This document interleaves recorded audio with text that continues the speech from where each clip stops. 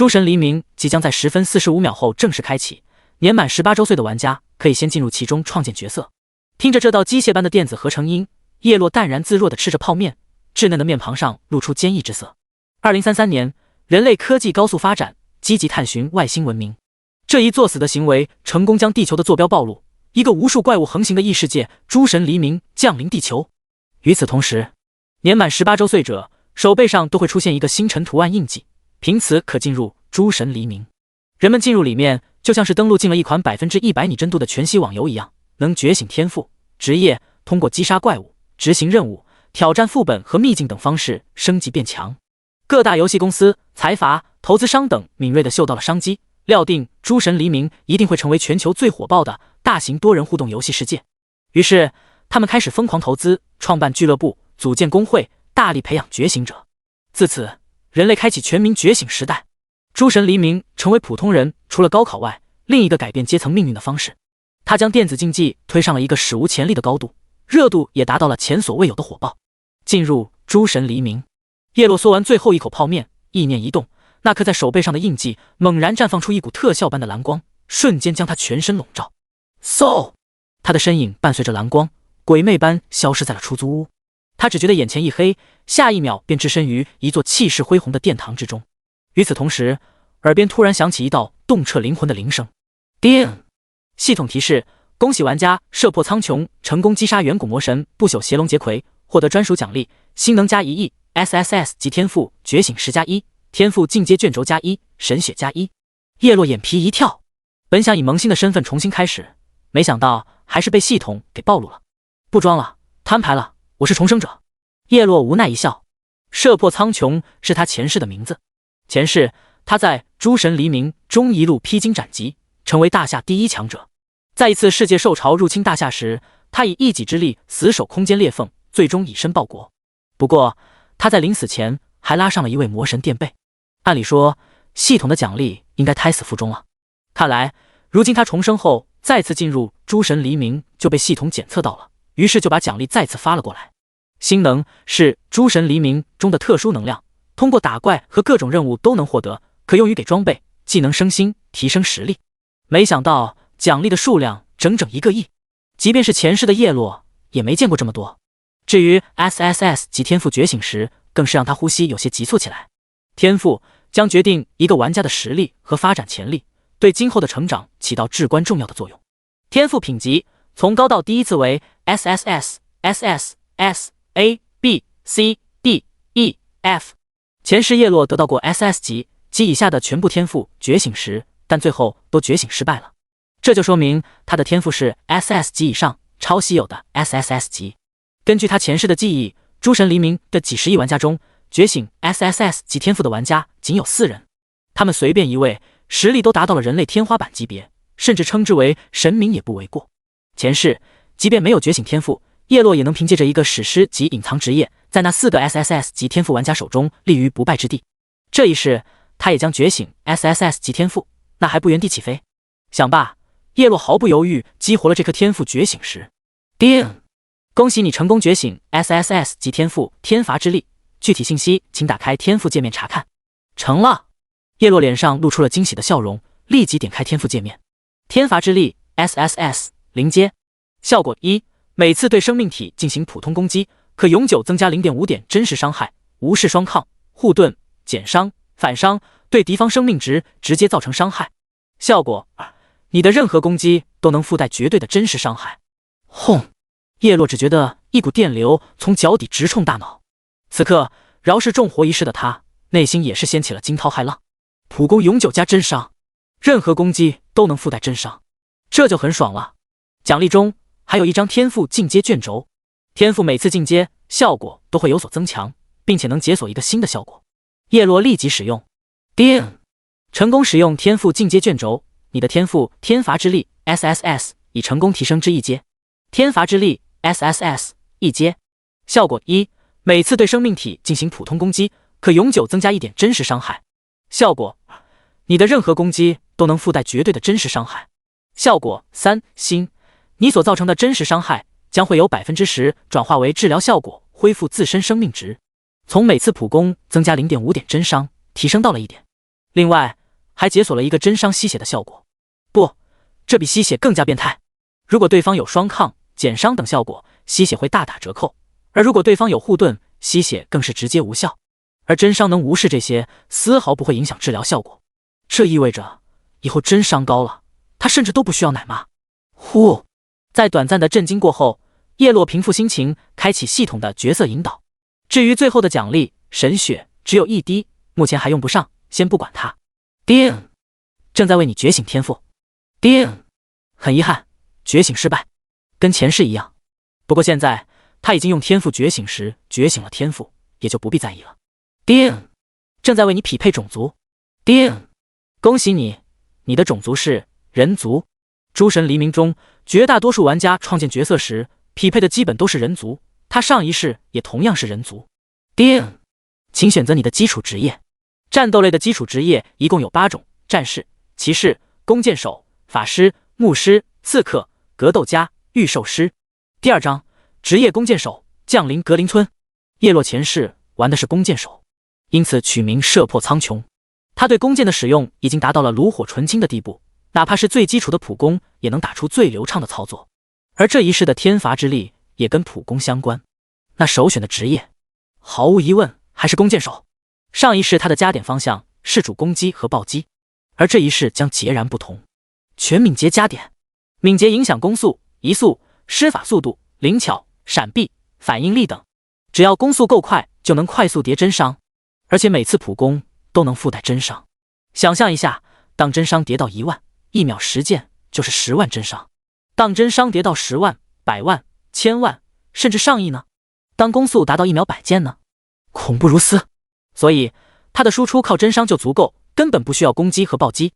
另外，敏捷高，移速就快，可操作性就强，任何保命手段都不如一个 Mace 来得爽。念至此，他不再犹豫，再一次选择了弓箭手。叮，恭喜你成功选择基础职业弓箭手。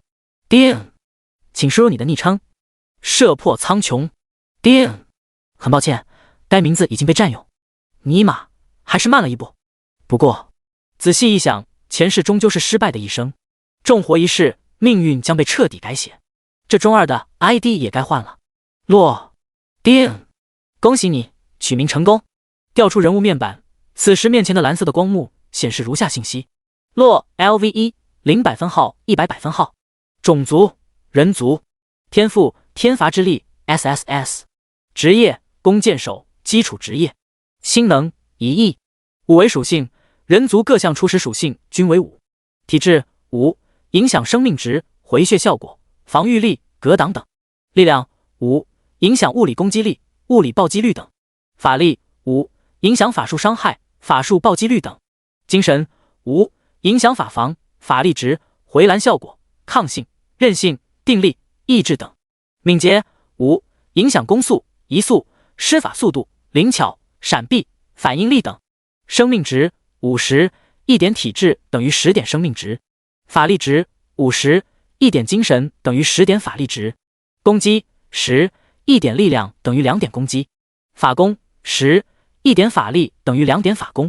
防御10，一点体质等于2点防御；法防10，一点精神等于2点法防；移速0.25，一点敏捷等于0.05移速；攻速0.05，一点敏捷等于0.01攻速；战力5，还行。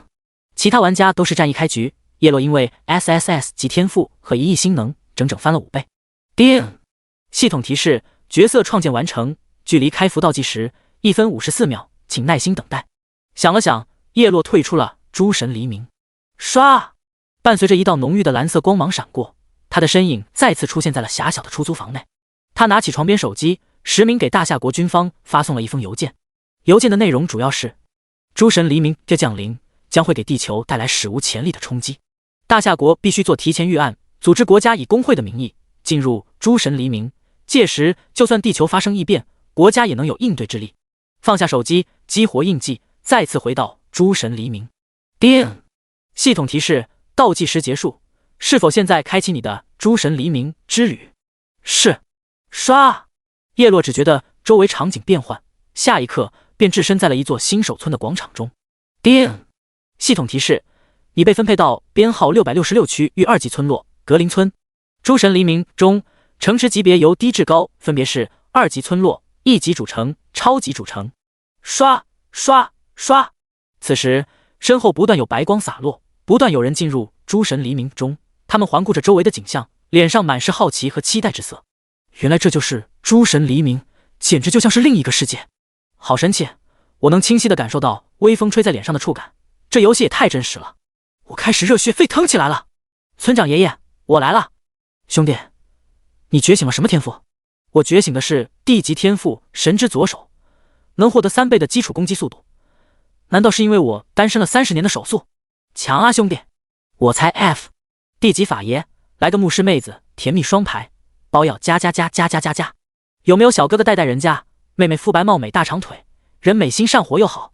美女，加个好友，我 C。 哪个混蛋摸老娘？轰隆！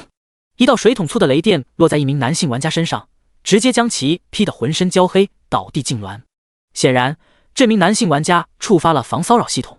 防骚扰系统一旦检测出有人对你实施肢体骚扰行为，就会立即提示是否惩罚对方。这个设定对女性玩家非常友好。诸神黎明中并不会消除痛感，想来那名被雷劈的玩家将会终生难忘。叶落看着人山人海的广场，有种时过境迁，一夜回到解放前的感觉。收拾心情，不再逗留。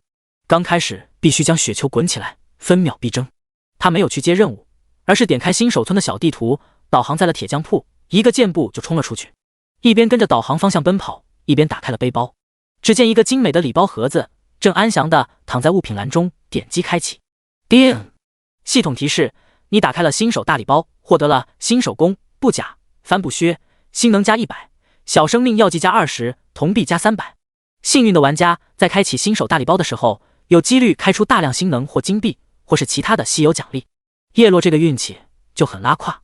新手弓、新手装，攻击加3；布甲、新手装，防御加3；帆布靴、新手装，敏捷加2。他没有立即将新手3件套穿戴在身上，而是径直走入了铁匠铺，和铁匠老板触发交易。铁匠铺中仅有一些新手装和普通品质的装备。叶落将新手3件套全都卖了，获得了600枚铜币，加上每个玩家出使的100枚铜币，新手礼包开出的300枚铜币，总共1枚银币。1金等于100银，1银等于1000铜。1银币已经可以买一身6件套的新手装了，但叶落却用这1银币买下了一把普通品质的弓箭。兄弟，这时一个声音传来，买一把普通品质的武器，不如买新手装全套，就为了普通品质高点的攻击力，不划算啊。第3章隐藏任务全服公告。一个 ID 名叫射破苍穹的弓箭手玩家看到叶落的操作，不禁出言劝诫。射破苍穹？叶落一愣，就是你小子抢了我的 ID。 谢谢提醒。一码归一码，叶落还是礼貌回应，别管他了。另一个骑士玩家不动如山，讥笑道：他全身上下一点防御都没有，到时候怎么死的都不知道。叶落也不反驳。对于一般新手而言，新手装全套确实更划算，但叶落就不一样了。他拥有1亿星能，可以给这把普通品质的弓箭升星。因为在诸神黎明中，只有普通品质以上的装备才能通过消耗星能进行升星，新手装是不能的。他伸手一扶，弓箭的属性飘然而出。凤羽箭，普通，0星。种类：物理系武器。攻击加8。特效：攻速正 2%。佩戴要求：弓箭手。介绍：利用青石村周边丰富的矿产资源所打造的制式凤羽箭，只有真正的勇者才配拥有它。叶落点击装备品质后面的升星按钮。叮！系统提示：本次升星需要消耗100点星能，并有 90% 的失败率，是否升星？装备品质越高，升星所需要消耗的星能越多，成功率也越低。叶落现在拥有1亿星能，完全不用担心不够花，直接开启一键升星。叮！系统提示：一键升星次数825次，共消耗34170点星能。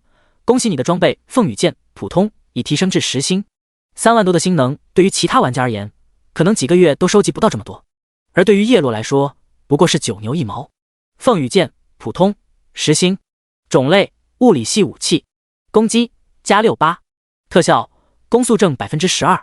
特效：星，命中正 10%。当装备技能升到10星时，会额外增加新的特效。看着这把凤羽箭，叶落嘴角微微上扬。开服2分钟不到，在其他玩家穿着2至3点属性的新手装时，他就已经拥有了一件实心的装备。啪嗒，立即将凤羽剑装备上，顿时叶落的总攻击力高达78点，一股磅礴力量从手中传来，让他幸福感满满。他瞥了一眼人物面板，此时战力评估已经由原来的战5渣直接飙升到了100。他很想问一句，还有谁？走出铁匠铺，径直来到了村长的院落。此时这里已经被无数的玩家围着的水泄不通。只见被人群簇拥着的村长头上顶着一个大大的黄色问号，代表可以领取任务。村长爷爷，叶落隔着无数密密麻麻的人群，远远地冲着村长大声吆喝道：“有什么我能帮你的吗？”好孩子，村长抚着花白的胡须，乐呵呵回道：“村外时常出没野兔，大肆破坏村民的菜园，你能帮忙清理一下吗？”叮，系统提示：是否接受村长的清理红眼野兔 F 级新手任务？任务内容：前往村外清理红眼野兔05。叶落点击否，取消了任务。他前世曾经在论坛中看到过一篇关于格林村村长隐藏任务的帖子，因为出了新手村，所以被公布了出来。现在这个隐藏任务属于他了。村长爷爷，这个任务太简单了。说着，叶落特意将自己的人物面板属性共享给了村长。我想领取更具挑战性的任务。诸神黎明相当于另一方独立的世界，里面的任何一个 NPC 并不是一堆死板的数据，而是拥有着和正常人智力水平无异的思维能力。哦，看到叶落的战力评估居然高达100，村长目光一亮，脸色转而露出欣赏之色。不错，你的与众不同让我很是欣赏。既然如此，我有一个特别的任务，相信你会感兴趣。村长声音落下的瞬间，一道悦耳的提示声在耳边响起。叮，系统提示：你的实力受到了村长的认可，村长向你发布了 S 级隐藏任务哥布林族群，是否领取？叶落目光一亮，成了。任务难度的等级跟天赋品级一样，最高 SSS， 最低 F。S 级的隐藏任务对于刚开局的玩家来说难如登天，但对于叶落来说问题不大。是，他毫不犹豫选择了领取任务，同时耳边传来一道系统的提示声。叮，系统提示：你已领取隐藏任务，由于你是全服首个获得隐藏任务的玩家，系统将进行首个全服公告，你可以选择公开或隐藏 ID。叶落选择了公开，名字如同商标，需要不断增加含金量。叮，全服公告：恭喜666区域玩家洛成功触发隐藏任务。作为全服首个公告，666区域所有处于格林村的玩家所获取的经验值正 5%， 装备、技能书以及各种道具的掉落率正 5%。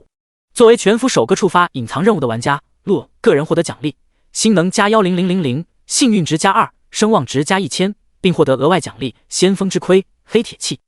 望广大玩家再接再厉。注意，全服玩家可选中此公告，对玩家洛进行膜拜，可获得1点自由属性点的膜拜奖励。全服公告：恭喜666区域玩家洛成功触发隐藏任务。一连3遍的全服公告回荡在大夏服所有人的耳中，一旦激起千层浪。全服频道顿时沸腾了起来，密密麻麻的消息如同顶流网红直播间的弹幕一样，疯狂地往上飘动。我直接一个好家伙，膜拜！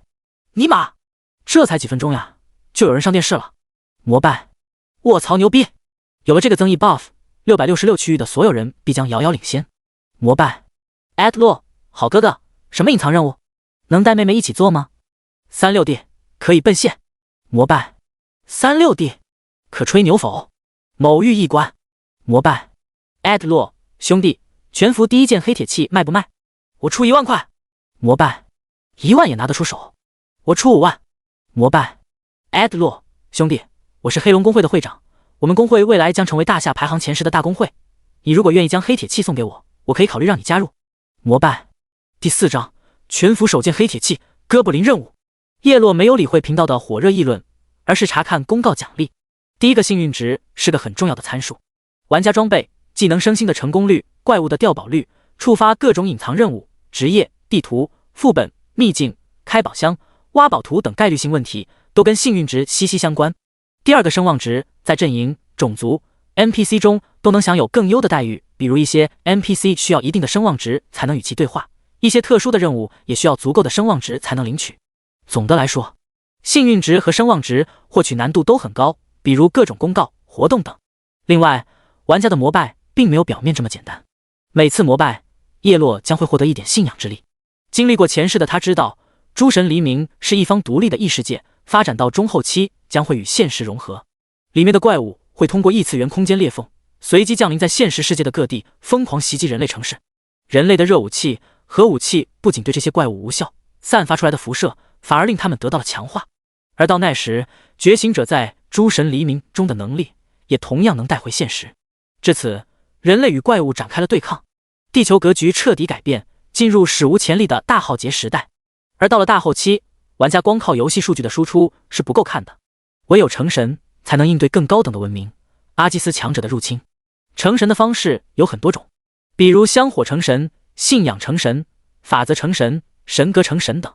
而信仰之力累积到一定程度，便可信仰成神。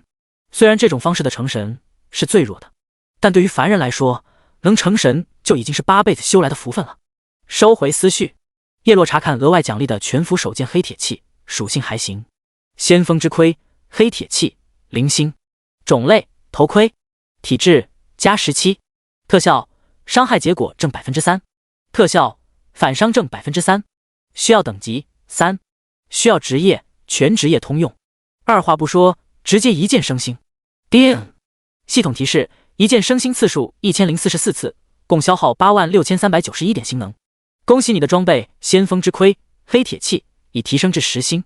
先锋之盔黑铁器10星，种类头盔，体质加77，特效伤害结果正 13%， 特效反伤正 13%， 特效星生命值上限加300点。不错，说是开服神器也不为过。如果现在出手卖个天价，简直易如反掌。然而叶落却发现这头盔处于绑定状态，无法上架到交易中心。正常来说，公道奖励的装备是可以交易的，那么只有一种可能，就是使用击杀魔神奖励的星能升星后的装备无法对外交易，只能自己使用。只能说系统的设定还真是滴水不漏。收入背包，等升到3级自己用吧。自己变强的好处不言而喻，雪球会越滚越大，后面的收益就会逐渐以万倍甚至亿倍的形式返还。与此同时，一个个好友添加提示传来。叮！系统提示：黑龙至尊申请添加你为好友，是否同意？叮！系统提示：伊老衲看你五行缺对象申请添加你为好友，是否同意？好友功能未处理信息飙升99+，叶落直接设置了屏蔽，没工夫理会。打开任务面板，查看村长给的隐藏任务。哥布林族群 S 级隐藏任务第1环。任务介绍：哥布林之森的哥布林十分猖獗，经常骚扰格林村的居民，搞得全村人心惶惶。请前往哥布林之森，击杀哥布林050。任务时限无。任务奖励未知。失败惩罚：声望值5000，幸运值10。哥布林。叶落打开地图，查看怪物分布。格林村面积不大，村外的一小块区域是新手野区，出没各种1到3级的小型温和动物。走出这块区域是4到6级的格林之森，那里出没的怪物可就凶残多了。而哥布林所在的哥布林之森还要穿过格林之森才能抵达，这意味着哥布林是7级以上怪物，难度可想而知。但叶落丝毫不惧，没有继续逗留，立即转身离开了村长的院落。人群中有一些玩家注意到了叶落和村长的对话，顿时不淡定了。注意到了没？那小子跟村长对话居然不一样。是啊，他领的任务也肯定跟我们的不一样。咦，他不就是刚刚全服公告首个触发隐藏任务的洛吗？原来隐藏任务是村长给的。于是有人也学着叶落，一副牛逼哄哄的样子，对着村长说道：村长爷爷，我也觉得这任务太简单了，我苦有一身本领却无处施展啊。没错，我的大刀早已饥渴难耐了。战舞的小崽子们，村长吹胡子瞪眼，你们杀野兔都够呛，该干嘛干嘛去。叶落走出村长院落，略微思索，径直来到了裁缝铺。刚一进入，就看到柜台边坐着一位风韵犹存的女 NPC， 她的头顶显示裁缝铺老板娘。叶落没有丝毫的冒犯之心，他知道 NPC 可是比 BOSS 还难缠的生物，得罪就是找死。他上前直接问道：有什么我能帮你的吗？冒险者。老板娘红唇轻启，最近店里需要制作新品类的绒甲，你愿意为我收集兔毛作为材料吗？老板娘给新手的第一个任务都是收集兔毛，毕竟新手也只能刷最低级的野兔。不，叶落则是回绝道：我要的是收集哥布林毛皮的任务。哥布林？你确定？那可是7级以上的怪。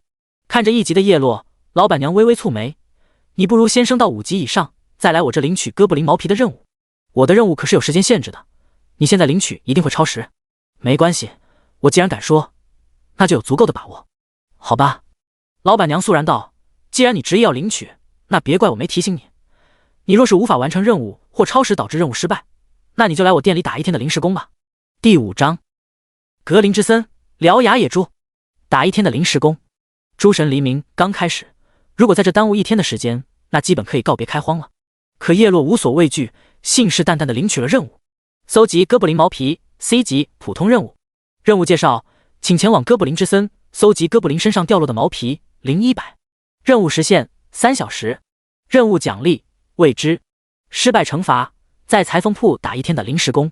叶落微微一笑，这个任务可以和隐藏任务一起做，一举两得。而且他还知道，如果超100倍提交毛皮，也就是提交1万，老板娘会额外赠送一个稀有的奖励。收起任务，叶落不再停留，向着村外冲去。走出村外，他便看到大量玩家正在和1级的野兔、史莱姆、小松鼠等欢乐的嬉戏。由于玩家实在太多，往往一怪难求。叶落顺手打开了技能栏，里面有一个所有职业都通用的技能探查术，能探查不超过自身等级5级的怪物的基本信息。他当即朝着一只野兔丢过去一个探查术，一块蓝色面板浮现在野兔的头顶之上。LV1 红眼野兔普通怪，生命85，攻击8，防御6，法防7，技能跳击。描述：游历在格林村门口的野兔，脾性暴躁，喜欢糟蹋庄稼，十分烦人。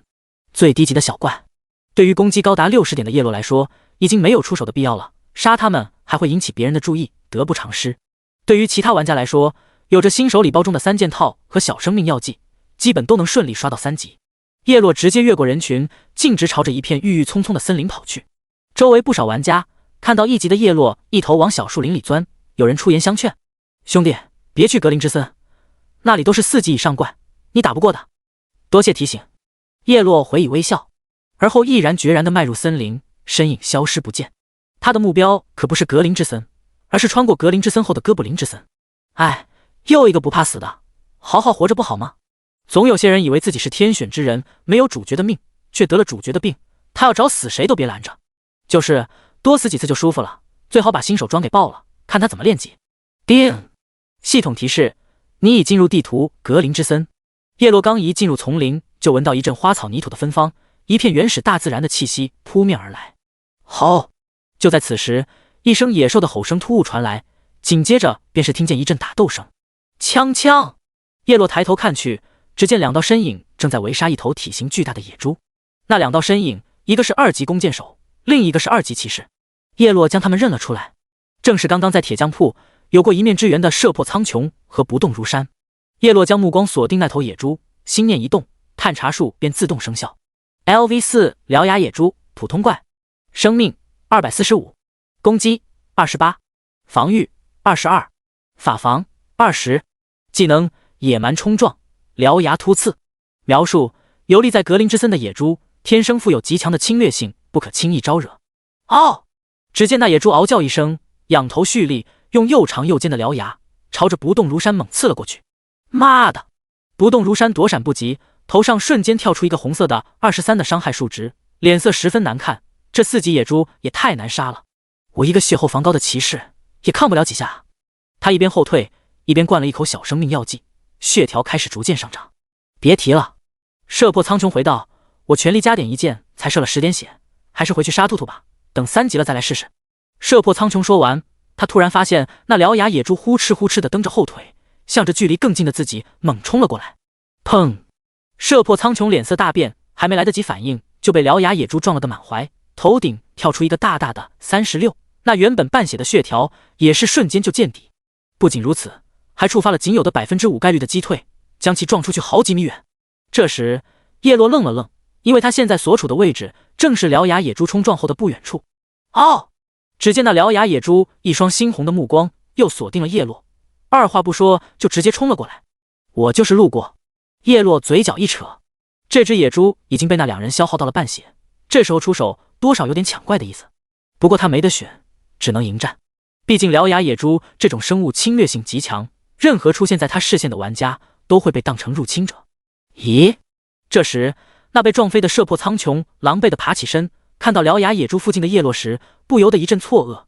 那人不就是刚刚铁匠铺把一身新手装全卖了，买了把普通弓箭的人吗？没错。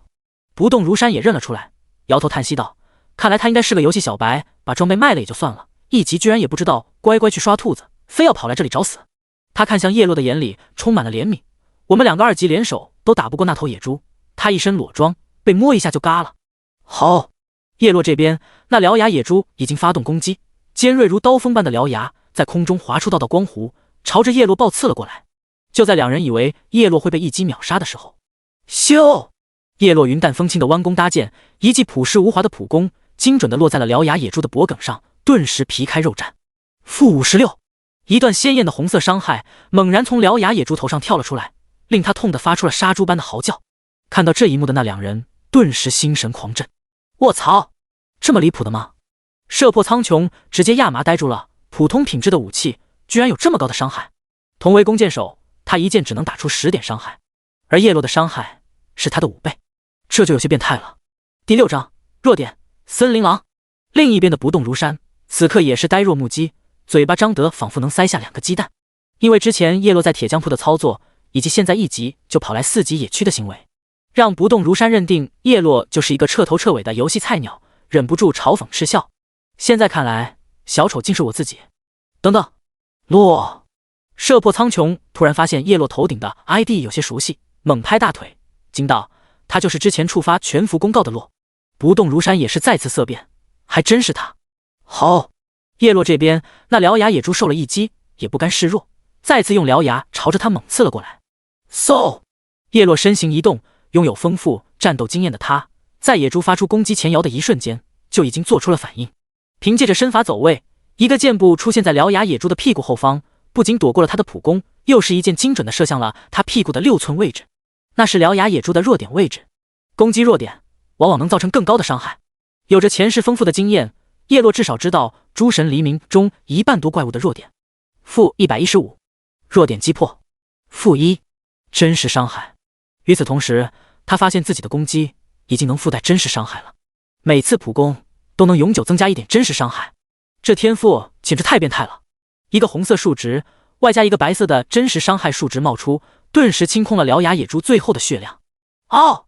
獠牙野猪发出一声杀猪般的惨叫，尸体轰然倒地，同时掉落出几件物品。叮！系统提示：你击杀了獠牙野猪，获得经验值+8。叮！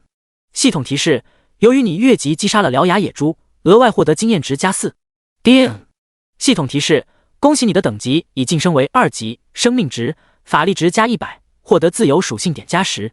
越级杀怪，越的等级越高，经验收益就越丰厚。叶落上前将掉落物捡起，星能+8，铜币+10，野猪皮+1，一级兽核+1。击杀怪物必定会掉落若干星能、货币，此外还会掉落一些毛皮、肉类、兽核、装备图纸等材料，可以挂到交易中心出售，换取游戏币。进入诸神黎明，有些人并不喜欢打打杀杀，比如女生和中老年人。那么在进入1级主城后，就可以选择转职成生活系职业，每天就是在安全区配药、打打铁、画画符、做做菜、钓钓鱼等，日子平静且清闲，可以将这里当成一个养成游戏来玩。战斗系玩家在野外获得的材料寄售在交易中心，生活系的玩家就可以购买这些材料进行加工，制作成装备、道具、符箓、药剂、食物等，然后出售赚取收益。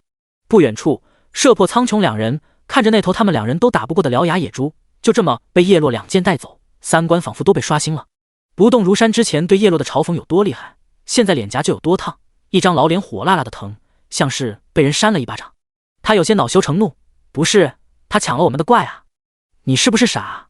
射破苍穹敲了敲他的头，明明是他救了我们，要不是他出手，我们现在已经挂了。说完，他正想邀请叶落进队，让大佬带飞，赢在起跑线，却发现后者不知何时已经走远，只留下一个高深莫测、如大山般伟岸的背影。越级击杀一只野猪后，叶落顿时士气高涨，沿着格林之森的小地图不断深入，越往内圈走，怪物的强度就越高。根据地图的指示，他很快就能穿过这片丛林，去到哥布林的活动范围。沿途又遇到几只不长眼的獠牙野猪，甚至有精英级别，但都被叶落直接杀穿，一路横扫，遍地都是野猪尸体，一边猎杀一边叠真伤，乐在其中。叮！系统提示：恭喜你的等级已晋升为3级，生命值、法力值+100，获得自由属性点+10。一道金雨洒落，叶落等级来到了3级。设置成每次升级自动将所有属性点分配在敏捷上。打开背包，将实心的黑铁装先锋之盔戴上。这头盔不仅增加了大量的生命值，还有 13% 的伤害结果加成，简直就是攻防兼备。顿时，他的全身属性再次上涨，战力来到了221。杀杀！不知不觉间，叶落已经来到了一片茂密昏暗的区域，这里异常僻静，能清晰地听见脚踩泥土的沙沙声。此时赶来这里的也就他一人。嗖嗖！就在这时，前方突然传来一阵窸窸窣窣的动静，叶落立即警惕起来，循着声音的来源看去。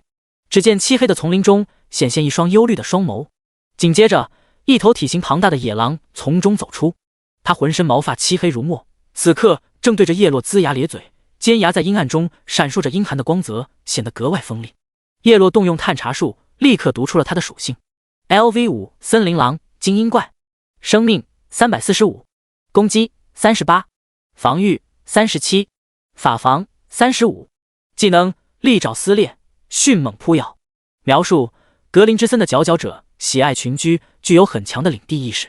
野怪的等级分为普通怪、精英怪、领主怪，再往上就是 BOSS 了。精英怪相比于普通怪，各方面属性都更加强大，经验值和掉落物也更好。咻！叶落眉头一挑，直接搭弓一箭射了过去。森林狼领地意识极强，与其等他扑过来，还不如先下手为强。-77，-16，真是伤害。好！森林狼挨了一箭，怒吼一声，一个迅猛扑咬就朝着叶落猛扑了过来。他的速度迅猛无比，身后仿佛拖出了道道残影。嗖！叶落一跃而起，身形短暂腾空，令森林狼扑了个空。Nice！ 将所有属性点分配在敏捷上，令他的操作更加灵活。下落后，他踏着森林狼的脊背快速绕后，一个回手掏，咻咻两箭，瞬间射向森林狼的腰部。狼类生物都是铜皮铁骨豆腐腰，弱点在腰部。-129，弱点击破。-122，弱点击破。第7章，哥布林完成第1环。嗷呜！两段红色数值不分先后从森林狼头顶跳出，真伤还没触发，他就直接一命呜呼。这瞬间射出2箭的操作是一种普攻技巧。诸神黎明中普通攻击的设定是3秒内，不管你打出多少次普攻，第一次普攻的伤害都是最高的，但也有一个明显的后摇。而叶落普攻时会立即调出个人面板，并迅速关掉。这个操作可以重置普攻后摇，让下一次普攻也保持第一次普攻的最高伤害。这是他前世在无数次战斗中摸索出的一种普攻小技巧，他将其命名为瞬击。只是瞬击在3秒内只能重置一次，它的主要作用就是在短时间内打出一记爆发伤害。因此刚开始瞬击效果显著，当攻速逐渐提升上去，瞬击也就没用了。叮！系统提示：你击杀了森林狼，获得经验值+17。叮！系统提示：由于你越级击杀了森林狼，额外获得经验值+9。叮！系统提示：你拾取了星能+16，铜币+20，狼毛+2，一级装备图纸+1。叶落继续往前，穿过几条宽阔笔直的小道，很快就来到了一片更加茂密的森林。叮！系统提示：你已进入凶险地图哥布林之森，已经到达任务地点。尽管系统提示为凶险地图，但叶落依然不惧。他大步向前，很快就发现前方有几只身材矮小、通体绿色皮肤的怪物。它们有着长耳朵、尖鼻子、红眼睛，容貌丑陋且猥琐。此刻正围坐在一个篝火旁煮着肉汤。一个探查术丢了过去，怪物的属性飘然而出。LV7 哥布林普通怪，生命417，攻击50，防御45，法防45，技能猛击当头一棒。描述：哥布林一族拥有一定的智慧，性情凶残狡诈，贪婪爱财，在森林中作威作福，比精英级的森林狼强，但不多。二话不说，直接开刷。咻咻，2箭快速划过空气，锋利的箭矢瞬间撕裂一头哥布林的脖颈，炽热的鲜血飙出。嘎哇！2串掉血数字和一段白色数字飘起，令得这头哥布林瞬间残血。他一声怪叫，抡起旁边的狼牙棒，作势就要冲过来。嗖！迎接他的又是一剑，高额的伤害和真伤，转瞬就将其血量剥夺。咻咻咻！叶落瞬击衔接着普攻，一支支羽箭不断飙射，尽数落在其他几只哥布林身上。那几只哥布林受到攻击，一个个嘎嘎乱叫，挥舞着狼牙棒冲了过来。他们顶着一支支羽箭的高额伤害，血条如同抽水泵一般迅速下降，最后还没到达叶落身前，就相继死在了路上。叮！系统提示：你击杀了哥布林，获得经验值加28。叮！系统提示：由于你越级击杀了哥布林，额外获得经验值加14。叮！系统提示：你拾取了星能加22，铜币加28，一级兽核加1，哥布林牙齿加1。叮！第一环任务提示：已击杀哥布林4/50。继续埋头刷，一只哥布林不断化为经验值以及一地的铜币材料。叮！系统提示：恭喜你的等级已晋升为4级，生命值、法力值加100，获得自由属性点加10。在高额的越级经验下，一道金色光雨再次落下，叶落升到了4级。3秒钟内，一个瞬击加普攻就能带走一只哥布林，增加3点真伤。如果按照1秒钟1点真伤来算，1分钟就是60点，10分钟就是600点。只可惜哥布林的分布并不密集，系统为了缓解新手的野区压力，往往是3-3两聚拢，有的甚至是单只，这就让叶落找怪耽误了不少时间。如果等怪物刷新，则要更久。10分钟过去，只叠了250点真伤。看来想要快速叠真伤，就要找那种血量又高、分布又密集的野怪。啊！随着最后一只哥布林的一声惨嚎，爆出几样物品便魂归西天。叮！任务提示：第一环击杀哥布林50%。叮！系统提示：恭喜你完成了哥布林族群 S 级隐藏任务第一环，获得奖励经验值加500，星能加1000，银币加10，并获得额外奖励全属性加10点。叮！系统提示：你的任务哥布林族群 S 级隐藏任务已更新至第2环，请打开任务面板查看具体详情。一道金色光雨降临，叶落又升1级，来到了5级。额外奖励的10点全属性，让他的全方位能力都得到了增幅。第一环的奖励就如此丰厚，那后面几环也肯定不低。这样一想，叶落顿时干劲十足了，将零零散散一地的铜币材料全部收入囊中。收集哥布林毛皮的任务也达到了3-4-100。打开背包，目光瞥见一件普通品质的鞋子。诸神黎明中，怪物掉落装备的概率十分感人，有时候刷100只野怪都未必能掉落一件装备。虽然只是一件普通装，在铁匠铺就能买，但聊胜于无。将其取出，消耗4万点星能，一件升到10星。叶落知道普通装很快就会淘汰，但无奈星能实在太多，不花手痒。哥布林之靴，普通10星，种类鞋子，敏捷加55，特效闪避正11%，特效新增风行，移动速度正10%，需要职业通用。10星的属性有了质的飞跃，55点敏捷的前提下，又附加一个风行的特效，简直就是飞一般的感觉。吧嗒一声，立即将其穿在了脚上，顿时攻速和移速都涨了1截。完成属性点的分配，叶落打开任务界面，查看更新后的第2环任务信息。哥布林族群 S 级隐藏任务第2环。任务介绍：哥布林祭司发现你大肆伤害自己的族人，扬言要将你煮成肉汤。你对他们的挑衅非常生气，请在哥布林之森深处击杀哥布林祭司020。第8章第3环哥布林之王。不得不说，哥布林祭司的胆子确实挺肥，看来确实应该给他们一点教训。叶落拍拍身上的灰，动身往哥布林之森的深处走去。随着不断深入，不久后他便见到前方树林中有几只身躯更大魁梧的哥布林出没，他们身上缭绕着丝丝火焰，手持一根燃火的木杖作为武器，此刻正一脸怒意地搜寻着四周，似乎在寻找伤害自己族人的目标。叶落在接近10码范围时，一个探查术丢过去，将他们的属性映入眼帘。LV10哥布林祭司精英怪，生命525，法攻78，防御70，法防77，技能火系精通大火球术。描述：擅长操控火焰的哥布林不可小觑，毕竟星星之火可以燎原。防御有70。叶落的物理伤害基本会被抵消，但有着10星黑铁头盔的13%伤害结果加成，还是能打出一点物理伤害的。提剑开刷，咻咻，羽箭破空，首先命中一名游荡在自己不远处的倒霉蛋，2个19的红色伤害和2个250的白色数值飘出，那只哥布林祭司瞬间原地去世。正常来说，新手怪不会主动攻击玩家，但叶落因为隐藏任务的原因，其余的哥布林祭司顿时认出了他，就是他们正在寻找要煮成肉汤的目标。杀！下一刻，他们一个个都被吸引了仇恨，怒不可遏地抬起木杖，发动了攻势。叶落直接站撸。哥布林祭司是远程怪物，叶落攻击他们的同时，也处于他们的攻击范围，因此没必要走位拉扯。轰轰轰！几只哥布林祭司法杖同时一挥，一颗颗大火球朝着叶落脑门砸来，带起一个个的红色伤害。-78，-77，好在黑铁头盔给叶落提供了77点体质以及300的血量上限，一共就是1000加的生命值，这些伤害落在他身上基本不痛不痒。咻咻咻！羽箭疯狂倾泻，叶落的头顶也跳出一个个绿色的恢复数值，天罚之力升到1阶的效果，造成的真伤有 10% 转化为自身的治疗量。虽然目前恢复量不高，但次数多了，血量很快就回满了。时间1分1秒的流逝，但叶落一点也不着急，依然乐此不疲地刷着。他知道后面肯定会遇到更强大的敌人，比如 BOSS 那种生物的血量少说都是大几万，只有真伤上去了，刷起来才会更轻松。在一声声惨嚎声中，大量哥布林祭司在叶落的猎杀下相继倒下，化为了一堆掉落物。叮！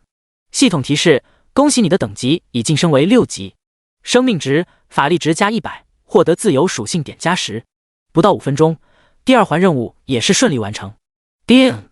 任务提示：击杀哥布林祭司20%，搜集哥布林身上掉落的毛皮38100。叮！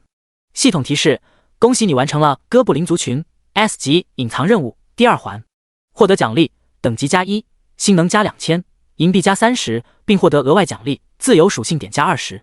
叮！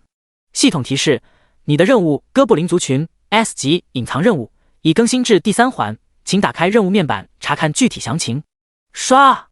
又是一道金雨洒落全身，叶落升到了7级，这升级速度简直如同坐火箭。这时候的其他玩家估计也才刚刚刷到2到3级。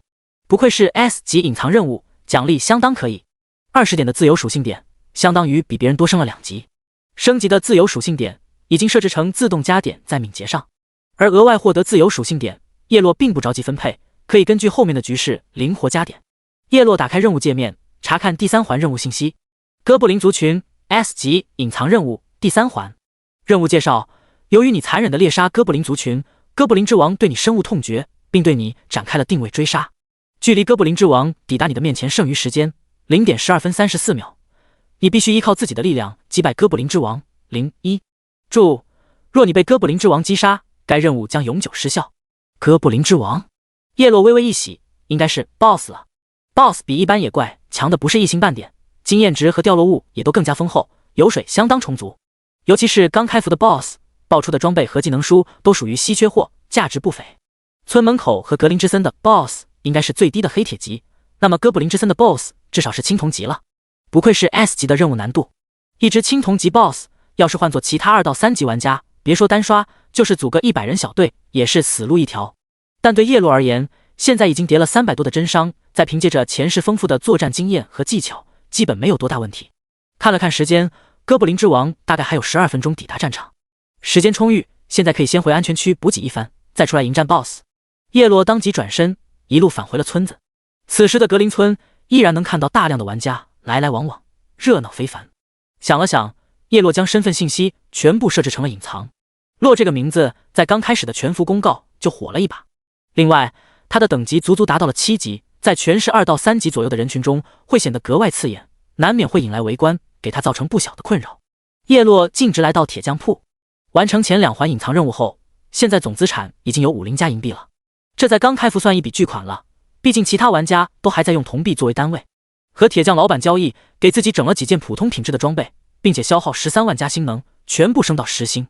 先锋铠甲普通10星，体力加54，生命值加250，伤害减免正 10%。勇者护腕普通10星，精神加53，反伤正 11%，命中正 11%。步躯腰带普通10星，力量加55，破甲正 10%，魔法躲避正 8%。装备一共有10个部位：武器、头盔、铠甲、护腕、护手、护腿、护膝、腰带、靴子、项链、戒指2个。叶落心头喜滋滋，立即一件穿戴在身上。打开面板属性，全身属性已然飙升到一个惊人的地步。第9章，电竞女神，怪物进阶。洛 LV7 6600分号100百分号。种族人族。天赋天罚之力 SSS 1阶。职业弓箭手基础职业。星能9972万。装备凤羽剑普通10星，先锋之盔黑铁器10星，哥布林之靴普通10星，先锋铠甲普通10星，勇者护腕普通10星，步躯腰带普通10星。生命值2164，法力值820，真实伤害302，攻击157，法攻56，防御124，法防132，移速6.1，攻速1.2，战力444，可以。这属性单刷哥布林之王完全不在话下了。接着叶落来到药店购买药水，将背包的初始空间50个格子全部塞满。BOSS 的血量很高，必须有充足的补给，以防不测。其中血瓶30格，蓝瓶20格，一共花费6银币。走出药店，他不再耽误时间，再次出发。就在这时，洛小哥哥，你好厉害啊，能带我吗？突然，一道清脆甜美的嗓音响起，叶落转头一看，只见一道俏丽的倩影贴了上来，头顶显示 LV3 法师紫汉花开。他面容清丽精致，一袭淡青绫袍裹着曼妙玲珑的身姿，胸前丰卵起伏，小腹平坦，裙下则是一双雪腻修长的玉腿。诸神黎明中没有什么捏脸系统，现实中什么样，这里就什么样。显然，这是个颜值身材居家的美人。你认错人了。叶落强装镇定地回了一句，心里却在惊讶，这女的是怎么认出自己来的。看了一眼自己的头顶，身份信息确实已经全部设置成了隐藏。难道他有看穿人身份的天赋或手段？果不其然，正当叶落这么想着的时候，紫汉花开接下来的话让他得到了验证。我做了一个任务，探查术升级到了高阶探查术，能看到目标更多的隐藏信息。我不仅能看到你的身份信息 LV7 弓箭手洛，我还知道你一身装备都是实星。那又如何？我不带人的。说完，叶落头也不回地转身离开。冲击才是首要任务，心中无女人，拔刀自燃神。等等，你不认识我？紫汉花开一愣，这情况跟他想象中的不一样啊。她可是电竞女神，在各大网络平台坐拥5000多万粉的大网红，现实中更是拥有众多高质量男性舔狗的追捧，其中还不乏几个娱乐圈的顶流小鲜肉。诸神黎明还没开启时，礼物榜前5的大哥们就刷了好几千万，要预定和他一起练级的名额，只是都没分到同一个新手村。就是这样身份的他，主动邀请洛，难道还不高兴疯了吗？居然还拒绝！看来这洛并不认识自己。等他意识到自己的身份和价值时，那还不分分钟拜倒在自己的石榴裙下。常言道，女人想征服世界，只需要征服一个男人。见叶落已经跑开，紫汉花开穷追不舍，急忙道：“我是电竞一姐刘子汉，玩游戏的都知道我。抱歉，真不认识。”叶落虽然也玩过市面上一些大火的游戏，但电竞赛事和直播方面少有关注，自然也不认识什么电竞明星。他脚下的步伐没有丝毫停歇，很快就将刘子汉甩开。刘子汉如遭雷击，脑袋嗡嗡作响。这一刻，高傲的他感受到了前所未有的挫败感，好胜心一下就被激发了出来。不行，我今天一定要让你带我。他想了想，给几个同区的高玩粉丝发了消息，然后提起法杖，朝着叶落的方向跟了上去。很快，叶落再次赶到了哥布林之森，一路在茂密的林地间穿行。嗡嗡！突然，不远处传来一股能量波动，将叶落的目光吸引了过去。只见不远处的森林里爆发出一阵若有若无的光芒。看看！叶落顺着光源处靠近了过去，很快便看到不远处有一只哥布林，脚下闪耀着一道淡淡的光环，一股还算霸道的气息从林中扑面而来。那只哥布林进阶了。怪物的进阶也跟玩家的升级机制类似，怪物只要杀死其他怪物或玩家，也能获得一定的经验值，当经验值累积到一定程度，就能完成进阶。叶落一个侦查术甩了过去，洞察出这只哥布林的属性。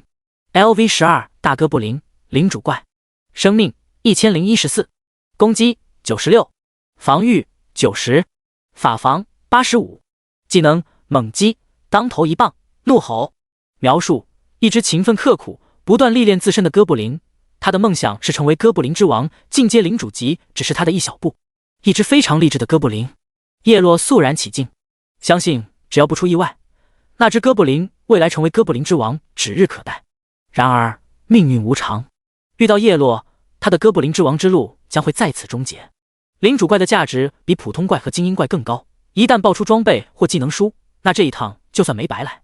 吾将重获新生，独断万古，问天下谁主臣服？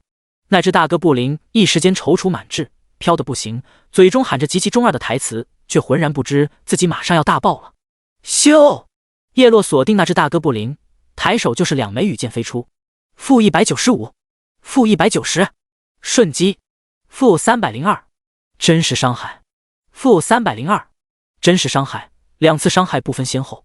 有了好几件实心的普通装后，附带破甲和伤害结果加成的特效，使得物理伤害更高了。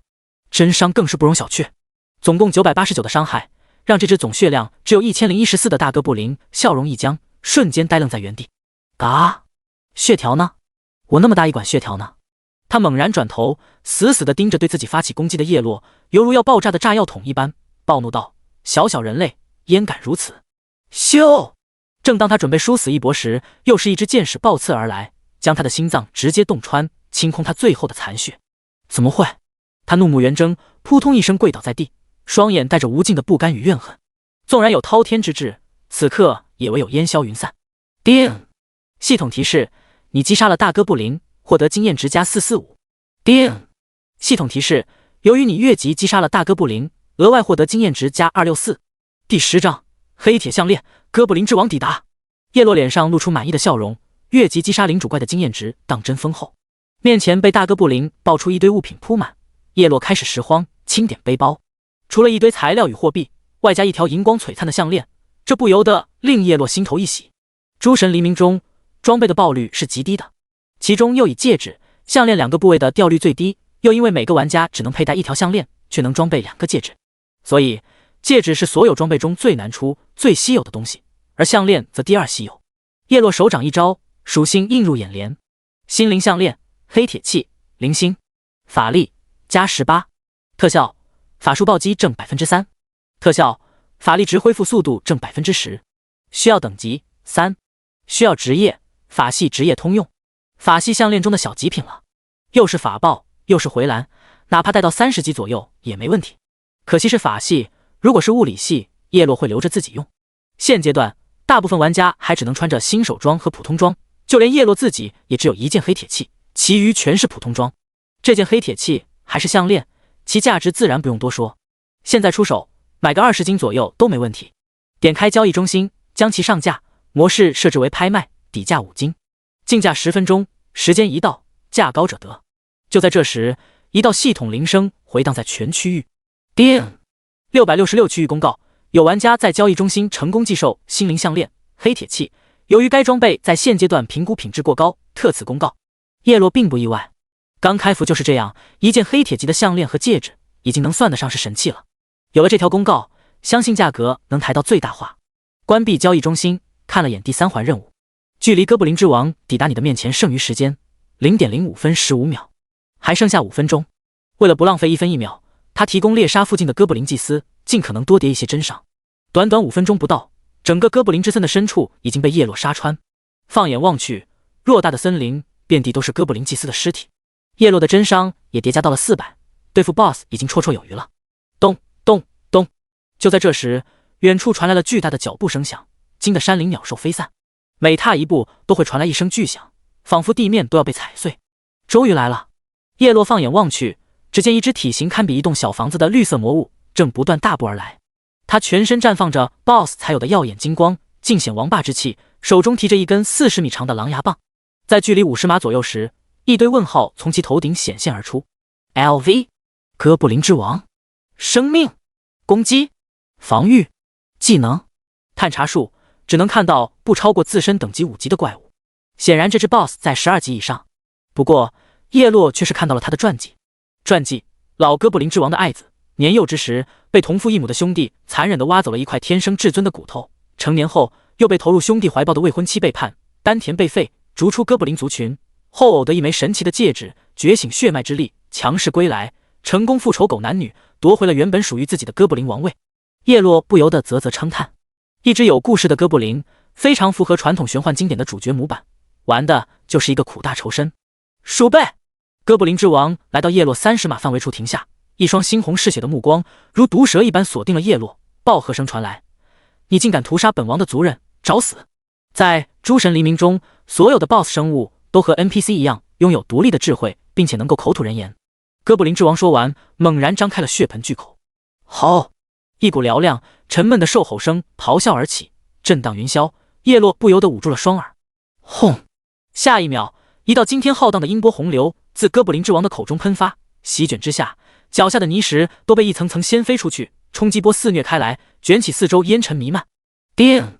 战斗提示：哥布林之王使用技能王之咆哮，对你造成359点伤害，并将你耳膜震裂，使你进入持续10秒钟的流血状态，每秒将流失本次伤害的10%气血。尼玛！叶落脸色扭曲，耳膜震裂的疼痛感非常真实，仿佛耳膜被人用刀子割成了一块块，除了天地间充斥的长长的嘶鸣声，其他什么也听不见。只是几乎是瞬间，他便稳住了心态，这是前世在无数战斗中磨练出来的本能反应。同时大脑飞速运转，哥布林之王一个技能就打掉他300多的血，他最多能抗7下。不过他的真伤有 10% 转化为自身的治疗量，也就是说一件400的真伤能回血40点，再配合一背包的小生命药水，叶落基本能将血线一直保持在 80% 的健康状态。念至此，他灌下一口血瓶，并迅速展开了反击。咻！一支羽箭划破长空，几乎不用瞄准就落在了哥布林之王庞大的身躯上，带起466左右的高额伤害。-66，-400，真是伤害！哥布林之王的物理防御比普通野怪高太多，这让叶落的普攻伤害有些不够看，还得是真伤。与此同时，叶落观察得很仔细，他刚刚这一剑让哥布林之王的整个血条下降了1%左右，由此可知，哥布林之王的总血量应该在4万左右，一剑466100件就能送他西去。另一边，格林之森的某处，之前跟在叶落后面的刘子翰已经来到了哥布林之森的入口处，此时他的后面还跟着2名4级的男战士，一名叫唯爱子翰，另一名九半子翰，显然都是刘子翰的脑残粉。他们现阶段能升到4级，已经比大部分玩家都要领先。现实中也都是有钱的公子哥，给刘子翰刷过不少礼物。其实刘子翰本来喊了不少人，结果一个个都忙着冲击，最后就来了他们2个。叮！系统提示：你已进入凶险地图哥布林之森，你们保护好我，事后我会付你们报酬。刘子翰美眸中浮现一抹凝重之色，对身后的2人说道。第11章，青铜级 BOSS 属性，报酬就不用了，能帮助女神是我们的荣幸。女神，系统提示这里为凶险地图，这里的怪至少7、8级，碰你一下就没了，我们也才4级，恐怕很难带你。我不是来刷怪的，那我们避开这里的怪，新手怪一般不会主动攻击人。好。就在这时，远处突然传来一声震耳欲聋的兽吼声，声音仿佛贯穿天地，就连地面都隐隐震动了起来。3人直接被吓了一哆嗦。什么声音？像是野兽的吼叫。唯爱子翰后背发凉，有些颤声道：这么大嗓门，一定是个大怪物，我们还是回去吧。不，刘子翰美眸中闪过一抹决然之色，我要去看看，如果发现有危险，再离开也不迟。于是3人一路循着动静传来的方向，小心翼翼地压低身形，避开了不少哥布林，很快便来到了哥布林之森的深处。在那边，这时他们远远就看到一尊如小房子般的庞然大物，模样跟这里的哥布林一样，只不过体型大了好几10倍。卧槽，一只超大号的哥布林，这是一只 BOSS 吧？没错，而且他多半是青铜级。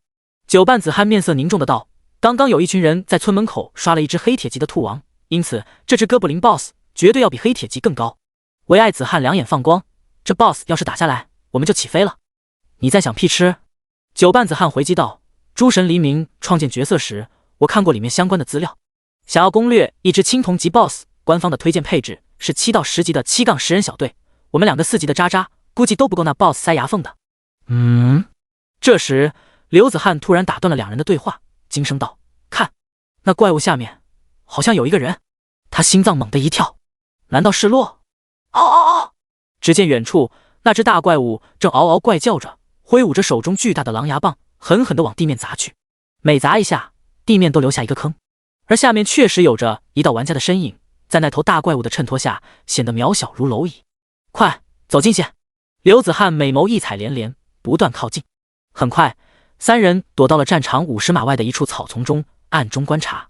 只见那是一道帅到掉渣的身影，正在那大怪物的攻势下疯狂走位，反复横跳，期间还不忘做出反击，动作流畅丝滑，在 BOSS 头顶带起一个个伤害数值。真的是洛！刘子翰立刻将那道身影认出，玉手捂住红唇，一颗芳心扑通扑通的跳。他在单刷青铜级 BOSS， 这也太恐怖了！尼玛！另外2人看到这一幕，头皮也是猛地炸开，他们对视一眼，皆是看到了对方眼中的震惊。这样的猛男世间少有，你说他是洛？开局就让咱们村全体玩家得到一个 buff 的洛。咦？就在这时，刘子翰再次一声惊呼：我的高阶探查术看到了那只大怪物的属性。下一刻，他将属性截图展示了出来。LV15 哥布林之王青铜级 BOSS， 生命47947，攻击305，防御154，法防151，技能王之咆哮，战争践踏，嗜血连斩，血之狂暴。传记：老哥布林之王的爱子，年幼之时被同父异母的兄弟残忍，成功复仇狗男女，夺回了原本属于自己的哥布林王位。其余两人眼珠子险些瞪爆了。卧槽！卧槽！此刻唯有一句国粹，方能表内是他们新的震撼。15级，4万多的血，攻击300多，4个技能。呵呵，我刚刚拼命杀了只4级的野猪，200加的血，各项属性20加。看了这只 BOSS， 我感觉自尊受到了极大的侮辱。女神，你不打算开个直播吗？单刷青铜级 BOSS 这么劲爆的内容，再加上你的超高人气，那还不分分钟火遍全网？不，刘子翰摇了摇头，洛是隐藏身份的，他或许并不想太高调。洛大神的英姿不录制下来就太可惜了。九半子翰则是打开了录屏功能，如果他真能单吃那只青铜级 BOSS， 那将是历史性的一幕。叶落并不知道这些，此刻的他正全身心投入与哥布林之王的战斗。哦！哥布林之王怒吼一声，高高举起手中的狼牙棒，毫不留情的就朝着叶落狠狠的砸下。体型越大的怪物，攻击时的前摇就越明显。叶落在哥布林之王抬手的一瞬间，已然有所动作，以极快的速度向着后方暴退而去。Miss， 代表闪避的符号跳出，全敏捷的另一个优势就体现出来了。砰！哥布林之王凶悍的一击轰然砸在叶落前一秒所在的地面上，砸出一个深深凹陷下去的深坑，烟尘弥漫。叶落心头微凛，虽然他掉血能通过真伤和血瓶恢复，这样的一击完全可以硬抗，可这一棒子砸在身上，那100%的痛感可不好受，能躲傻子才硬抗。嗖！电光火石之间，叶落身形一跃，踏着哥布林之王还陷在地面的狼牙棒，如同一支离弦之箭，一路顺着哥布林之王的手臂而上。转瞬间，他便来到哥布林之王的肩膀上，而后毫不犹豫一发瞬击，狠狠地轰击在对方的右眼球上，顿时弹出一连串的爆炸伤害。-129， -135，瞬击加弱点击破。-412，真实伤害。-412，真实伤害。卧槽，这伤害也太离谱了！远处的刘子翰三人看到这一幕，不由得骇然变色。这特么是离谱，简直是离谱他妈给离谱开门，离谱到家了好吧？简直变态！而且那伤害数字是白色的，居然是真实伤害。关键他每一剑都能附加一次超高的真实伤害，这尼玛简直比外挂还变态啊！找死！战场中，哥布林之王捂着受伤的眼珠子，疼得龇牙咧嘴，一巴掌就将面前的叶落山飞了出去。第12章普攻技巧，血之狂暴。小东西，死吧！哥布林之王暴跳如雷，猛地抬起巨大的脚掌，裹挟着一股凶悍的气息，朝着下方的地面猛力踩了下去。轰轰轰！下一秒，整个地面如同摔碎的玻璃一般寸寸崩碎，皲裂的地面顷刻间蔓延至脚下。这一招是范围群攻，叶落再怎么躲闪，双脚也要接触地面，根本避无可避。叮！战斗提示：哥布林之王使用技能战争践踏，对自身50乘以50码范围内的所有敌人造成基于自身攻击200%的物理伤害，并大概率附带击飞。-382。注：敌人造成的伤害并不一定就等于敌人攻击力减自己防御力，敌人也有破防、弱点、穿透、增伤、伤害结果加成等。一个猩红的数字从叶落头顶跳出，血条肉眼可见的下降了一截，他整个身子不受控制的被弹上了天空。下一刻，只见叶落在空中再次弯弓搭箭，斜指地面。正常来讲，被击飞的目标无法进行任何攻击操作。咻！可叶落却在空中射出一箭，而与箭的方向是哥布林之王的脚下。砰！下一刻，箭矢如同一枚炮弹般砸落在地，在哥布林之王头顶带起一道伤害的同时，将其庞大的身躯硬生生的击飞了起来。落地箭，这是弓箭手的普攻技巧之一，但只有当自身处在超过3米的高处时才能施展出来。羽箭从上往下落地，造成巨大的反弹冲击，只要不是在水中等没有反作用力的地方，就能将落点的目标击飞。这一刻，远处观战的刘子翰三人简直不敢相信自己的眼睛，感觉三观都被颠覆了。我眼花了吗？那大怪物至少好几吨吧，骆大佬一箭就把他击飞了。我也看到了，应该是卡了某种 bug 吧。这简直就是小母牛塞炸弹，牛逼炸了！无关此人有大地之资，乃天命之人。战场中，叶落在哥布林之王击飞期间迅速落地，灌了一口血瓶，一发瞬击脱手而出，同时立刻走位，接着又是一枚羽箭飞出，一边走位一边保持有节奏的输出，打得哥布林之王血条蹭蹭直掉。与此同时，在血瓶和真伤治疗的效果下，叶落的头顶也不断冒出绿色的恢复数值。羽箭疯狂倾泻而出，高额的真伤一点点蚕食着哥布林之王巨额的血条。几分钟不到，哥布林之王的血量已然降到了半血以下。嗷嗷嗷！哥布林之王额头直冒冷汗，他有种极其不祥的预感，再这么耗下去，他多半会栽在叶落手里。血之狂暴！他一咬牙，全身爆发出一阵暗红色的光芒，头顶的血条也顿时变成不断闪烁的亮红色。叮！战斗提示：哥布林之王使用技能血之狂暴，对你造成336点物理伤害，并附带击退。血之狂暴状态下的哥布林之王，全属性正 30%， 持续3分钟。轰！哥布林之王全身猛然一震，绽放出一道强烈的冲击波，瞬间席卷四周。又是一招范围攻击，将即便在远处的叶落也是掀飞了出去。砰！叶落感觉像是被一辆火车撞了个满怀，重重地砸在了一棵树干上，咳了一口血。蝼蚁终究是蝼蚁。哥布林之王仰天狂笑，说不出的得意和狂傲。血之狂暴状态下的他，全身萦绕着血光，气势强横无匹，整体实力暴增一大截。死吧！他神情异常亢奋，挥舞着手中的狼牙棒，快速朝着叶落逼近。叶落从树干摔落在地，迅速稳住身形，擦了擦嘴角的血迹。他神情愈发严肃起来，目光犀利，看来得动点真本事了。下一刻，他弯弓蓄力，整个弓弩逐渐泛起一层淡淡的光辉。蓄力箭，这是一种蓄力到一定程度就能爆发出一击巨大单体伤害的普攻技巧。一些技能和平 A、长按都可以蓄力，继而转化为一记重击。重击的伤害更大，只是不太实用，练级的时候有些浪费时间。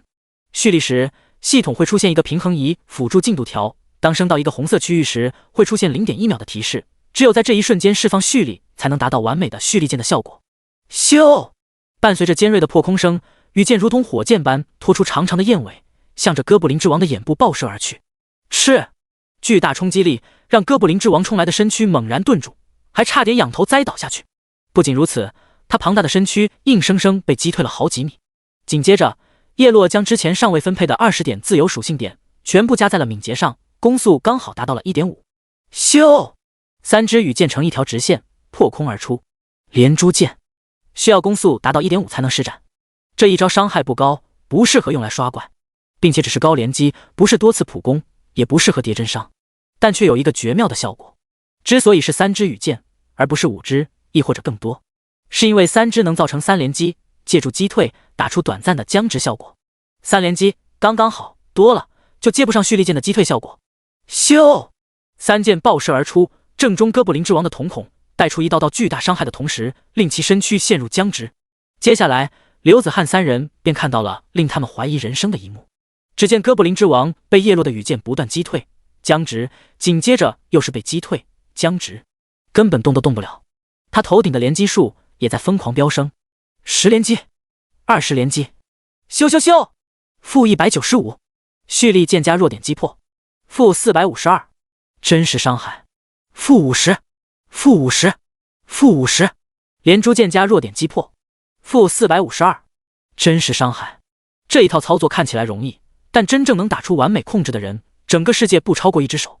前世的叶落在大浩劫降临后，几乎每天都在进行高强度的战斗，这些战斗技巧都是在无数生死中磨练出来的。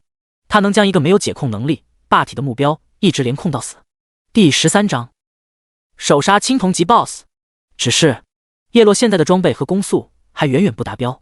某一刻，哥布林之王找到一丝出手的机会，一个战争践踏猛然踩了下去，中断了叶落的连控。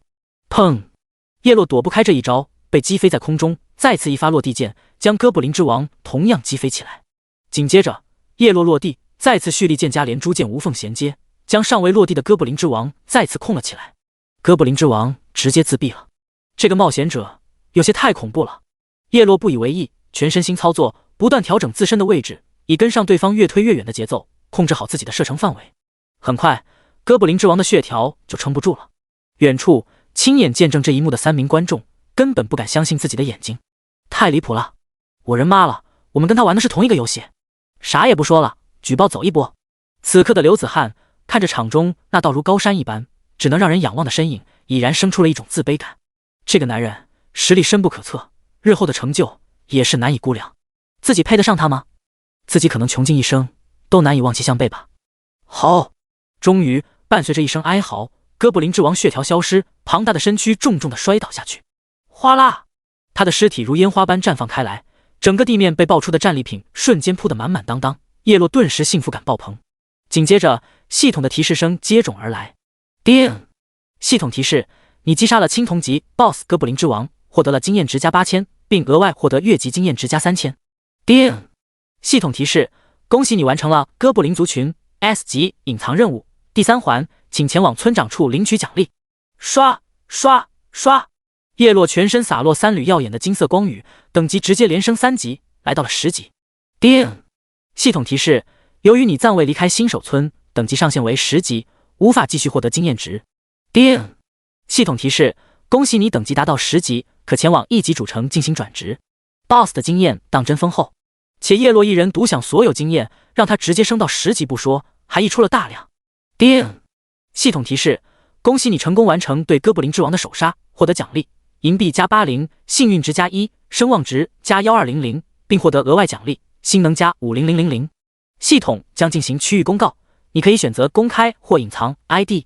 叮！666区域公告：恭喜玩家洛成功完成对哥布林之王的首杀，望广大玩家再接再厉。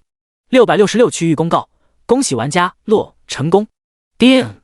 系统提示：恭喜你成为全服首杀青铜级 BOSS 的玩家，获得成就青铜级 BOSS 首杀者，获得奖励：金币加10，幸运值加2，声望值加3000，并获得额外奖励：自由属性点加50。系统将进行全服公告，你可以选择公开或隐藏 ID。叮！全服公告：恭喜666区域玩家洛成为全服首杀青铜级 BOSS 的玩家，望广大玩家再接再厉。全服公告：恭喜666区域玩家洛成为全服首杀。一个区域公告，一个全服公告，顿时将所有人的目光都吸引了过来。全服频道陷入热火朝天的议论：有没有搞错？我还在杀兔兔呢！膜拜？开什么玩笑？这才开服1个小时不到，就有团队撸了青铜级 BOSS。膜拜？谁跟说你是团队？公告明明只显示1个洛。膜拜？一个人单刷？还能再离谱点吗？我宁愿相信母猪会上树。膜拜？不可能，绝对不可能！我们村有个100万资产的俱乐部，10几人围杀一头黑铁级 BOSS， 都差点全军覆没。有没有可能，一个大型团队在刷那头青铜级 BOSS， 被那个落在最后关头暗中偷袭抢了？膜拜？酒拌子汉，放屁！我就在现场亲眼看见骆大佬单刷的青铜级 BOSS， 还录下了视频，想看的来我主页置顶视频。膜拜！哇，骆小哥哥好帅，我可以做你女朋友吗？我发誓，不管以后发生什么，我都绝对不会背叛你。膜拜！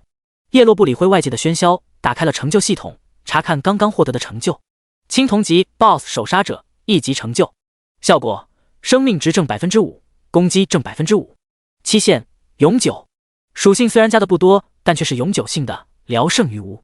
接着，他将面前堆积如山的战利品全部一股脑收入囊中。叮！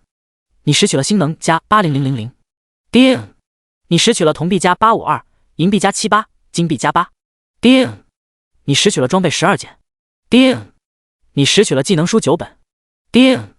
你获得了哥布林之王之心加160，哥布林之王牙齿加204，哥布林之王毛皮加257。1哥布林之王毛皮等于100哥布林毛皮。叮！系统提示：恭喜你完成了搜集哥布林身上掉落的毛皮，25738100，请前往裁缝铺老板娘处领取奖励。老板娘的任务已经可以超100倍提交了。不过这一大堆战利品让背包空间直接达到了上限，即便将物品挂到交易中心，也只是打上一个已寄售的标签，并不能立即空腾出间，只有当物品成功被卖家买走，才会从背包中消失。经过一番权衡，他只能含泪舍弃大量材料，最后将所有战利品一键整理，开始逐一查看。首先是一个散发浓郁红光的合金体，叶落手掌一招，顿时眼前一亮。哥布林金核，珍稀物品，哥布林之王的生命金核拥有浓郁的灵气，可在安全区内任何交易类 NPC 处回购，回购价格10金。这是一种爆率比装备、技能书还低的稀有物品，换做其他人毫不犹豫就选择回购了，但叶落却知道它的另一个用处。第14章出售装备，到账50万。但叶落却知道它的另一个用处：进入主城，将其赠送给一个 NPC， 就能获得一个特殊任务，这可不是千金也换不来的。接着是一背包的技能书，弓箭手职业的10级技能书也爆出来了。一本是疾风剑，对单体目标快速释放一剑，造成基于自身攻击110%的物理伤害。这种物理伤害类技能对叶落来说没什么用，他输出主要靠真伤，与其放一个技能，还不如用普攻多叠一次真伤。另外，玩家学习技能需要拥有空白技能栏，每个职业初始拥有一个空白技能栏，之后每10级会解锁一个新的空白技能栏，因此技能不能乱学，只有挑选最适合自己的技能才是明智之选。另一本10级技能书倒是很适合他。乘风地零星，效果发动后获得 5% 的攻速加成，持续3秒，冷却时间12秒，消耗法力值100，需要等级职业10级弓箭手，毫不犹豫5万多星能下去，升到10星。乘风地10星，效果发动后获得 15% 的攻速加成，持续6秒，冷却时间8秒，消耗法力值1000，一波史诗般的提升，持续6秒，冷却8秒，意味着真空期只有2秒，每隔2秒就能开一次乘风。只是叶落目前总法力值也就1000加，10星的乘风开一次就空蓝，直接就蓝灵王了，这就很尬了。前期的自由属性点比较珍贵，他暂时不打算加在精神上，只能找一些装备弥补了。至于其余的技能书，则需要尽早出手。10级的技能书属于稀缺货，现阶段还能卖个不错的价钱。领先玩家如果一升到10级就能立即学习对应的10级技能，那将再次拉开与别人的距离，其价值不言而喻。而一旦玩家们普遍升到10级，那10级技能书就会变成大白菜，白送都嫌占格子。然后是一背包的装备，其中有6件普通装备，4件黑铁器，剩下2件是青铜器。叶落目光一转，第一件是散发着王者之威的黑色护腕，一把将其取出，抖了抖灰尘，属性飘然眼前。王之护手，青铜器，零星，种类护腕，属性体力加50，精神加51，特效误穿正 4%， 特效基础法力值加50，需要等级8，需要职业通用。一件增加精神和法力值的护腕，不必多说，直接8万多星能下去，整上10星。王之护手，青铜器，10星，属性体力加150，精神加152，特效误穿正 14%， 特效基础法力值加500，特效星移速正 10%。 叶落脸上露出了满意的笑容，一把将其佩戴在身上，顿时整个人神清气爽了不少。152点精神加500点的基础法力值，直接让他的蓝量突破了3000加，虽然也只能开3次，但已经能最大限度发挥效用了。接着目光一瞥，是一柄通体绿意葱茏，缭绕着淡淡光芒的法杖，握在手中，属性飘然映入眼帘。森之法杖，青铜器，种类法系武器，属性法力加52，敏捷加50，特效基础法力加50，特效法穿正 4%， 需要等级5，需要职业法师、牧师、御兽师，属性还行，特效也都是和法系输出相关，就算过渡到20级也没有问题，妥妥的法系新手神装，相信能卖不少钱。剩余4件黑铁器全是其他职业的，也只能选择卖掉。清点完所有战利品，正当叶落想要满载而归时，一个悦耳的声音传来：洛神，又见面了。叶落抬头看去，只见之前有过一面之缘的紫汉花开跑上前，带来一阵香风，十分好闻。怎么又是你？叶落皱了皱眉。刘子汉看着眼前这个神一般的男人，这一刻才体验到了什么叫真正的小鹿乱撞。什么小鲜肉、霸道总裁，全都弱爆了好吗？我不是来求带的。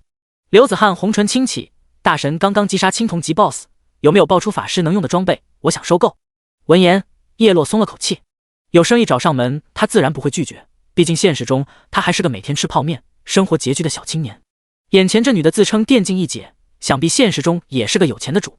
刚好森之法杖就是法系的神器，于是他便向刘子汉展示了法杖的属性：青铜器要吗？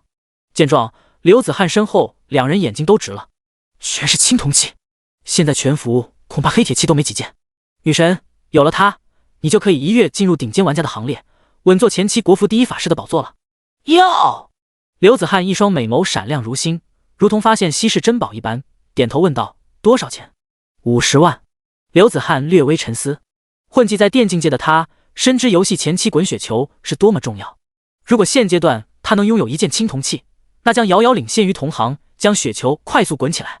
现在一件黑铁器放到交易中心，起步都是10万，最后成交价也绝不会低于30万。一件青铜器50万已经相当便宜了。值得一提的是，现在的交易中心只是区域的，等各大主城彻底开放，开通全服交易中心，首件稀有装备更是能炒出一个天价。好，他立即点头道：“加我微信吧，我给你转账。”身后两人闻言，仿佛不敢相信自己的耳朵。刘子翰的微信有粉丝打赏了几千万都要不到，现在就这么主动给了。不过转念一想，也唯有像洛神这般的人物才能有这般待遇了。然而叶落却是伸手一扶，打开了微信收款码。开玩笑，小爷我可不是什么人都加微信的。那两人直接妈了，对叶落投去你错过了几个亿的眼神。刘子翰美眸幽怨，扫码付款，微信到账50万元。叶落微微一笑，没有中间商赚差价，太爽了。要是选择交易中心出手，挂上去的时候要收取手续费，交易成功后也要收取手续费。另外，交易中心是以金币为单位，要换成现金的话，又要联系卖家，就很麻烦。这时，叶落突然想起之前上架拍卖的那条黑铁项链应该成交了。打开交易中心的那一刻，系统的提示声就传了过来。叮！第15章医疗费用霸道独狼。叮！系统提示：你所寄售的心灵项链黑铁器已经成交，最终成交价34金币，扣除5%手续费后，净收入33金85银，资金已存入你的背包。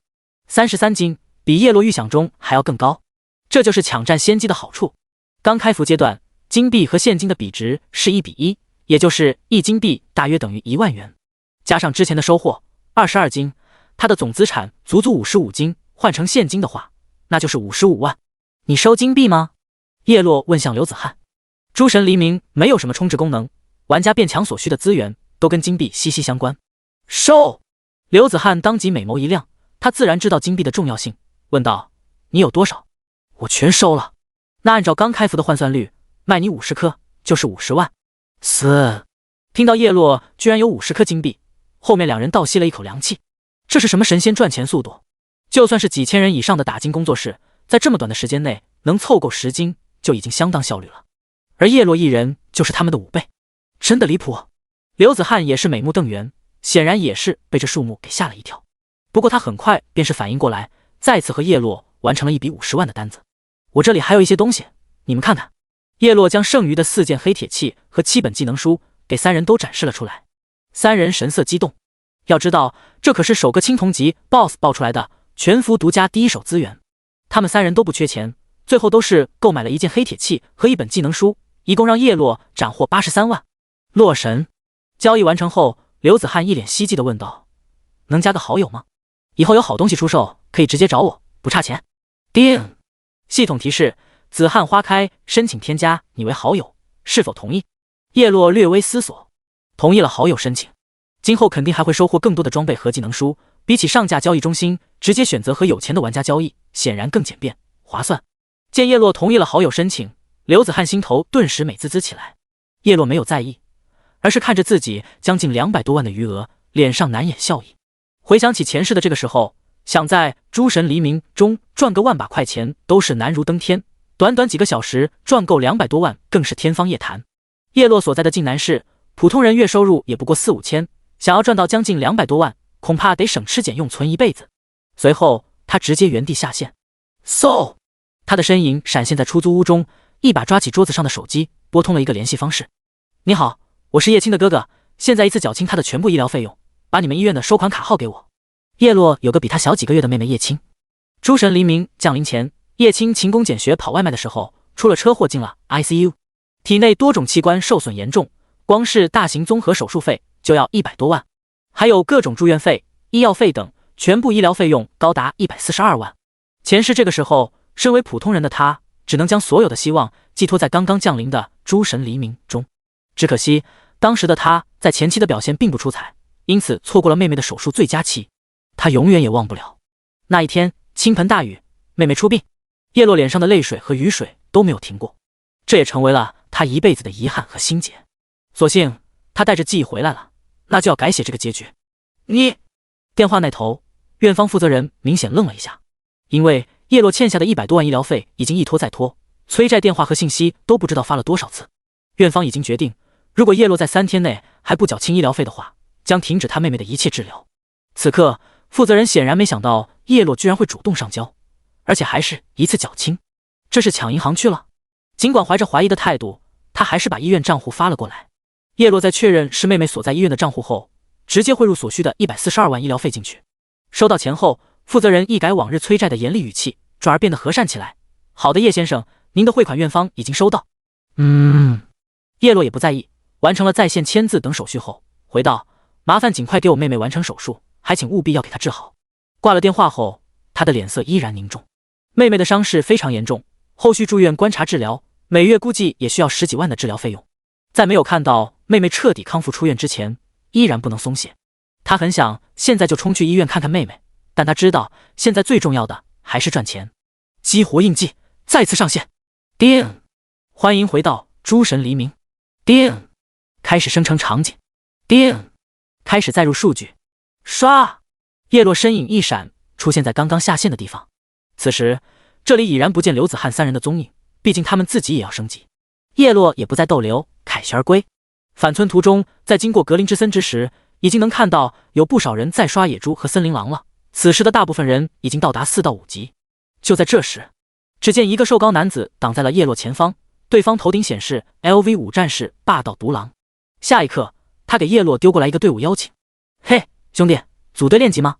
我们队伍有6人，技术都还不错，要不要一起冲6级？霸道独狼试探性的问道。显然他认为叶落的等级也是4到5级。叶落眉头一皱，因为他敏锐地发现霸道独狼的眼神时不时瞟向自己身上的装备，目光中透露着炙热。5星以上的装备会散发出一丝淡淡的光芒，10星的装备光芒就更显眼了。这人显然在打他装备的主意。抱歉，没兴趣。叶落淡淡丢下一句话，就准备绕路走。然而又有5个4级的玩家从两侧包围而来，将叶落的路堵死。他们头顶都是清一色以霸道开头的 ID， 显然是同一伙人。前世叶落并没有听说过这个公会，应该是个不入流的小公会。好吧，我直说了，我想要你身上的护腕，你开个价吧。霸道独狼摊了摊手说道。叶落笑了笑，倒是挺有眼光，一眼便看中了他身上唯一一件青铜器。不卖。第16章秒杀6人，村长的奖励。不卖。叶落升到10星的装备是无法交易的，就算能交易，他也不会卖掉，毕竟王之护手给他提供了不少的蓝量。闻言，周围霸道公会的成员纷纷感到不爽，继而叫嚣起来：小子，我们队长看上你的装备，那是你的荣幸，别不识抬举。就是识相的开个价，爽快交易，别耽误大家练级的时间。叶落嘴角挂着若有若无的微笑，这群霸道公会的人还真是霸道，居然强买强卖到自己头上了。在游戏中，仗势欺人的人不在少数，在现实中，由于受法律约束，再狂的人也会有所收敛，但游戏就不一样了，这些人可以横行无忌。叶落很想立刻就送这群人回泉水洗澡，但按照诸神黎明的 PK 机制，率先发起 PK 的玩家名字将会由白名变成灰名，且会增加罪恶值。另外，短时间内连杀3人就会变成黄名，连杀5人以上则会变成红名。这里一共有6人，叶落一旦红名是进不了安全区的，而要洗刷红名就要找等级不低于自身等级的野怪。10级的野怪只有哥布林之森深处的哥布林祭司，这一来一回就很浪费时间，所以他要等对方先动手。既然如此，叶落淡淡回道：1个亿，我护手就卖你了。闻言，几人皆是脸色一黑，给脸不要脸，你以为你是谁？还1个亿，我最多给你100块。依我看，不如直接爆了他，让他知道得罪我们霸道公会的下场。我早看他不爽了，摆出一副高手的模样，简直不要太装。没错，反正这里是游戏，不怕进局子，直接干他。叮！战斗提示：玩家霸道人间对你发起了恶意 PK， 对方已灰名，若你在10分钟内反杀对方，将不增加罪恶值。叶落脸上露出了一抹浅浅的笑容，他等的就是这个。咻！不等那霸道人间近身，叶落抬手就是一剑，瞬间刺穿了对方的心脏。1到252的红色数值和1到500的白色数字从他的头顶跳出，瞬间将其血量抽空。一个4级的战士血量最多500左右，而且没有什么物防，叶落普攻的伤害都很可观。你！霸道人间脸上带着不敢置信的神情，身子直接一软，化为白光消失，同时掉落出一个圆滚滚的黑色头盔。其余5人皆是脸色巨变，他们甚至都没反应过来，霸道人间就已经蒸发了。这有些太可怕了！尼玛，见鬼了！这什么鬼伤害？这是一个玩家能打出来的？霸道独狼面色凶狠，别怕，一起上。他伤害高，血量肯定很低，一人一个普攻他一样要死。话音一落，5人蹭蹭蹭的纷纷拔出武器，一拥而上。叶落这边在收到几人恶意 PK 的一瞬间，闪电般展开了反击。刷！乘风一开，叶落浑身被绿色的旋风包裹，攻速大幅度提升。咻咻咻咻咻！利剑急射间，顷刻间便是将那5人如砍瓜切菜一般尽数带走。刷刷刷刷刷，5道白光几乎同时升天，并在原地散落出几件普通级装备。叶落收工，头也不回地扬长而去。整个过程不到2秒，周围有人注意到了这边的异样，纷纷大惊失色。卧槽，杀人了！那家伙伤害这么离谱的吗？简直就是一见一个小朋友啊！看，凶手不捡装备，还愣着干嘛？抢啊！哈哈，我捡到了一件2星的头盔。刷！格林村的复活泉水，一道身影落在泉水中，正是霸道独狼。叮！系统提示：你已被击杀，等级1，掉落装备精良头盔，普通2星。在诸神黎明融合现实之前，玩家死亡并不会影响到现实，但却会扣除玩家1级的经验。妈的！霸道独狼面色涨红，那小子伤害怎么这么高？与此同时，他的周围不分先后闪过4道白光，皆是一脸呆滞。卧槽！我才刚拔刀，怎么人就没了？看击杀日志，落。开局首个全服公告的落，难怪伤害这么高，他有全服手剑黑铁器，而且至少是5星。队长，你咽得下这口气？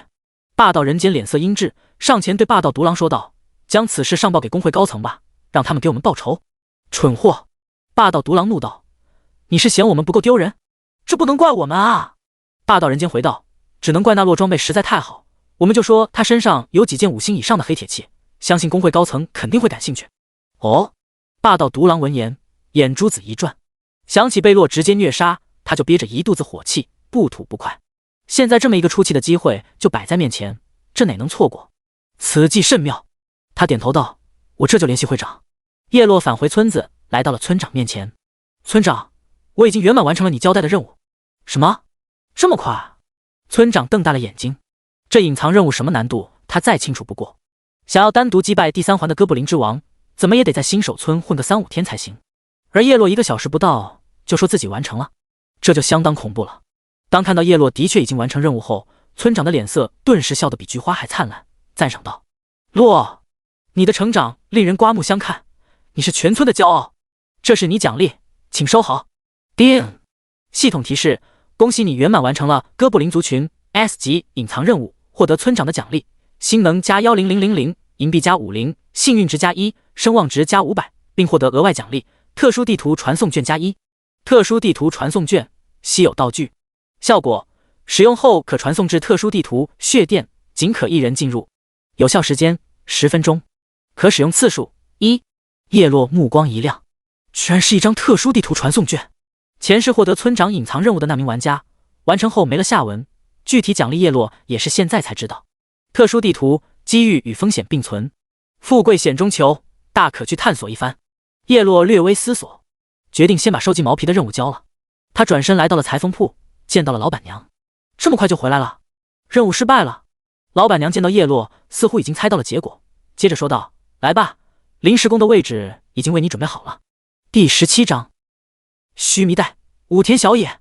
与之相反，我不仅完成了任务，而且数量远远超过了你的预期。叶落说着，从背包中取出哥布林毛皮，放在柜台上。数量不够，才38。老板娘黛眉微蹙：“你是来消遣我的吗？急什么？”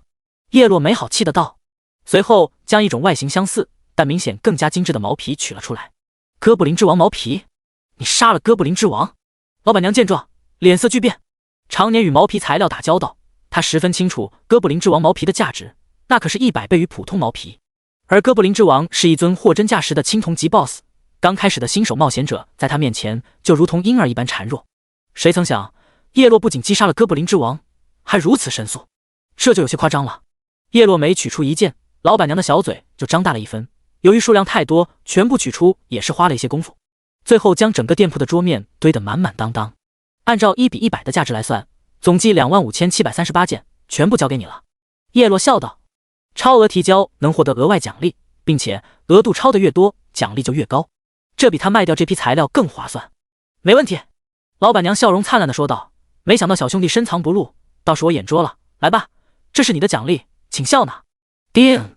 系统提示：恭喜你完成了 C 级普通任务，搜集哥布林毛皮，获得裁缝铺老板娘的奖励：星能加5000，银币加50，并获得额外奖励：须弥带+1。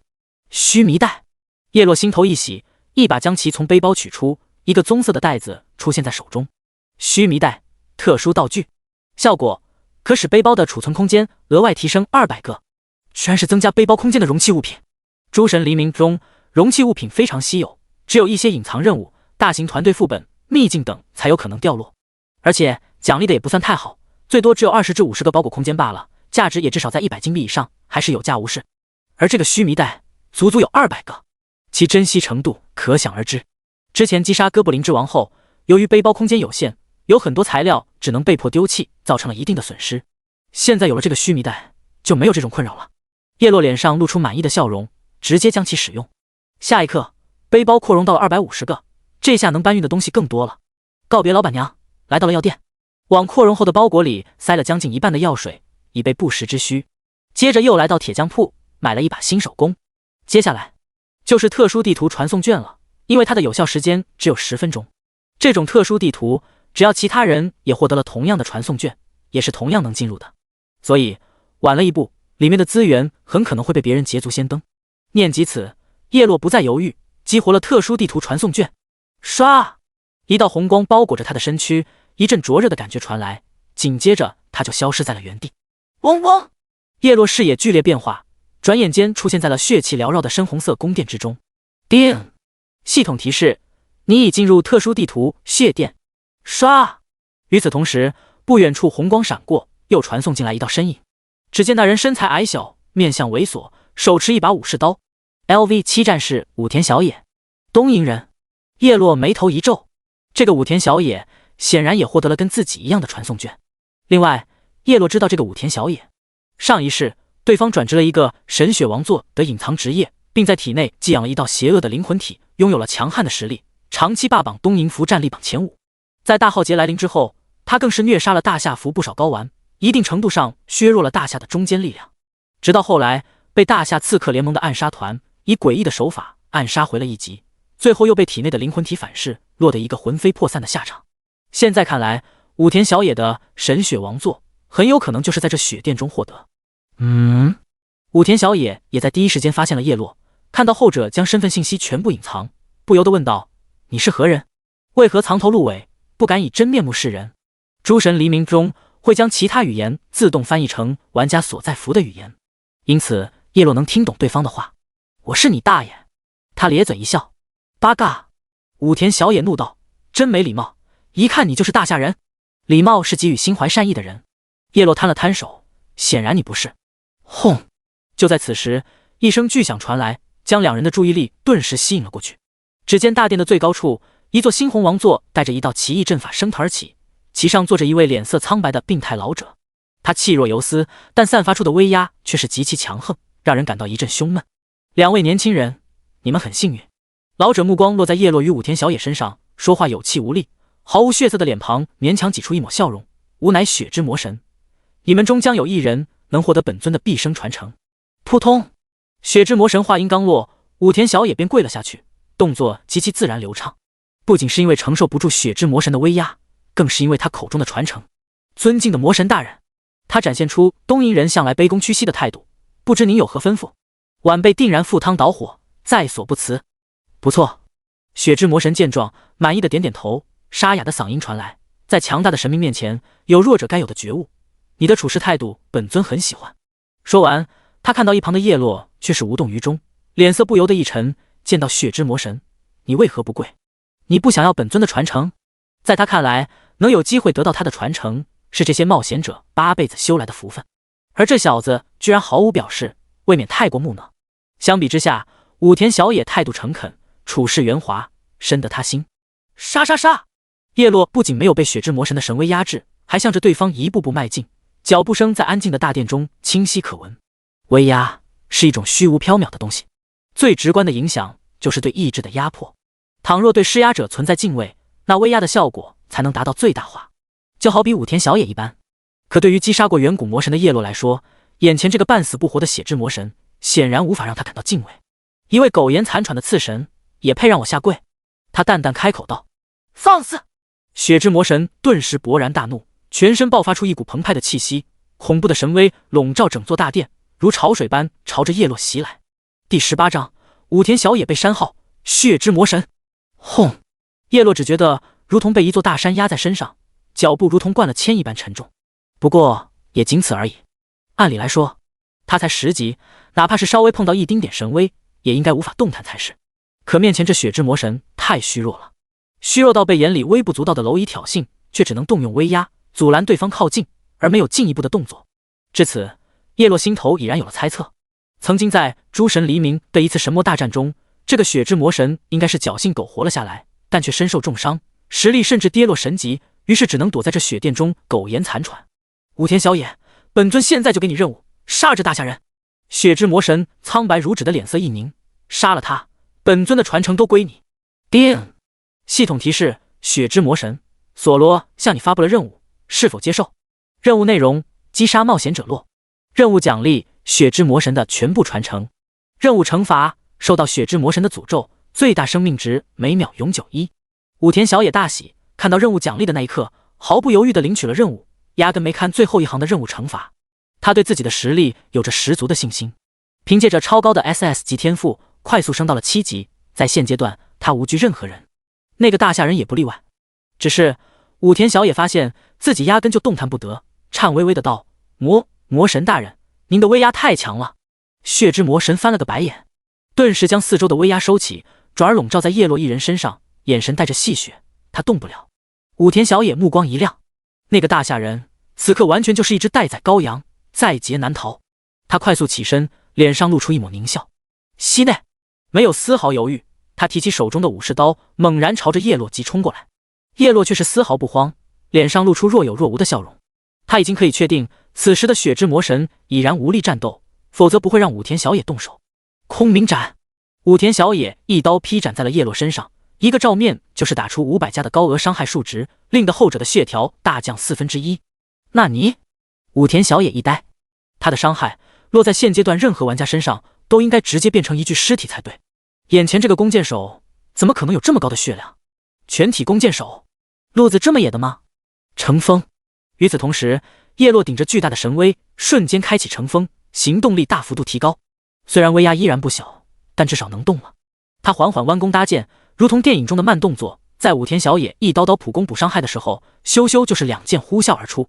-224，-219，瞬击-505，真实伤害-505，真实伤害。武田小野作为7级战士，算上装备，能有千血已经很极限了。这将近1400加的伤害落下，他那满满的血条在一瞬间就蒸发不见。不可能！他目瞪口呆，无力的倒下，手中武器哐当一声掉落在地，化为璀璨的白光，消失在大殿。东瀛府某个新手村的复活泉水，武田小野伴随着白光闪现而出，脸上依然写满了惊愕。叮！系统提示：你已被大下服 LV10弓箭手落击杀，等级1，掉落装备大和长刀青铜器4星。叮！血之魔神索罗向你发布的任务已失败，你将受到任务惩罚。叮！你已受到血之魔神的诅咒，最大生命值每秒永久1。武田小野人傻了，那个大下人血量高也就算了，伤害居然也这么离谱，2箭就把上千血的他秒了。这 TM 还是人？这也就算了，还偏偏将全东瀛服唯一一件青铜器给爆了，这找谁说理去？更令他震惊的是，血之魔神的任务居然还有惩罚。他当时兴奋过头，压根没注意到。紧接着，他就看到自己的头顶每秒弹出一个1的数字。刚开始他还不以为意，但很快就发现了不对劲。即便他在复活泉水中，总生命值也在不断下降，最大生命值每秒永久1。永久！一股寒意自他脚底直冲上天灵盖。当最大生命值降为0时，会发生什么？他不知道，但大概不会活着。每秒1点，1分钟就是60点，10分钟就是600点。他的总生命值高达1200加，即便如此，也只能撑个20分钟，这就有些可怕了。八嘎，这个要死不死的老东西！他将血之魔神祖上18倍都问候了一遍。不，我觉醒了1/1的 SS 级天赋，不能放弃。接下来的一段时间，他拼命挣扎了近40分钟，从6级升到了10级，并将所有的自由属性点都加在了体质上。期间，想尽一切办法，通过各种装备、技能、道具等，尽可能的提高最大生命值。可最后依然杯水车薪。看着头顶只剩20点的血条，他已经来不及了。这个号已经废了。他在生命值归零之前退出了诸神黎明，再次登陆时已经重新降临在角色创建大殿。哎呀呀！他目眦欲裂。他本拥有 SS 级天赋，开局成为东瀛服升级最快的男人，走上人生巅峰已经板上钉钉。接着又是获得一张稀有的特殊地图传送卷，魔神的传承更是距离他仅有1步之遥。而这一切都被那个大夏人给毁了。洛，这个仇我武田小野一定会100倍奉还。他擦干眼泪，立下血誓，开启了新角色引导。血殿，老头。叶落轻描淡写的抬走武田小野，目光落在王座上的血之魔神。你用尽全力都保不了自己中意的传承者，不觉得很可笑吗？蝼蚁。血之魔神脸色阴沉到了极点，有气无力的道：竟敢对伟大的神明不敬。嗨嗨。说着他剧烈咳嗽起来，宛如病入膏肓，随时都会断气的样子。叶落双眸微眯，在这一刻他能清晰感觉到笼罩在他身上的威压已然减轻了许多。看来这老头大限将至了。冒险者。血之魔神面色变幻，努力挤出一抹惨白的笑容。本尊硬撑到现在，就是不愿断去那高贵的传承。如今你没了竞争对手，那本尊的传承……第19章，堂堂重生者竟被夺舍。如今你没了竞争对手，那本尊的传承就归你了。哦。叶落露出饶有意味的笑容。你放开神识，不要反抗。血之魔神说着，眼底闪过一丝微不可察的阴鸷。本尊现在便将传承交付于你。老家伙。叶落将对方一举一动尽收眼底，他顶着神威继续靠近。从我踏入这血殿的那一刻，你便将灵魂之力凝为血气，悄然渗入到我的身体之中，并且开始侵蚀着我的3魂7魄。现在假借传承，让我放开神识，是想趁机夺舍我吧？闻言，血之魔神头皮一炸，对方到底怎么发现的？这 TM 是一个10级的冒险者，简直荒谬！本尊不知道你在说什么，奇奇怪怪的。血之魔神装傻充愣，你的夺舍之法太过粗糙。叶落淡淡道：需要借助你王座之下的阵法，才能渗入到我的3魂7魄。每渗入1分，我的灵魂便会感到一丝绞痛。不仅如此，那阵法也会亮1分，由此便不难推测。另外，你这么虚弱，也是因为布置这座阵法消耗了大量精血吧？你……血之魔神瞳孔一缩，你到底是什么人？此刻他的内心已经被震惊无以复加。眼前这个冒险者给他的感觉，像是一个活了上万年的老怪物。莫非是某个隐藏的神秘大人物？哼！血之魔神面色青白交替，最后狰狞笑道：被你识破又如何？只要最后成功了，那便足够。你的3魂7魄已经逐渐融入了本尊的血气，它会一点点湮灭你的灵魂，最后占据你的肉身，成功完成夺舍。可惜啊。叶落摇头失笑，你的如意算盘完全打错了。进入诸神黎明的玩家，灵魂已经和角色绑定，就算被里面的原住民夺舍，也只是被踢下线而已。再次上线后，会重新夺回角色的使用权。因此，血之魔神的夺舍对于玩家来说毫无作用。血之魔神并不知道这些，他对于进入诸神黎明的冒险者也是第一次见。老东西，该上路了。叶落不再废话，开启乘风，抬起弓箭，一枚枚羽箭便飞向了血之魔神惊愕的脸上。血之守护。血之魔神几乎是一瞬间开启一道由浓郁血气组成的光罩，萦绕在身周，将自己牢牢守护在内。咻咻咻！一支支羽箭宛若炽盛风暴，朝着血之魔神席卷而去，在他头上带起一个个伤害。羽箭的物理输出造成清一色的零字样飘出，根本不破防。哈！血之魔神露出得意的笑容，可下一秒脸色猛然一变，只见一个个白色伤害紧随而出，令他庞大的生命数值哗啦啦的流动。这真是伤害！血之魔神瞪大眼睛，果断撤走了血之守护，多保存些实力。毕竟他现在的状态不容乐观。叶落这边一套输出下去，不由得眉头一皱，因为他无法计算血之魔神的血量。对方由于太过虚弱，血条已经全黑，仿佛是空血，压根看不到红色，估计只有0.几的血量。但即便如此，作为一尊神明，又是以气血相关的神明，0.几估计也是个天文数字。不过叶落很快便释怀，脸上露出若有若无的笑容。血量越多，他的真伤就叠得越多。相比在外面，他不用担心也怪不经杀，也不需要找怪，更不需要等怪物刷新，只需要站撸，简直不要太爽。血之灵魂秘法。血之魔神伸出干枯的手，对着叶落凌空一捏，死！叶落只觉得灵魂痛如刀绞，仿佛被架在火上炙烤，又如同被撕裂成一块块，无比酸爽。与此同时，他每痛一次，血量也会根据疼痛度减少一截。你的三魂七魄已经逐渐被本尊掌控，我们不妨来比比，到底是你先杀死本尊，还是本尊先夺舍你？刷刷刷！回应血之魔神的是奔涌而来的羽箭，以及一个个不断叠高的白色伤害。600加、700加、800加，短短10分钟不到，叶落的真伤不断拔高，损失的生命值也恢复得越来越多。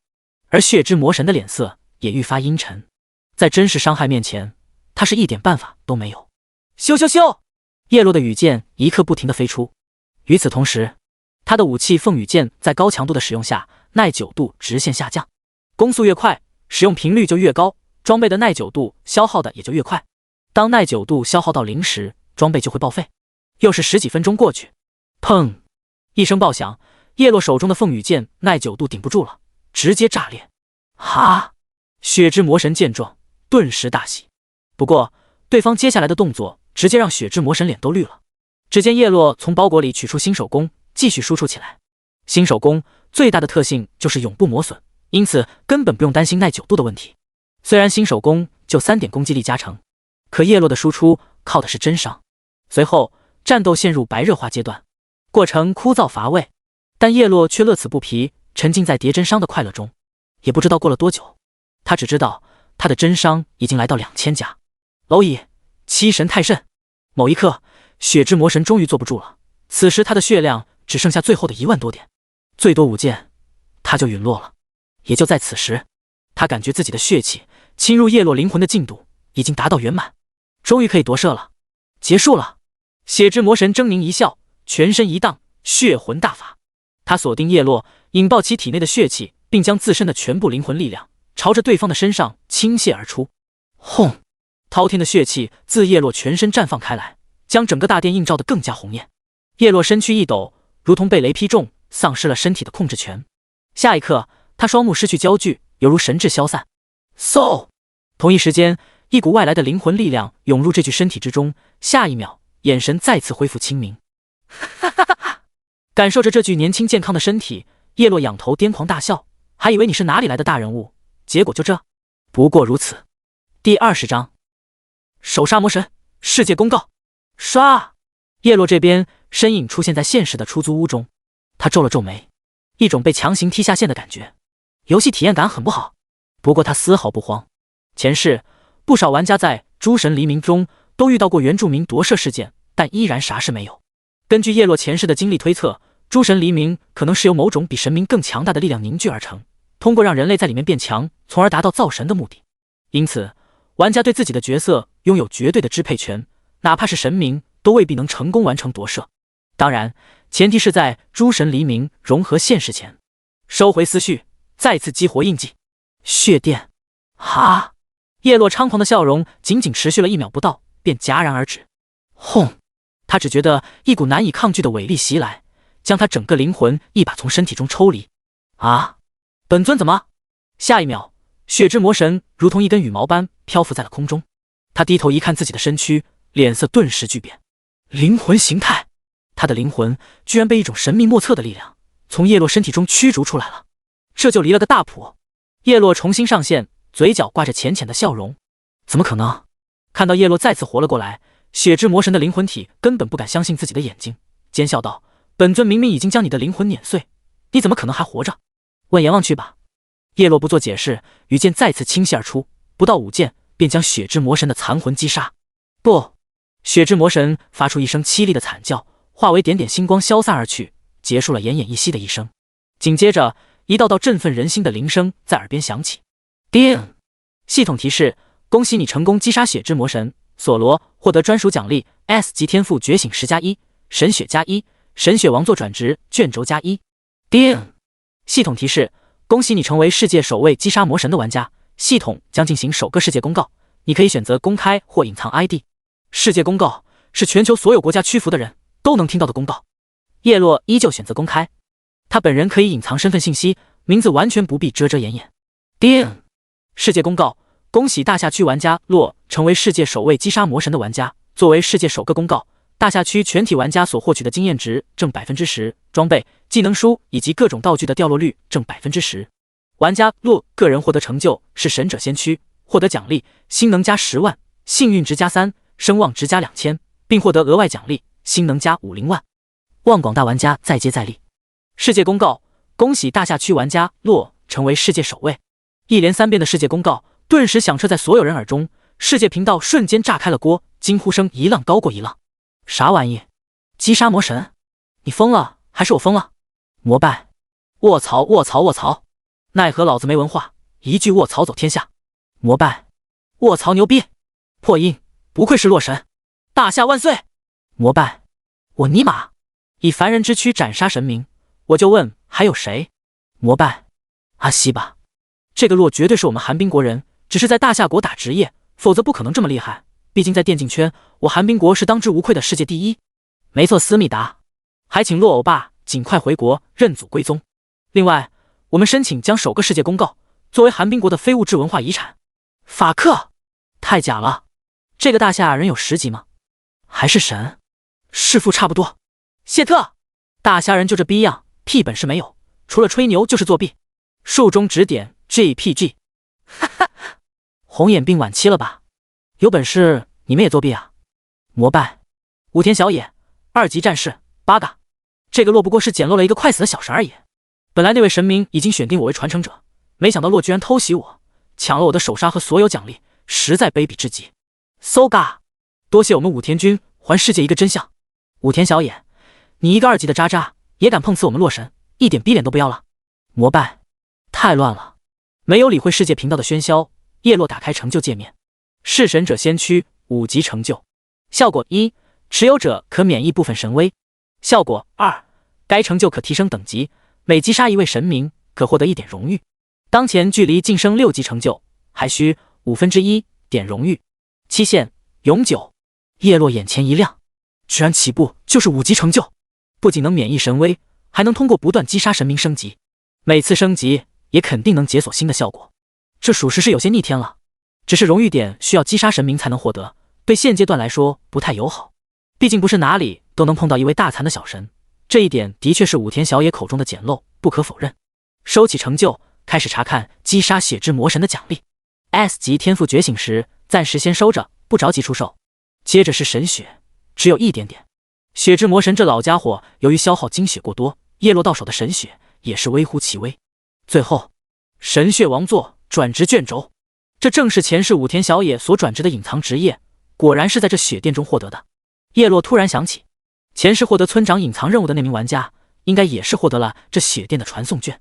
他进来后多半是不敌武田小野，被对方击杀，这也能解释为什么就没有了下文。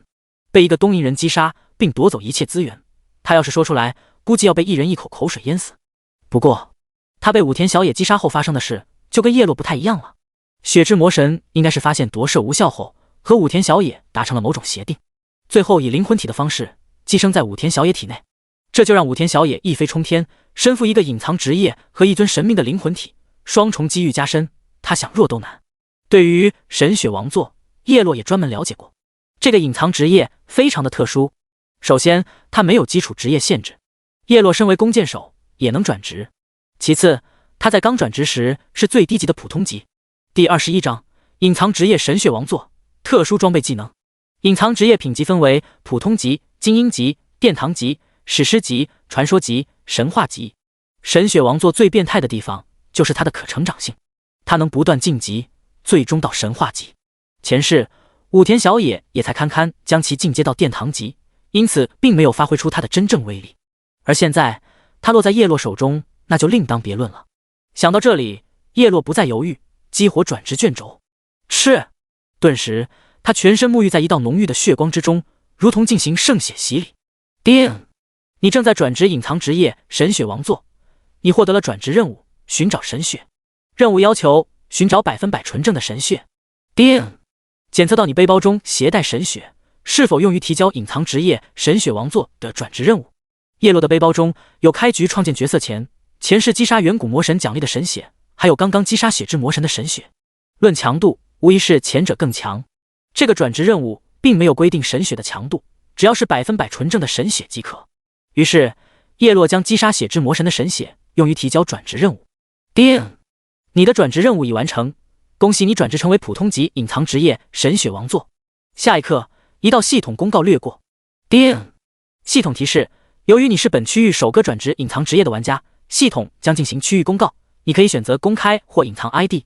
叮！666区域公告：恭喜玩家洛成为首个转职隐藏职业的玩家，获得奖励：金币+1，幸运值+1，声望值+1500，并获得额外奖励金币+10。望广大玩家再接再厉。666区域公告：恭喜玩家洛成为首个。叶落打开职业面板，神血王座，普通级隐藏职业。效果：吸收神血，可永久增加自身相应的生命值，并提升神血王座的职业强度。描述：唯有神血才能令你感到兴奋，你将踏着神之鲜血登上永恒的王座。厉害了！凡人之躯是无法承受神血的，而神血王座不仅能吸收神血，还能永久增加生命值。叶落脸上露出满意的笑容，取出击杀远古魔神奖励的神血。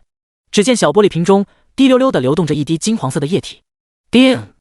你的隐藏职业神血王座效果生效，是否将神血吸收？是。叮！神血王座成功吸收神血，你的生命值永久加5000，神血王座职业强度获得提升，已提升至精英级，并解锁全新效果。具体信息请打开职业界面查看。叶落，就这可是远古魔神的神血，未免也太拉胯了吧？不过他很快便释然了。量太少了，只有1滴。如果能搞来一位远古魔神一身的神血，估计能直接进阶到神话级。不过这显然不太现实，即便是前世成为顶尖强者的他，也才勉强击杀一位远古神魔，还是同归于尽，其中难度可想而知。不过叶落相信，他这一世的成就绝非前世可比。再次打开职业界面，神血王座，精英级隐藏职业。效果：1. 吸收神血，可永久增加相应的生命值，并提升神血王座的职业强度。效果：2. 星神血王座可感应到附近的神血。可以，新效果能感应神血，这太重要了。否则叶落无头苍蝇乱撞，压根不知道上哪去寻找神血，更不知道猴年马月才能将这个职业晋升到神话级。有了这个新效果，就如同拥有了指路的明灯。收起职业面板，他将目光落在那猩红主座上。血之神魔的尸体，一尊神明啊，这不摸尸岂不是可惜了？他一个箭步上前。叮！系统提示：该尸体已残败不堪，奖励削减 98%。卧槽，这么狠！叮！你获得了新能加105万。叮！你获得了金币加124。叮！你获得了自由属性点加300。叮！你获得了特殊装备加1。叮！你获得了特殊技能书加1。叮！你获得了血殿殿主令牌加1。真就是打发叫花子呀！不过，对于一位落魄到连还手之力都没有的神明，倒也不必太过计较。叶落一一查看，前3样不必多说，主要是后3样。当看到特殊装备、特殊技能书时，他的呼吸都有些急促起来。这是一种不仅拥有强大效果，而且大多都是无级别、无职业限制的逆天宝物。首先是特殊装备，血神秘典，特殊临阶，效果：持有者每1点生命值可转化为 0.1 点法强。注：血量低于 20%无法生效。需要等级职业无。叶落双眸放光，这要是在牧师手上就相当恐怖了。1万血就是1000点法强，10万血就是1万点法强，100万、1000万，甚至是上亿呢。不仅如此，特殊装备、技能跟天赋一样，虽然无法用星能直接升星，但却可以用进阶卷轴进阶。当进阶到生命值和法强1比1的比例是什么概念？只能说变态。不过这件装备对最低血量百分比有一定要求，否则无法生效。当时血之魔神可是1%的血量都没有，并没有享受到这件装备该有的效果，否则以他的血量，法强绝对高到离谱。只是叶落目前并没有牧师朋友，将其出售又肥水流了外人田。等等，不是还有妹妹吗？等妹妹痊愈出院后，叶落肯定要让她进入诸神黎明，到时候让她玩个全体加点的牧师，那还不直接起飞？血量高，输出就高，一个圣光术下去，绝对要死一大片。不仅如此，法强还直接影响治疗量，到时候把妹妹带在身边，自己想死都难。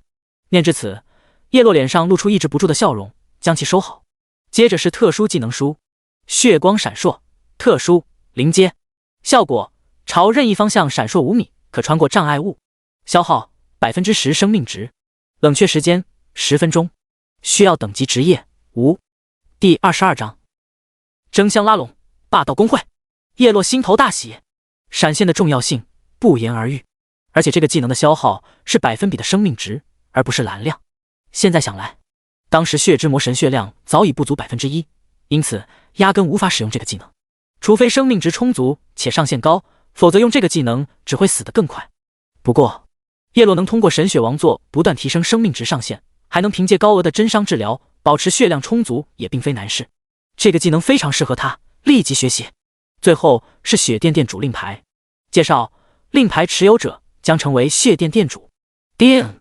系统提示：恭喜你获得了领地血殿，未修建。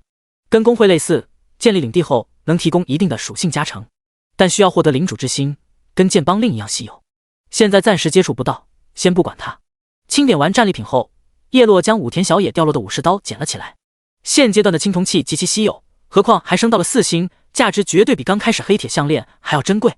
随后退出谢殿，回到了格林村。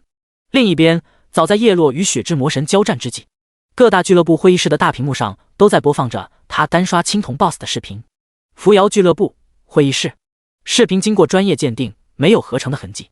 主座上，一袭纯白职业裙装，将身段勾勒的凹凸有致的执行总裁周宁雪，一双美眸正紧盯着会议室的大屏幕，操作十分细腻，是个人才。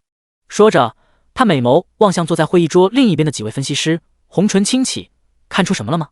他应该使用了多种普攻技巧。其中一位竖着大背头的分析师观摩良久，缓缓说道：其中连射2箭的操作，应该通过某种手段取消了普攻后摇。这视频我看了不下100遍，终于发现了一丝端倪。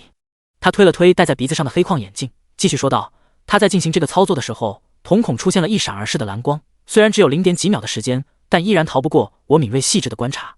所以我猜他这个操作应该是打开了某个面板，因此取消了普攻的后摇。没错，我们公会的几个顶尖高玩也会同样的操作。另一个分析师说道：就像那些电竞的职业选手一样，玩游戏时都会不断切换面板，一来能实时掌握双方动态，二来能保持火热的手感。其他的操作呢？周宁雪再次问道。闻言，几个分析师面面相觑，继而皆是摇头叹息。那些操作太过出神入化，难以用常人的思维理解。我知道了。周宁雪深吸一口气，谈口微张，刷10金币一次的全服喇叭，邀请洛加入扶摇公会，年薪可以给到5000万。叶落这边打开交易中心，将那把武士刀上架。叮！666区域公告：有玩家在交易中心成功寄售大和长刀青铜器4星，由于该装备在现阶段评估品质过高，特此公告。滴滴滴！叶落刚关闭交易中心，一条条未读的好友消息传来。他之前因为在特殊地图而没有收到，出来后就全部弹了过来。点开一看，全部来自于紫汉花开。洛神，你单刷青铜级 BOSS 的视频被我那2个粉丝发布到了网上，已经冲上热搜了。你现在可比那些娱乐圈的顶流还火。现在好多大型集团、俱乐部都在争相拉拢你。10金币一次的喇叭，不要钱的刷。各个工会的福利待遇也是不断抬高，有的加入就是副会长，有的直接赠送豪华别墅，最后年薪更是抬到了上亿，再次引起了全网的沸腾。叶落内心毫无波澜，加入工会就要受工会管控，给工会办事，可他习惯了不受约束，哪怕福利待遇再丰厚，年薪再高，他都没有加入其他工会的打算，倒不如自己组建一个工会，将前世知道的一批顶尖高手招入麾下。毕竟个人实力再强，也不可能面面俱到。如果有一股强大可靠的力量伴随左右，就能为自己的家人和国家提供强有力的保护。不过现阶段还没有出现剑邦令，现在所谓的工会都是线下的俱乐部或者玩家自发创建的，只有通过剑邦令创建了工会，才受诸神黎明的认可，那时各种工会功能活动也会相应开放。继续翻看刘子翰的未读消息。洛神，有个霸道工会在区域频道疯狂刷屏，还恶意剪辑了一段你杀霸道独狼几人的视频，骂你滥杀无辜，毫无人性，现在很多人都被带节奏了。洛神，你居然击杀了魔神，你太棒了，给我大下长脸了。洛神，我刚刚跟朋友发现了一只黑铁级狼王，打了一半，没想到霸道工会过来把我朋友全杀了，我现在正在跟他们周旋，你有空过来帮我吗？事后我会付你报酬。最后一条消息，时间显示为刚刚送达。叶落眉头皱了皱，又是霸道工会，路走窄了。他回复道：坐标发我。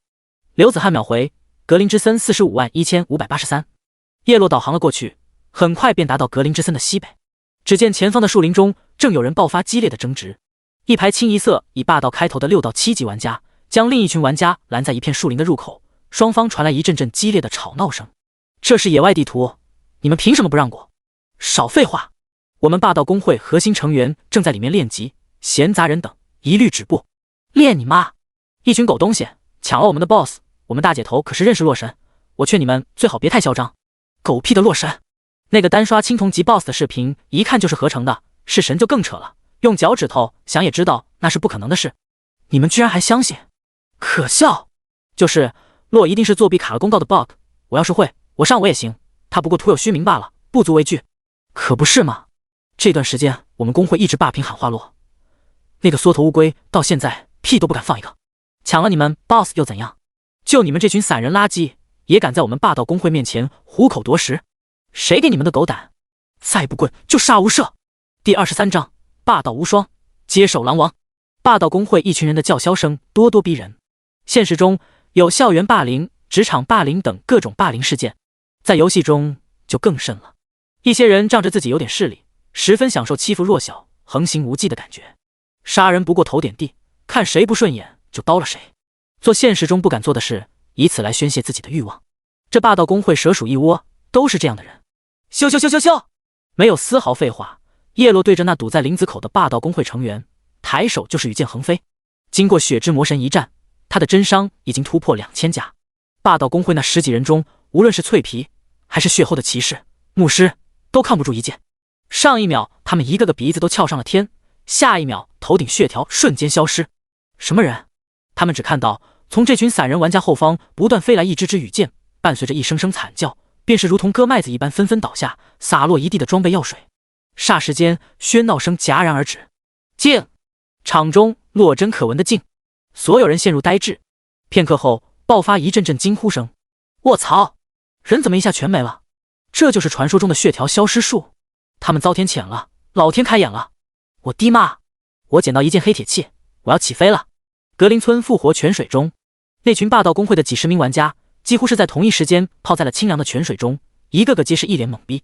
啊，我们被杀了！从错愕中回过神来，他们连忙翻开击杀日志，下一秒直接原地蹦了起来。是洛杀了我，我也被洛杀了，我也是！卧槽，他伤害这么变态，一瞬间秒了我所有人，这他妈也太凶残了！难道公告都是真的？他真的单刷了青铜级 BOSS， 真的是神了？这他妈还是人？醉了，我刚刚还一副众人皆醉我独醒的样子，原来小丑竟是我自己！不说了，我这张老脸火辣辣的疼，羞愧难当，干脆找块豆腐撞死算了。叶落这边瞬间连杀了10几人，头顶原本隐藏起来的身份信息强制以红色字体显现了出来。LV 10弓箭手洛。叶落并不在意，径直走入林间。这霸道公会在他眼里连跳梁小丑都算不上，他们也就在新手村稍微嚣张一下，到了主城，但凡遇到大点的公会，都会被啃得连骨头都不剩。叶落头顶鲜艳刺眼的红名瞬间吸引了在场所有人的注意，人群纷纷惊呼出声。尼玛，我看到了一个大红名！所以刚刚这些霸道公会的人都是他杀的，是洛神，肯定是子汉老大请来的，快跟上，我们的 BOSS 能抢回来了！一片树林中，一群头顶清一色以霸道为首的玩家正围杀着一头体型如汽车般大的森林狼王。他黑色皮毛如真铠，全身闪烁着玉石般的光泽，爆发出一股凶煞无比的力量，正对着面前的几人龇牙咧嘴，疯狂挥舞狼爪。好！狼王怒吼一声，声势滔天，将整个林间的树叶震得沙沙作响。狼王已经残血了，兄弟们加把劲！霸道公会成员兴奋地喊道，顿时纷纷杀得更起劲了。而在另一边，一道倩影被一道魁梧男子拦住。子汉女神，还是刚刚的条件，只要你愿意线下跟我见面吃个饭，我可以考虑分你一成狼王的战利品。霸道公会会长 LV8 战士霸道无双对着不远处的刘子汉说道，他目光炽热，肆意地扫视着刘子汉凹凸有致的娇躯。你做梦！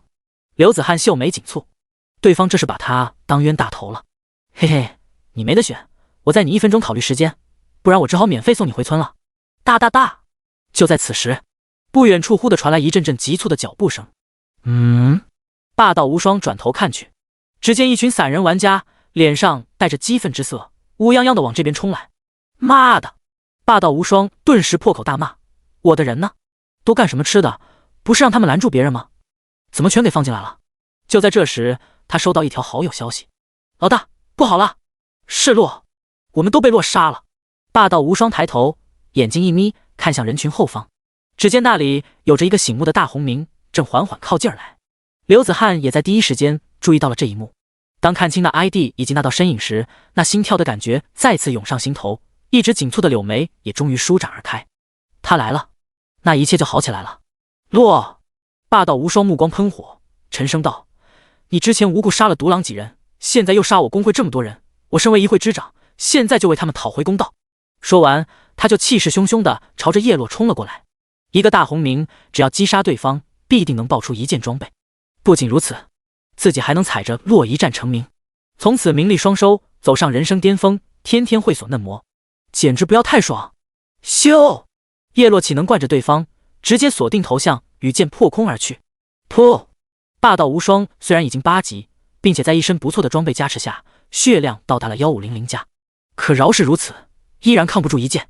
他连惨叫声都没来得及发出，直接被清空满满一整条的血量，倒在了冲来的路上。这一瞬间，全场再次寂静。死！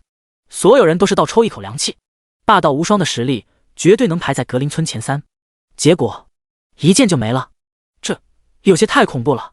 洛神果然名不虚传，会长死了。不远处的战场中，正在围杀狼王的霸道公会其他成员率先打破了安静，纷纷慌了手脚。霸道无双就是他们嚣张的资本，如今这个主心骨一死，他们的士气一下就萎靡了下去。好！一旁的狼王一声怒吼，此时他的血量仅剩 5%， 并且处于狂暴状态，凶猛的反扑顿时落在周围霸道公会成员身上，打得他们节节败退。杀！与此同时，刘子翰带人一拥而上，溃不成军的霸道公会成员再也无力抵抗，几个呼吸间便是被清场，无一幸存。接着，刘子翰等人接手狼王。森林狼王是一只黑铁级 BOSS， 实力比青铜级的哥布林之王弱了不少，现在又是残血状态，以刘子翰等人7级左右的实力，已经10拿9稳了。就在这时，叶落突然目光一凝，随后，咻！他抬手就是一剑，向狼王的方向破空而去。下，所有人心头一跳，洛神要抢 BOSS。第24章，隐身刺客进入主城。所有人看到这一幕，一颗心都是凉了半截。第一想法就是以为叶落要抢 BOSS， 若真是如此的话，他们也只能拱手相让了。刚刚霸道无双被一剑秒杀的一幕，他们可是都看在眼里，在场没有任何一个人能阻止得了叶落。然而，叶落的一箭却射偏了，并没有命中狼王。准确的说，他的目标根本就不是狼王，而是狼王身后的方向。噗！下一刻，诡异的一幕发生了。只见空气中忽地弹出一道红色和白色的伤害数值，紧接着，一道黑衣人影从空气中显露身形，满脸惊愕地望向叶落，颤声道：“是怎么发现我的？”只见那人头顶显示 LV7刺客霸道绝杀，下一瞬，他头顶的血条已经消失，身躯化作白光冲天起。这一幕顿时让所有人瞳孔一缩，看来那个霸道公会的老六刚刚是处于隐身状态，他多半是打算在最后关头抢走狼王的最后一击。这个行为有点像过往端游中的偷龙，如果真被那刺客得逞，那么狼王的掉落物、首杀、经验值等奖励都会归他。如果他没有组队，那将一人独享所有奖励。值得一提的是，击杀者对摸尸和掉落物拥有绝对的优先权，如果击杀者超过1分钟不拾取，其他人才能拾取。现阶段的隐身还是相当无解的。刘子翰的高阶探查术只能看到现有目标相关的隐藏信息，对隐身这技能毫无作用。其他人就更没有看破隐身的方法了。所有人都是一阵后怕，无法想象被那刺客得逞的后果，一时间纷纷露出心有余悸的神情。万幸叶落及时发现了他，不然他们所做的一切努力都将白白为他人做嫁衣。多谢！他们反应过来，纷纷对叶落投去了无比感激的目光。只是场中已经没有了叶落的身影，他在击杀那名刺客后已经悄然离开。而他之所以能发现那名隐身刺客，得益于前世超强的感应能力。当时那刺客所在地方气温更加燥热，烟尘的流动也是无比紊乱。他应该是看到狼王残血，一时间呼吸太过急促，从而暴露了自己。收回思绪，叶落径直赶往哥布林之森的深处，寻找10级的哥布林祭司洗刷红名。就在这时，一条好友消息来自于刘子翰：洛神万恩不言谢，这是答应你的报酬，微信到账500万元。叶落一愣，有钱人出手就是阔绰呀。对方事先确实说过会给他报酬，但他没想到会给这么多。他这次出手更多的是为了解决和霸道公会之间的个人恩怨，灭一灭他们嚣张的气焰。至于帮助刘子翰等人拿下狼王，只是顺带的事。多了，略微思索，叶落退了400万回去。毕竟别人的钱也不是大风刮来的，拿太多心里不踏实。另一方面，自己也确实出力帮了别人大忙，收取一些报酬，对双方都有个交代。关闭好友界面，此刻叶落已经来到哥布林之森深处，看了眼战斗提示，一共16点罪恶值。不到3秒，16只哥布林祭司倒下，红名也随之消失，变回隐藏状态。叶落收工，返村。路上，他思绪如电，要不干脆就在野外刷小怪，一直叠真伤，将真伤叠个上万再出村。但那样一来，大量前世的机缘就要被别人收入囊中了。既然重生，就要将开荒贯彻到底，抢占先机，一步快步不快。至于真伤，不必太高，够用就行。另外，是继续留在新手村，还是直接进入主城？按照他前世的记忆，新手村还存在不少未挖掘的机缘，福利丰厚。可主城的机缘相比新手村只多不少。一番权衡之下，叶落最终还是决定不再逗留，率先进入主城发育。念至此，他回到新手村，找到了老村长，表明来意，要离开了。老村长得知叶落即将前往主城，十分惋惜，一把鼻涕一把泪的道：落，你的成长令人刮目相看，你是格林村的骄傲，即便你走了，你也将永远活在我们心中。叶落，这话怎么听起来怪怪的？这是我的介绍信。说着，老村长从怀里掏出一封信封，交给叶落，郑重的道：带着它，你可以前往自己心仪的主城报道，去吧，去更广阔的地方历练自己吧。叮，系统提示，你获得了村长的任务物品，村长的介绍信。叶落点点头，将其收好。这介绍信可是前往主城找 NPC 认证的重要依据，不小心弄丢的话，可能会被当作是无户口人员。嗡！这时，叶落的不远处刷新出了一座传送阵。挥泪告别了老村长后，他不再犹豫，站在了传送阵上。下一刻，他的面前弹出了7座1级城池的选项。叶落大致扫了一眼城池的特性，跟前世所知的相差无几。前世的他走的物理输出流，因此选择的是天剑城，特性是物理攻击力正 5%。而这一世走的是攻速流，那首选自然是攻速正 5% 的锋刃城。锋刃城人称菜刀城，杀怪、杀人都如砍瓜切菜一般，非常适合他这种人入住。而且他记忆中锋刃城的机缘也是不胜枚举。想罢，他不再犹豫，选定锋刃城，花费1金币确认传送。与此同时，一道系统铃声回荡在整个区域。叮！666区域公告：恭喜洛成为首位前往1级主城的玩家，获得奖励：金币+5，幸运值+1，声望值+1500，并获得额外奖励：自由属性点+50。望广大玩家再接再厉。666区域公告：恭喜洛成为 SO。随着一道光芒闪过，叶落已然从传送阵消失，下一秒出现在了一座规模宏大、庄严大气的古城之中。相比起破旧落后的新手村，1级主城的建筑显然气派不少。此刻阳光明媚，映照着城内斑驳的秋日景色。刷刷，叶落身后时不时零零散散有身影刷新，都是跟他一样，在各个新手村率先进入主城的领先玩家。他无心欣赏美景，径直找到了城门口的卫兵。你好，我是来自格林村的冒险者，我要绑定城池。叶落拿出信封，这是村长的介绍信，请查阅。没问题。卫兵检查无误后做了登记，将叶落的身份信息绑定在了锋刃城。勇敢的冒险者，欢迎加入锋刃城。这么一来，叶落使用回城卷轴或阵亡就能回到锋刃城，而不是新手村了。叮！系统提示：你已入驻锋刃城，等级天榜、战力天榜、装备天榜正式开放。第25章一转短弓，千年桃树。叶落第一时间打开排行榜，同时将自己的名字设置成了隐藏。这3个榜单，尤其是装备天榜，会将自己的实力暴露，容易被针对。而榜单的排名，战力天榜自己肯定是遥遥领先，装备天榜也多半是自己的实心青铜器。果不其然，等级天榜榜首隐藏 ID 10级 100%， 战力天榜榜首隐藏 ID 战力666。在佩戴王之护手等装备后，叶落的实力从原先的444进一步提升到了666。第2名则还是200加，后面就更不够看了。装备天榜榜首隐藏 ID 王之护手青铜器10星，后面则是一些升到4-5星的青铜器。而他一身的10星普通装并没有上榜，毕竟少了一个属性和一个特效，性价比低了很多。关闭榜单，叶落目光环顾整座锋刃城。接下来就是抢占各种资源了，首要目标就是转职，转职后才能继续获取经验值。有着前世的记忆，叶落对锋刃城并不陌生，当即直奔职业大殿。很快，他进入了宽敞明亮的职业大厅，整个大厅被分成了8大区域，分别对应8大基础职业。叶落一个箭步就来到了弓箭手导师身前。弓箭手导师是一个身穿翠绿色绒甲、手持弓箭的女导师，她身段饱满，面色莹润，一眼便能看到两边长着一双长长的耳朵，这是精灵族的特征。导师，我要一转。叶落装作一副乖宝宝的模样。冒险者，见到你很高兴。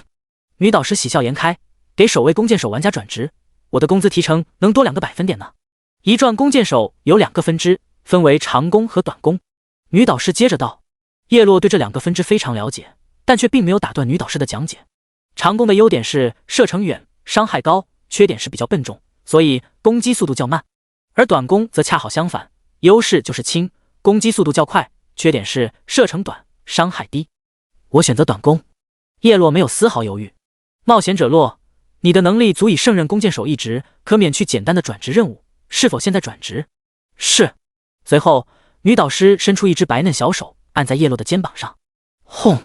下一刻，一道璀璨的绿光自叶落体内喷涌而出，紧接着爆发出一阵雄浑霸道的气息，席卷整座大厅。与此同时，系统铃声接连响起。叮！系统提示：恭喜你完成基础职业晋升，获得短弓职业特性，攻击速度正 5%。叮！系统提示：由于你是全服首位弓箭手一转的玩家，获得奖励：金币+5，幸运值+1，声望值+1500，并获得额外奖励本职业主武器+1。系统将进行全服公告，你可以选择公开或隐藏 ID。叮！全服公告：恭喜玩家洛成为全服首位弓箭手一转的玩家，望广大玩家再接再厉。全服公告：恭喜玩家洛成为。叶落看了眼额外奖励的本职业主武器，是一件青铜短弓。他用新手弓足矣，于是将其上架拍卖，毫无疑问触发了锋刃城的区域公告。另外，之前666区域交易中心上架的太和长刀也已经以59金成交。目前他背包已经累积了194金。打开好友列表，直接联系刘子翰换现金。随着时间的推移，金币会不断贬值。刚开服是1比1，前中期1比0.5，后面稳定在1比0.1，一金1000块的样子。因此前期有了金币，最好尽早出手。刘子翰也十分爽快，150万直接到账。而叶落自己留了40多金，以备不时之需。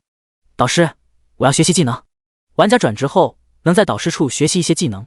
女导师轻轻抬手，一张蓝色虚拟框出现在叶落面前。叶落扫了一眼，都是一些物理伤害技能，对靠真伤的他来说作用不大。不过有一个辅助技能，叶落选择了学习。随风而动 C 零星，效果发动后移动速度增加 6%， 持续3秒，冷却时间12秒，消耗法力值100，学习费用5金，16万星能下去，一键升到10星。随风而动 C 10星，效果发动后移动速度增加 16%， 持续6秒，冷却时间8秒，消耗法力值1000。跟乘风类似，只有2秒的真空期，可以在乘风冷却期中使用这个技能灵活走位，大大提高可操作性。16%的移速加上装备特效提供的移速加成，它的移速已经高达 30%， 在现阶段已经相当可以了。唯一美中不足的还是蓝量问题。收起技能面板，叶落离开了职业大厅。略微思索，他夺路而去，冲出锋刃城的北门之后，直奔前方的桃花林。根据前世记忆，桃花林中隐藏着一棵千年桃树，只要将其击杀，就能获得一颗千年蟠桃，也是一种永久增加生命值的稀有宝物。另外，桃核还能开启一个隐藏地图，至于隐藏地图中有什么，他就不得而知了。叶落在茂密的桃树林中穿行，这里桃树遍地，绽放着一簇簇粉红花朵，十分美丽。他开启探查术，对着每一棵桃树进行地毯式的搜索，可10分钟后依然毫无收获。就在他内心开始产生动摇时，终于，叮！一道蓝色光幕从其中一棵桃树头顶弹了出来。LV15千年桃树，特殊怪，生命1万，攻击100，防御100，法防100，技能伪装藤蔓缠绕，桃花射击。传记：在桃花林修行100年，终于成精，喜欢隐藏在桃花林中偷取宝物。据说将其击杀，不仅能获得丰厚的奖励，还能打开新世界的大门。找到了。叶落目光一亮，虽然千年桃树拥有1万的血量，但以叶落2000加的真伤，也就是5杠6件的事。第26章千年蟠桃隐藏副本。叶落乘风一开，羽箭噗噗噗的落在千年桃树身上，打得对方血条哗哗直掉。击！千年桃树的树干顿时浮现出一张狰狞的五官，随后他怒气冲冲地挥动树枝，这是要使用技能了，前摇很明显。叶落眼疾手快，一根羽箭直接命中千年桃树挥动的树枝，将其技能直接打断。千年桃树面色大变，知道碰到硬茬了。短短几秒钟，他头顶血量已然断崖式掉落到残血，死亡的寒意瞬间遍布全身。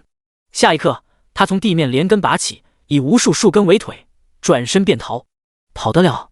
脚下的藤蔓缠绕效果结束，叶落当即开启随风而动，一个箭步接近千年桃树，将伤害打满，转瞬间便清空了对方血条。击！千年桃树惨嚎一声，失去生机，倒了下去。叶落上前摸尸，掉落很一般，装备就一件黑铁器，其余就是一堆材料和货币，外加一颗红润饱满、足有一只手掌大的粉嫩桃子。千年蟠桃，珍稀物品。效果：使用后立即永久增加1000点生命值，并且此后每升1级都能永久增加1000点生命值。注：每人仅能食用1颗。牛成呀！升个10级就比别人多了1万点生命值，100级就是10万。对于一个弓箭手来说，一定程度上弥补了身板脆的短板，相当逆天了。这还只是千年蟠桃，如果是万年蟠桃呢？岂不是更逆天？不过叶落也就想想，即便是前世，万年蟠桃也都是传闻中的东西。吧唧！叶落捧着蟠桃擦了擦灰，随后一口一口地啃了起来，口感清甜，入口即化，跟现实的水蜜桃差不多。嗝！蟠桃很快被炫完，叶落打了个响亮的饱嗝，看了眼生命值，果然增加了1000点，加上之前吸收魔神之血所增加的生命值，此刻他的总生命值来到了8000加。这个血量已经比现阶段的大部分骑士还要高，相当 OK 了。叶落的掌心此刻剩下了一个桃核，将其放在地上，接着他一记手刀劈向桃核，啪！桃核很给面子的碎裂开来，霎时间迸发出一道璀璨光芒，紧接着一道椭圆形的空间传送门浮现而出，周围游走着丝丝蓝色电光。叮！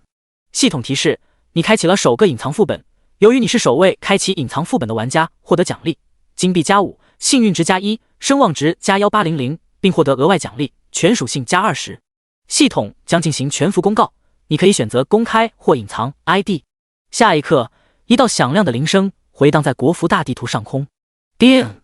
全服公告：恭喜玩家洛成为首位开启隐藏副本的玩家。洛在通关此副本任意难度后，将对入驻锋刃城的全体玩家开放，敬请期待。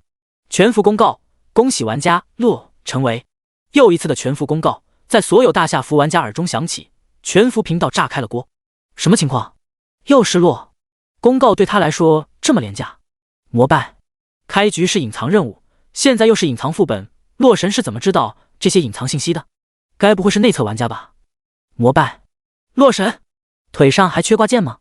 还缺端茶递水、按摩捏肩、叠被暖床的小丫鬟吗？膜拜！感谢洛神为大家谋福利，有一起组队下隐藏副本的吗？我感觉洛神要不了几分钟就会通关。膜拜！呜，好后悔，早知道我也选锋刃城了，还能额外刷一个隐藏副本。膜拜！叶落这边激活副本的传送门，首先选择了困难级难度开荒。副本的等级分为简单级、普通级、困难级、噩梦级、地狱级。叮！系统提示：检测到你的等级太低，该困难级副本难度过大，无法单人进入，建议组队前往。无法单刷。叶落眉头一皱。爹！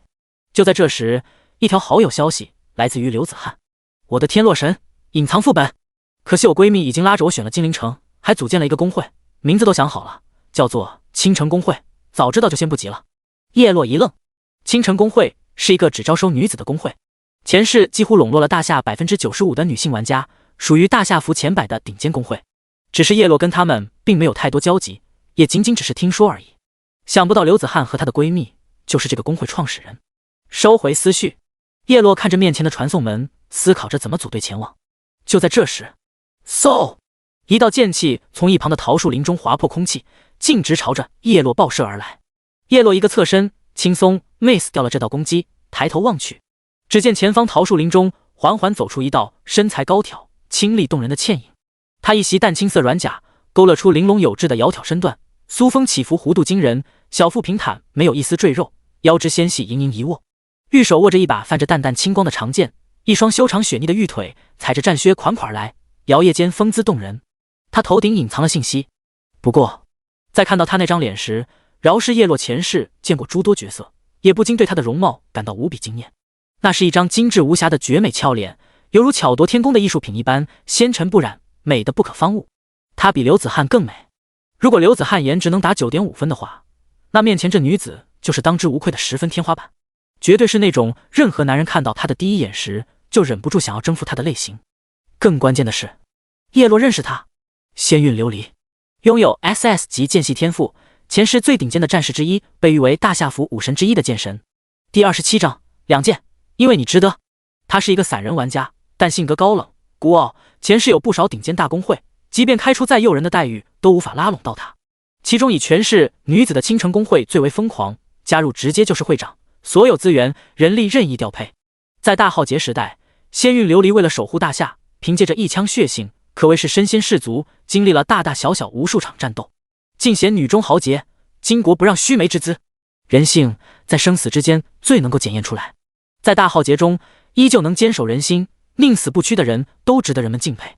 大夏人族需要这样的人。叶落没想到这一世居然能这么早就遇到仙韵琉璃。隐藏副本传送通道，看来你就是落了。仙韵琉璃美眸瞥了一眼那道传送门，而后剑指叶落，宛如溪流般清冷动人的嗓音传来：你被世人尊称为洛神，想必实力不俗，你可敢与我一战？你若输了，便阻我刷一次副本首通。你若输了，又当如何？叶落笑问道。我若输了，仙韵琉璃轻挥手中的青色长剑，这把青铜器便归你。可叶落话音一落，仙韵琉璃就化作一道残影飘然而至，眨眼间已然到了他面前，一剑就递了过来。叮！战斗提示：仙韵琉璃使用技能乾坤一剑，对你造成1081点物理伤害，并附带伤口撕裂，每秒损失本次伤害 10% 的生命值。叶落淡定自若，在8000加总生命值面前，这点伤害基本无伤大雅。仙韵琉璃俏脸一变，他想过自己一剑杀不死叶落，但至少也应该能打个半残才是。谁曾想对方的血条居然只掉了一小截，连1%都不到，这哪是一个脆皮弓箭手该有血量，太夸张了。咻！叶落礼尚往来，拉弓射出一箭，同时开启了锁血模式。该状态下对任何目标造成致命伤害时，都将强制保留对方一点血。这种模式一般是用来给队友让人头的。噗！下一秒，一个2038的白色数字在仙韵琉璃的头顶上绽放开来，仅仅只是一个照面，他的血条就已经残了。啊！他忍不住发出一声清脆的娇呼，俏脸上露出了难以置信的神情。他一身3-4星的黑铁装备，拥有极高的防御和抗性加成，其他玩家就算伤害再高，也要打上他好几个回合。可在叶落的真实伤害面前，如同纸糊的一般脆弱。另外，他可是拥有3000加的血啊，在现阶段绝对属于遥遥领先的水平。谁曾想，这还不够对方2箭射的。他尚且如此，其他人还让不让活了？此刻，他看向叶落的眼神深处，已经带着些许敬佩之意。不愧是能是神的猛人，果然不是省油的灯。咻！又是一剑划破虚空，带着无比恐怖的压迫感，直逼仙韵琉璃的饱满酥胸。他一颗心都快要提到嗓子眼了。他这英姿飒爽的出场，结果帅不过2秒，这让高傲的他如何能接受？叮！仙韵琉璃不肯屈服，果断一剑横扫，展开了这枚羽箭。只是下一刻，叶落开启了乘风，疯狂急射，咻咻咻咻咻！大量羽箭朝着仙韵琉璃飞来，惊得他一双美目瞪得如铜铃般大。尼玛，一箭就这么变态，还大量，真不给别人一点游戏体验啊！不过他还是不愿放弃，提剑战斗到底，手中长剑挥舞，形成一张剑网，格挡掉了大部分羽箭。叶落见状，频频点头，这已经是顶尖的国服操作水准了。想来锋刃城战力天榜第2的匿名玩家就是他了。只是在叶落面前就显得有些不够看了，但凡再命中一箭，他就赢了。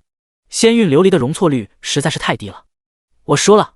果不其然，只是稍微硬撑了2秒，他就不得不认输了。看着头顶被强制保留的一点气血，他俏脸闪烁着坚毅与不屈之色。洛，你果然很强，但总有一天我会击败你。话落，他一把将手中的长剑丢向叶落，眼睛都不眨一下。啪！叶落接过长剑，摩挲了一下这带着诱人体香的温热剑柄，下一刻又丢了回去。与此同时，甩过去一个组队邀请。叮！系统提示：玩家邀请你加入他的队伍，是否同意？仙韵琉璃一愣，接回自己的长剑。他俏脸露出不解之色，愿赌服输，为什么还还给我？而且我已经输了，为什么阻我？因为你值得。回应他的是这短短的5个字。若是其他人说这话，仙韵琉璃丝毫不为所动，非常低级的撩妹话术。可从叶落口中说出来，却是让他莫名感到有些受宠若惊。叶落并无他意。事实上，在仙韵琉璃出现的那一刻，叶落就生出了招揽对方的想法。如果有这样一位骁勇善战、人品还有保障的高手成为自己的左膀右臂，那自己今后组建的势力定能强势崛起，屹立不倒。只是以仙韵琉璃桀骜不驯的性格，想要彻底获得他的认可，就要在实力上一步步击溃他的道心，最后他自然而然就心悦诚服了。而以他的个性，一旦信奉了谁，就能做到视死如归。我也不占你便宜。片刻后，仙韵琉璃红唇轻启，副本有偿，尽管开价。困难级难度100万，噩梦级难度300万，地狱级难度500万。叶落也不拖泥带水，没问题。仙韵琉璃想也不想，一口答应下来。隐藏副本的含金量绝对不会比一只青铜级 BOSS 低，即便是那些上亿集团俱乐部，都未必能有这个隐藏副本首通的待遇。只是令仙韵琉璃有些惊叹的是，叶落居然起步就是困难级。虽然他并不清楚隐藏副本每个等级的含金量，但前面的简单级和普通级也不是摆设吧。不仅如此，后面的噩梦级和地狱级，光看名字就知道绝非易事。可叶落似乎对此不以为意。不过一想到对方可是开局不久就能单刷青铜级 BOSS， 接着又是神，刚刚更是一个照面就击败了自己，他也就很快释然了。艺高人胆大，说的就是落这种人了。第28章魔灵之地藏宝图。随后他同意了组队邀请，名字出现在了组队列表中。叶落立即给对方丢过去一个好友申请，下一秒对方便是通过了申请。一个绝美的袖珍人物头像出现在好友列表中。随后叶落激活面前的传送门，选择困难级难度，开启了副本。而后两人身体被一道浓郁蓝光包裹，消失在原地。下一刻已然置身于一片茂密的树林之中。叮！系统提示：你已进入困难级副本魔灵之地。困难级副本难度没有普通级野怪，起步就是精英级。叮！副本通关提示：请在巨魔前哨击杀巨魔护卫0100，巨魔山林击杀巨魔铁骑050，巨魔大殿击杀巨魔战将05。看来这是一个跟巨魔一族相关的副本。就在这时，仙韵琉璃似乎看到了什么，玉手往一个方向一指，那边有个人。叶落微微一愣，按照诸神黎明中的规则，副本中只有我方队伍的人，不像秘境那样能同时进入多个队伍，竞争激烈。现在怎么会出现其他人？叶落顺着仙韵琉璃手指的方向看去，只见那里的一棵大树下有着一道人影，他的头顶还有一个大大的黄色问号，是个 NPC。 叶落释然，困难级以上的副本都有一定概率刷新 NPC， 玩家能在攻略副本的同时顺便做任务。叶落靠近过去，只见那是一个满脸胡茬的中年男子，正满脸凝重地坐靠在大树干下，大口喘着粗气。他的右腿似乎是受了伤，不断往下淌血，而他的头上赫然是一个代表 NPC 的蓝色 ID 张北。张北也发现了叶落两人，脸色转而变为惊喜。冒险者！张北神情有些激动地说道：我和我6岁的女儿兰兰进来采药，不料遇到巨魔一族的袭击，兰兰被巨魔一族抓走了，我在和巨魔一族的厮杀中受了重伤，如今行动不便，能麻烦你帮我找回兰兰吗？话音落下，系统的提示声便传入两人耳中。叮！系统提示：是否接受寻找小女孩兰兰 C 级普通任务？叶落略微思索，如果是刷怪任务还好，可以顺手做了，但找人任务就麻烦了，搞不好会浪费大量的时间。刷副本讲究的就是一个通关时间，而且这任务等级也不高，奖励也不会有多好。抱歉，我还有其他事情，不能帮你。说完，叶落准备转身离去。且慢！张北脸色焦急，沉吟道：兰兰之前偶然获得了一张藏宝图，你如果能找到兰兰，我相信她非常愿意将其赠送给你。哦？叶落脚步一顿，藏宝图能挖出未知宝藏，但这个宝藏有一定的风险，可能是谢参与，白忙活一场，也可能是稀有宝物，一夜暴富，主要还是看玩家的幸运值。叶落目前触发了好几个公告，幸运值还是非常高的，这种机遇不容错过。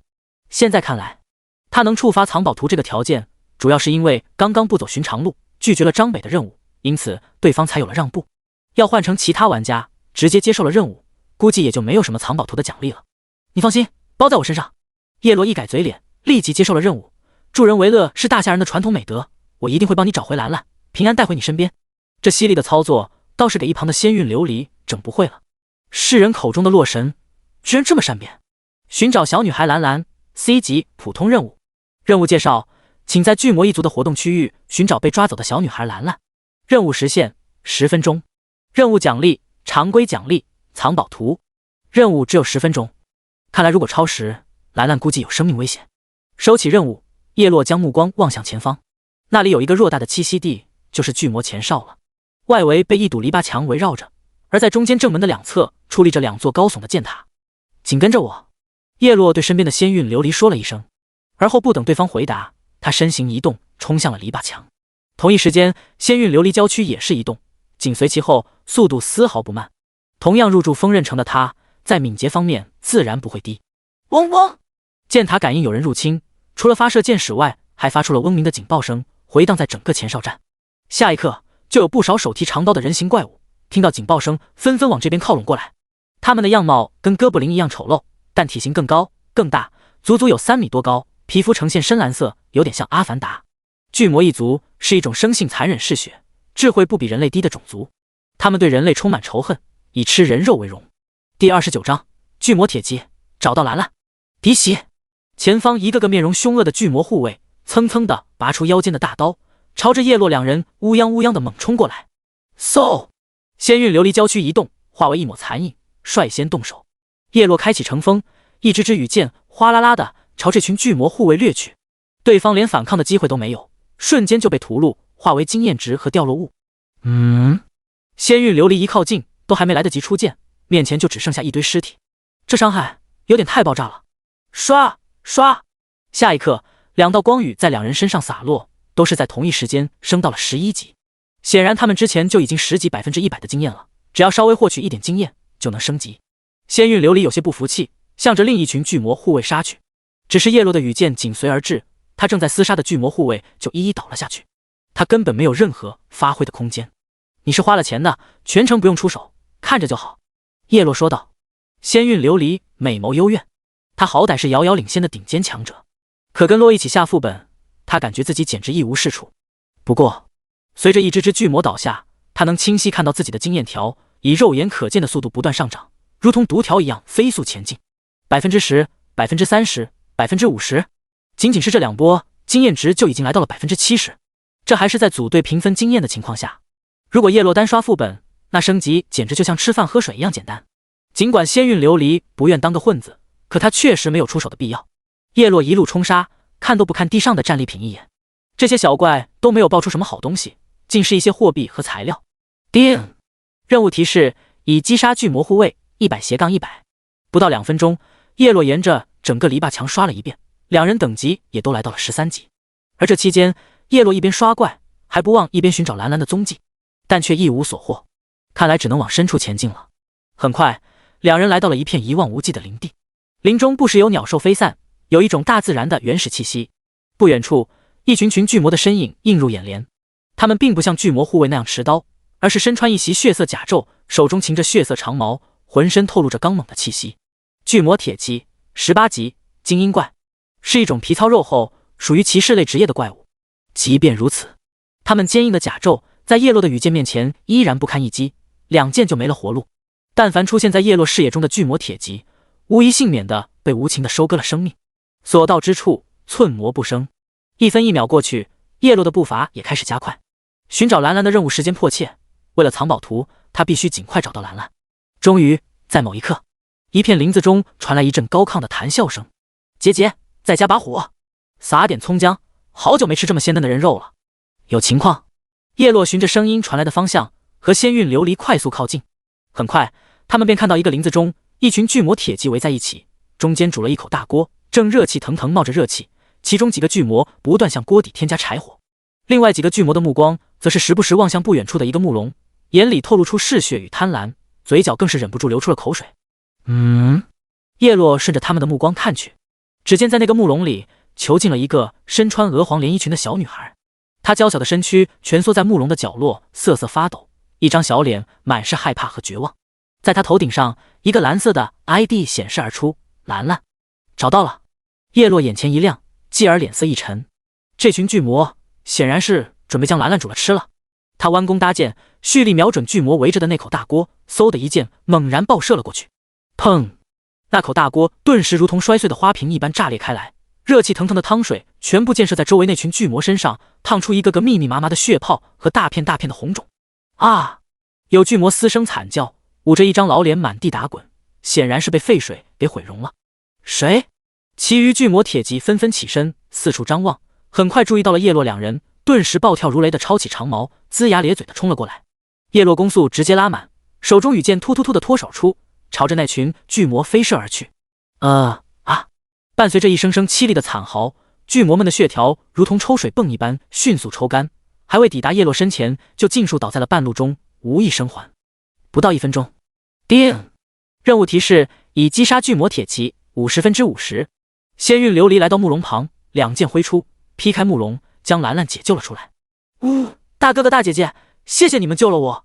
兰兰低声啜泣着，宣泄着自己的委屈。不哭不哭。仙韵琉璃俏脸写满了怜惜，一把将兰兰的小脑袋埋进自己的波澜汹涌中，柔声安慰道：乖，跟哥哥姐姐回去见爸爸了。可是我现在浑身没有力气。兰兰有气无力地说道，她看起来十分虚弱，一张小脸毫无血色，看来长时间高强度的紧张与害怕令她近乎虚脱。那姐姐背你回去吧。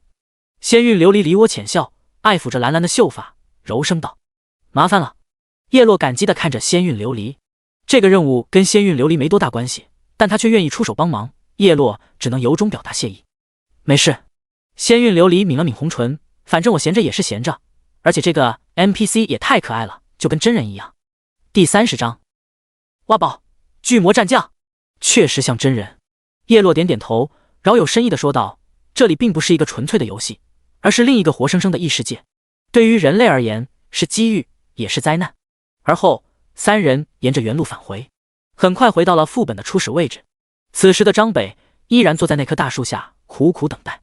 察觉到动静，他猛然抬头，当看到仙韵琉璃背上的兰兰时，瞬间狂喜。兰兰，爹爹！仙韵琉璃将兰兰放下，兰兰喜极而泣地飞扑向张北怀中。谢天谢地！张北激动的泪水夺眶而出。你没事，真是太好了。诸神黎明中，原住民都是有血有肉鲜活的人物，他们的感情也同样无比真实。叶落看着相拥而泣的父女俩，对仙韵琉璃轻轻开口道，后者轻手轻点，深以为然。冒险者。张北用感激的目光望向叶落，非常感谢你将兰兰救了回来，这是你的奖励，请收好。叮！系统提示：恭喜你完成了 C 级普通任务，寻找小女孩兰兰，获得奖励，本级经验值正 150%， 银币加50，声望值加100。光雨洒落，叶落率先来到了16级。大哥哥，谢谢你救了我。兰兰说着，从兜里取出一张陈旧斑驳的图纸，为表达救命之恩，这是我之前偶然得到的藏宝图，还请务必收下。好说好说。叶落眼睛一亮，顺势接了过来。叮！系统提示：你获得额外奖励藏宝图，到手了。任务告一段落，张北一瘸一拐地带着兰兰消失在副本。叶落展开藏宝图，只见上面一处位置标记着一个鲜艳的红点，显然那就是宝藏的埋藏地点。他很快便来到地图标注的位置，并激活了藏宝图。叮！系统提示：你通过藏宝图获得了神血加1。叶落目光一亮，挖个宝居然都能挖出神血，这就是传说中的玄学吗？看来自己的幸运值发挥了不小的作用呀。叮！系统提示：成功吸收神血加1，你的生命值永久加1612，神血王座职业强度获得了一些提升，聊胜于无了。另外，随着神血王座的职业等级提高到精英级，也需要更多的神血才能晋升到下一个等级了，无法一蹴而就，只能慢慢来。关闭职业面板。当下攻略副本要紧，接下来只剩下最后一关了，巨魔大殿的巨魔战将。两人再次前进，穿越之前的山林后，只见在众多的树林中矗立着一座西幻风格的雄伟大殿。叶落来到大殿巨门前，一把将其推开。嘎吱！里面光线昏暗，略显阴森，隐隐能看到有着4根粗壮的巨柱向上延伸，支撑着整座殿。里面可能很危险，你可以留在门口等我。叶落轻声道。仙韵琉璃闻言，请守一点。虽然他很想进去一探究竟，但考虑到自己可能会妨碍到叶落的发挥，于是便放弃了这个想法。叮！系统提示：你已进入地图巨魔大殿。叶落迈步进入了昏暗的大殿，同时屏息凝神，警惕起来。此时的他有一种进入古墓探险的感觉，惊险且刺激，令他不得不小心谨慎。滋！叶落伸手一扬，将属性面板充当探照灯，一股特效般的蓝光亮起，宛如一盏明灯，将前方10码范围照亮的如同白昼。沙沙沙！下一刻，安静的大殿中伴随着一阵清晰可闻的脚步声，5道魁梧的巨魔身影自大殿深处并肩走来。他们着装各异，手中的武器也是不尽相同，看来都是不同职业类型的怪物。只有你一个人？其中一只巨魔战将诧异地问道。据他们所知，冒险者都是以成群结队的方式进来，经过一关又一关后才能到达此处，而眼前这家伙居然能一个人走到这里，这实在让他们有些意想不到。一个人。叶落点点头，我怕半个人吓死你。人类。其中一只身穿黑色法袍，提着一根红色法杖的巨魔战将一声暴喝，脸上露出嗜血贪婪的神情。好久没吃过新鲜的人肉了，先让我的爱犬尝一尝鲜。说完，他大手一挥，一只脖子上长着3只狗头的恶犬浮现而出。它浑身皮毛黑灰，带着一股陈旧的腐烂味，背后更是生长着部分骨刺，显得异常狰狞。嗷！那3首恶犬带着一声咆哮，闪电般朝着叶落扑来。叶落无法探查到这3首恶犬的信息，不是因为对方等级高，而是因为对方是一只宠兽。咻咻咻！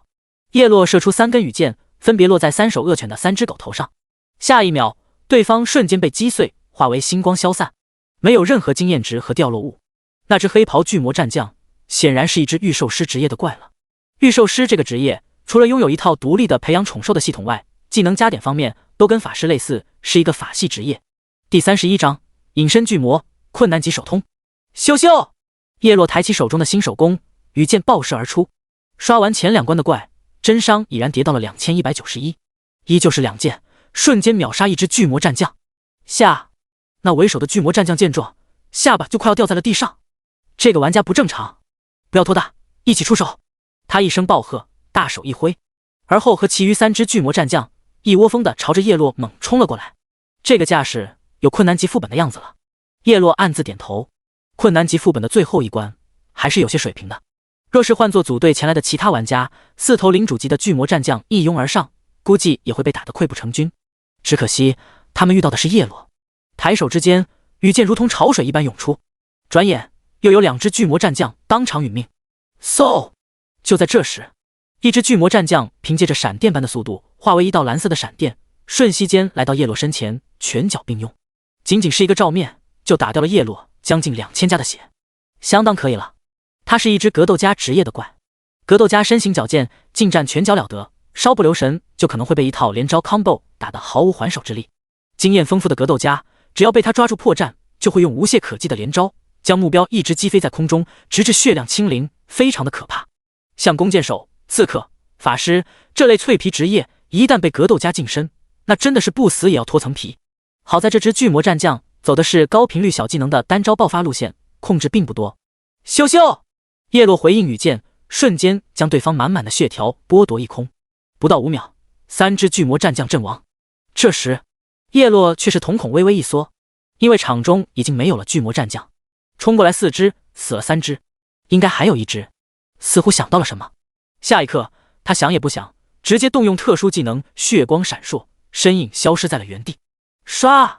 与此同时，在他消失的位置，一抹锋利的刀芒划破空气，带起一抹择人而逝的光弧。攻击落空的那一瞬间，一道身形显现了出来，是一只手持淬毒匕首的巨魔战将。你居然发现了！他看向叶落的目光中满是惊诧，他的隐身运用得非常娴熟，连主城的一些 NPC 都未必能看得出来。这个冒险者到底是何方妖孽？伤害高也就算了，观察力也这么变态，这根本没得打。叶落这边身影化作一抹红光，落在了5米开外，目光落在那只巨魔战将身上，将其属性读出。果不其然，技能是血刃、暗影袭杀、流星刺等刺客类的技能，打不了正面，只能智取。那巨魔战将面色铁青，后退几步，身躯一沉，再次引入黑暗中，消失不见，仿佛从未出现过一般。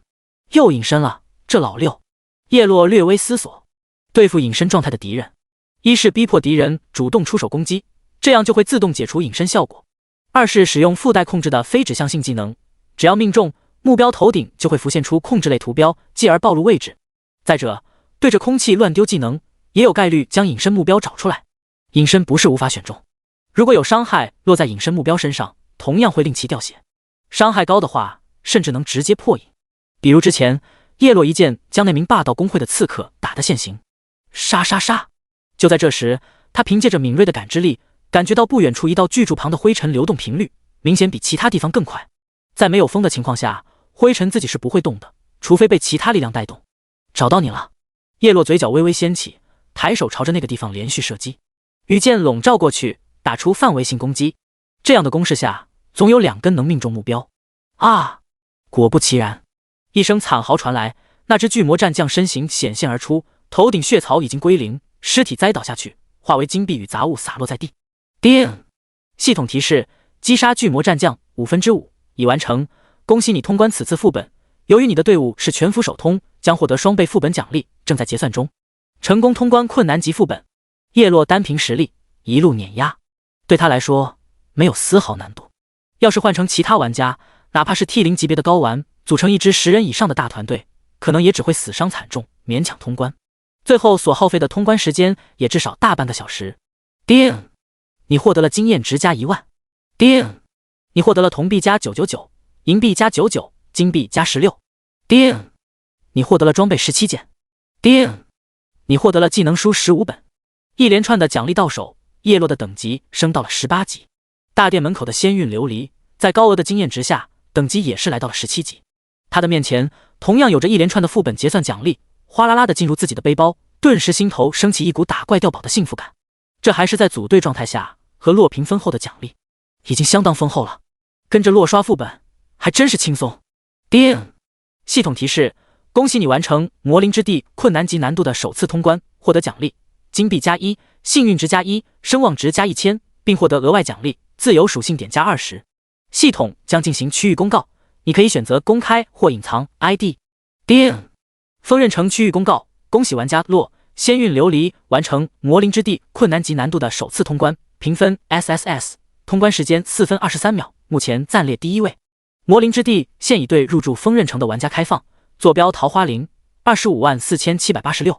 锋刃城区域公告：恭喜玩家洛仙韵琉璃完成。第32章噩梦集流浪僧侣。由于之前隐藏副本的噱头，入驻锋刃城的玩家空前高涨。这条公告一出，整个锋刃城区域频道顿时掀起了轩然大波。果然几分钟不到，洛神就通关了，而且还是困难级。膜拜，感谢洛神，终于可以刷隐藏副本了。膜拜，魔灵之地听起来挺恐怖的。有人带妹妹吗？膜拜，刷隐藏副本了，来个11级的骑士和牧师，队长包药，一般难度。膜拜，浮屠工会高层队伍，来2个排行榜的输出大佬，价格好谈，冲噩梦首通。膜拜，兄弟别想了，噩梦首通肯定还是洛神的。膜拜，叶落这边将巨魔战将一些战利品收入囊中后，开始清点背包。困难级已经有几率产出青铜器了，但都是其他职业的，只能将其售卖给刘子翰。对方组建了工会，对资源的需求不会少。物品在背包，无法与好友隔空交易，但却可以用邮件的方式给好友寄送。寄送出去后，很快就收到对方的转账。另外有3件黑铁器符合弓箭手职业，直接消耗38万星能全部升到10星，并将之前的一身普通装全部替换。战争铠甲黑铁器10星，体力加74，生命值加320，反伤正 12%， 命中正 12%。巨魔护膝黑铁器10星，精神加73，攻击加200，破甲正 12%， 魔法躲避正 11%。巨魔腰带黑铁器10星，力量加75，减伤正 11%， 治疗暴击正 12%， 生命值恢复速度正 20%。此时的战力得到了飞速的暴涨，突破了1000，已然相当炸裂了。剩余的技能书和材料都很一般，没什么可看的了。收起背包，叶落2人选择退了副本。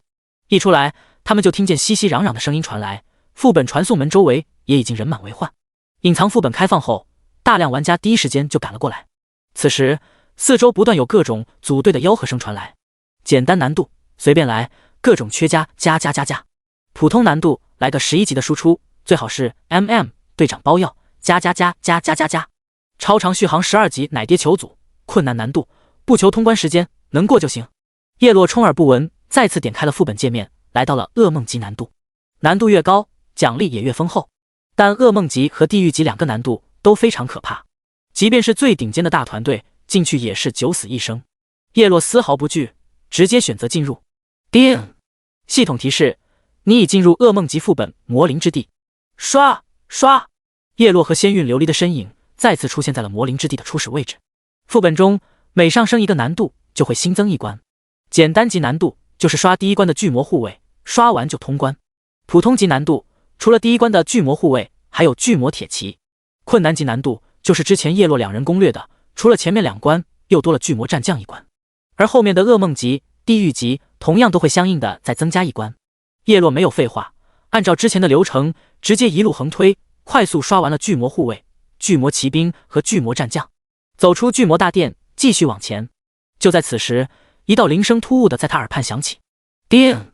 系统提示：你的隐藏职业神血王座感应到附近的流浪僧侣迪恩身上存在神血。叶落眼前一亮，神血王座解锁的新效果，能感应到附近的神血。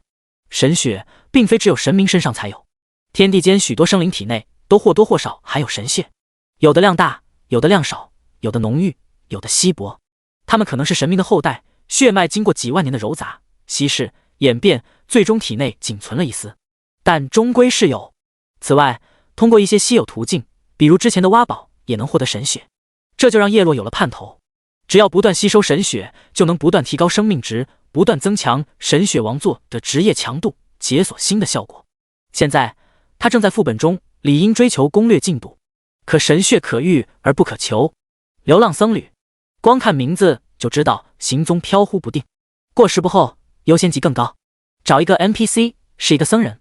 叶落当机立断，对仙韵琉璃说了一声：那我们分头找。2人旋即立刻分头行动，开始在整片山林中展开对流浪僧侣的搜寻。叶落这边足足找了4-5分钟，依然没有看见半个人影。爹！就在这时，仙韵琉璃的好友消息传来，找到了，坐标124742。叶落心头一喜，立刻赶往坐标点。只见一处偏僻的山林中站着一道一袭黑衣，手持一本古籍的修道士，他的头顶显示流浪僧侣迪恩。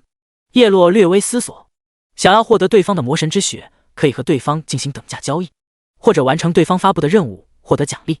当然还有第3种方式，那就是击杀对方，摸尸。你就在此地，不要走动。叶落说完，朝着迪恩快步走去。迪恩，叶落上前直接开门见山：有什么我能帮助你的吗？我需要你的魔神之血。迪恩一愣，目光诧异地打量着眼前的冒险者，居然知道自己拥有魔神之血，看来对方不简单。冒险者，迪恩脸色很快平静下来，开口道：我是一名虔诚的学者，你想要获得我的魔神之血，必须拥有极高的智慧和运气，你可愿意试？叶落点点头。迪恩将手中的书籍收起，在口袋里掏了掏，伸出2只拳头，笑道：你猜我哪只手里有魔神之血？猜对了，魔神之血就归你；猜错了，你就要给我100金币。叮！系统提示：迪恩向你发布了任务，是否接受？任务内容：猜迪恩哪只手里有魔神之血。任务奖励：魔神之血。失败惩罚100金币。第33章被 NPC 坑，打断前摇。叶落剑眉一皱，他敏锐地嗅到了一丝阴谋的味道，可能是左手，可能是右手，也可能2只手都有，或者2只手都没有。另外，这任务还有一个天大的漏洞，迪恩并没有规定自己能猜几次，一个个猜不就行了。显然事情并没有表面那么简单，可叶落还是领取了任务。他倒要看看这个迪恩究竟在耍什么花招。最坏的结果就是撕破脸皮。迪恩的属性全是问号，显然等级至少在23级以上。噩梦级副本的 NPC 和 BOSS 实力还处于青铜级，即便对方是白银级，叶落也有信心与之一战。左手，迪恩摊开左手，空空如也。右手，迪恩摊开右手，依然空空如也。2只手都没有，你果然在坑我。呵呵，迪恩脸上露出一抹阴笑，我只是让你猜，并没有说我手里一定有魔神之血啊。自己蠢得跟头猪似的，以为魔神之血那么好拿，快把100金币交出来吧。叶落目光一寒，诸神黎明中，玩家一旦接了 NPC 的任务是无法取消的，而且如果逃避任务惩罚，也会受到规则的制裁。但前提是发布任务的 NPC 活着，一旦死了，任务也会随之消失。你用这伎俩坑了多少人？叶落问。你以为我流浪僧侣的名号是怎么来的？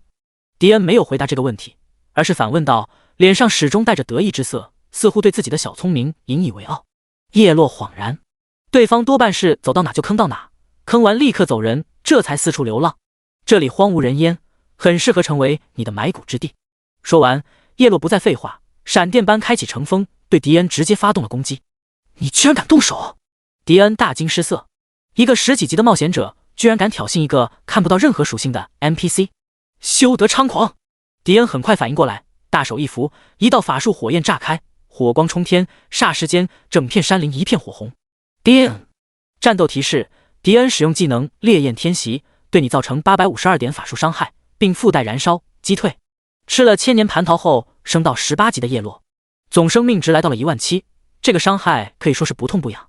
另外，从这个伤害来看，迪恩的等级应该还是青铜级，但绝对要比哥布林之王强很多。这怎么可能？迪恩见自己的伤害只是让叶落掉了1小节血量，脸色不由得再次一变。10几级的玩家，就算全体加点，也绝不可能有这么高的血量，这就有些夸张了。不远处，仙韵琉璃见到这一幕，不由得有些诧异。洛怎么一言不合跟 NPC 干起来了？这么暴躁的吗？也太野了吧！燃烧吧，世间的一切！迪恩脸色狰狞，念出一句台词，拨动古籍书页，哗啦啦翻飞。咻！然而下一刻，叶落一枚羽箭精准地命中了迪恩的手腕，硬生生地将其吟唱打断。打断前摇！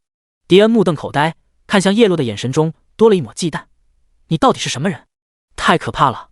打断前摇是一种极强的操作技巧，需要经历无数战斗累积经验，就算是主城中的大人物也不一定能做到。而眼前这个冒险者却做到了，显然他的身份没那么简单。咻！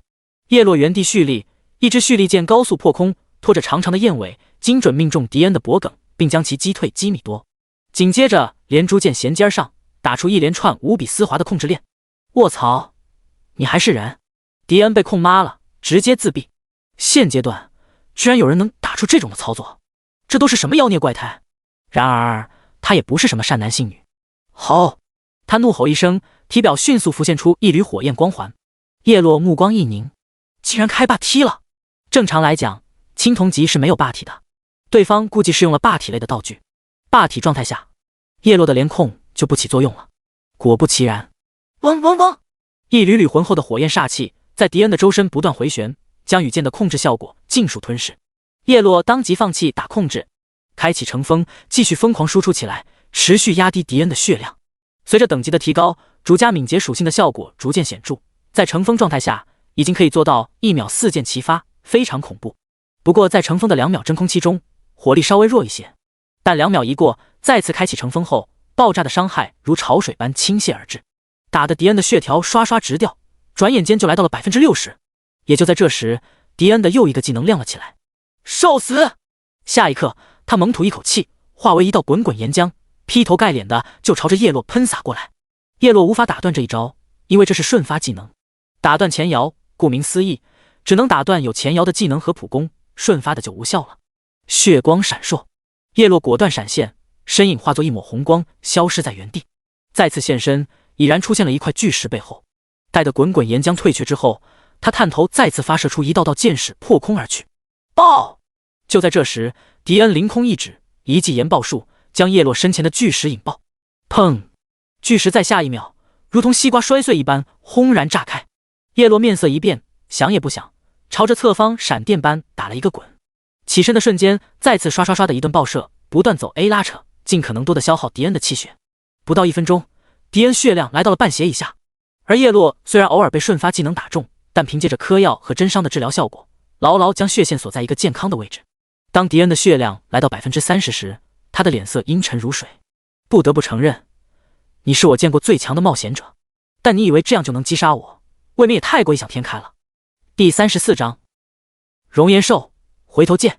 说完，迪恩浑身笼罩着浓烈的火焰光辉，整个人像是沐浴在火焰深渊中一般，十分骇人。好！下一刻，他仰头一声咆哮，整个身躯迅速胀大。刹那间幻化为一头身高超过3米、身形厚实、浑身由岩浆石块组成的熔岩兽。叶落目光一凝，居然是一只人形 BOSS。BOSS 的智慧不弱于常人，有些通过特殊手段幻化成人形，隐藏在 NPC 中谋取利益。变身了！不远处的仙韵琉璃见到这一幕，一双美眸直接瞪圆了。NPC 变成怪物，这还是他第一次见。他原本以为诸神黎明中的 NPC 都是跟村长兰兰一样和蔼可亲、天真无邪的人，直到现在见到这只熔岩兽，他才知道 NPC 中也有异类。看来以后要多留个心眼了，不然哪天被 NPC 卖了还帮人数钱，那乐子可就大了。轰轰！熔岩兽大手一挥，一整片陨石火雨降临，如同倾盆大雨般朝着叶落疯狂砸来。这一招虽然范围大，但叶落凭借高速走位避开了大量的陨石，真正能命中他的少之又少。不仅如此，他走位期间依旧保持着高频率的输出，丝滑的操作看得熔岩兽简直头皮发麻。这个冒险者很不正常。叮叮叮，一枚枚羽箭刺在熔岩兽的岩石躯壳上，居然迸溅出一道道火星，发出打铁般的叮叮响，在他头顶带出一道道密集的伤害数字。岩石肌肤让熔岩兽的物抗达到了一个惊人的地步，叶落的物理伤害基本可以忽略不计，但一个个2000多的真实伤害却是不容小觑。顷刻之间，令得熔岩兽的血条以肉眼可见的速度飞速下降。轰轰轰！熔岩兽也是不甘示弱，不断交替使用烈焰天袭加岩浆滚滚加陨石火雨，炽热的火焰肆虐在整片山林，炙烤着大地。这3个技能是他的瞬发技能，剩余技能都有前摇，就连抬手想要普攻都会被叶落打断，非常憋屈。不过在熔岩兽的连番轰炸下，已然将蓝亮逐渐打空，体表的霸体光环也开始暗淡下去。就是现在，叶落抓住机会，再次使用蓄力剑加连珠剑，瞬间将失去霸体的对方连控了起来。嗷嗷嗷！熔岩兽无能狂怒，十分绝望，他只想继续流浪，离开这个伤心的。很快，他的血量仅剩下最后的 5%， 已经离死不远了。却也就在此时，他找到一丝出手的机会，一个烈焰天袭将叶落震退。吼！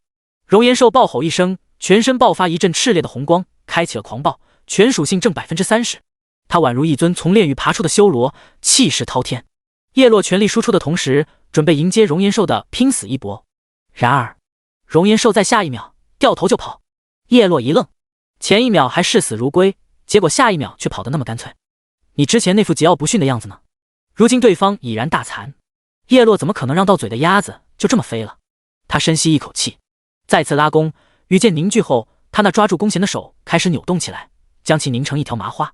与此同时，弓弦之上有着一缕炽热光辉凝聚。咻！下一秒，羽箭带着长长的焰尾高速破空而出，却并没有命中熔岩兽，而是从其身侧擦肩而过。在越过熔岩兽前方一段距离时，诡异的一幕发生了。只见那枚羽箭骤然180度调转箭头，重重的冲击在熔岩兽身上，将其向前逃跑的身躯硬生生往回拽了1米多。回头箭，都说开弓没有回头箭，而这个普攻技巧却是能违背这个常理。只要把控好力度和角度，通过拧动弓弦，让射出去的羽箭180度转变轨迹。不仅如此，拧弦的过程中同时运用蓄力的操作，最终就能附带控制穿透的效果。只是弊端非常明显，拧弦加蓄力的前摇太长，想要命中很不容易。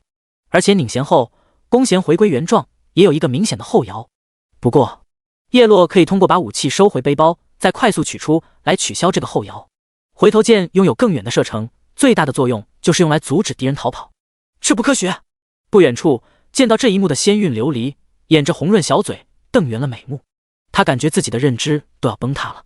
只见战场中，熔岩兽刚跑出去几步，就被一支回头箭带回来一段距离，紧接着是第2支回头箭又拉了回来。不过，回头箭对玩家的反应预判都超高，属于一种真正的高端操作。操作难度比蓄力箭加连珠箭的组合更高，因为拧弦、蓄力都需要更多的准备时间，前摇过长，这导致无法让对方在上一发回头箭命中时立马接上下一发，从而形成一套完整的控制链。因此，敌人有着些许反应的空隙，可以调整身位，而且敌人也肯定不会傻傻的直线逃跑。叶落在拧弦蓄力期间，就要预判羽箭回头时敌人的位置，否则就会落空。熔岩兽在吃了2发回头箭后，显然也是反应了过来，表演了一招 S 型的蛇皮走位，异常的妖娆且风骚。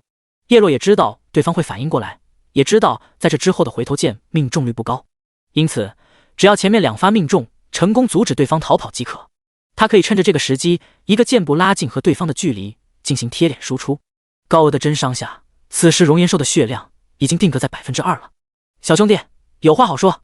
他彻底绑不住了，用着因惊恐而变调的嗓音急道：“我这就把神血给你，只求刘晓的一命。”第35章击杀容颜兽。因沟里帆船才来认怂，晚了。倘若叶落没有实力，对方不仅不会认怂，自己也只能认栽。刷刷刷！没有丝毫手软，无情羽箭倾袭而出，剥夺了容颜兽最后的血条。啊！伴随着容颜兽一声惨嚎，身躯缓缓倒下，沦为一具尸体。与此同时，叶落耳边传来一道系统提示声：叮！系统提示：你击杀了青铜级隐藏 BOSS 熔岩巨兽，获得了经验值加15000，并额外获得越级经验值加9000。叮！系统提示：恭喜你成功完成对青铜级隐藏 BOSS 熔岩巨兽的首杀，获得奖励金币加10，幸运值加1，声望值加15000，并获得额外奖励星能加20万。由于你是全服首个击杀隐藏 BOSS 的玩家，系统将进行全服公告，你可以选择公开或隐藏 ID。叮！全服公告：恭喜玩家洛成功完成对青铜级隐藏 BOSS 熔岩巨兽的首杀，望广大玩家再接再厉。全服公告：恭喜玩家洛成功完成。下，居然还有隐藏 BOSS， 长姿势了。膜拜，洛神是怎么发现的？该不会拥有火眼金睛吧？我一眼就看出你不是人。膜拜，我知道了。洛神的天赋应该是能看到隐藏信息，所以他能发现别人发现不了的机缘，从而抢占先机，遥遥领先。膜拜，刷刷！伴随着2道光雨洒落，2万多的经验让叶落连升2级，来到了20级。迈步上前，抬手默示。叮！你拾取了星能加10万。叮！你拾取了金币加19。叮！你拾取了装备15件。叮！你拾取了技能书11本。叮！你拾取了神血加1。叮！你拾取了特殊技能进阶卷轴加1。叶落脸上露出满意的笑容。虽然熔岩兽和哥布林之王都是青铜级 BOSS， 但前者的收获比后者更加丰厚。15件装备中只有2件青铜器，其中有1件是全职业通用。火焰甲，青铜器，零星，种类铠甲，属性体力加52，精神加51，特效坚固，提升使用者防御力80点，特效反伤症 4%。 不必多说，消耗18万左右星能，升到10星。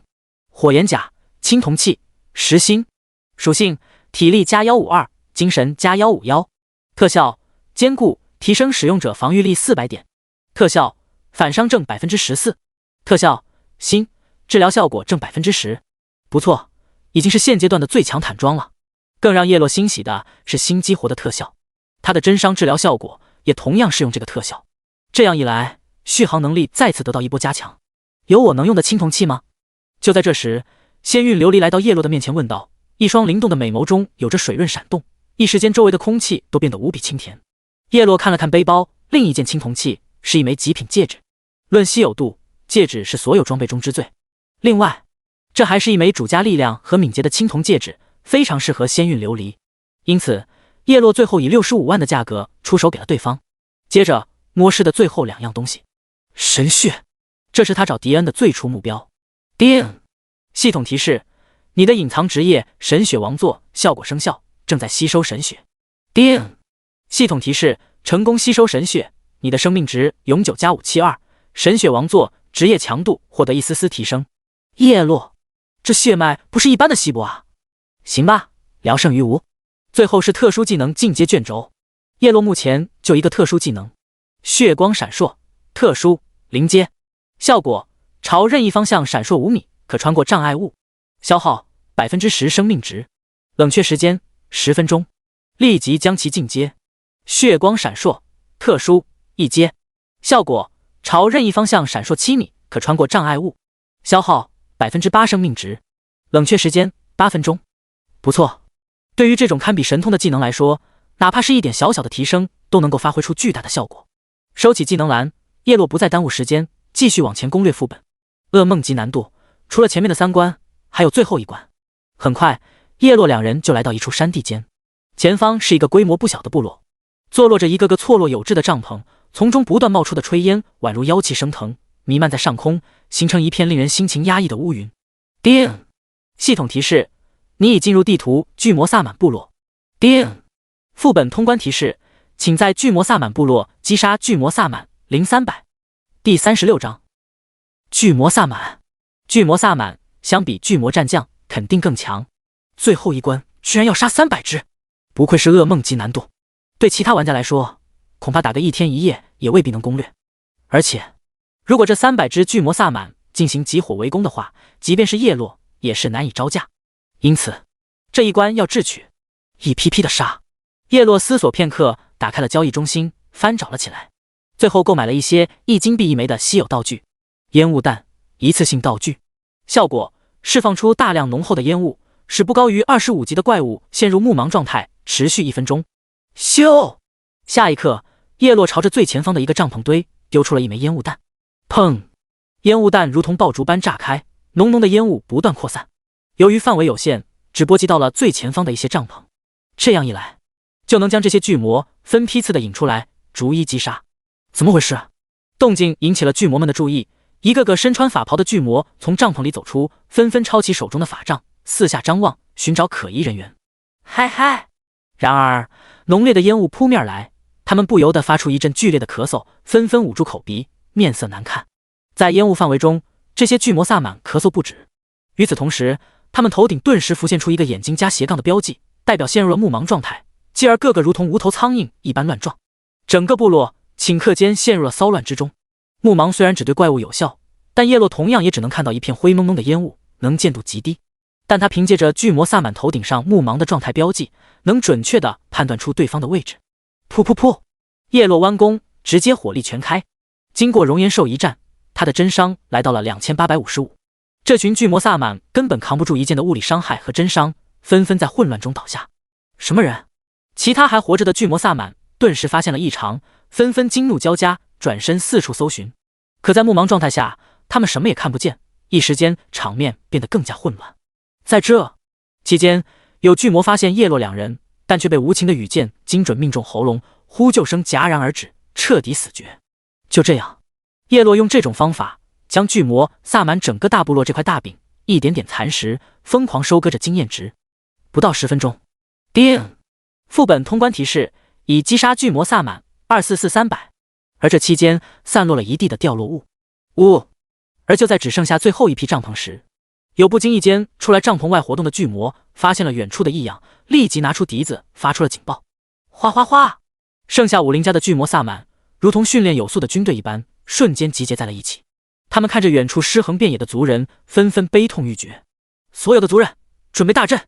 为首的一只巨魔大萨满脸色铁青，指挥着剩下的巨魔。他们闻言化悲痛为力量，纷纷挥动手中的法杖，吟唱着咒语。叶落也是第一时间注意到了那最后一块区域的动作。嗡嗡嗡！下一刻，只见那片区域升起了一个暗红色的玻璃罩，如同一个倒扣的巨碗，将那部分区域牢牢保护在内。居然还会阵法！叶落一挑眉，这噩梦难度的含金量还确实挺高。好在对方只剩下最后50家的成员，想必也翻不出多大的浪花。叶落抬手，羽箭倾泻而出，咻咻咻地落在那犹如玻璃罩一般的结界上，打出了一连串的白色伤害。看来这结界也同样抵挡不了真实伤害，只是这结界并不是生命体，无法叠真伤。在叶落潮水般的攻势下，不到几个回合，结界便是应声碎裂，露出一群惊慌失措的巨魔萨满。叶落直接输出，加快攻略进度。伴随着哗啦啦的声音，一只只巨魔萨满被击杀，大量金币夹杂着战利品掉落，堆满了整个地面。此时，叶落两人的等级也分别来到了25和24，稳稳占据锋刃城等级天榜榜首和第2，而第3才堪堪16级，这升级速度可见是有多快。不到2分钟，叮！系统提示：击杀巨魔萨满300-300已完成，恭喜你通关此次副本。由于你的队伍是全服首通，将获得双倍副本奖励，正在结算中。叮！你获得了经验值加2万。叮！你获得了金币加22。叮！你获得了装备22件。叮！你获得了技能书20本。第37章噩梦级首通，进入地狱级。又是一波丰厚的奖励进账，叶落嘴角不由得上扬，开始清点收获。装备中有4件青铜器是弓箭手能够装备的，最重要的是他们都有增加精神和蓝量的属性和特效。二话不说，消耗66万左右星能，将他们全部升到10星，替换之前的几件10星黑铁器。这样一来，他就是一身实心青铜器了，真的是鸟枪换炮了。并且蓝量也提升到了8000加，乘风加随风而动的使用就能更加频繁了。将装备佩戴后，顿时一股磅礴的神秘力量涌入身躯之中。在看个人面板的时候，战力已然相当炸裂。洛 LV25 16百分号100百分号，天赋天罚之力 SSS 一阶，职业弓箭手一转，神血王座精英级隐藏职业，星能9911万，装备新手长弓王之护手青铜器10星，火焰甲青铜器10星，其余4件青铜器10星。技能血光闪烁，特殊一阶，随风而动 C 10星，乘风 D 10星。成就青铜级 BOSS 手杀者1级，弑神者先驱5级，生命值28347，法力值8054，真实伤害3155，攻击566，法攻304，防御427，法防409，移速21.2，攻速4.2，战力2153，战力破2000，生命值将近3万。现阶段，即便是各大一级主城的 T0 玩家，最高也就500加战力，即便是骑士、牧师，也不过破万的血量。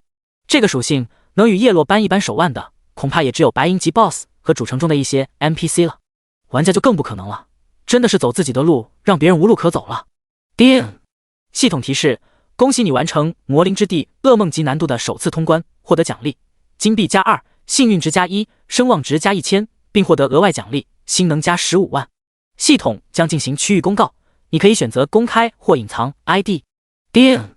锋刃城区域公告：恭喜玩家洛仙韵琉璃完成魔灵之地噩梦级难度的首次通关，评分 SS， 通关时间9分43秒，目前暂列第1位。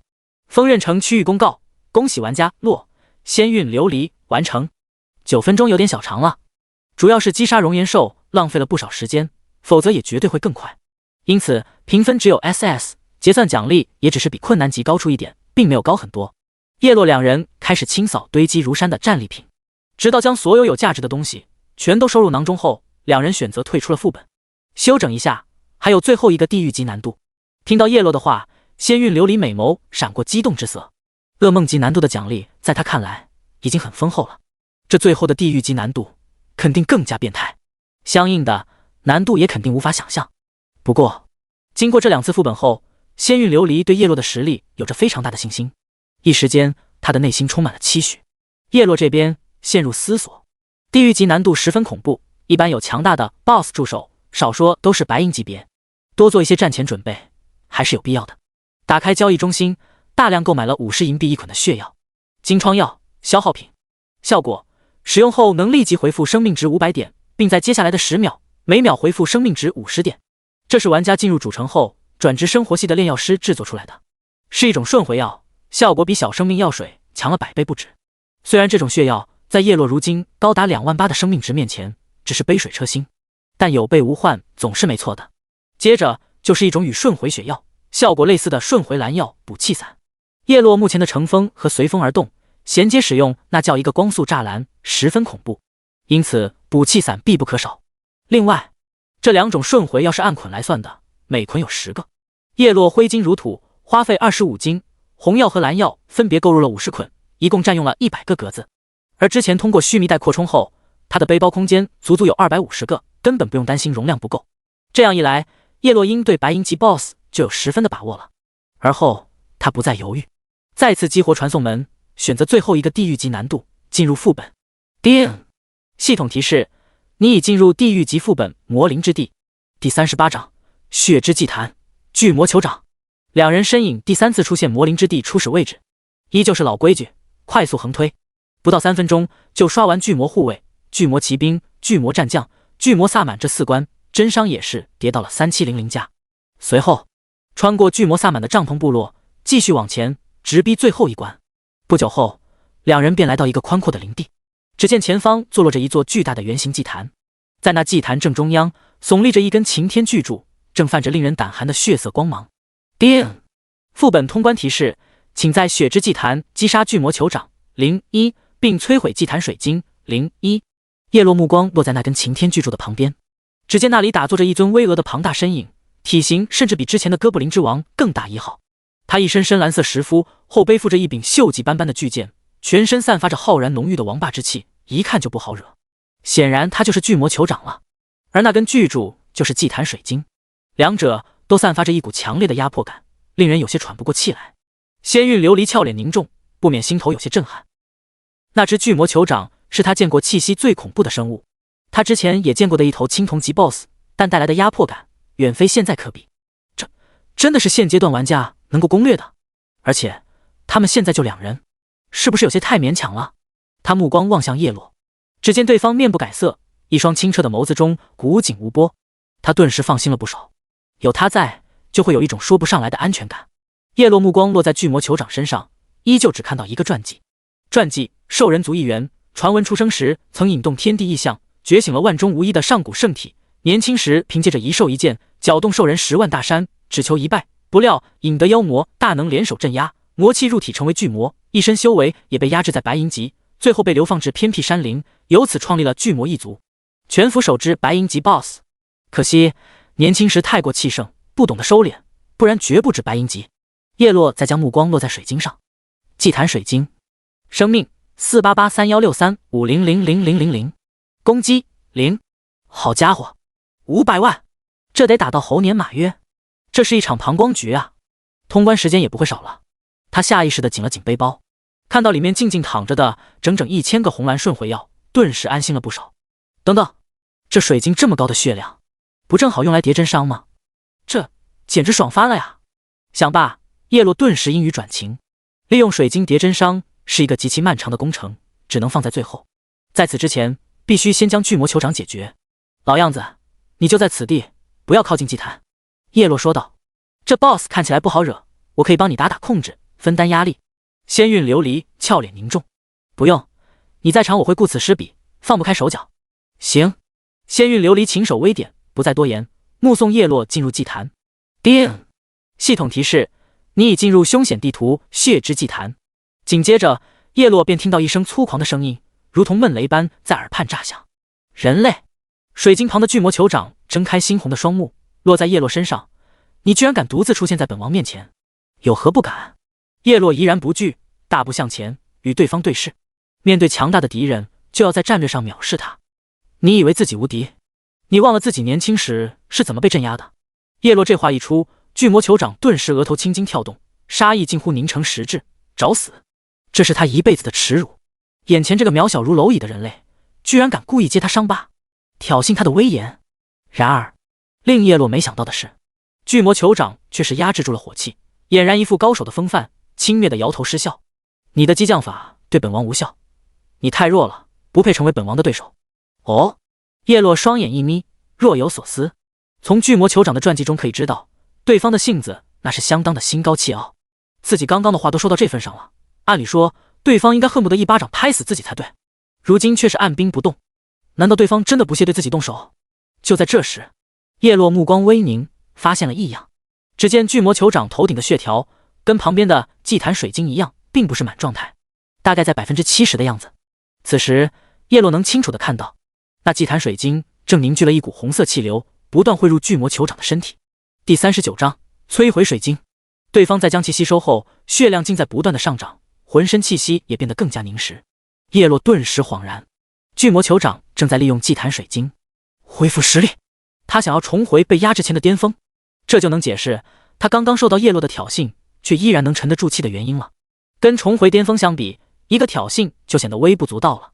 他实力被压制在白银级，这个段位的 BOSS 已经掌握了霸体，叶落在攻略方面就会棘手很多。白银级尚且如此，更别说黄金级了。因此不能放任巨魔酋长顺利的恢复下去，必须阻止他。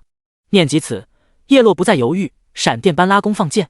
刹那间，羽箭刷刷刷的疯狂轰击在巨魔酋长身上，跳起一个个将近3700加的醒目真伤。下，巨魔酋长面色狂变，感受到自己头顶的生命数值哗啦啦的直降，他看向叶落的眼神直接呆住了。这是一个冒险者，这伤害也太凶残了！苍天血手！巨魔酋长岂能坐视不管？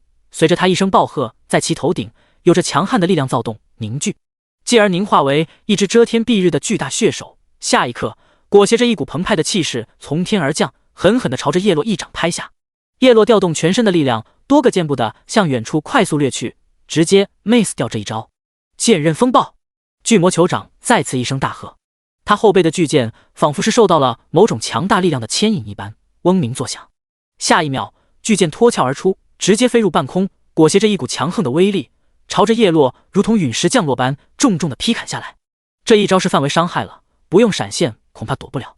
叶落身影消失在原地，转瞬之间就拉开了距离，随即施展蓄力剑加连珠剑的连控手段，打算先将巨魔酋长的霸体给逼出来。然而令叶落惊讶的是，对方在吃了一套控制后，并没有第一时间开启霸体，直到在即将被推出祭坛范围外时，吼！他这才怒吼一声，开启了霸体，将连续受到的控制清除，并重新回到了祭坛水晶旁。叶落明悟，看来对方一旦离开祭坛范围，就会中断实力的恢复了。而且对方这期间也只是用2个远程技能消耗，这更加让他肯定了这个猜测。巨魔酋长怒火涌动，对着叶落又是一套技能甩了过来。叶落连连躲闪，并无缝衔接着输出，不断消耗，将输出最大化，使得对方的血线断崖式压低。仅仅几分钟不到，巨魔酋长的血量已不足 10%， 他简直想要骂娘了。这毫无游戏体验呀！照这样下去，他的陨落只是几十秒的事。不，巨魔酋长目眦欲裂，继而目光落在面前的祭坛水晶上，旋即狠狠一咬牙，浑身煞气不断暴涌，从牙缝中挤出3个字：还没完。随后他猛然扬起手中巨剑，狠狠地劈向面前的祭坛水晶。当一声金铁交击声响彻，巨剑与坚硬如铁的祭坛水晶重重地碰撞在一起，火花四溅。咔嚓，整个水晶柱微微震动，上面陡然浮现出一道道细密的裂纹，而后如蜘蛛网般不断向着周边蔓延扩大。与此同时，水晶头顶500万的巨大血条霎时间如同抽水泵一样疯狂下降。砰！转眼之间，整座水晶轰然爆裂开来，生命值瞬间清零。与此同时，巨魔酋长的巨剑也一同碎裂而开，化为点点星光消散。他居然主动毁了水晶！叶落见到这一幕，悲喜交加。悲的是自己无法利用祭坛水晶叠真伤了，喜的是通关进度已经完成一半。叮！副本通关提示：已摧毁祭坛水晶。嗡嗡嗡！红色水晶碎裂后，化为一缕缕猩红色气息，而后汇聚成一股磅礴汹涌的能量，像是决堤一般，疯狂地灌入巨魔酋长的体内。叶落瞳孔骤缩，只见巨魔酋长在吸收猩红能量后，头顶原本不足 10% 的生命值，正在以诡异的速度不断攀升。18%、33%、65%，2个呼吸间，他的血量就回到了 70%， 有些离谱。而且依然没有停下的趋势，只是恢复速度开始放缓了下来。与此同时，巨魔酋长身上的气息也在不断拔高，隐隐有着向黄金级 BOSS 进阶的趋势。无之荣耀将从此刻照耀全界。感受到全身不断狂涌的力量，巨魔酋长得意忘形，仰天一声长啸，未来10大远古神魔之列，必有本王一席之位。远古神魔？闻言，叶落不由得冷笑道：你还差得远。第40章转移道具，死亡冲击。前世的他可是亲自与远古神魔交过手，最是清楚其中的分量。如今这巨魔酋长一个小小的白银级，就算他进阶到了黄金级，距离神话级也足足还差了好几个等级，这不是一般的飘呀。随后叶落使出打断前摇，试图阻止对方进阶，可对方并不是在释放技能或普攻，因此打断效果根本无效。接着使出蓄力剑加连珠剑的连控手段，可事实却让叶落大跌眼镜。即便他将巨魔酋长推到远处的树林里，也无法打断对方吸收猩红能量的过程，这就很麻烦了。最后他直接开启全力输出模式，可即便如此，对方的血量始终呈现出居高不下的上升趋势，如今更是恢复到了 80% 左右。叶落十分头疼，要如何才能阻断对方的能量传输，或者说如何让巨魔酋长与那猩红能量彻底分开。而此时的另一边，仙韵琉璃也看明白了战场的局势，他思绪如电，忽地想到了什么，美眸一亮，他当即打开好友列表，给叶落发去一条语音消息：我有一个办法，不知道管不管用。叶落心急如焚之际，突然看到这条消息，目光微微一凝，回道：什么办法？类似偷窃。仙韵琉璃快速编辑了一条语音：我有个一次性的稀有道具，能把目标物体转移到我的背包里，但我一直没用过，也不知道对那东西有没有效。好！叶落眼前一亮，你从巨魔酋长背后绕过去试试，我会全力吸引对方的注意力，你趁机找机会下手。关闭聊天，叶落再次抬弓，对巨魔酋长进行新一轮的疯狂激活，将对方的额仇恨值牢牢锁定在自己身上。愚不可及。巨魔酋长摇摇头，冷笑不已。他在吸收能量期间所受到的伤害都会不断恢复过来，叶落的攻击都只是在白费功夫而已。本王暂且留你一命，就让你看看本王曾经的英姿。巨魔酋长眉飞色舞，他觉得自己进阶黄金级已经稳操胜券了，因此也就不急着杀叶落了。与此同时，仙韵琉璃已然沉身，悄然迅速逼近。很快，他绕到了巨魔酋长身后的不远处，立即捏碎了手中的一个玉符。来吧，一起见证王者的回归吧。巨魔酋长面色潮红，兴奋的整个身躯都在颤抖。可就在这时，嗖！下一秒，那猩红能量鬼一般凭空消失不见。巨魔酋长笑意瞬间凝固。能量呢？我那么大一团能量呢？嗖！可就在下一秒，那猩红能量又诡异的再次出现。叶落与仙韵琉璃以及巨魔酋长三者皆是一愣，随后叶落的脸上露出了浅浅的笑容。失败了，但也成功了，因为此时的猩红能量经过刚刚的消失，已经不再链接着巨魔酋长了，那散发出来的浓郁的气息也在断崖式消散，最后彻底化为点点星光，消失不见。与此同时，巨魔酋长头顶的血量也不再继续上涨，彻底定格在了 82%， 他依然还是白银级，他的进阶已然被彻底终止了。卧槽！巨魔酋长大骂一声，胸腔机遇炸裂。他立即翻看战斗提示，是一个名叫仙韵琉璃的冒险者使用了转移类的道具。巨魔酋长要吐血了，他筹备了整整几十年的进阶之路，如今就这么被一个蝼蚁般的人类给毁了，这让他如何能接受？这让他如何能不怒？哎呀呀！巨魔酋长一双猩红嗜血的双目瞬间锁定了身后的仙韵琉璃，迸发出杀意如麻般的杀机。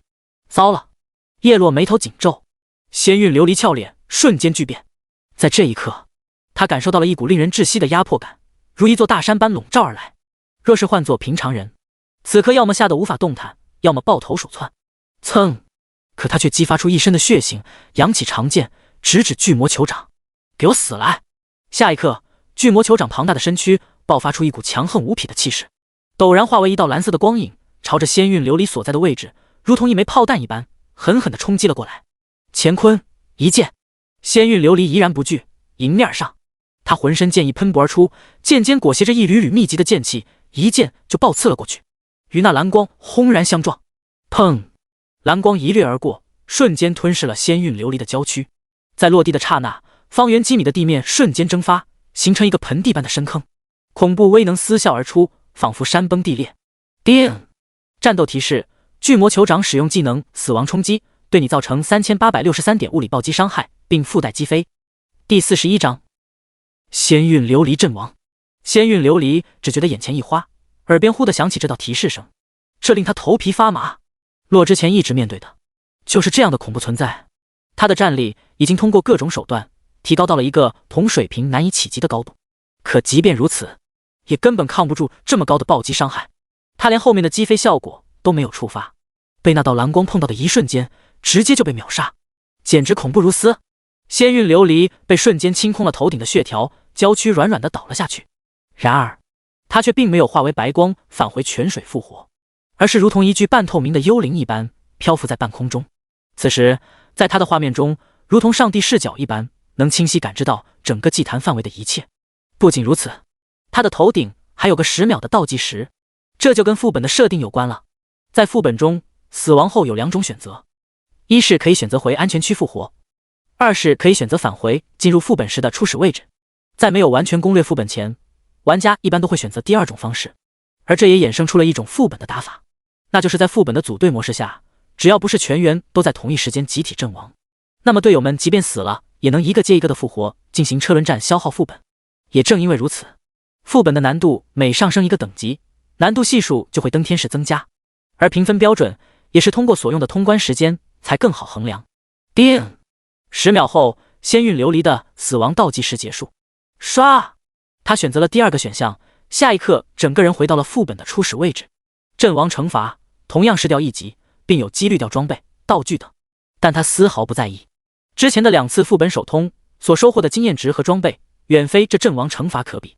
随后，他迈动修长莹润的玉腿，全速赶往副本的最深处血之祭坛。叶落目睹了巨魔酋长使用第3个技能死亡冲击，这是一个集位移、控制、暴击3位一体的实用性技能。现在想来，之前对方由于无法离开祭坛，因此一直没有动用这个位移技能，实力有所保留。如今水晶破了，能量也消失了，那对方就无所顾忌，可以爆发出全部实力了。你也得死！巨魔酋长愤然转头，将喷火的目光瞪向叶落。要不是这个冒险者将他逼入绝境，他又怎会以巨剑摧毁水晶为代价，用最坏的方法尝试进阶？不仅巨剑与水晶都毁了，连进阶也失败了。此时暴怒下的他全身爆发出一股滔天的威势，宛如从地狱爬出的恶魔一般，相当骇人。嗡！下一刻，他再次凝聚苍天血手，狠狠地轰向了叶落。砰！一掌落地，顿时地表颤动，沙尘激荡，一圈圈的恐怖涟漪向着四周树林横扫而开。然而，此时的叶落身影陡然出现在了高空中，因为就在刚刚对方一掌落下的瞬间，他动用血光闪烁，离开了地面。嗖！空中的叶落使出一发落地剑，狠狠坠地，将巨魔酋长击飞了起来。叶落率先落地，正准备衔接连控时，对方霸体开了起来。刷刷刷！叶落也是秒切输出形态，成吨的伤害狠狠地倾泻在对方身上。虽然对方的血量已经在之前的恢复中来到了一个健康的位置，不过叶落倒是不急，因为这可以让他再叠一遍真伤，还是相当舒服的。巨魔酋长见状，整个人都不好了，因为他发现叶落的真伤比之前更高了，这对巨魔酋长来说可不是一个好消息。另外，他失去了巨剑，普攻也就变成了拳脚，剑刃风暴这个技能更是无法施展，这使得他的战斗力直线下滑。即便他的其他技能命中，却也只是令得叶落的血条微微颤动，根本无足轻重。叶落的输出永不停歇，每当对方霸体时间一结束，叶落便毫不犹豫开启了连控模式，控得巨魔酋长头皮发麻。随着时间一分一秒的流逝，巨魔酋长的血量再次告急，来到了危险的 10%。 巨魔酋长心态爆炸，随着一声怒吼，庞大的身躯猛然一震，霎时间血光冲天，滔天血煞之气撕啸而出，如同一具从地狱爬出的血修罗。叮！战斗提示：巨魔酋长舍弃自身 10% 的生命值，进入狂暴状态，全属性正 30%， 物理暴击率正 15%， 生命值越低，攻击速度越快，伤害越高，最多提升 100% 攻击速度和 500% 物理伤害，持续1分钟。第42章狂暴，手杀白银。哎呀呀！巨魔酋长顾不了那么多了，他要拼死一搏。他再次积蓄力量，一个死亡冲击化为一道蓝光，朝着叶落如同炮弹般猛然砸来。砰！他身躯轰然砸地，将四周地面瞬间撞出一个小盆地，沙石飞溅。却见叶落在前一秒已然化作一抹血光消失不见，身影出现在几米开外的另一侧。此时巨魔酋长的血量在刚刚舍弃自身一部分血量时已然不足 5% 了，而他的真伤则是在2次与对方的对战中进一步叠加到了4200加。不出几剑，对方就要饮恨西北，于是他不再躲避，直接战撸，嗖嗖嗖，羽箭奔涌而出，仅仅6箭便以不可阻挡之势将丝血的巨魔酋长彻底射杀。轰！巨魔酋长发出一声不甘的惨嚎，庞大的身躯轰然砸落在地，结束了他狂傲的一生。另一边的仙韵琉璃已经再次回到祭坛之外，亲眼见证这一幕，心头再次震撼不已。那个变态到一招秒杀自己的巨魔酋长，就这样被那个男人击杀了。原来这就是洛神，简直是破坏游戏平衡的存在。叮！系统提示：你击杀了白银级 BOSS 巨魔酋长，获得了经验值加1000000。刷刷刷刷刷！一缕缕金色光雨落下，叶落和仙韵琉璃连续升级，分别达到了29级以及27级。别的玩家升级就像爬楼梯，一层一层的爬，而他们是直接坐电梯，咻的一下一飞冲天。接着就是一连串激动人心的系统提示声响彻耳畔。叮！系统提示：恭喜你成功完成对巨魔酋长的手杀，获得奖励金币加1，幸运值加1，声望值加1200，并获得额外奖励星能加10万。系统将进行区域公告，你可以选择公开或隐藏 ID。叮！锋刃城区域公告：恭喜玩家洛成功完成对巨魔酋长的手杀，望广大玩家再接再厉。锋刃城区域公告：恭喜玩家洛成功。叮！系统提示：恭喜你成为全服手杀白银级 BOSS 的玩家，获得成就白银级 BOSS 手杀者，获得奖励金币加12，幸运值加2，声望值加3000，并获得额外奖励自由属性点加80。系统将进行全服公告，你可以选择公开或隐藏 ID。叮！全服公告，恭喜锋刃城区域玩家洛成为全服首杀白银级 BOSS 的玩家，望广大玩家再接再厉。全服公告，恭喜锋刃城区域玩家洛成为全服首杀。公告一出，一旦激起千层浪，全服频道再次炸开了锅。卧槽！首杀青铜才没多久，又首杀白银了，而且又是单刷，这个洛究竟是何方神圣？膜拜！呜，我黑铁级 BOSS 都没杀过呢，洛神就又单刷白银级了，还让不让别人活了呀？膜拜！天下风云出我辈，一入江湖云岁月催，我张小蛋愿称洛为诸神黎明第一人。膜拜！洛神牛逼！虽然这句话我已经说了很多遍了，但我现在还要继续说洛神 YYDS。膜拜！义父，请受孩儿一拜。义父有淘汰下来不要的装备，可以赏赐给孩儿呀。膜拜！叮！副本通关提示：摧毁祭坛水晶1击杀巨魔酋长1已完成。叮！系统提示：恭喜你完成魔灵之地地狱级难度的首次通关，获得奖励金币+8，幸运值+1，声望值+1200，并获得额外奖励金币+20。系统将进行区域公告，你可以选择公开或隐藏 ID。叮！锋刃城区域公告，恭喜玩家洛仙韵琉璃完成魔灵之地地狱级难度的首次通关，评价 SSS， 通关时间06分43秒，目前暂列第1位。锋刃城区域公告，恭喜玩家洛仙韵琉璃完成地狱级难度首通公告一出，锋刃城区域频道也是掀起了惊涛骇浪。我简单难度都过不了，洛神就已经过了地狱级难度，用时还不到10分钟，太扎心了。膜拜！普通级12人，用时29分钟，已经自闭。膜拜！呵呵，我和我公会20几个兄弟，车轮战才勉强通关困难级，用时整整41分钟，我他妈心态崩了呀！膜拜！噩梦级其他玩家就别想了，一进去就被团灭。现在洛神不仅首通了困难级和噩梦级，又首通了地狱级，用时还不到10分钟，简直太可怕了。膜拜！话说那个仙韵琉璃是何许人也？居然幸运的被洛神单独带副本，上辈子怕是拯救了银河系吧？膜拜！我有幸一级的时候出生在仙韵琉璃旁边，她简直比顶流女星还美，是那种看一眼就能让所有男人沉沦万年的极品美人胚子。膜拜！难怪洛神会单独带她3次首通，自古英雄难过美人关。膜拜！好羡慕仙韵琉璃啊！我要是她，不陪洛神睡足3年我都觉得不好意思。膜拜！哈哈，3年洛神腰子受得了吗？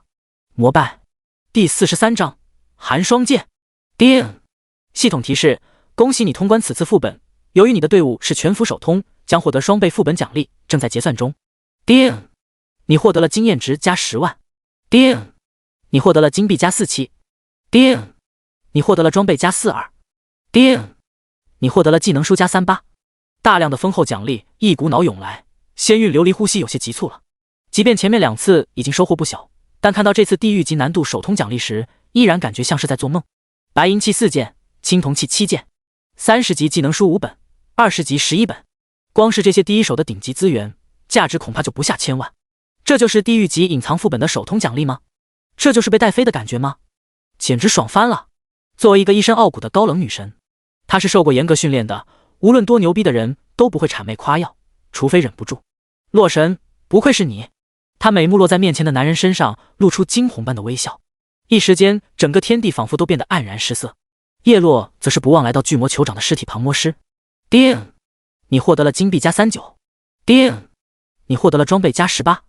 叮！你获得了技能书+15。叮！你获得了白银器自选宝箱+1。叮！你获得了特殊技能书+1。叮！你获得了巨魔酋长金盒+25，巨魔酋长牙齿+33，巨魔酋长毛皮。大量战利品进入背包，即便以叶落超大的空间容量，也是直接塞满了。他只能将一些红蓝顺回要扔了，给这些物品腾出空间。尤其是一些稀有材料，到后面是任务所需，价值不菲。接着逐一查看这些战利品。首先是6件白银器，却只有1件符合弓箭手职业，立即消耗37万左右的星能，直接升满10星。青灵之靴，白银器10星，属性精神+198，敏捷+202，特效命中正16%，特效基础法力值+600，特效移速正16%，特效心法抗正17%。需要等级职业20级弓箭手，全服手剑白银鞋子，无论是精神、敏捷属性，还是命中、法力值、移速、法抗等特效，都对叶落很有帮助。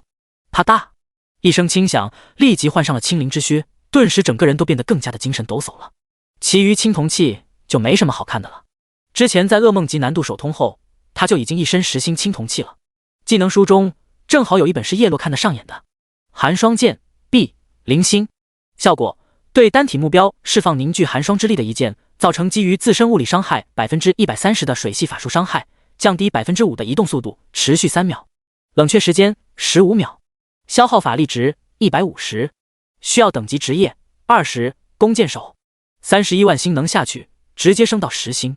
寒霜剑 B 10星，效果对单体目标释放凝聚寒霜之力的一剑，造成基于自身物理伤害 230% 的冰系物理伤害，降低 15% 的移动速度，持续6秒，冷却时间10秒，消耗法力值1500。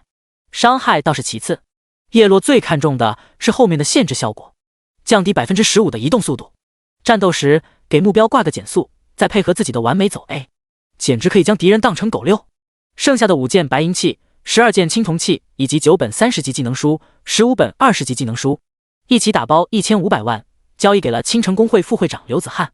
听刘子翰说，她的闺蜜青城工会会长是一个豪门世家的独生女，只要有最新的资源出手，价格方面完全不用担心。叶落自然乐得如此，有他们在，资源出手简直不要太方便。随后，叶落打开成就系统，查看首杀白银级 BOSS 的成就。白银级 BOSS 首杀者1级成就，效果力量正 6%， 精神正 6%， 期限永久。由于巨魔酋长是物理系怪，因此给的成就也是跟物理相关。叶落对物理输出倒是不太在意，他更看重的反而是精神。这个成就能够永久增加法力值，这对于缺蓝的他来说非常不错了。接着白银器自选宝箱，叶落略微思索，将宝箱给仙韵琉璃递了过去。你不开？仙韵琉璃美目中带着疑惑。第44章霸体千万富翁，我的战力已经足够，这个宝箱给你才能发挥出最大的价值。那按照白银器的价格吧。不用，这是你应得的。叶落解释道，如果没有你饶后使用转移道具，一举改变战局，恐怕面对进阶后的巨魔酋长，我也未必有获胜的把握。所以这一战你功不可没，拿着吧。好。仙韵琉璃微微颔首，没有扭捏，接过宝箱后立即点击了开启，毫不犹豫地选择了剑武器。顿时他的玉手中出现一柄造型精致、萦绕着银色光芒、剑刃闪烁着锋利寒芒的长剑，配合着他惊艳脱俗的气质，这一幕已经出具前世剑神的出尘风范了。叶落收回目光，继续查看自己的战利品，也是最后的重头戏。特殊技能霸体特殊临阶，效果你将会在接下来3秒内免疫一切硬控效果，冷却时间12分钟，消耗法力值500。注：该技能无法通过特殊技能进阶卷轴进阶，只可通过吞噬技能书升阶。熟练度0-100，每吞噬一本技能书可获得 0.1 至1点熟练度，一些特殊技能书可获得多点熟练度。叶落目光骤亮，居然是霸体，其价值不言而喻，即便是放到大后期也是神技一般的存在。硬控主要有击退、击飞、晕眩、冰冻、石化、定身、麻痹、封印、压制、恐惧等，而减速、沉默、缴械、嘲讽、诅咒、中毒、灼烧等，这些则属于软控。硬控和软控都可以统称为负面状态、异常效果。旋即，叶落毫不犹豫地把这个技能学习了。更让他意外的是，这个特殊技能并不是通过特殊技能进阶卷轴进阶，而是通过吞噬技能书进阶。看来以后的技能书不能卖了，必须留着用来给霸体吞噬。看了看背包，目前还有70本低级技能书，再打开交易中心买了30多本，全部喂给霸体技能。只是低级的技能书每本所增加的熟练度只有0点几，升到一阶所需要的技能书远远不止100本。叶落挥金如土，再次花费66金左右，又买了500加本技能书后，霸体终于升到了一阶。霸体特殊一阶，效果你将会在接下来5秒内免疫一切硬控效果，冷却时间10分钟，消耗法力值1000，熟练度0-500，持续时间增加了2秒，冷却也减少了2分钟。这种神技一点小小的提升都是难能可贵的。只是消耗的法力值跟实心的乘风和随风而动一样，用一次就是1000点。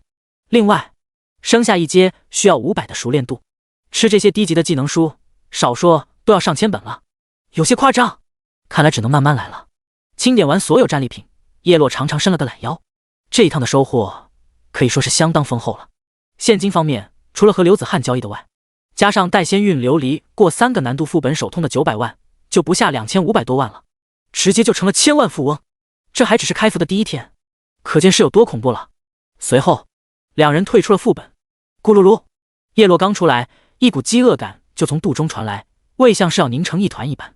一看时间，已经晚上9点了。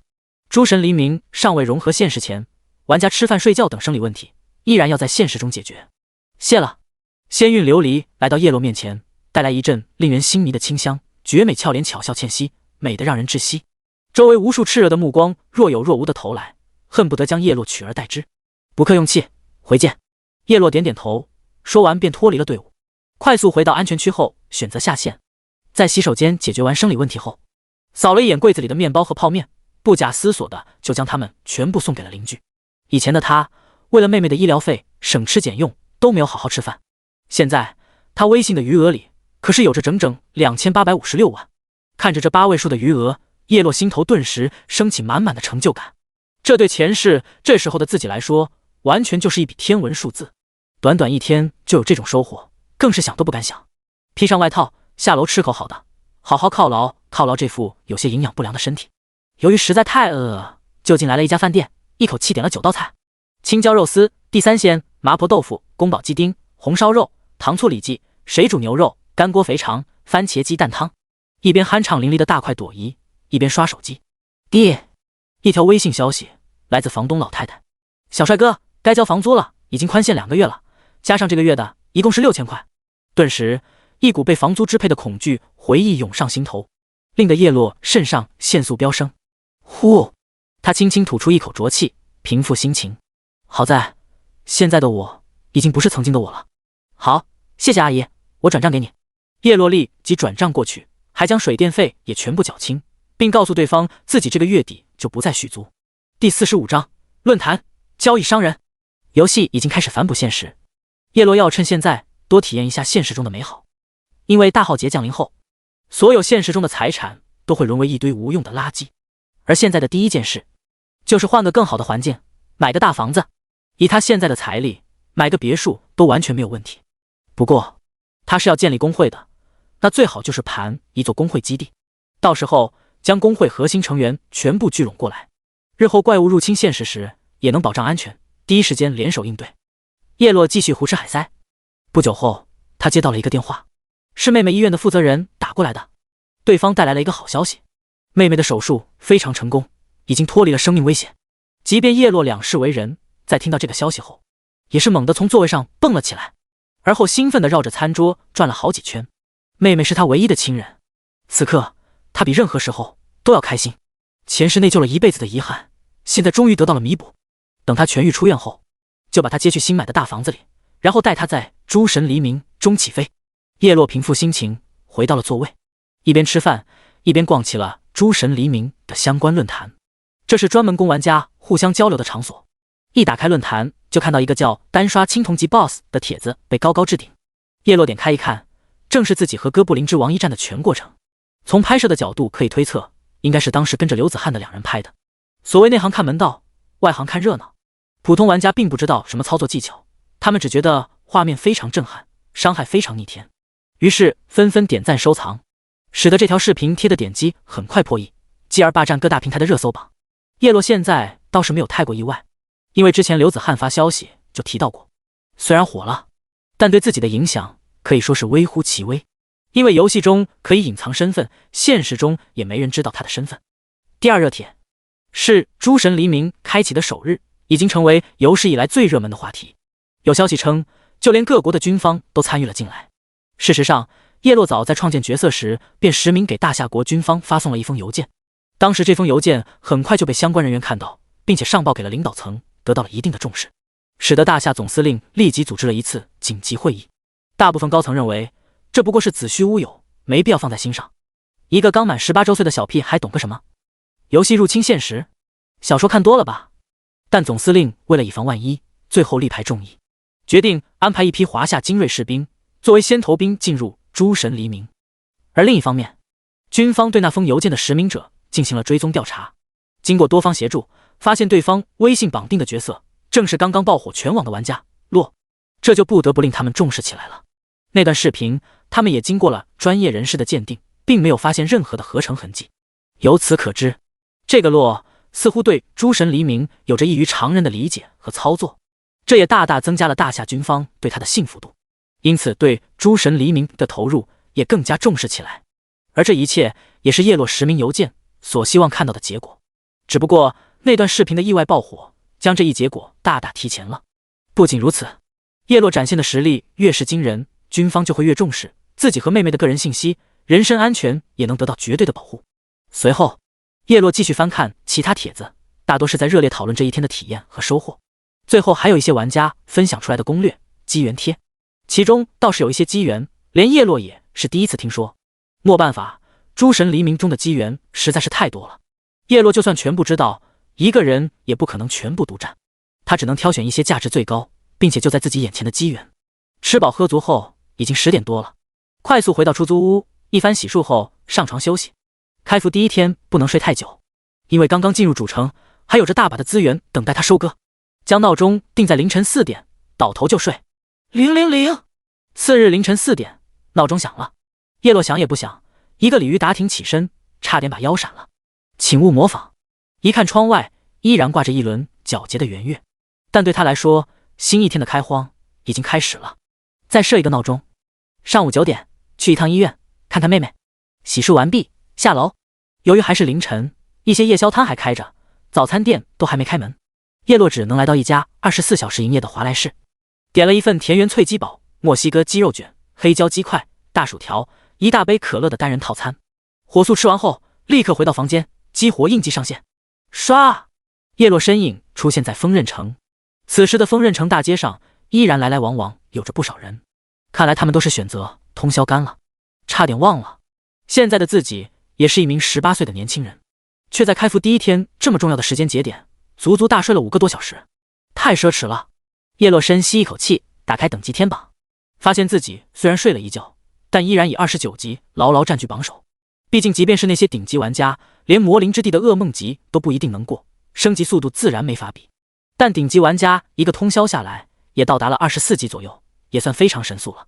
关闭榜单，叶落转身来到了仓库管理员处，将昨天首通3关魔灵之地以及攻略巨魔酋长收获的一些珍稀材料全部存入了仓库中。这些东西以后说不定有大用。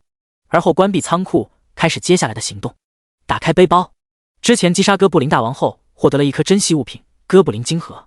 锋刃城中有一个叫交易商人的 NPC， 他酷爱收藏珍稀物品，只要将这枚哥布林晶核交给他，就能获得一个特殊任务。特殊任务往往伴随着特殊的奖励，还有极大概率获得10分稀有的特殊装备、技能书。之前获得的血神秘典和血光闪烁可谓是无价之宝，不仅拥有逆天般的效果，还没有等级、职业限制，简直如同神器。这种宝物相信任何人都不会嫌多，叶落也不例外。这么想着，他已经来到了一间商铺，看到了一个头发花白的老头，交易商人罗布。我有一个珍稀物品，相信你会感兴趣。叶落直接开门见山，将哥布林晶核拿了出来。顿时忧虑的光芒将这个商铺染成了绿色。罗布眼前一亮，冒险者，我可以用等价的物品与你交换。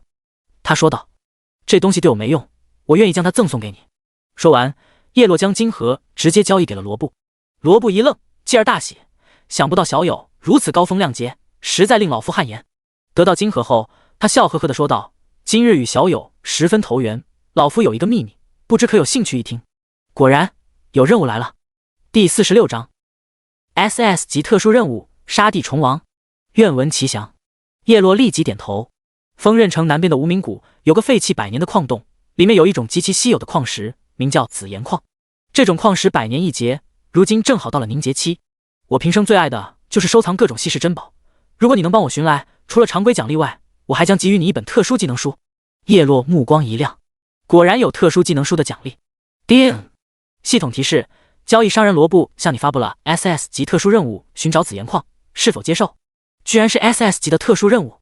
这种级别的任务一般只出现在超级主城中，在这1级主城中出现，已经是绝无仅有，可遇而不可求了。SS 级特殊任务。叶落略微思索，问道：“不会就找个矿石那么简单吧？”自然没那么简单。罗布笑了笑说道：“紫岩矿凝结成型之时，会同时诞生一头守护它的半生兽，实力非同小可。”闻言，叶落眼前再次一亮，这头守护兽应该是只 BOSS。经过和哥布林之王、巨魔酋长一战，让他尝到了甜头。在游戏开荒期 ，BOSS 的价值难以估量。一本特殊技能书，医治 BOSS， 叶落根本没有拒绝的理由。不再犹豫，他接受了任务，寻找紫岩矿 SS 级单人特殊任务。任务介绍：前往无名谷的废弃矿洞，寻找紫岩矿01，交给交易商人罗布，并击杀守护紫岩矿的半生兽01。任务时限8小时。任务奖励：常规奖励一本特殊技能书，失败惩罚无。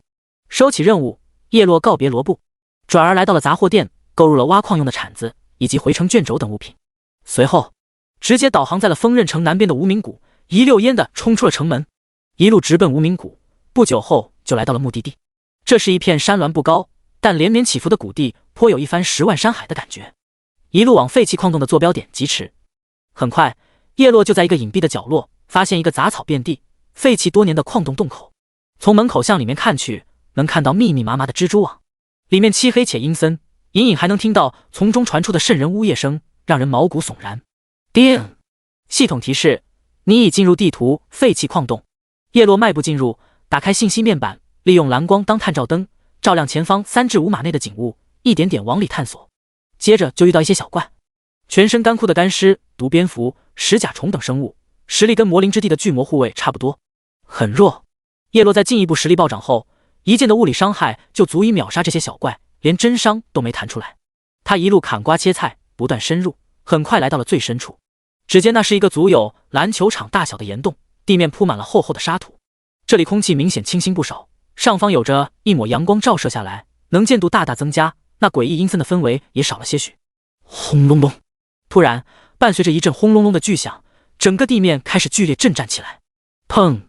下一刻，在叶落不远处的地面上猛然破土而出一条几10米长的巨型蠕虫，顿时烟尘四起，沙石飞扬。它如同一条大蟒蛇一般盘卷着下半身，上半身直立在半空，前端的口气中密密麻麻都是锋利的牙齿，冲着下方的叶落龇牙咧嘴，宣示着领地权。叶落目光望去， BOSS 的属性飘然而出。 LV22 沙地虫王，青铜级 BOSS， 生命83947，法攻563，防御246，法防258，技能含沙喷射、遁地破土、腐蚀硫酸、沙暴大葬。描述：生活在地下100米的巨虫，与100年一劫的紫岩矿一同孕育而生，虫在矿在。对现在的叶落来说，已经相当不够看了。直接开攻。嗖！叶落先是一发寒霜剑起手，给对方挂上减速。咻咻咻！紧接着剑矢破风而出，化为一道道流光，笔直的射向了虫王的脑门，带起一个个4200加的白色伤害。这个血量不到20剑即可射杀。死！虫王大惊失色，但他显然也不会坐以待毙，嘶叫一声后，瞬间展开了反击。噗噗噗！他巨大的口气闭合，而后如同一条水管一样喷吐出大量的沙粒，在他前方扇形的区域造成一次大范围的多次攻击。是他的第一个技能含沙喷射。Miss！ 叶落凭借着超高的敏捷，施展极致的身法，在密密麻麻如雨点般攻势下疯狂走位，身影快得离谱，即便偶尔中了一发也是无足轻重。叶落如今29级，在一身实心装备的加持下，血量直接突破了3万大关。不到几秒钟，虫王就被压制到了残血状态。就在这时，叶落却忽地发现脚下像是踩到了什么粘稠液体一般，低头一看，发现自己的脚下已然不是踩在沙石地面，而是踩在一团紫色的浓郁液体中。叮！战斗提示：杀的虫王使用技能腐蚀硫酸，对你造成726点法术伤害，并附带持续4秒的迟缓中毒。第47章长山造纸龙梦虎。叶落心头微惊，这虫王不愧是沙地霸主，居然能悄无声息地将沙地腐蚀成硫酸，令人防不胜防。中招后，叶落的头顶出现了中毒、迟缓2个负面效果的图标，但它们都属于软控，霸体没有用武之地。叶落正准备弯弓，继续对虫王展开输出，可就在这时，他敏锐地听到从岩洞入口的方向传来拉弦的声音。嗖！下一秒，一枚箭矢划破空气，朝着叶落爆射而来。他不假思索地往侧边躲闪，抬头望去，只见阴暗的岩洞入口走来一名身穿一袭暗黑戎甲的年轻身影，是一名弓箭手玩家，只是他的头顶也跟叶落一样隐藏了身份信息。兄弟，组个队。那弓箭手玩家说道 ：“Boss 见者有份，如果我在一旁干扰你，你未必能拿得下这只 Boss 吧？”叶落笑了：“我先杀了你，再拿 Boss 不就行了？那 Boss 让给你。”弓箭手玩家沉吟片刻，道：“我不出手，你击杀 Boss 后将紫岩矿卖给我，我的任务需要。”哦，叶落眉头一挑：“你也接了罗布的任务？特殊任务并不唯一，其他玩家如果触发了相关条件，也是能接到同样的任务。”不，弓箭手玩家摇摇头：“我接的是铁匠老板长风的任务，他说要用那块稀有矿石打造一件特殊装备。”闻言，叶落皱了皱眉。2个 NPC 都需要紫岩矿，并将任务发给不同的玩家，这摆明了要接了任务的2个玩家做上一场，胜者才能得到紫岩矿。不过，一想到这任务是 SS 级的，倒也在情理之中了。抱歉，叶落淡淡的道：“我的任务也是紫岩矿，不可能让给你。你想要，凭本事来拿吧。”弓箭手玩家闻言也是一愣，他也是知道了这特殊任务的特殊之处，居然还要击杀领取了相同任务的其他玩家。既如此，那就一战吧。身为在榜玩家，我可以先让你一剑。弓箭手玩家不紧不慢地说道，似乎对自己的实力颇为自信。他刚才一进来就看见叶落被腐蚀硫酸缠住，一副被 BOSS 打得措手不及的模样。再者，他发现叶落手中拿着的是一把新手弓，应该不是什么厉害的角色。哦，叶落笑了，如你所愿。没有迟疑，他对着那弓箭手玩家拉弓就是一剑，同时开启了锁血模式。他倒想看看对方在接了自己一剑后会是何等精彩的表情，是否会像现在这样保持着这副自信满满的姿态。有自信是好事，但自信过头就是自负了。嗖，一剑精准命中对方，高额的伤害顿时将其血条抽空，在锁血模式下强制保留了一点血。啊！弓箭手玩家当即骇然变色，不仅是因为这一剑的伤害，更是因为战斗提示中对方的名字。你是洛神？他一声惊叫。没办法，洛的名头实在太过响亮，除了之前一连串的系统公告外，几乎风刃城的所有人都一致认为那战力榜首就是洛。弓箭手玩家在战力榜上虽然只是排名第9，但却十分清楚榜首所蕴含的分量。既然是洛神，那这个特殊任务我愿意拱手相让。弓箭手玩家悻悻笑道，瞬间没有了之前从容不迫的神情。叶落闻言点点头，从刚才战斗提示得知对方名叫长山造纸龙，既然他愿意主动退让，那叶落自然也乐得如此。可就在长山造纸龙准备转身离开之际，昏暗的岩洞入口忽地再次出现一道人影，闲庭信步地向着里面的2人靠近过来。叶落定睛看去，那是一个身穿黑色宽松长裤、赤着上身的年轻男子，露出爆炸般的肌肉线条，显得力量感十足。叶落双眼一眯，只见对方的头顶赫然显示一个蓝色的 ID 梦虎，这是一个 NPC。 就在下一秒，嗖，梦虎忽地化为一抹残影，身影鬼魅般出现在叶落面前，猛然就是一套组合拳，毫不留情地招呼了过来。砰砰砰！叶落瞳孔一缩，下意识抬弓做格挡之势，同时身形暴退。下一刻，对方密密麻麻的拳头如同雨点般砸在他身上，拳风呼啸，拳拳到肉，巨大的拳劲将他连连震退，一道道伤害数值从他的头顶上飘出：负1546，负1557，负3184。暴击！叮！战斗提示：梦虎对你使用技能疯狂连击，总计造成8725点物理伤害，并附带碎骨，在接下来的10秒内，所受的来自梦虎的物理伤害将提高 10%。叶落头顶血条骤然猛降1/5。卧槽！卧槽！长山造纸龙已经吓得魂飞魄散，连滚带爬的找了块大石头躲了起来，一双眼睛简直要瞪出眼眶了。这还敢更离谱一点吗？一个 NPC 二话不说上来就对玩家出手，而叶落就更不正常了，吃了一整套的爆炸伤害，血量却还是健康的，离谱之极啊！梦虎也是有些呆住了，这是什么冒险者？30级还不到，血量就这么夸张了？叶落目光落在梦虎身上 ，LV， 梦虎，生命，攻击，技能，全是一堆问号。显然以他目前的等级，远远无法查看这个 NPC 的属性。第48章，长风元首，自在极意功。你是长风派来的？叶落剑眉紧锁，问道。他才刚入风刃城不久，并未与城内任何 NPC 结仇。唯一可能对他抱有敌意的，就是铁匠老板长风了。因为刚才常山造纸龙说过，长风想获得那块紫岩矿，用于打造特殊装备。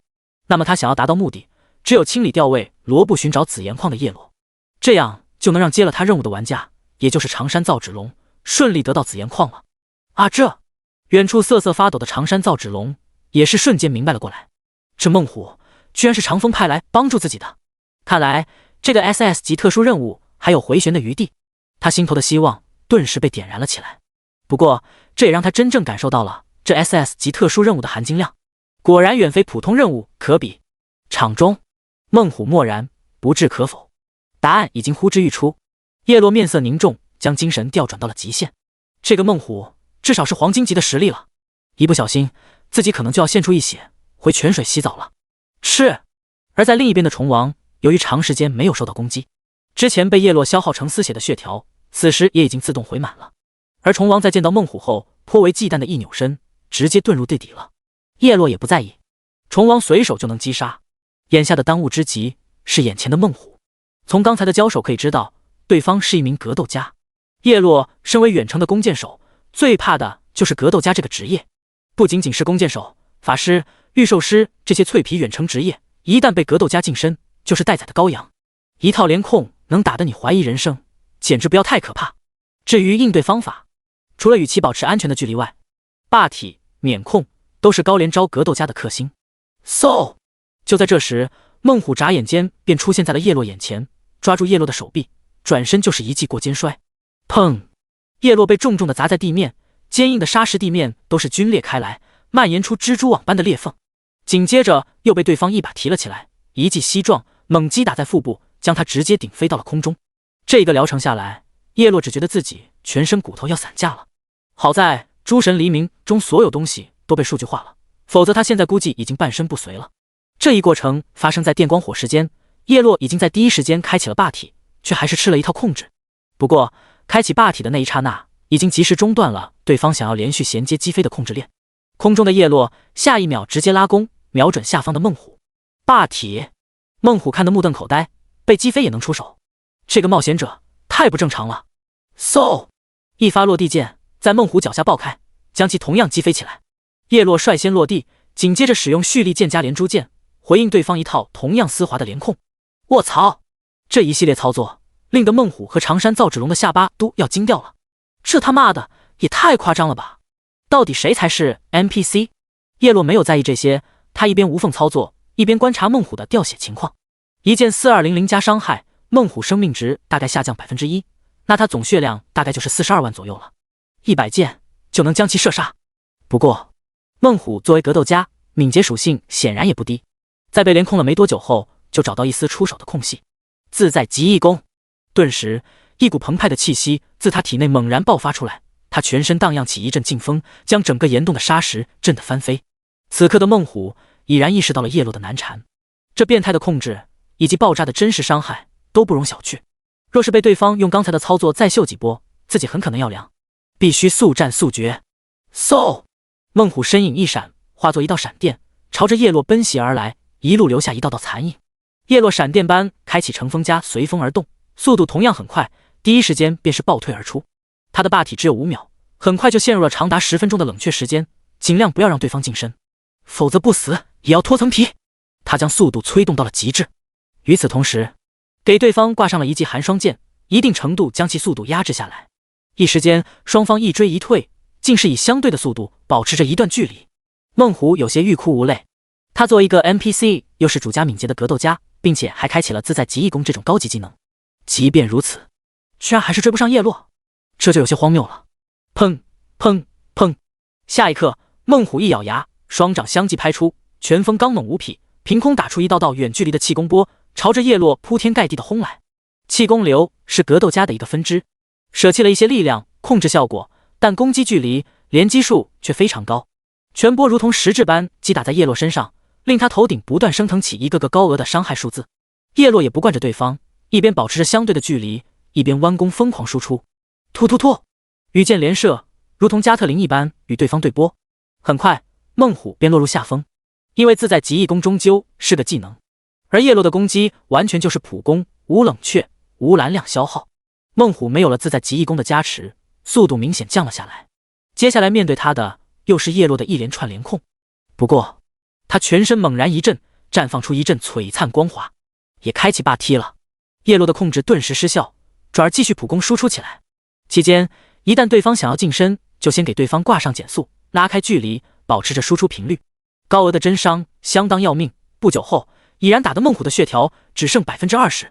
妈的，血量厚，伤害高，速度快，还他妈有霸体，这玩个鬼！又是几个回合下来，孟虎的面色阴沉如水。此时他的血量仅剩下最后的 10%。第49章，放孟虎离开，不讲武德。再这么下去，他就要领盒饭了。他一咬牙，果断掉头就跑。相比起长风的委托，还是自己的小命更重要。现在才想跑，是不是有些晚了？叶落目光犀利，命弦蓄力，一气呵成。咻！羽箭带着撕裂虚空的强悍威能越过了孟虎。就在孟虎和长山造纸龙以为这一箭打偏了的时候，下一秒，这一箭竟是鬼一般调转了箭头，落在孟虎身上，将其跑出去的身子拖拽了回来。卧槽！孟虎和长山造纸龙人都骂了，能回头的箭，这太他妈离谱了。不过在连中了2箭后，孟虎也是瞬间发现了回头箭的弊端，于是他开始风骚走位，果然躲避了下一发回头箭。可这时叶落已经追了上来，直接贴脸输出，疯狂地剥夺着孟虎为数不多的血条。很快，哎呀呀！当孟虎血量来到 3% 的时候，他整个人都崩溃了，气急败坏地大吼大叫着，要不了几箭，他就要饮恨归西。他目眦欲裂，一头原本飘逸的长发已经披散了下来，显得无比狼狈，完全没有了之前出场时的淡定从容。他做梦都没想到事态会发展到这一步，原本以为就是杀一个小小的冒险者而已，简直不要太轻松。谁曾想这个冒险者简直比 NPC 还恐怖，老子死也要溅你一身血。孟虎索性不跑了，转身准备跟叶落拼命。就在这时，我不杀你。叶落却是淡淡开口，停止了攻击。孟虎和远处的长山造纸龙闻言皆是一愣，这又是什么操作？你给我发个任务，我放你离开。叶落解释道，他的任务是虫王和矿石，杀一个 NPC 对他不仅没有任何好处，反而会引来长风的仇恨以及风刃城的不满，降低城内其他 NPC 的好感度。与其这样，还不如放孟虎一马，换点奖励来的划算。此刻孟虎眼中流露出强烈的求生欲。NPC 作为诸神黎明的原住民，可不像冒险者那样可以复活，他们死了就真的死了。他本以为自己这次必死无疑，可对方居然愿意主动退让，化干戈为玉帛，他根本没有拒绝的理由。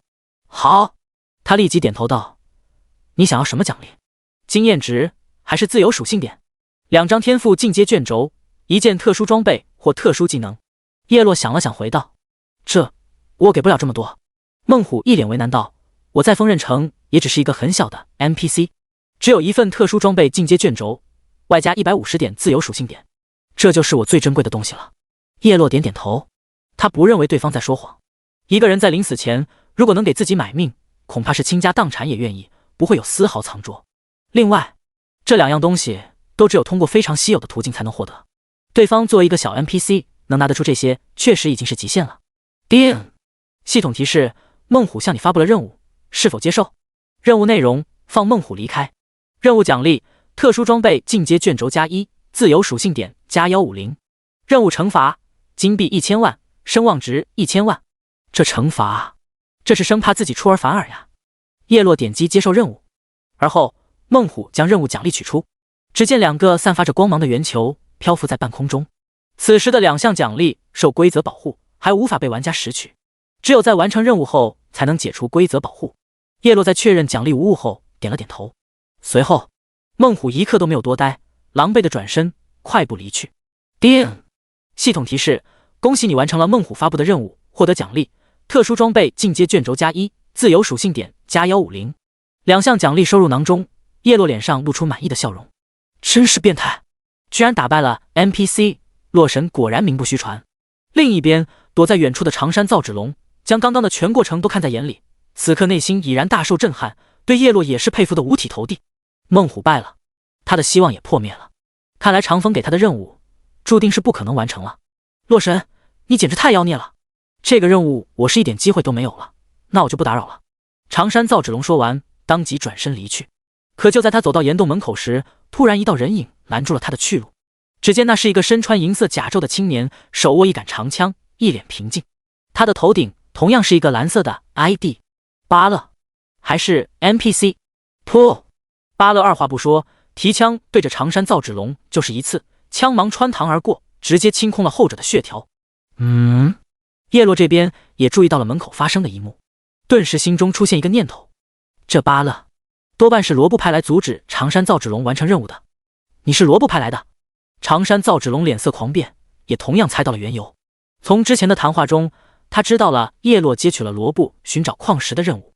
既然长风会派孟虎来阻止叶落完成任务，那么罗布同样也会派人来阻止自己啊！他早该想到的。此刻，长山造纸龙有些欲哭无泪。他都已经退出了，谁曾想这 NPC 这么不讲武德？现在想来，当时孟虎对待叶落也同样是如此。只是长山造纸龙可没有叶落那般变态，仅仅3000生命值不到的脆皮身板根本承受不了一个 NPC 的攻击。下一刻，他扑倒下去，化为一道白光，冲向复活泉水。受罗布之托，巴勒收枪，掏出手帕擦了擦枪间的血迹，表明自己的来意。你大可不必杀他。叶落眉头一扬，反正他不是我的对手，而且他也已经放弃了。是吗？我刚到，不知道。巴勒回道。不过这样也好，不然他以为 SS 级特殊任务这么好做，给他个教训也好。第50章2块紫岩矿。叶落也不再多说，只能怪长山造纸龙不走运了。他要是脚底抹油早点走，估计就能保住一命。如今白忙活一场不说，还死一次掉了一级，光是等级方面的损失就不小了。前期冲击如同万人过独木桥，哪怕是1%的经验值，也能将很多人远远甩开。锋刃城复活祭坛。叮！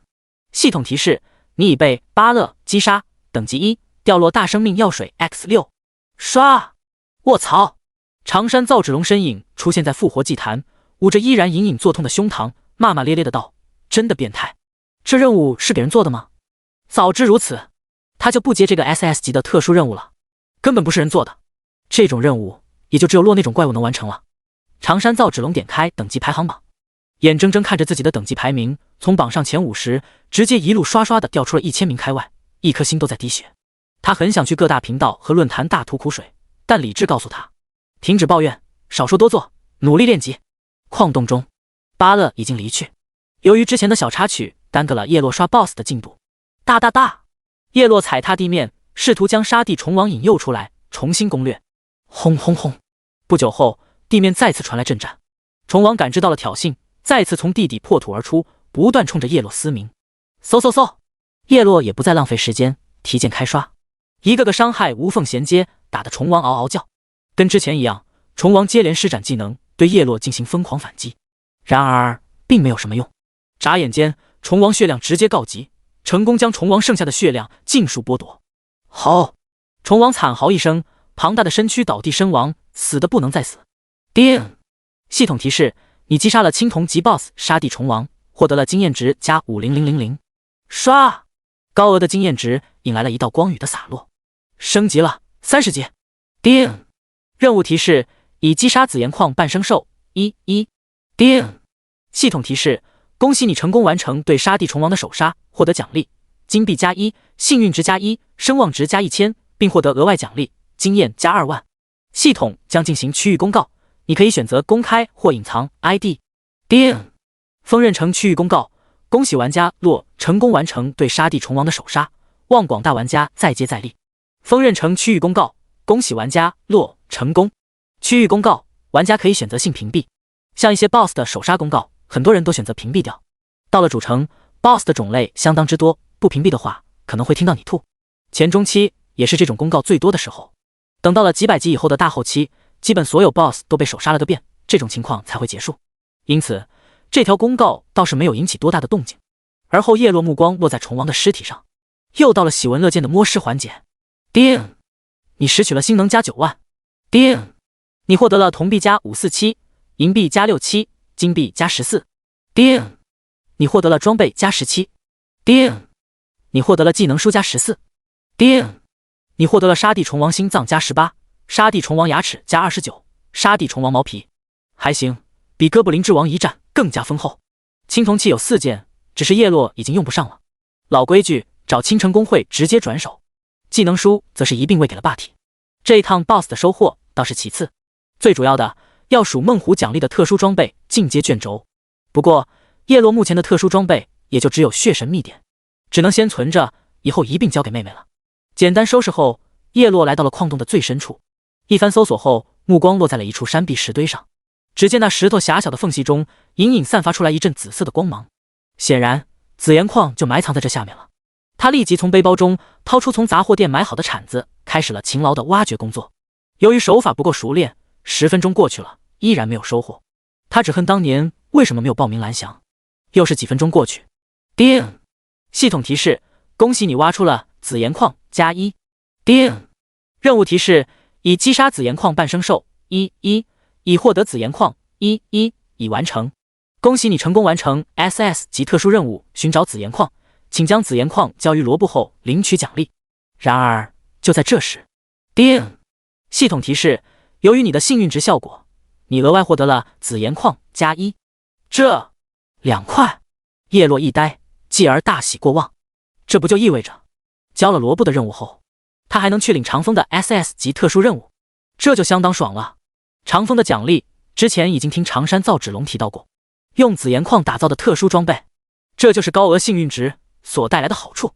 另外，叶落没有杀梦虎，确实是一个十分明智的选择，否则就算他有紫岩矿，长风也绝对不可能会给他发布任务。第51章报之真意，长风任务。看着背包中的2块稀有矿石，叶落喜滋滋的捏碎了回城卷轴。唰！下一刻，他的身影出现在锋刃城广场。此时的锋刃城更加的熙熙攘攘，络绎不绝。目前玩家基本都已经10级以上了，而由于叶落的影响力以及隐藏副本的噱头，不少人都是慕名加入了锋刃城。叶落收回目光，没有逗留，径直来到交易商铺，找到了罗布，直接将紫岩矿提交了上去。幸不辱命，你做得很好，孩子。罗布一张老脸笑成了菊花。我已经听巴勒说了，他说自己根本没出力，不用他出手，你也能顺利完成任务，这实在出乎了我的意料。来吧，这是你应得的奖励，请笑纳。叮！系统提示：恭喜你完成了罗布发布的 SS 级特殊任务，寻找紫岩矿，获得奖励：经验值+50000，星能+10000，金币+10，并获得额外奖励特殊技能书+1。大量经验涌来，叶落再升1级，31级了。而后立即查看额外奖励的特殊技能书：报之真意，特殊临阶，效果发动后使下次技能必定暴击，并额外造成伤害正 20%， 消耗法力值500，冷却时间12分钟。强啊！如果多升它几件，额外造成的伤害会更高，非常适合战士、刺客、法师这类靠技能打高爆发伤害的职业。由于特殊装备和技能都是无价之宝，又因为肥水不流外人田，所以必须将其留给自己有意栽培且人品过关的人，这样才能将收益最大化。下一刻，叶落脑海中立即浮现出那个仙姿绝世的绝美倩影仙韵琉璃。目前没有谁比他更适合这个报之真意了。想象一下，日后仙韵琉璃一个大范围的万箭齐飞，带起下方无数个恐怖的暴击伤害，那场面是何等的潇洒与壮观。剑神当如此。可问题来了，要如何交给对方呢？直接送肯定不行，以加入自己公会为条件也不行，加入别人公会就要受到别人管制，这对于追求自由、傲气十足的仙韵琉璃来说，多半也是无法接受的。毕竟前世那么多顶尖公会开出无数诱人的天价条件，都无法让他动心，就更别说区一个特殊技能了。如此看来，就只能出售，含泪赚他个几百万了。念及此，叶落打开好友列表，给仙韵琉璃发去报之真意的属性截图。啊！仙韵琉璃显然是被这特殊技能的属性给惊呆了。叶落此时甚至能想象得到对方捂住红唇、美眸瞪圆的模样。这么变态，这东西很珍贵吧？对方发问了。还行吧，100万给你了。叶落说了一个善意的谎言。这个特殊技能绝对不止这个价的，要是将其放到交易中心拍卖，区域少说800万，全服的话就更恐怖了，5000万甚至1个亿都有可能。因为这种特殊技能不像普通装备那样，随着时间的推移就会逐渐淘汰，它是可以伴随玩家一生的，更别说暴击这种性价比超高的属性了。那些集团、财阀世家、土豪们最不缺的就是钱，只要能在游戏中遥遥领先，成为万人之上的强者，他们砸起钱来可丝毫不会手软。仙韵琉璃沉默了，没有回话。他显然也意识到了这个特殊技能价值不止100万，不用给我优惠，按照市场价来。不久后，他回复800万了。叶落坦然回复，现在上架峰认成的交易中心差不多就是这个价。好，对方没有墨迹，下一秒爽快的就转账了过来。叶落也是将这本特殊技能书给对方邮寄了过去。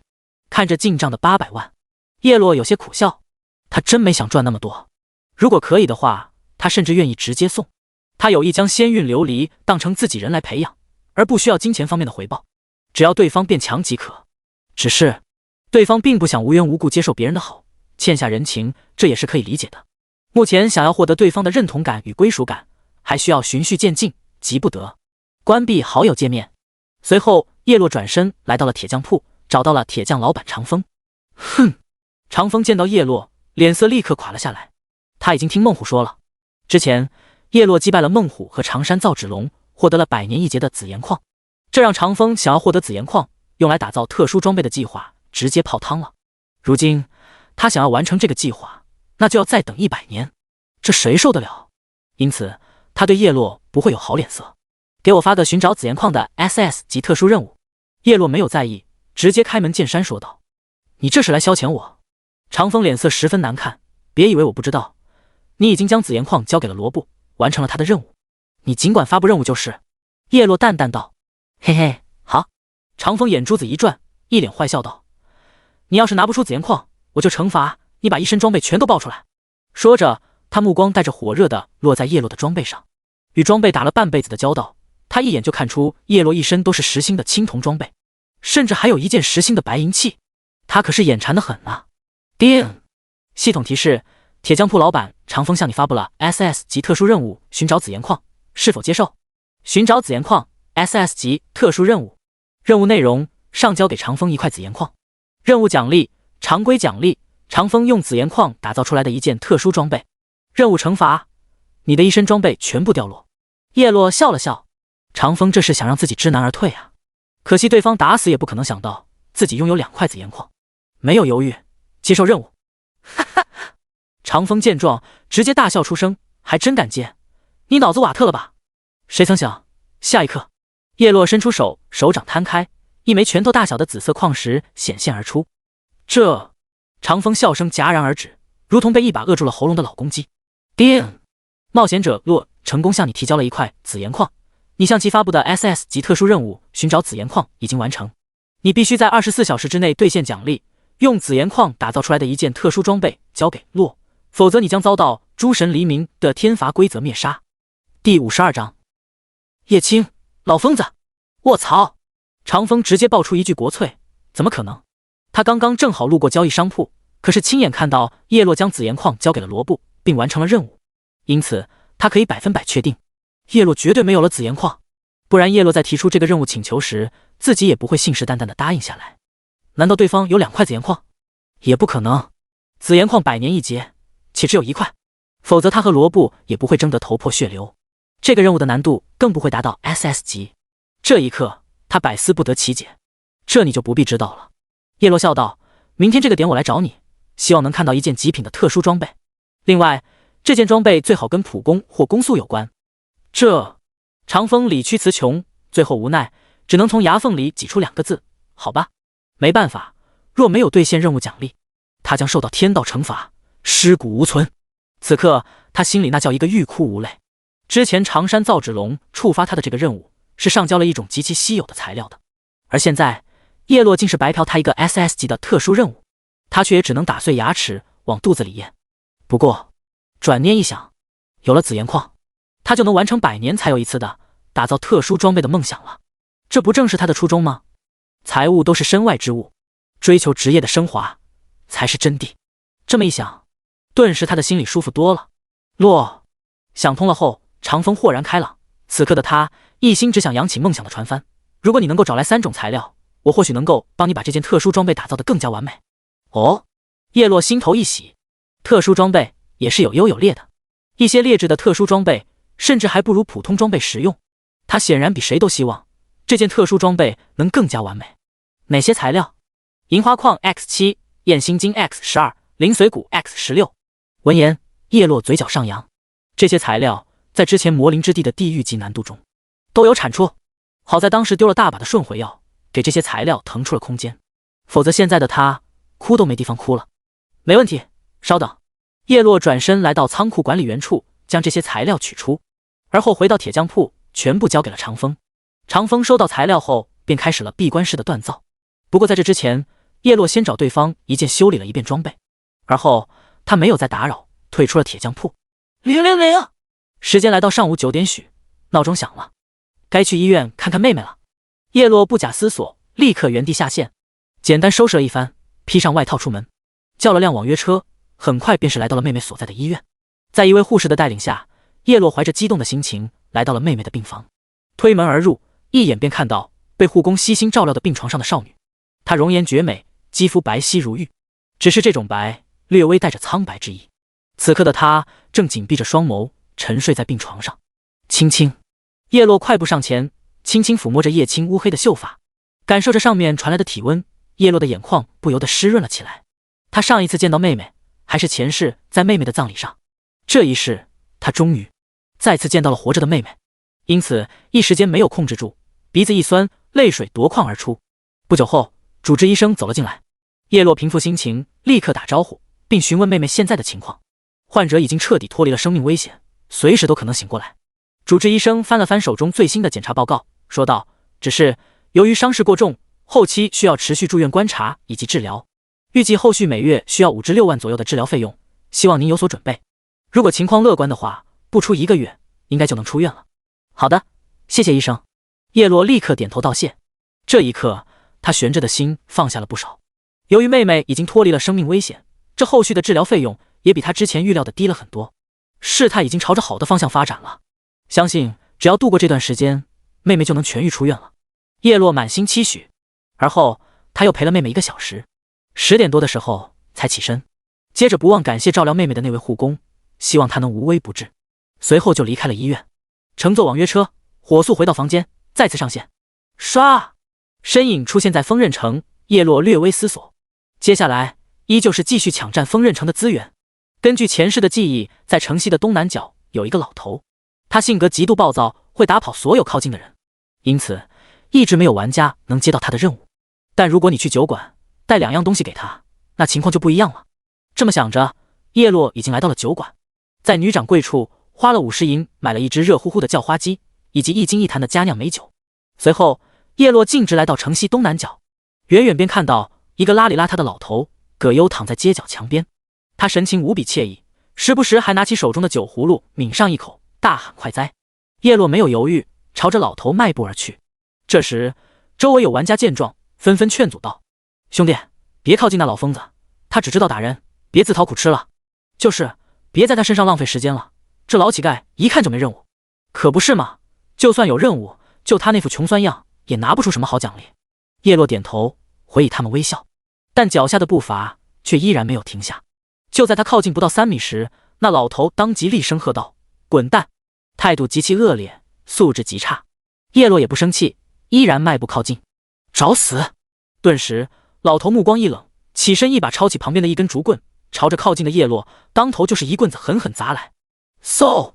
叶落一个侧身避开，下一刻从背包中取出热气腾腾香喷喷的叫花鸡，递到了老头的眼前。老人双眼骤然一亮，立即伸手一把接过，如珍宝般捧在手心。他小心翼翼地打开油纸，口水直流，这香味是小时候娘亲的味道。“小子！”老头立即撕下一只鸡腿，吧唧一口咬了上去，口齿不清的道：“你很上道，不过一只叫花鸡就想换取我的机缘，做梦去吧。”第53章剧情任务：狗屁的洛神。那再加上这个呢？说着，叶落又从包裹中取出一坛酒，砰的一声打开酒盖，顿时扑鼻芬芳传来，令人陶醉。老头如遭雷击，这就另当别论了，当即接过美酒，狠狠地灌了一口。真香！他一改凶恶嘴脸，变得慈眉善目起来，咧嘴笑道：“小兄弟，你我有缘，看在这叫花鸡和佳酿美酒的份上，我可以告诉你一个秘密。”话落，一道金色光辉闪烁，他头顶上浮现出一个大大的金色问号。叶落目光一亮，这任务等级相当不低啊！洗耳恭听。叶落脸上露出浅浅的笑容，看到这一幕，周围那些之前吃过苦头的人全都亚麻呆住了。靠，他居然没被那老头暴打一顿，不仅如此，他还和那老头交谈了起来，多半能领到别人领不到的任务。看来是因为他给那老头带了一只叫花鸡和一坛美酒，我怎么就没想到呢？那老疯子见人就打，谁会想到给他送礼？而且酒、肉两者少，一样都不行。不行，我也去一趟酒馆，碰碰运气，说不定我也能领到一个稀有任务。叶落这边开始倾听老头的秘密。最近我身上发生了一件怪事。老者大口吃肉，大口喝酒，我睡着时总是会做一个几乎相同的梦。梦里我是一名行侠仗义的游侠，却在一个大山中被一群山贼陷害，并囚禁了起来，在地牢中永不见天日。说着，老者的脸上尽是沧桑，长叹一口气，这让我每次醒来后脾气都变得愈发暴躁，从而造就了现在的我。叶落没有插嘴，给老头满上酒，仔细聆听。或许是那名游侠给我托梦了，又或者他其实就是另一个我。总之，如果你愿意的话，我希望你能前往我梦中的那个地方，看看是否有一个游侠被困在那里。话落，一道悦耳动听的系统提示在叶落耳畔响起。叮！系统提示：东原向你发布了 S 级剧情任务侠义，是否接受？ S 级已经相当高了。开局村长的 S 级隐藏任务可是让叶落收获颇丰，并赚到了这一世的第一桶金。而且这还是一个剧情任务。剧情任务不仅可以一定程度推动国服所在的苍兰大陆的主线剧情，还将会获得比隐藏任务还要丰厚的奖励。侠义 S 级剧情任务。任务介绍：前往锋刃城西边的黑风岭，尝试寻找被困的游侠。若是能找到，任务将会开启下一阶段。任务时限6小时。任务奖励未知。失败惩罚无。看来这跟村长的隐藏任务类似，是个任务链。任务链一般由多个任务组成，任务难度会随着环数提升。完成的任务环数越高，奖励越丰厚。如果能完美完成整条任务链，还有额外奖励加成。之前村长的额外奖励就是特殊地图血店的传送券。没问题，交给我了。叶落毫不犹豫接受了任务，抱了抱拳，告别东原。随后没有耽误1分1秒，立即出发前往任务地点——锋刃城西边的黑风岭。走出城门，城外风平浪静，一片宁静祥和。可久经血战的叶落却在这一刻敏锐地感觉到了一丝杀气。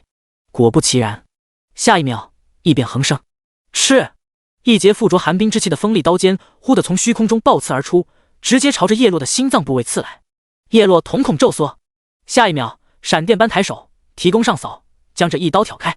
紧接着就看到一名刺客玩家身形显现而出。谁曾想他另一只手同样握着一柄淬毒的匕首，一记凿击瞬间落在叶落的腹部，直接打出了僵直效果。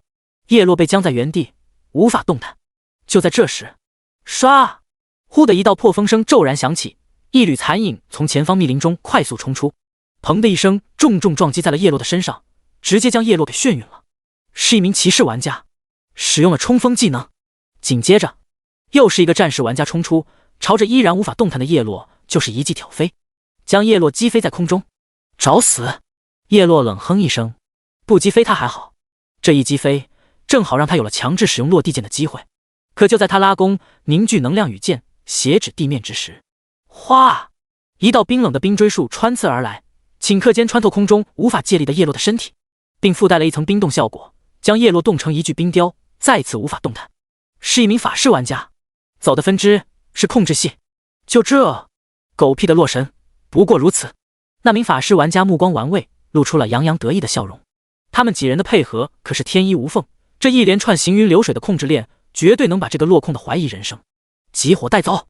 他一声令下，顿时几人的一个个技能与普攻伤害一股脑的砸在叶落身上。只是之前他们光顾着打控制，并没有注意伤害打了多少。直到经过一轮急火后，发现叶落的血条居然还有 80%。 怎么可能？在场的4人都在同一时刻呆住了。他们都是战力榜在榜玩家，伤害颇高。就算是一名 T0 的骑士玩家，在吃了这一套急火攻击后，不死也应该大残。可叶落一个弓箭手，血量难道比骑士还高？这就有些夸张了。叶落只觉得索然无味。从刚刚的短暂交手可以知道，对方是一群操作一流且配合默契的高玩。但就这4个人，未免也太看不起自己了吧。现阶段玩家的控制技能冷却至少好几分钟，所以他们不可能一直打出控制链将他控到死，除非几百人每人接连不断的接上控制。不过这也一样没用，因为他有霸体。现在就4人还不值得他开霸体。3秒后，叶落从冰洞中解除，一个横移迅速接近刚刚开口的那名法师玩家。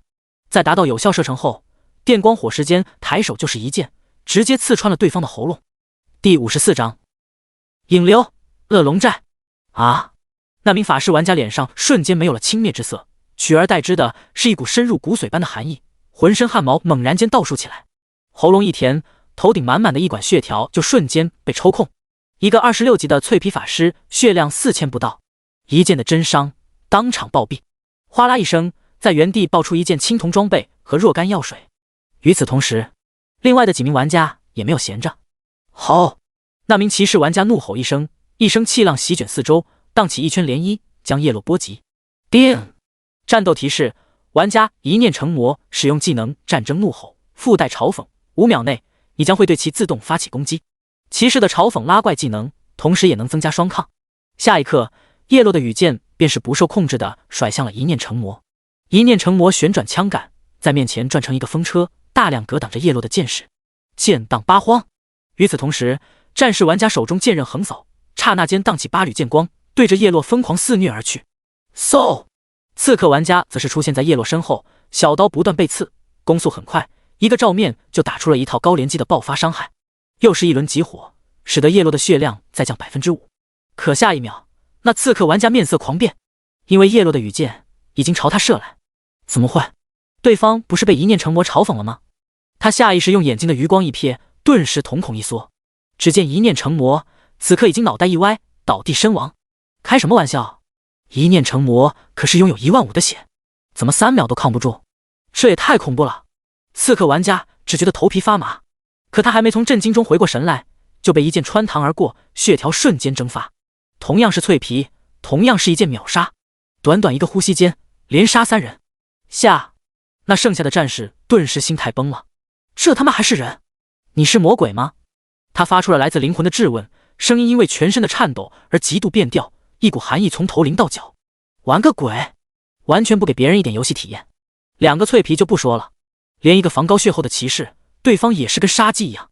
现在就剩下他一个战士，还有打的必要？叶落这边陷入思索，这几人也隐藏了身份信息，但从前面3人的击杀提示中，叶落发现他们其中一人的名字是前世听说过的一个杀手组织的成员。引流，在诸神黎明中，它不算是一个工会，而是一个秘密组织。其中的成员有其他工会的人，也有散人，不限制自由。他们主要的活动就是悬赏别人的人头，赚取悬赏金。如今他们的人来刺杀自己，显然是接受了某个雇主的委托。可他们有着严格保护雇主身份信息的条约，因此想从对方口中知道幕后主使基本不可能。另外，自己隐藏了信息，他们怎么知道自己就是落的？唯一的可能就是之前隐藏副本对所有玩家开放后，不少人第一时间赶到了副本门口，看到自己和仙韵琉璃出来，他们就知道2人只能是公告中的洛和仙韵琉璃，因此被一些别有用心的人记住了相貌。收回思绪，叶落不再浪费时间，一剑的物理伤害加真伤，直接送那名有着5500加血量的26级战士玩家免费回城。不管幕后主使是谁，兵来将挡，水来土掩。喜欢搞事，叶落可不会惯着对方。他向来人不犯我，我不犯人，奈何总有些人不长眼。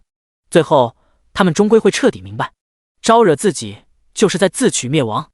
随后，叶落打扫战场，发现这几人倒是大方，装备就报了2件5-6星的青铜器。这次他没有选择出手给青城工会，而是打开交易中心，以80金左右的价格挂了上去，并将那几人设置成指定买家。他们调集掉装备，战力一定受到了不小的影响。如果不及时止损的话，很可能就会被别人狠狠甩开。因此，他们多半会含泪将自己的装备买回去。这便是踢到钢板的下场。结束这段小插曲，叶落继续前进。黑风岭连绵不绝，他沿着一条一望无际山路，一路往大山深处赶去。地图显示，在深处有着一个名叫恶龙寨的势力，应该就是东原老头口中的山贼了。一路上山势错乱，隐隐在上面能够看到一些干涸的血迹，表明这里应该经常会发生血战。几分钟后，前方一个据点映入眼帘。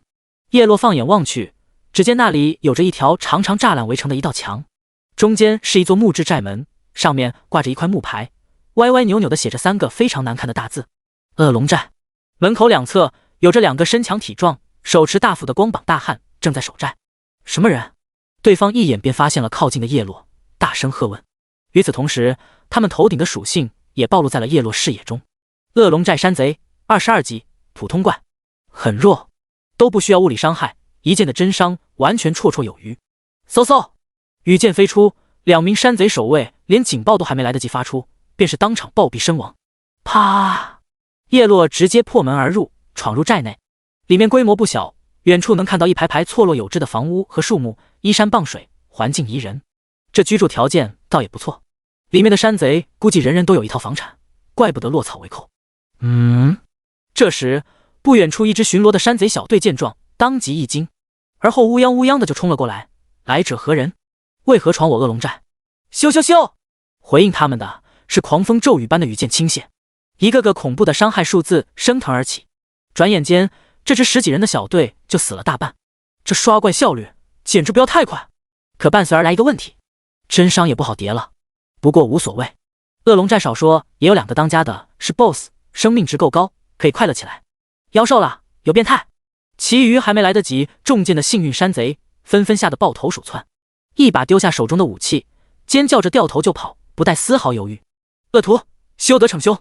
就在这时，伴随着一道威严的厉喝声，只见一个光膀大汉，上半身露出一身爆炸性的肌肉，手持一杆长矛，一脸凶神恶煞地朝着这边大步奔来。臭小子，你当我恶龙寨无人？第55章游侠东原。叶落目光落在这肌肉大汉身上，将其属性捕捉而出。LV28 恶龙寨2当家，白银级 BOSS， 生命168257，攻击405，防御627，法防615，技能战争怒吼，穿膛一击，破枪连刺，天地守护。传记：本市附近城镇的护城队队长，由于不小心冲撞了镇长亲戚，不仅被革职，还牵连全家，最终黑化，上山做了土匪。如今他的心头已经被怨念占据，只有作恶杀戮才能让他得到慰藉。叶落眼前一亮，是一只皮糙肉厚的骑士 BOSS， 终于可以快乐起来了。好，恶龙寨2当家率先出手了，开启了嘲讽。虽然就叶落一人，但这个技能也可以给他增加一些双抗。叶落不由自主的抬弓，羽箭自动攻击对方。受死！2当家二话不说，提起手中长矛，便朝着正在被控制中的叶落暴刺了过来。嘲讽的主要作用是吸引多个目标的仇恨，是软控而不是硬控。因此，叶落虽然被嘲讽，但却可以一边攻击一边调整自己的身位。矫健的步伐使得他连续躲开了2当家的好几枪普攻。穿膛一击，唰！2当家当即使用锁头技能，瞬间冲杀而至。他的身躯仿佛化为一道模糊的残影，一副要从叶落身体穿透而过的架势。嗖！叶落在电光火石间使用闪现，离开了原地，使得对方穿了个寂寞。下一秒，叶落身形出现在另一侧，一发寒霜剑起手，紧接着一套连射落在了2当家的脑门上，一个个巨大的白色伤害数字接连跳出。31级后，全敏捷的加点，一身实心装备，并在乘风的状态下，叶落此时的攻速已经达到了 5.5， 能够做到1秒5箭齐发。尼玛！恐怖攻势下，2当家的生命值疯狂往下降，被射得惨哼不绝，错愕不已。但他也不是什么软柿子，闪电般抬枪，刷刷刷，一记干净利落的破枪连刺释放而出。这一招是远程瞬发技能，跟叶落普攻输出的有效范围一样。哗哗哗！顿时，一大片凶悍的枪芒劈头盖脸的朝着叶落扑杀而来，带起了一片片伤害。-631，-628，-643。与此同时，还附带了击退，捅得叶落脚步噔噔噔的不断后退。只是叶落头顶3万加的血条，只是微微颤动了几下，根本不值一提。靠！2当家整个人都不自信了，攻速又快，伤害又高，血量又厚。你是 BOSS， 我是 BOSS， 太荒唐了。几个回合交手下来，2当家发现他的几个小技能在叶落面前基本不堪大用。大招天地守护是个群体护盾技能，在对方的真伤面前又形同虚设。这怎么玩？仅仅1分钟不到，在叶落恐怖的输出之下，2当家大10几万的血条就已然所剩无几。大侠饶命！2当家全身都被冷汗浸湿，急道：“你想要什么？只要我有，都可以给你。你老老实实回答我的问题，不得有丝毫隐瞒。”叶落收手说道：“好。”2当家点头如捣蒜。你们是不是囚禁了一个游侠？游侠？牢房确实有几人，但我不知道有没有你说的游侠。2当家立即回道，态度极其诚恳，并不像说谎的样子。带我去牢房。叶落沉声道：“看来只能进入那地牢一探究竟了。”二当家点头，丝毫不敢违抗，屁颠屁颠地走在前面。不久后，两人便到了一座楼房的铁门前。开门，叶落淡淡说道：“别告诉我你没有钥匙。”这二当家面色变幻，他知道开了门，恶龙寨的大当家一定会弄死他，但他如果不开的话，就会先被叶落给弄死。长叹一口气，他无奈道：“好吧。”旋即从裤兜里掏出一大串钥匙，翻找了起来，最后选中其中的一把，插入了门锁。咔嚓，铁门应声而开，顿时一股浓厚的怨气扑面而来。叶落迈步进入。牢房不大，总共也没几个笼子，有的笼子里面尸体已经干瘪，成为一具干尸了。叶落目光落在最深处的一个笼子里，只见那里有着一道披头散发、凄惨无比的老者身影，他的四肢被铁链牢牢拴住，高高的吊挂在半空中。此刻他头顶的血条近乎黑血，看不到红色。把那个老头放了。叶落目光一沉，冷声道：“这……”二当家面露为难之色，这老头杀了我们大当家的弟弟，咎由自取，此事我可做不了主呀。他为什么杀人？叶落问道。或者说，你们大当家的弟弟做了什么天怒人怨的事？这不算天怒人怨，也就强抢了一个民女。二当家一副理所当然的嘿嘿笑道：“我们作为山贼，劫财劫色不是挺正常的吗？”正常个屁，让你放就放，哪那么多废话？叶落一脚踢在二当家的屁股上，将其踢了个趔趄。好好好！二当家全身哆嗦，连连应是。他连滚带爬的来到铁笼边，解开了老头全身的镣铐和铁链，将其从半空中解脱了出来。老者被动静惊醒，抬头张望，这一抬头顿时令得叶落一愣，那是一张和东原长得一模一样的脸，只是这个老者的脸色苍白如纸，虚弱无比，与那个在街角大碗喝酒一脸惬意的东原大相径庭。不仅如此，这老者头顶的蓝色 ID 显示为游侠东原，名字也一样，只不过多了一个称呼，这就有意思了。年轻的冒险者游侠东原目光落在叶落身上，语气虚弱的道：“你为何要救我？”实不相瞒，叶落解释说道：“我在丰润城城西东南角遇到了一个长得和你一模一样的老者，他说他总是梦见自己被关在牢房，苦不堪言，因此委托我前来一探究竟。”第56章，恶龙寨大当家。原来如此。游侠东原闻言露出释然且意味深长的笑容：“我本是一名行走江湖的游侠，不料遭逢恶龙寨大当家陷害，被关在这牢房中。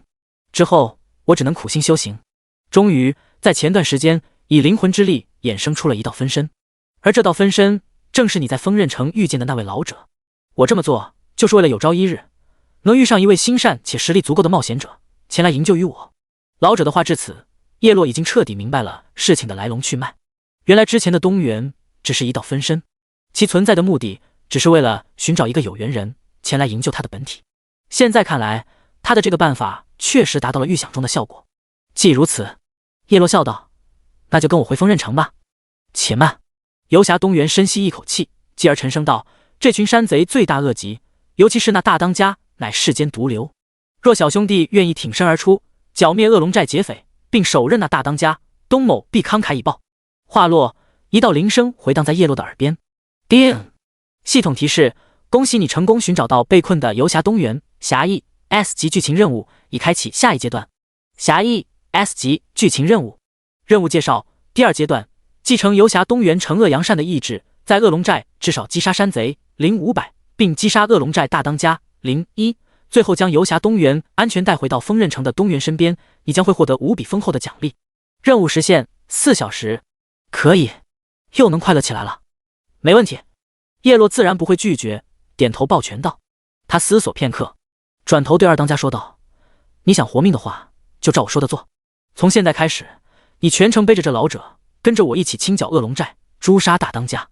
等安全返回丰润城后，我放你离去。”二当家当即一怔，这是让他这个二当家带头彻底背叛恶龙寨了。不过，在宝贵的性命面前，他一个劫匪还管什么仁义道德？好，只是片刻犹豫后，他便是点头答应了下来。你给我发布任务，让双方有所制衡。叶落说道。叮！系统提示：恶龙寨二当家李狗蛋向你发布了任务，是否接受？任务内容：与李狗蛋合作，一起剿灭恶龙寨，斩杀恶龙寨大当家，并带游侠东原安全返回丰润城。期间，李狗蛋会全程听从你的吩咐，但你不得伤害李狗蛋性命，并在合作结束后放李狗蛋安全离开。任务惩罚：双方若有任何一方违约，金币井号负数标10井号10亿。叶落接受任务，放心地将老者交给了李狗蛋。随后没有逗留，三人一起离开了牢房。可就在他们一走出牢房外时，叶落当即感受到了一股浓烈的危机感，不由得下意识绷紧神经，警惕起来。他目光望去，只见牢房外已经密密麻麻集结了上百个山贼，将牢房如同包饺子一般严严实实地围堵了起来。为首一人是一个身形魁梧的壮汉，他左眼戴着黑色眼罩，身披一套幽暗色甲胄，胯下骑乘着一头壮硕的战马，手中一柄血色长剑斜指地面，双目冰冷地注视着叶落等人。LV33 恶龙寨大当家，白银级 BOSS， 生命227251，攻击1414，防御778，法防767，技能血石自斩，烈焰剑浪，剑光汹涌，剑影杀。传记：曾是一座小城的城主，仗着权威暗中欺男霸士，强抢民女，最终被朝廷打入大牢。问斩途中贿赂押解人员，拼死逃走，成为颠沛流离的朝廷通缉犯，最终在黑风岭落草为寇，继续作恶，为祸一方。臭小鬼！恶龙寨大当家剑指叶落，厉声道：天堂有路你不走，地狱无门你闯进来。既然如此，那就永远留在这里吧。先锋小队，给我上！杀！一声令下，他周围足足有近100人的近战系山贼纷纷齐声高喝，震耳欲聋的呐喊声响彻整个恶龙寨，声势滔天，而后如潮水一般朝着叶落一拥而上。这般阵仗令得叶落也是微微点头，倒是有点大规模的工会战、城战的那味了。他知道，若不是因为触发了这个剧情任务的第2阶段，像这种一大群怪物围攻一个玩家的现象，绝对是不可能发生的。毕竟现阶段没有任何一个玩家能抵挡得了这样的集火，即便是之前噩梦级魔灵之地中巨魔萨满，也不会像这样几百人直接上来就开干。看着前方近100人冲杀过来的景象，叶落脸上露出了若有若无的笑容，这倒省了他找怪和拉怪的时间。开刷！下一瞬间，密集的羽箭倾泻而出，席卷最前方靠近的山贼，恐怖的伤害不断跳出，哪怕是重装骑士也是坑不住2下，顷刻之间毙命。仅仅一个呼吸之间，最前面的一排山贼就倒了下去，后面的山贼立即踏着同伴的尸体前仆后继的冲来。以叶落目前的攻速，还无法做到全部秒杀，他只能一边全力输出的同时，一边后撤，保持安全的距离。一旦他被前排坦克近身包围，限制了输出空间的话，那后面就会有大量的控制链接上，非常难缠。即便他有霸体，可持续时间很短，冷却很长，能不被近身自然是最好。面对围攻，叶落要一步步来，循序渐进，分批次的解决。首先就是要先将人群中的格斗家点杀，因为格斗家拥有高连击的单体控制，是弓箭手、法师这种远程脆皮的噩梦。第57章大型蹦迪现场，大佬救命！至于点杀，是一个顶尖弓箭手必备的高端操作之一，现实战场中也有点杀的说法，比如狙击手狙杀敌方阵营中的指挥官，万军从中取敌将首级，就是这个意思。诸神黎明的弓箭手也同样有点杀的操作。前世在一些工会战、城战、国战中，一个 T0 弓箭手能选择性的点杀敌方狗在后排的高爆发法师、乃人的牧师或者其他的重要成员，只要这些人阵亡，就能够极大概率的影响整个战局的结果。因此点杀运用的好，能起到至关重要的作用。而叶落现在就是要优先点杀人群中大量躲藏在前排骑士、战士中的格斗家山贼。咻咻咻咻咻！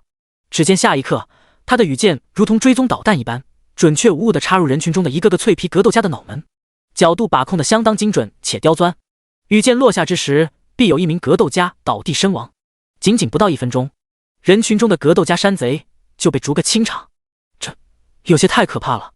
李狗蛋以及他背着的东元看得那叫一个目瞪口呆，即便他们是外行，也看得出来这种操作需要无比高超的剑术技巧，平常人想要做到这一步，绝对是格外艰难。东元行走江湖多年，见多识广，深知哪怕是1级主城甚至超级主城的弓箭手导师，也未必能打出如此精妙绝伦的操作。这个冒险者实属有些逆天了。的确如此，点杀的操作与技巧需要经过无数的战斗磨练，能像叶落这般达到渐渐精准的玩家，前世国服一只手都能数得过来。后排火力输出，大当家也是忍不住倒抽一口凉气，面色变得无比铁青，再次一声令下，顿时他身后的一众远程山贼立即发动远距离的集火猛攻。轰轰轰！嗖嗖嗖！大量火球与利箭从天而降，如同雨点般齐刷刷直射人群中不断走 A 的叶落。嗖！叶落一个血光闪烁，消失在原地，极限躲开了一波铺天盖地的伤害。下一秒，他的身影出现在一个2层楼高的房檐上，与箭斜指下方地面。咻咻咻！一支支落地箭从弓弦急射而下，轰击在追来的剩下一群骑士、战士、刺客之中。紧接着，所有人就看到了令他们永生难忘且十分滑稽的一幕：砰砰砰！一个个山贼随着一支支羽箭的落下，有节奏的跳了起来，画面相当有喜感。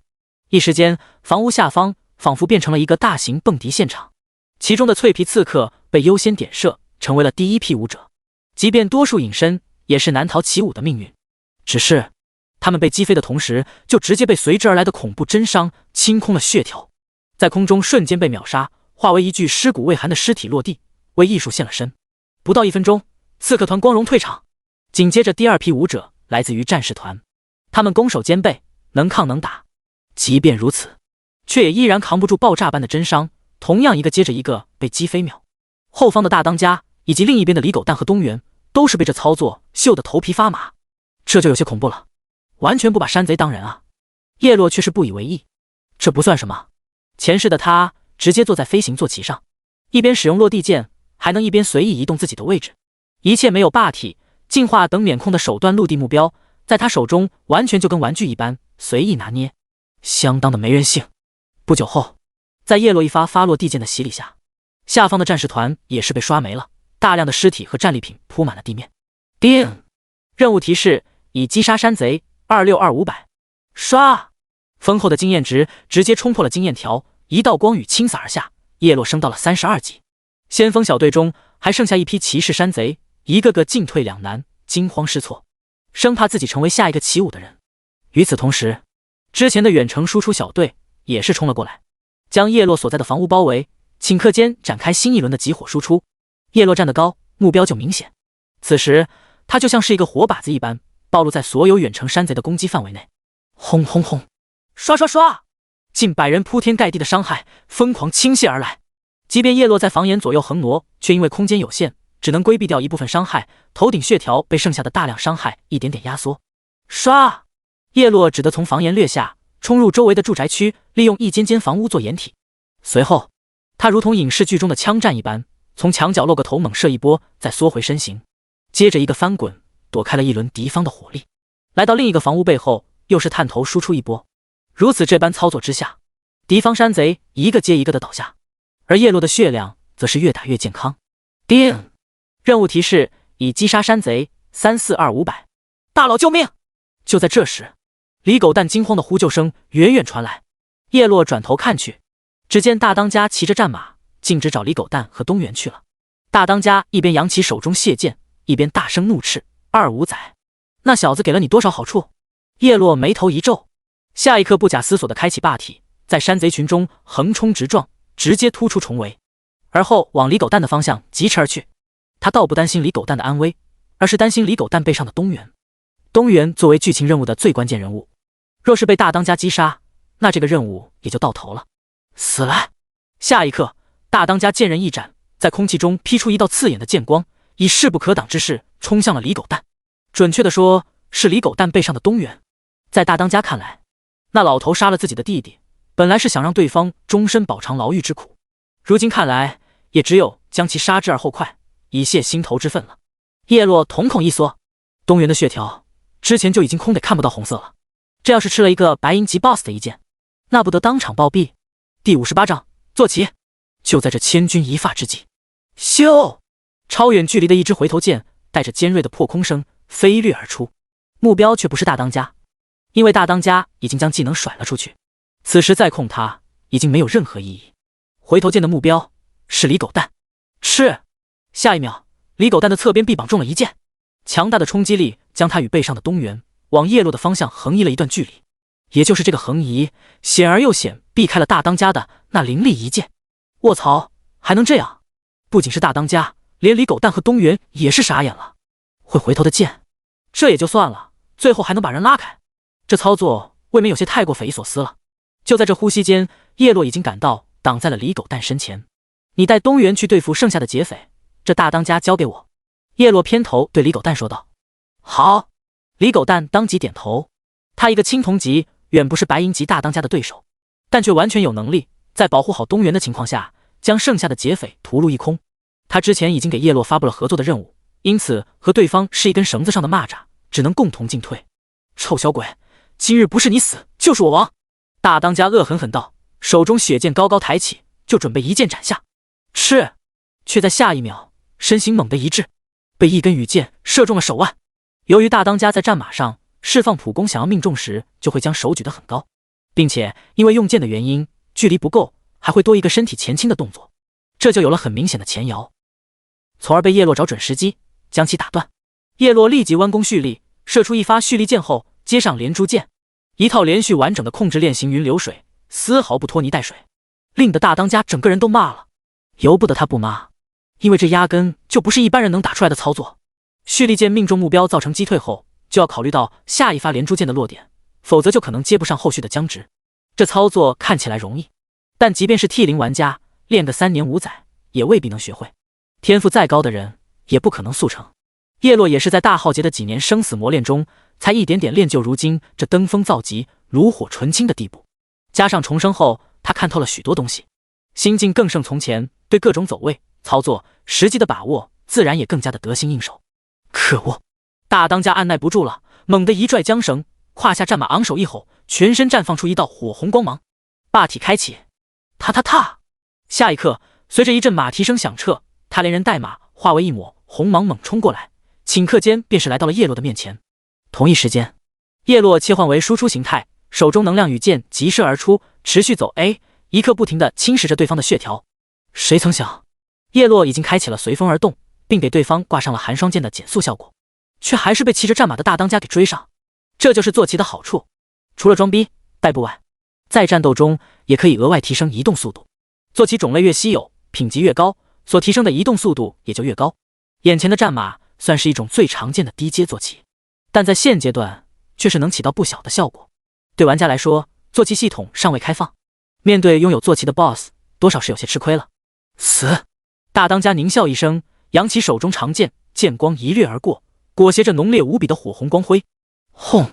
在叶落周边的一大片锥形范围，凌空横展出强横无匹的烈焰气浪。叶落一个箭步，在下一秒，身形出现在大当家侧翼，一套白花花的爆炸伤害在他头顶升腾而起，顷刻间打掉了他 15% 的血量。该死！大当家怒不可遏，浑身烈焰暴涨。嗖！就在这刹那间，他一掠而至，一剑如同闪电般重重从天而降。叶落避其锋芒，几个箭步拉开距离，眨眼间身形就出现在几米开外。是！大当家乘胜追击，锁头远距离一剑挥出，下一刻剑光飞泻数十米，磅礴气势滚滚而出，笔直地劈向了叶落。嗡！就在这时，一个白光护盾自他全身萦绕而出。叮！战斗提示：李狗蛋使用技能天地守护，为你施加护盾，护盾存在期间提高 30% 的物防、法防以及各类元素抗性，并清除软控负面状态，持续20秒。叶落心头一喜，眼角余光瞥了一眼李狗蛋的方向，发现对方正长枪所向，横扫八方，全力清剿一众土匪，下手没有丝毫手软，相当尽心尽力，但似乎并没有注意到自己这边的战况。第59章魔化状态。看来李狗蛋的天地守护是个群体增益技能，使用后我方的友军都能享受到加持。就在此时，大当家的霸体已经结束并陷入冷却，叶落当即再次打出持续不断的控制链，打得对方直接骂娘。经过一系列连控，一点点消磨对方的生命值，不久后便是仅剩 20%。 可就在这时，啊！大当家目眦欲裂，原地发出一声惊天咆哮，他双眼通红，浑身绽放出一道滔天般的黑烟，使得周围数十码的地面都开始嗡嗡颤抖起来。叮！战斗提示：恶龙寨大当家进入魔化状态，全属性提升 30%， 并免疫一切硬控、软控负面效果，持续1分钟。叶落一愣，这大当家莫非是走火入魔了？不过叶落依然不慌，如今大当家已经很残了，且魔化状态只有1分钟的持续时间，他嚣张不了多久。臭小鬼！大当家从控制中解脱出来，在魔化状态下，面容暴戾且狰狞，眼中闪烁着凶残之色。老子要将你抽筋剥皮点天灯！大当家表面上气势汹汹，实则内心惶惶。如果魔化状态结束，还是弄不死叶落的话，那就是自己的死期了。念及此，大当家狠狠一咬牙，咬破舌尖，一口精血喷在手中，并将其一把抹在了剑身处。顿时，长剑裹挟着一缕缕血红色光辉，璀璨夺目。大当家的头顶之上，有着一柄庞大的血红剑影，正在以肉眼可见的速度缓缓凝聚而成。迎！紧接着，一道剑吟声响彻而起，一股无法形容的凌厉剑气陡然间爆发出来。剑影杀！下一刻，大当家紧握手中血剑，向前猛地一挥，其头顶的庞大剑影对着前方叶落所在的方向狠狠一剑劈下。轰！下一刻，剑影带着滔天之威呼啸而至，如同陨石坠落般砸在叶落周身的几十米范围内，地面直接是被斩得崩碎开来。叶落身形闪现在高空，一发落地剑将大当家击飞，紧接着就是一套控制链跟上。大当家绝望了，现在的冒险者都像这小子这么不要脸吗？完全不给人活路啊！可就在这时，1分钟时间还没到，大当家全身魔气开始反噬，钻心般的剧痛传来，强烈的疲软感涌遍全身，整体实力霎时间暴跌。叮！系统提示：恶龙寨大当家魔化状态提前结束，陷入虚弱状态，全属性降低 50%， 持续2分钟。叶落微微一笑，这简直就是杀敌100，自损1万了。刷刷刷！叶落不再浪费时间，剑矢飙射而出，火力极限压制，使得大当家本就所剩无几的血条刷刷猛掉。小畜生！大当家脸色狰狞无比，怒吼道：“老子就算是死，也要换掉你这条狗命！”说着，他强行提起一口气，开启狂暴模式，准备殊死一搏。熊熊！一阵阵磅礴气息自他体内暴涌而出，如风暴般席卷四周，一时间飞沙走石，天塌地陷。然而，噗！就在下一刻，大当家猛然喷出一口黑血，原本强悍的气息断崖式暴跌，顷刻间奄奄一息。嗷嗷嗷！与此同时，他忽的一张脸极度扭曲，全身也是抽搐痉挛起来，模样显得十分痛苦。而后一股滔天般的魔气升腾，将其整个人笼罩在黑雾之中。咻！下一刻，他陡然化作一道黑光，朝着山寨最深处的一栋建筑暴掠而去，顷刻间不见了踪影。叶落眉头紧锁，跑得还真快，那魔气不简单。看来大当家并不是走火入魔那么简单，从对方刚刚的架势，明显是要和自己拼命的，但身体却不受控制，似乎被那诡异的魔气所操控，继而逃走。以叶落前世的经验来看，这多半是被某种魔物侵蚀了心智。不过，对方逃走，脱离了战斗状态，就会逐渐回血。如果将其找到的话，那就可以再叠一遍真伤了。念及此，叶落心头反而欢悦起来。与此同时，另一处战场的李狗蛋也是将剩余的山贼清剿一空。叮！任务提示：已击杀山贼500-500。那里是大当家的住所。叶落指了指最深处的那栋建筑，向李狗蛋发问。没错。那仓库在什么地方？叶落再次问道。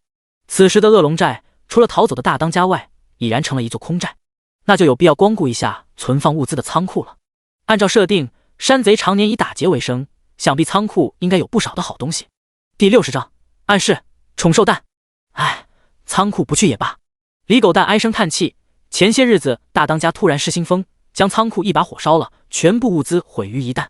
叶落，看来这大当家确实有问题。走吧，追击大当家。叶落大手一挥，不久后，3人闯入了大当家的住所，立即展开搜寻。然而，将整栋房屋里里外外地毯式搜索了个遍，却依然没有发现大当家半个人影。那只剩下一个地方了。这时，李狗蛋眼珠子一转，在大当家的主卧中有一个秘密的暗示，他一定是躲在了那里。说着，他径直走入卧室，来到一排书架的角落，伸手向里面掏了掏。啪嗒，伴随着一声脆响，整排书架分裂而开。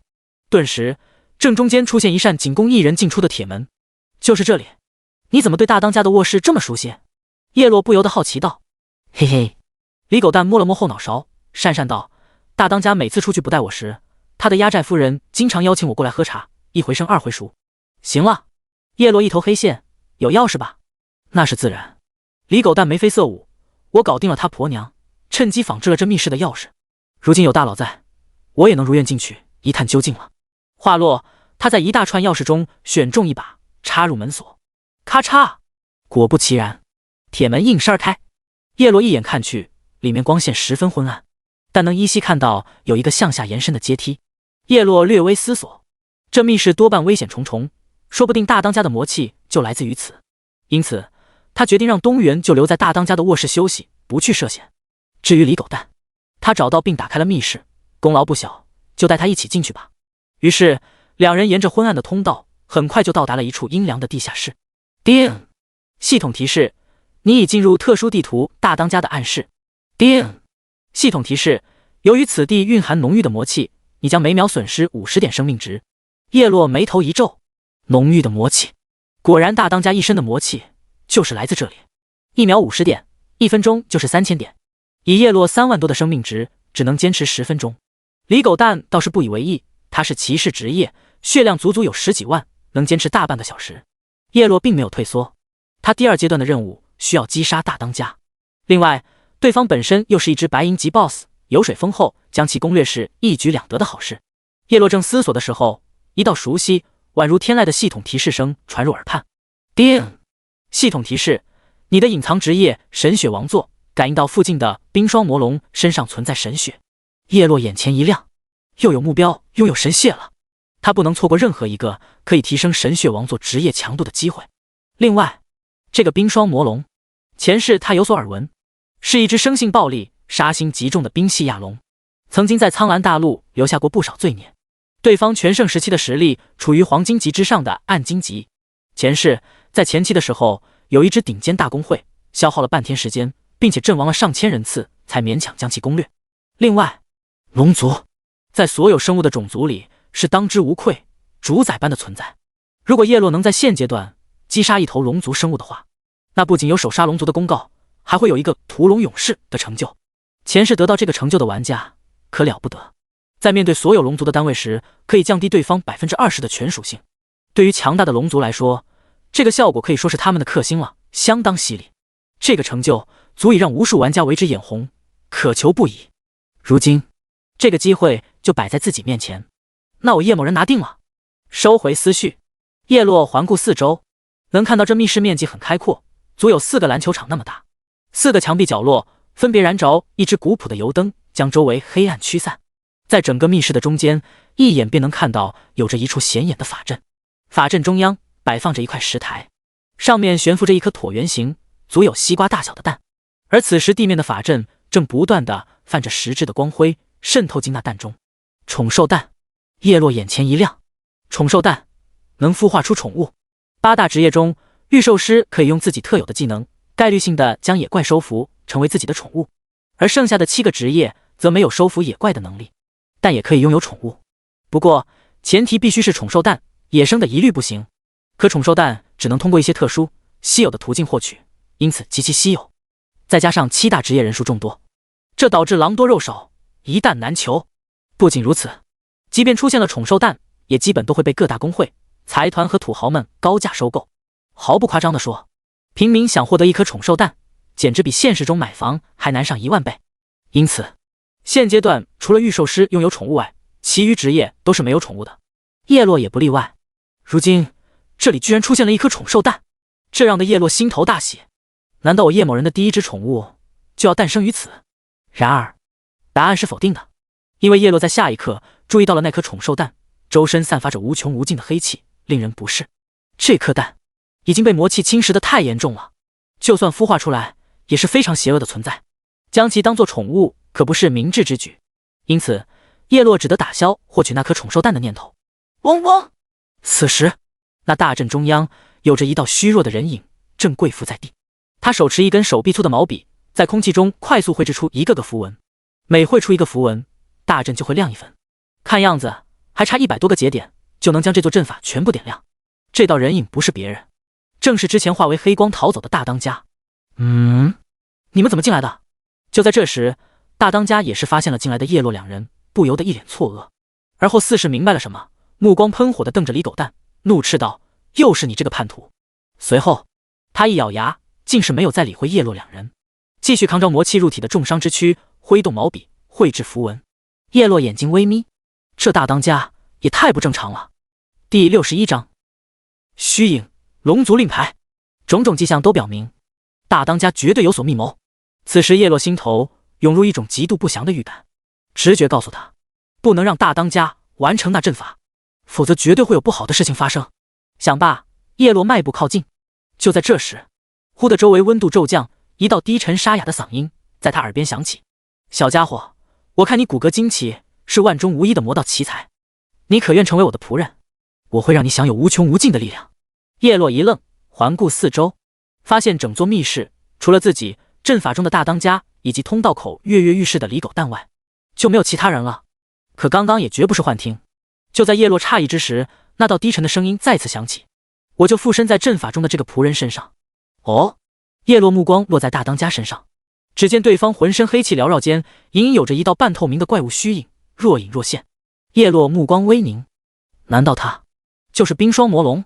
不等叶落进一步思考，虚影再次悠悠开口：“只要你愿意，这些东西都是你的。”说着，他大手一挥，哗啦啦一大堆奖励物品琳琅满目的出现在叶落面前。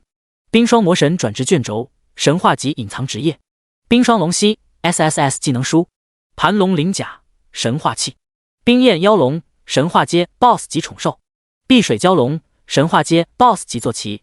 叶落眉头一皱，他感觉受到了侮辱，自己被当成傻逼了。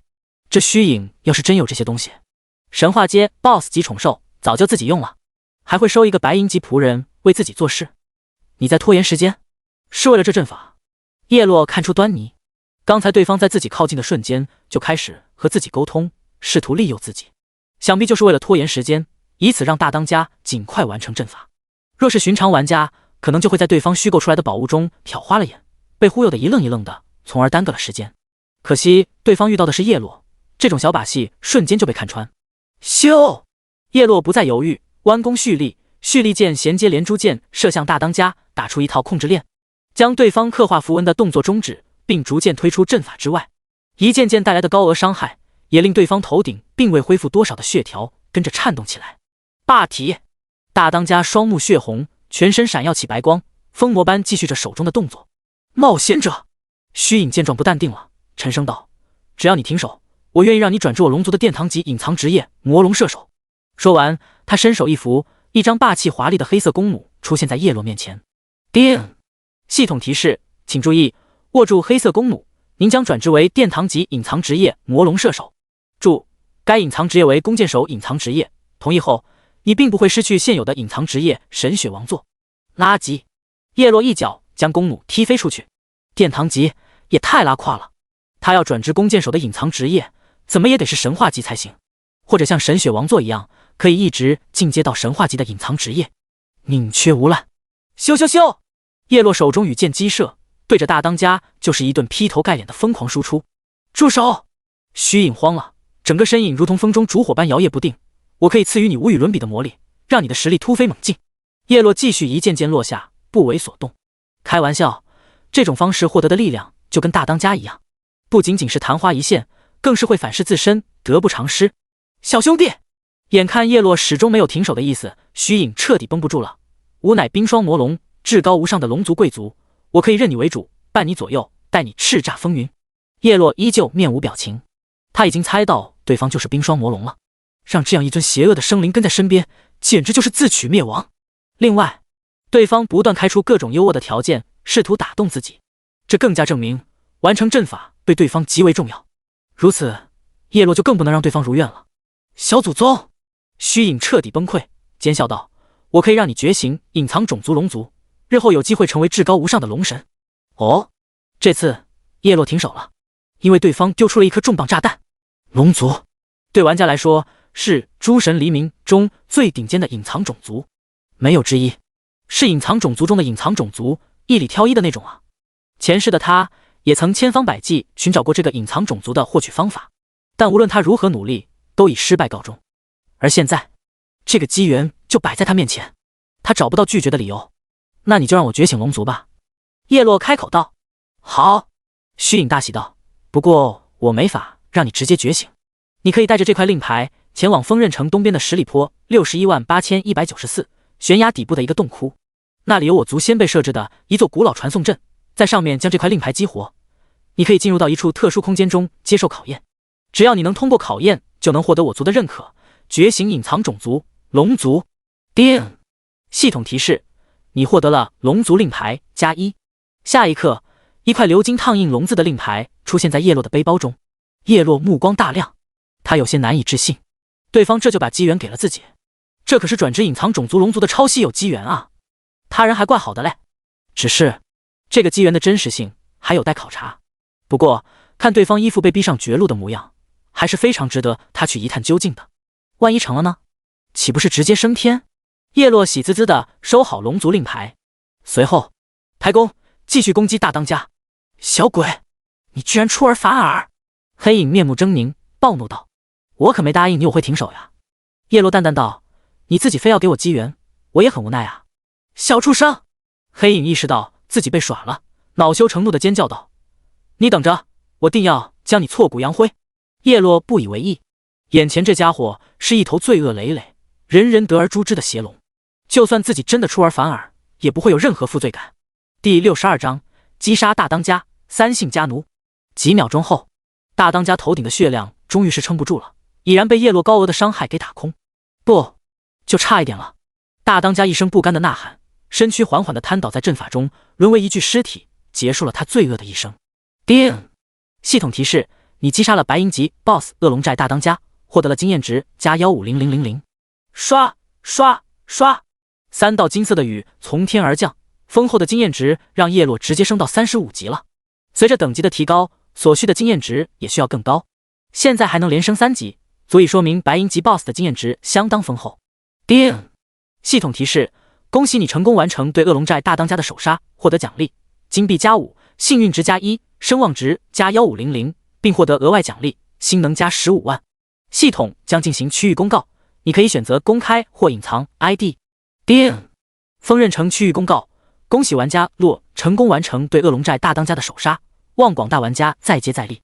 锋刃城区域公告：恭喜玩家洛成功。叮！任务提示：已击杀恶龙寨大当家1接下来就只剩下你了。叶落淡淡一笑，目光落在那道漂浮在大当家尸体上的虚影身上。探查术无法探查对方属性，多半是因为对方的形态太过特殊，但叶落知道对方是冰霜魔龙，这就足够了。将其击杀，不仅能获得成就，还能获得神血，稳赚不赔。嗖嗖嗖！叶落不再废话，羽剑破空，对着虚影疯狂掠去。可就在这时，唰！虚影身影陡然一沉，下一秒竟是鬼魅般消失不见。叶落目光环顾四周一遍后，却并未发现对方半点踪迹，仿佛对方彻底人间蒸发了一般，这就很诡异了。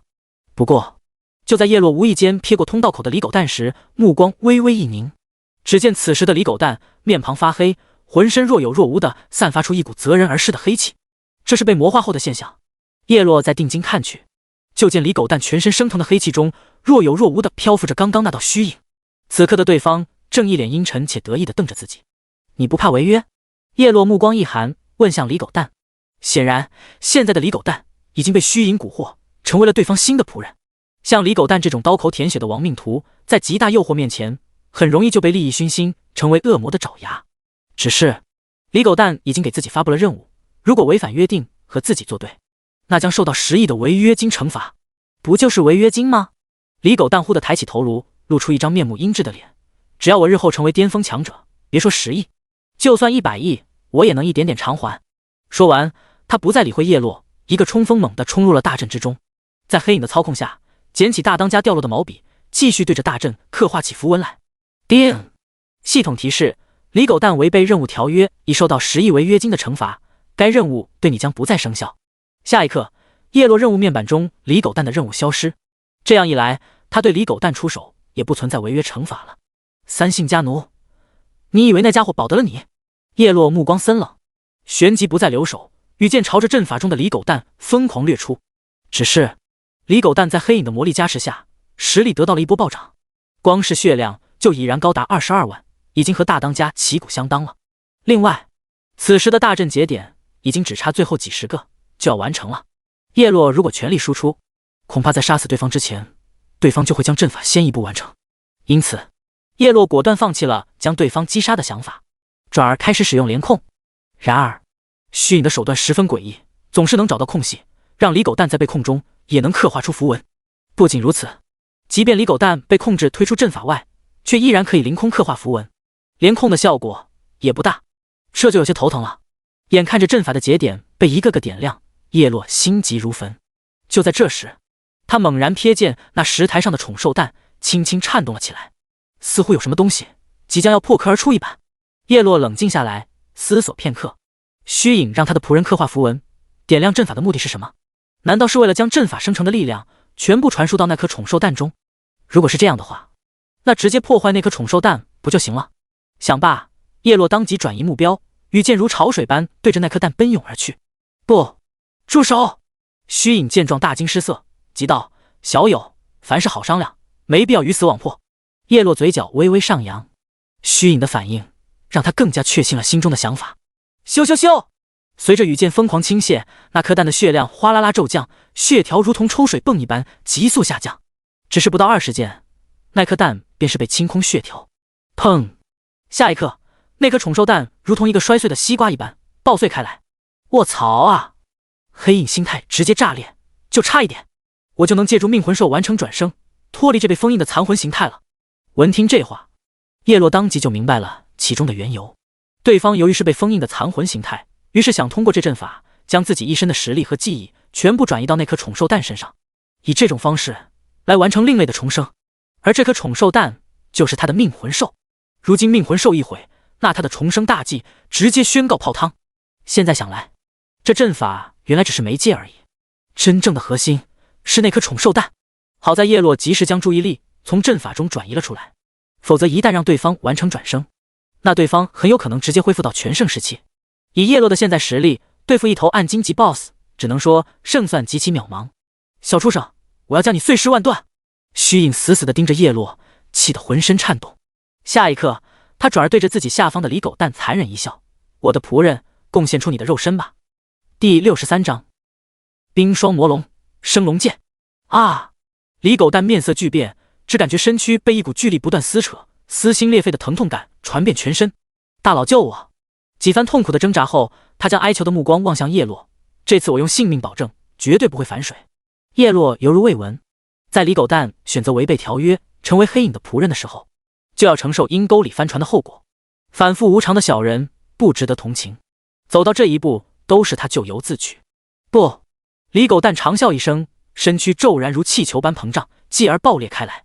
下一刻，一头体型格外庞大的冰龙身影浮现而出，他皮肤覆盖着冰蓝色的鳞片，整个身躯高达数十丈，背部长着一双极为有力的双翅，浑身散发出一股王者般的气息。LV 冰霜魔龙生命攻击技能。叶落目光微凝，眼前这冰霜魔龙给他带来的压迫感足有黄金级 BOSS 的水准了。吼！下一刻，一声震耳欲聋的龙吼声传来，回荡在整个地下室，连地板都微微震动起来。小鬼！冰霜魔龙双眼泛着红芒，以庞大的姿态居高临下的俯视着眼前如虫子一般的叶落，咬牙切齿的道：要不是你，我怎会借助这么弱的肉身转生？我绝对要将你生吞活剥！说完，他一双深蓝色眸子杀机暴起，血盆龙口一张，一口冰霜龙息就朝着叶落喷洒开来。散！叶落被喷了怔着，顿时浑身挂满了一层层冰凌，如同刚从冰箱里捞出来的速冻饺子一般，附带的冰冻效果让他僵在了原地，血条也是瞬间被打掉了好几个百分点，相当恐怖。受死！下一刻，冰霜魔龙高高扬起巨大的龙爪，如同一道怒雷一般快速挥击过来。叶落立即开启霸体，身形极限的离开了原地，将对方后续的攻击躲避，而后弯弓蓄力，直接发动一波连控。冰霜魔龙被控妈了，心里那个卧槽，这控制比自己的还变态。好！一声龙吼之下，他浑身荡漾起一阵冰霜气旋，激活霸体从控制中脱离，紧接着龙爪挥动，撕裂虚空，打出一套猛烈的进攻。咕咚！叶落一边嗑药，一边通过极致的走位，一剑又一剑的打输出，将操作、输出、节奏控制到一个完美状态，步步为营。嗖嗖嗖！利剑急射，恐怖的伤害让冰霜魔龙惨嚎不绝。他的血量那叫一个厚实，至少40至60万左右，相当强了。唰！冰霜魔龙一声冷哼，龙爪一挥，一道裹挟着厚厚寒霜的冰毛掠出，对着叶落就是猛然洞穿了过来。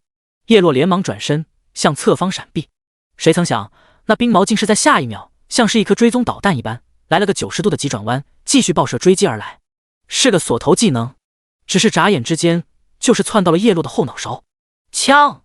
叶落心一横，只得回头将弓侧挡而出。嗡！下一刻，他以极致且诡异的手速将冰毛爆射而来的力量一点点的卸掉。卸力属于近战职业格挡的技巧之一，只要操作到位，就能将一些攻击在极短的时间内快速卸去，达到完美格挡的效果。虽然叶落两世都是弓箭手，但对于一些近战的技巧也是有所涉猎，因为在无数战斗中，敌人近身突脸已成为常态。这种情况下，也就被迫练就了一些格挡技巧。虽然并没有达到登峰造极的地步，但有时候对付一些小技能还是有着一些成功率。尼玛！冰霜魔龙看的那叫一个目瞪口呆。我这个技能属于暗金级别，就这么被你一个一转弓箭手格挡了？还有王法吗？还有法律吗？此子古怪，留不得！下一刻，冰霜魔龙猛然飞扑而至，奋力挥动龙爪，巨大的力道直接将叶落一把拍飞了出去。砰的一声，撞上一面墙壁后，又弹出去了一段距离。紧接着，冰霜魔龙又是挥出另一只龙爪，双爪配合，将叶落拍得像是一颗乒乓球一样，在整个密室的四面墙壁上噼噼啪啪一通乱撞，狼狈不堪。叶落的血量也是断崖式下跌，几个回合之间便是来到了 60%。这黄金级 BOSS 在开服第2天可谓是霸主级别了，相当变态。叶落尚且如此，寻常玩家就更没得玩了。叶落目光犀利，在某一刻找到了出手机会，嗖的一声，一个血光闪烁，身影闪现在半空中，弯弓就是一个落地剑从天而降。砰！冰霜魔龙不仅被打断了进攻节奏，庞大的身躯更是被击飞了起来。显然，这时候对方的霸体时间已经结束。你把我当乒乓球打，那我也让你尝尝当乒乓球的滋味。叶落嘴角上扬，邪魅一笑，而后将速度施展到极致，闪电般飞掠到冰霜魔龙的正下方。抬弓，垂直向上，一箭向上射去。吼！一声龙吼响彻天地，却不是冰霜魔龙发出来的，而是叶落发出的一箭所附带的音效。只见一缕龙形剑簇穿空而去，伴随着一道龙吟声向上腾飞而出。砰！羽箭将冰霜魔龙在半空中的庞大身躯再次击飞，继而顶飞得更高。升龙剑依旧是弓箭手的普攻技巧，能将小浮空的目标变成大浮空，目标落下时可以连续接上升龙剑。连控的效果就是能将目标当成一颗乒乓球一样，不断在空中上下弹落，同样是非常高端的操作之一，操作难度也同样不低。升龙剑的轨迹需要保持标准的90度垂直，哪怕稍微偏离0点几毫米都打不出2次击飞的效果，而且同样需要运用蓄力的方法，在平衡仪进度条达到 0.1 秒的红色区域时释放，才能打出重击效果，造成击飞。第64章回血阵。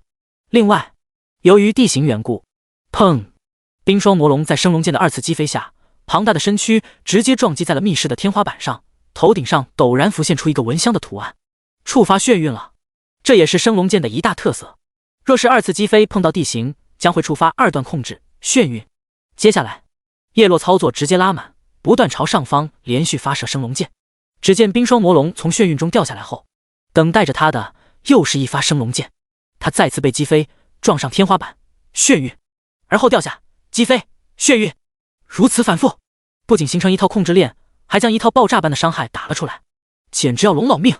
冰霜魔龙简直怀疑人生了，这他妈是什么神仙操作？堂堂高贵魔龙，竟被一个人类当成玩物！我他妈啊！他一声骂娘的仰天长吟，然而并没有什么用，他的霸体还在冷却中。不过，在反复10几次被当成乒乓球弹落后，某一刻，他终于等到霸体开启。一声怒吼之下，庞大的身躯瞬间团成一团，在空中连续翻滚，如同一个十分优秀的跳水运动员一般从天而降，狠狠砸向了下方的叶落。叶落只能中断升龙剑，一个横移，及时避开了原地。砰！冰霜魔龙重重的砸落在地面，却是连地面的半点裂缝都没有砸出来，可见这地板的材质非同小可。好！伴随着冰霜魔龙又一声怒吼，他全身泛起一缕缕极寒的混乱气流，而后四爪死死地扣着地面，浑身战栗。一时间，整个密室忽地飘荡起冰冷的雪花，漫天冰霜气息降临。下一刻，一道道密密麻麻的冰棱从天而降，将叶落所在范围笼罩其中，冰棱如同一把把冰剑一般，刷刷刷地刺落而下。叶落不敢怠慢，不断进行微操走位，时而提速，时而变向，尽量让自己承受的伤害降到最低。不过也难免被击中，血量骤降的同时，附带的异常效果是迟滞，不仅降低移动速度，还降低攻击速度，这就相当克他了。不过好在冰霜魔龙这个技能并没有限制地形，叶落很快从苦海中抽身脱离，但此时头顶的血量已经来到半血，相当致命了。他连忙嗑药，以及疯狂输出，以此来不断恢复自己的生命值。4800加的真伤，加上装备附带的治疗特效，一次普攻能回血500左右。一套输出10件下来，配合血药，能回5500加左右血量，相当可观。只是迟滞的负面效果并未结束，他普攻速度极慢，一顿输出后也没吸回来多少。倒是冰霜魔龙的小技能繁多，要是触发个暴击就更吓死人了，还附带冰冻、虚弱、迟缓等负面状态，非常克制叶落。却就在这时，嗡！叶落走 A 到了一个墙角中，忽的脚下的地面亮起一道6芒星的图案。他低头一看，竟然是一道纹路晦涩、漂浮着深奥符文的小型阵法。下一刻，一道道充满生机的绿色光芒自他脚底升腾而起。叶落只感觉浑身暖洋洋的，仿佛沐浴在温泉之中，极度舒适。紧接着，6芒星图案徐徐转动，在他头顶带起一个个治愈效果，加500，加500，加500。啊！叶落一脸懵逼。与此同时，一道绝妙动听的系统提示声传入他的耳畔。叮！系统提示：作为人族冒险者的你，激活了回血阵，处于阵法之中，你将每秒获得500点生命值恢复效果。叶落眼前一亮，简直是天助我也！没想到这里居然有一座回血阵，看来这个地方不只是一个密室那么简单。每秒500点，10秒就是5000，加上自己嗑药和真伤治疗，这恐怖的回血量让他完全可以直接战撸冰霜魔龙。顿时，叶落士气大涨，羽剑朝着对方更加卖力的倾泻而出，一道道伤害数字腾空而起。该死！冰霜魔龙面色难看，也是发现了叶落脚下的回血阵。顿时，刻骨铭心的痛苦回忆涌上他的心头，不由得双目怨毒。是100年前那群人族老东西封印我石留下的手段。原来如此，叶落恍然，一边输出的同时，一边陷入思忖。旋即很快就想明白了，在诸神黎明的背景故事中，这里是曾经人族强者大战冰霜魔龙的地方。以前的人族强者由于实力有限，又是肉体凡胎，想要击杀一头货真价实的魔龙有些不切实际，因此他们联手布置了这座回血阵，一边回血一边攻略这头冰霜魔龙，最终成功将其封印。至于接下来的剧情，叶落大致也能猜到了。经过100年的封印，冰霜魔龙被炼化的只剩一缕残魂，但他没有就此认命，于是蛊惑仆人帮自己打造了这处隐蔽之地，企图偷偷的利用阵法和命魂兽重现世间。谁曾想遇到了自己，直接打乱了他的全盘计划。想到这里，叶落不由得庆幸起来，也多亏这个100年后依旧存在的回血阵，而让自己在这场战局中奠定了必胜的基础。看来你命数已尽。叶落脸上露出浅浅的笑容，有了这回血阵的帮助，那他拿下龙族首杀只是时间的问题了。休要得意，胜负犹未可知。冰霜魔龙气急败坏，猛然张开血盆大口，咽喉处凝聚出一缕缕寒冰气流，对着叶落又是一口龙息喷射而出。叶落直接选择硬抗，全身被喷了个透心凉，冰寒刺骨，无比酸爽。而后冰霜魔龙更是火力全开，劈头盖脸的对着叶落一顿疯狂输出。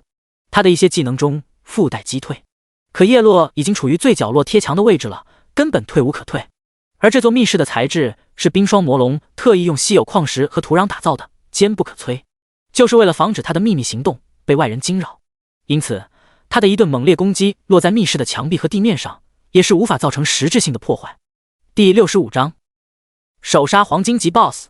另外，这还无形之中帮了叶落一个大忙，让他不至于被打出这回血阵之外。咻咻咻咻咻！叶落站在宛如泉水般的回血阵中，毫无后顾之忧，佯攻急射，一缕缕剑光飞梭而出，几个照面就是造成一道道核弹级的输出，将冰霜魔龙打得怒吼连连，生命值以肉眼可见的速度不断下降，70%、50%、30%，他身上的鳞片也是被射得千疮百孔，鲜血淋漓，颇为惨烈。好！冰霜魔龙一声龙吼，又一次释放出新技能了。他曾经是暗金级，因此技能方面至少有5至6个，一些特殊的存在7个也是有可能的。刷刷刷！只见一缕缕镜片般的冰蓝甲片不断在冰霜魔龙身周凝结，最后形成了一副厚厚的冰霜铠甲。叮叮叮！顿时，叶落的羽箭射在上面，发出一声声打铁般的金铁交击之声，一个个物理的红色伤害如同进入无底洞一般消失无踪。与此同时，随着一支支羽箭落下，反而在叶落头顶带起一个个红色伤害。这冰霜铠甲竟是能将物理伤害直接免疫，并全额反弹回去，这技能算是非常变态了。对付其他任何物理职业都是相当的无解。不过叶落是个例外，他的输出完全靠的是真伤，而且真伤可以无视反伤效果，否则的话，现在叶落估计会被自己的真伤直接反死。不过他有着回血阵的加持，这全额的物理反伤也只能减缓一些回血效果罢了，无法真正扭转战局。之后，冰霜魔龙不遗余力，再次使用了大范围的冰剑洗礼，在叶落头顶附带上减攻速、减移速的负面效果图案，使得他的双手像是灌了铅一般极其沉重，攻击频率再次缓慢了下来。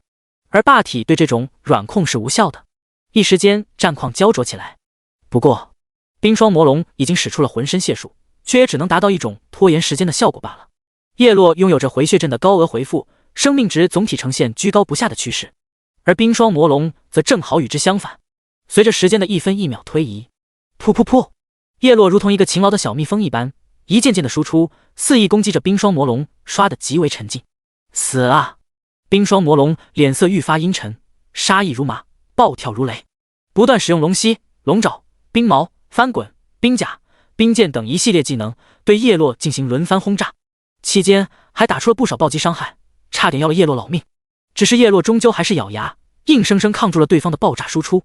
另外，冰霜魔龙在这种高强度的频繁使用技能之下，不久后蓝条就已经告急，只能用龙爪、龙蹄进行一次次普攻，使得他伤害大幅度削减。这样一来，叶落恢复的就更快了，很快就是将生命值全部回满。而冰霜魔龙则是血条见底，岌岌可危。小鬼，我今天就放你一马！冰霜魔龙见势不妙，极为不甘的嘶吼道：“待我来日卷土重来，便是你葬身之时。”话落，他便是拖着仅剩3%的大残之躯转身逃走。我让你走了吗？叶落目光犀利，他怎么可能就这么放对方离去？龙族成就，神血，哪一样都弥足珍贵。他拧弦蓄力，羽箭破空而出。回头剑的优势就是拥有超远的射程。此时的冰霜魔龙四蹄并用，爬到通道口，准备触发一处隐藏机关逃走。咻！忽的一只拖着长长燕尾的剑矢先他一步来到通道口，紧接着猛地扭头落在他身上，将他庞大的身躯硬生生拉了回去。什么鬼？冰霜魔龙人傻了，接着不信邪，继续爬离。可迎接着他的是第二发回头剑，再次将他拉了回去。你他妈啊！冰霜魔龙再次骂娘，简直怀疑龙生了，一颗心瞬间凉到了谷底。因为此时的他已经没拦开霸体了。不过他发现这回头剑的攻击频率不高，并不能无缝衔接，因为对方拧弦加蓄力的前摇太长了，他因此拥有短暂的反应时间，于是立即开始走位，以躲避下一发回头剑。叶落这边也同样知道对方会走位，同样知道后面几发回头剑命中率不高，不过他只需要前2发命中，达到阻止对方逃跑的目的就行，之后他可以借助这个机会追上对方。于是叶落离开了阵法，几个箭步就是拉近距离，一发寒霜剑将对方移速降下来后，直接粘上对方，一鼓作气，贴脸全力输出。终于，冰霜魔龙无力回天，在一声惨嚎中流干了最后一滴血。魔龙永不臣服，他庞大的身躯一扭，轰然倒地，沦为一具尸体。呼！叶落长舒一口气，终于结束了。叮！系统提示：你击杀了黄金级 BOSS 冰霜魔龙，获得了经验值加5000000。刷刷刷刷！一缕缕光雨连续降临，令得叶落直接连升5级，40级了。这简直爽翻了！越级击杀黄金级 BOSS， 经验值当真是爆炸。与此同时，一道道如天籁般的铃声回荡在耳边，久久不散。叮！系统提示：恭喜你成功完成对冰霜魔龙的手杀，获得奖励金币加10，幸运值加1，声望值加1500，并获得额外奖励金币加20。系统将进行区域公告，你可以选择公开或隐藏 ID。叮！锋刃城区域公告：恭喜玩家洛成功完成对冰霜魔龙的手杀，望广大玩家再接再厉。锋刃城区域公告：恭喜玩家洛成功。叮！系统提示：恭喜你成为全服手杀黄金级 BOSS 的玩家，获得成就黄金级 BOSS 手杀者，获得奖励金币加15，幸运值加2，声望值加3000，并获得额外奖励自由属性点加100。系统将进行全服公告，你可以选择公开或隐藏 ID。第66章屠龙勇士，且听龙吟。叮！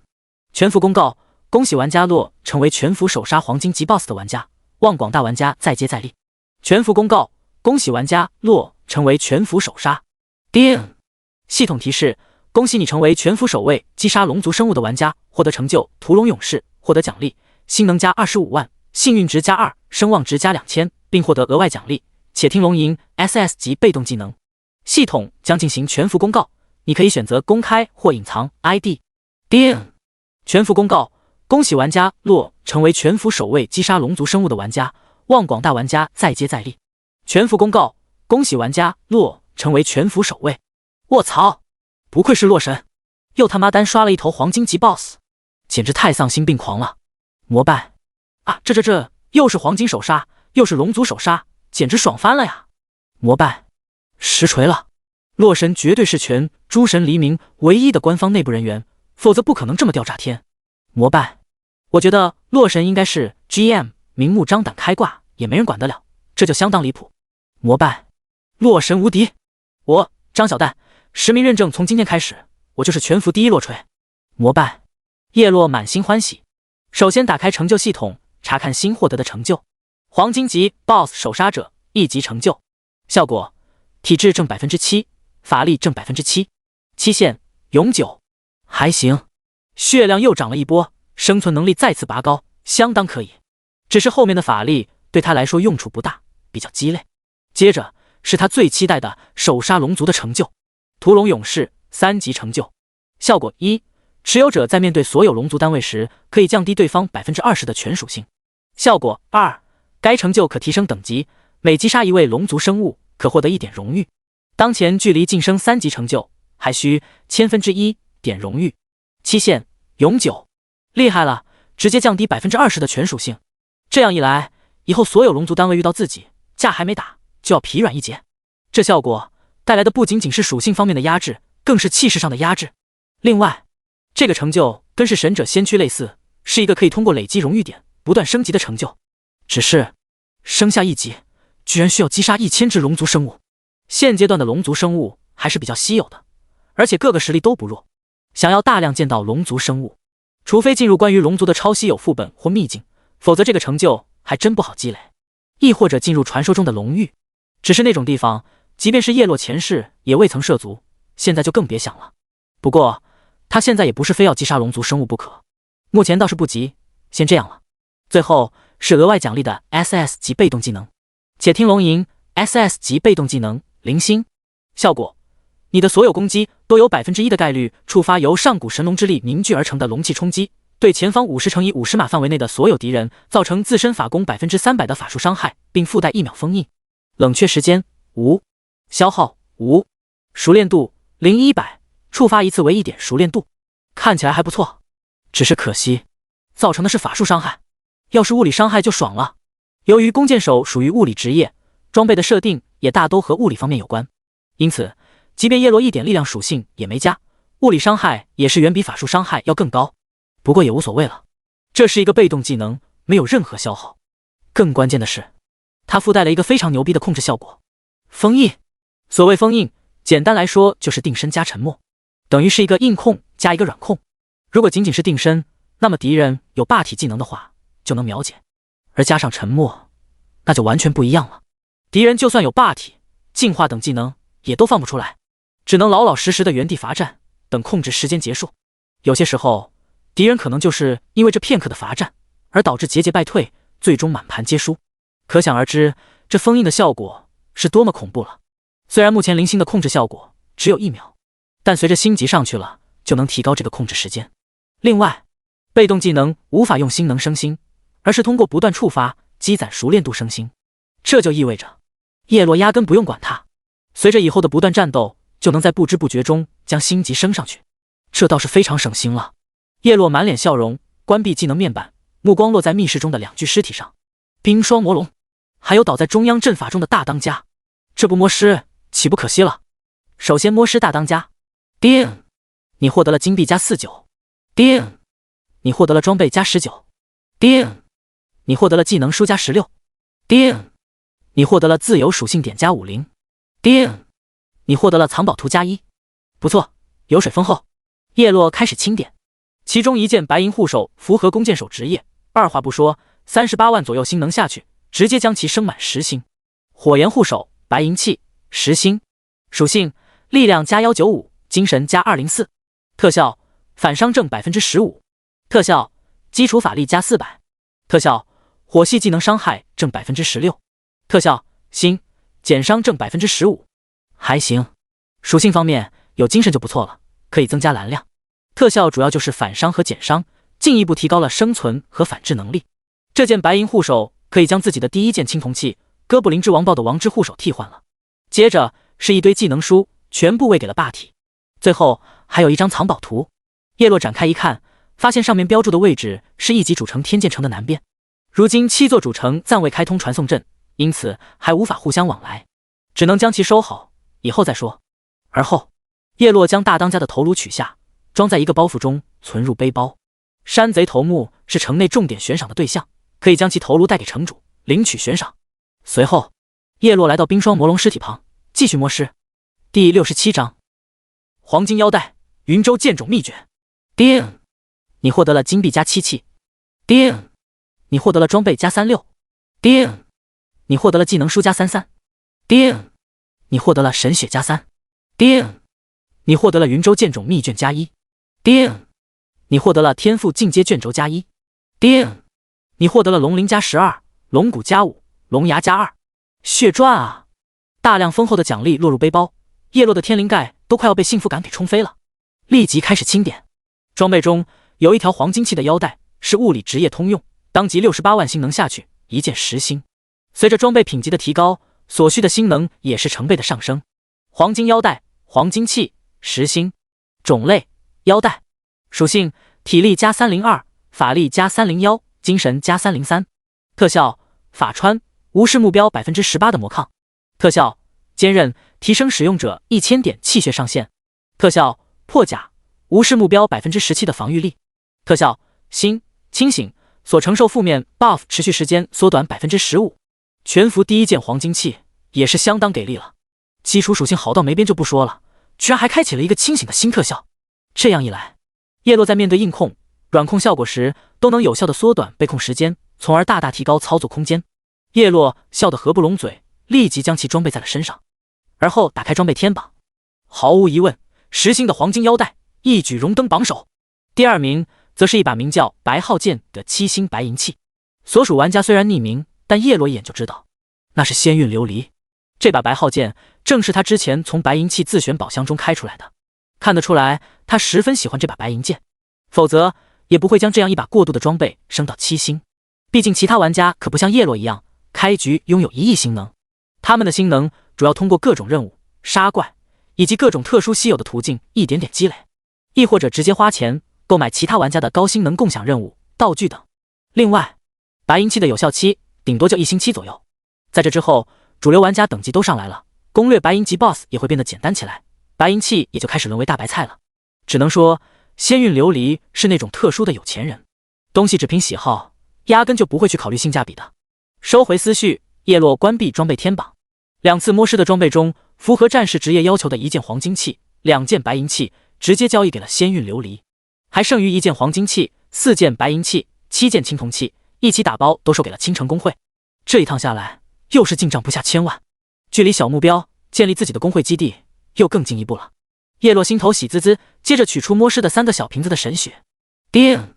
系统提示：成功吸收神血加3，你的生命值永久加6168，神血王座职业强度获得了一些提升。看来这冰霜魔龙体内的神血也是很稀薄。不过经过这次提升，他的血量已经突破了48000，已经非常影响游戏平衡了。叶落在看个人面板的时候，战力已然相当炸裂了。落 LV40 1800分号100百分号。天赋天罚之力 SSS 一阶。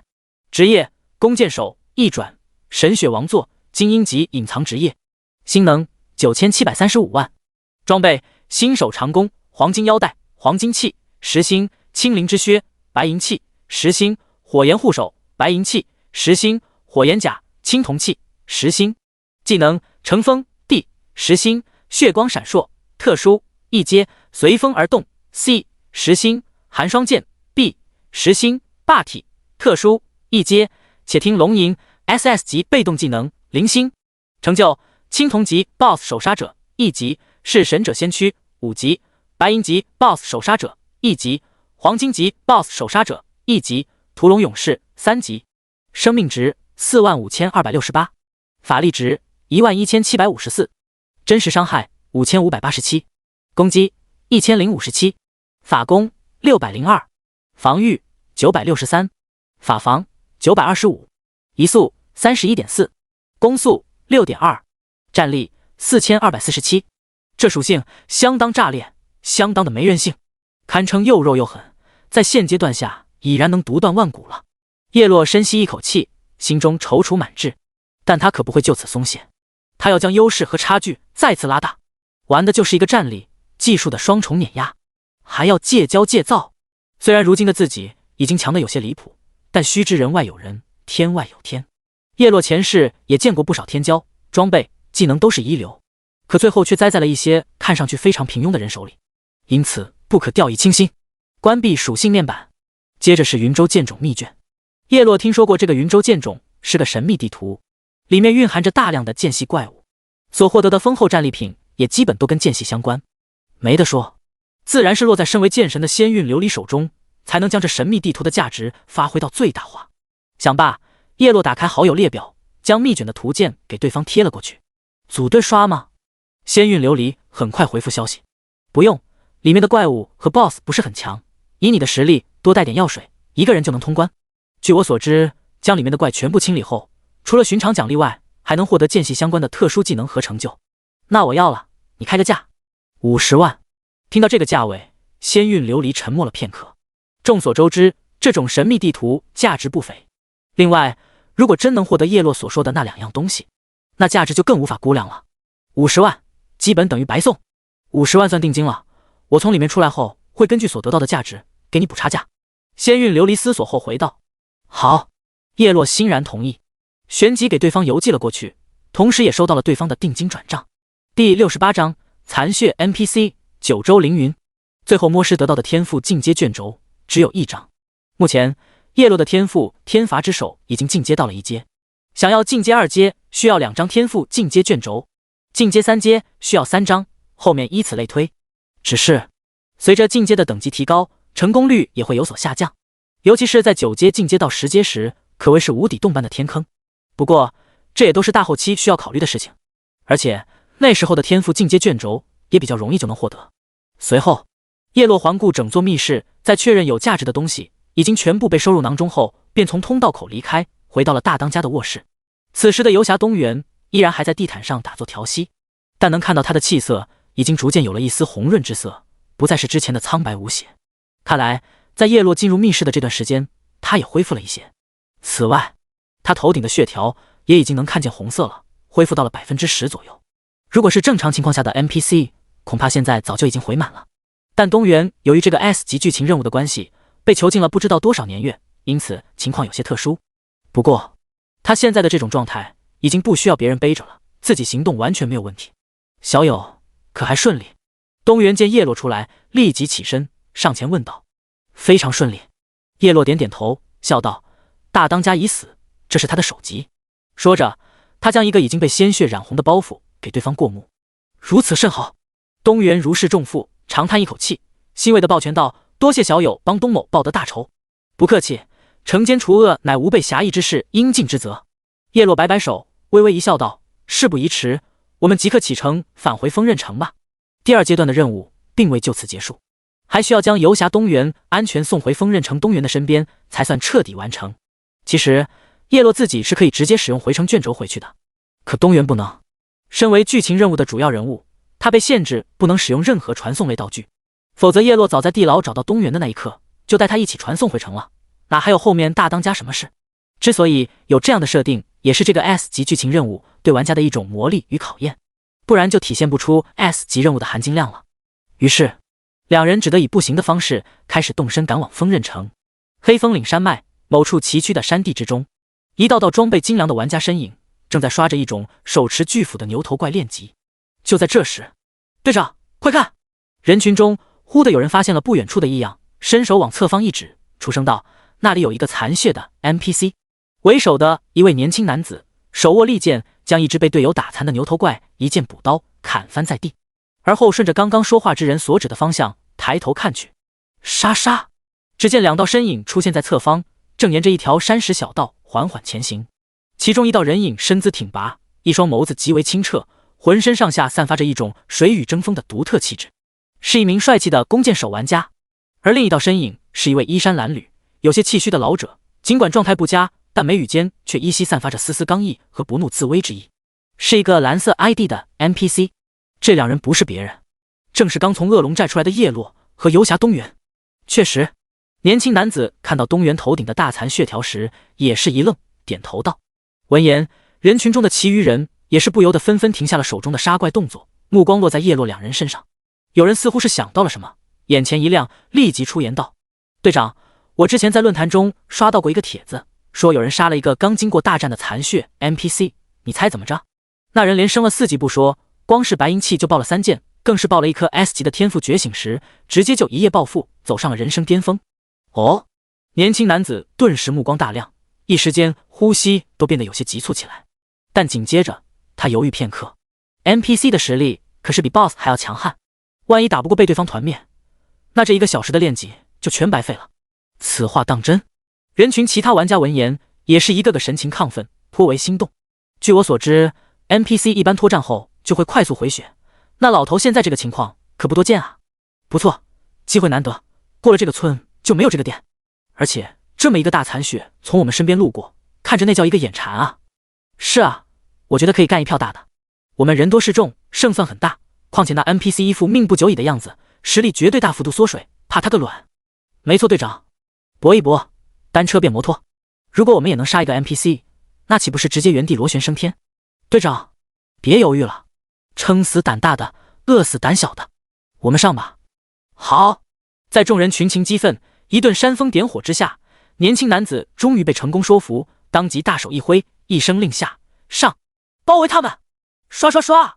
顿时，一众人如同速游的鱼群一样，朝着叶落所在方向疾驰而去。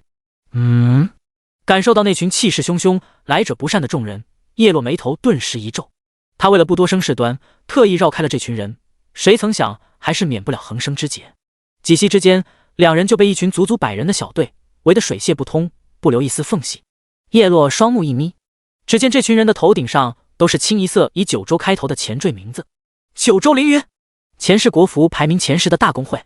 在叶落的记忆中，九州凌云的会长剑尘实力相当不错，现实中也是魔都某财团的公子，财力雄厚，家大业大，只是性格太过于趾高气昂，压根不把其他公会放在眼里，明里暗里的实施各种打压，想方设法让自己的公会一家独大。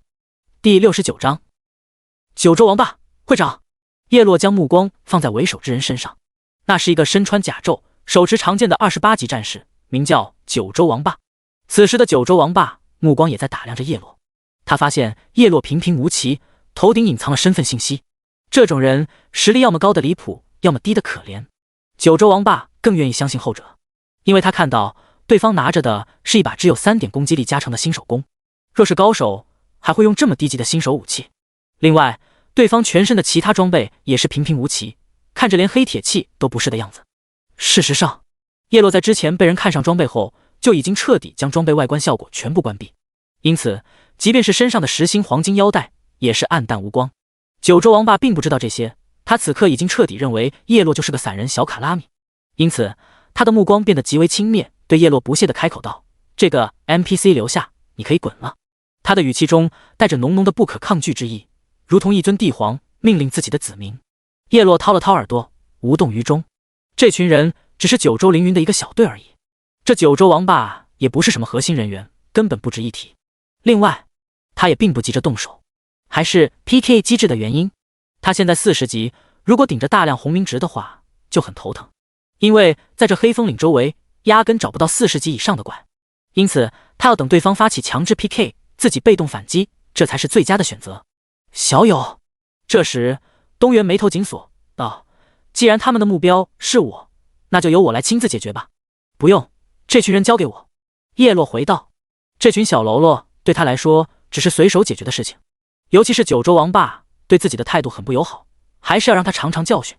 另外，东原作为一个 NPC， 如果杀太多冒险者，会相应减少声望，并逐渐往反派 BOSS 的方向发展，得不偿失。你算什么东西？让我走我就得走。叶落不想浪费时间，直接开始激怒九州王霸，以便让对方尽快对自己发起攻击。小垃圾，找死！顿时，九州王霸脸色阴沉了下来，如同一块万年寒铁。开玩笑，他们可是顶尖大公会九州凌云的小队，人数有几十人，而且一个个等级都在24到28级左右，并自豪地将身份信息展示了出来。叶落不可能看不见这些。另外，九州王霸身为一队之长，自从开服以来，还没有被谁如此挑衅过，更别说还是这么一个名不经传的小弱鸡了，简直就是不知死活。烈阳，你来打断他的2条腿，让他跪在我面前。九州王霸嘴角扯出一抹残忍的笑容。小意思。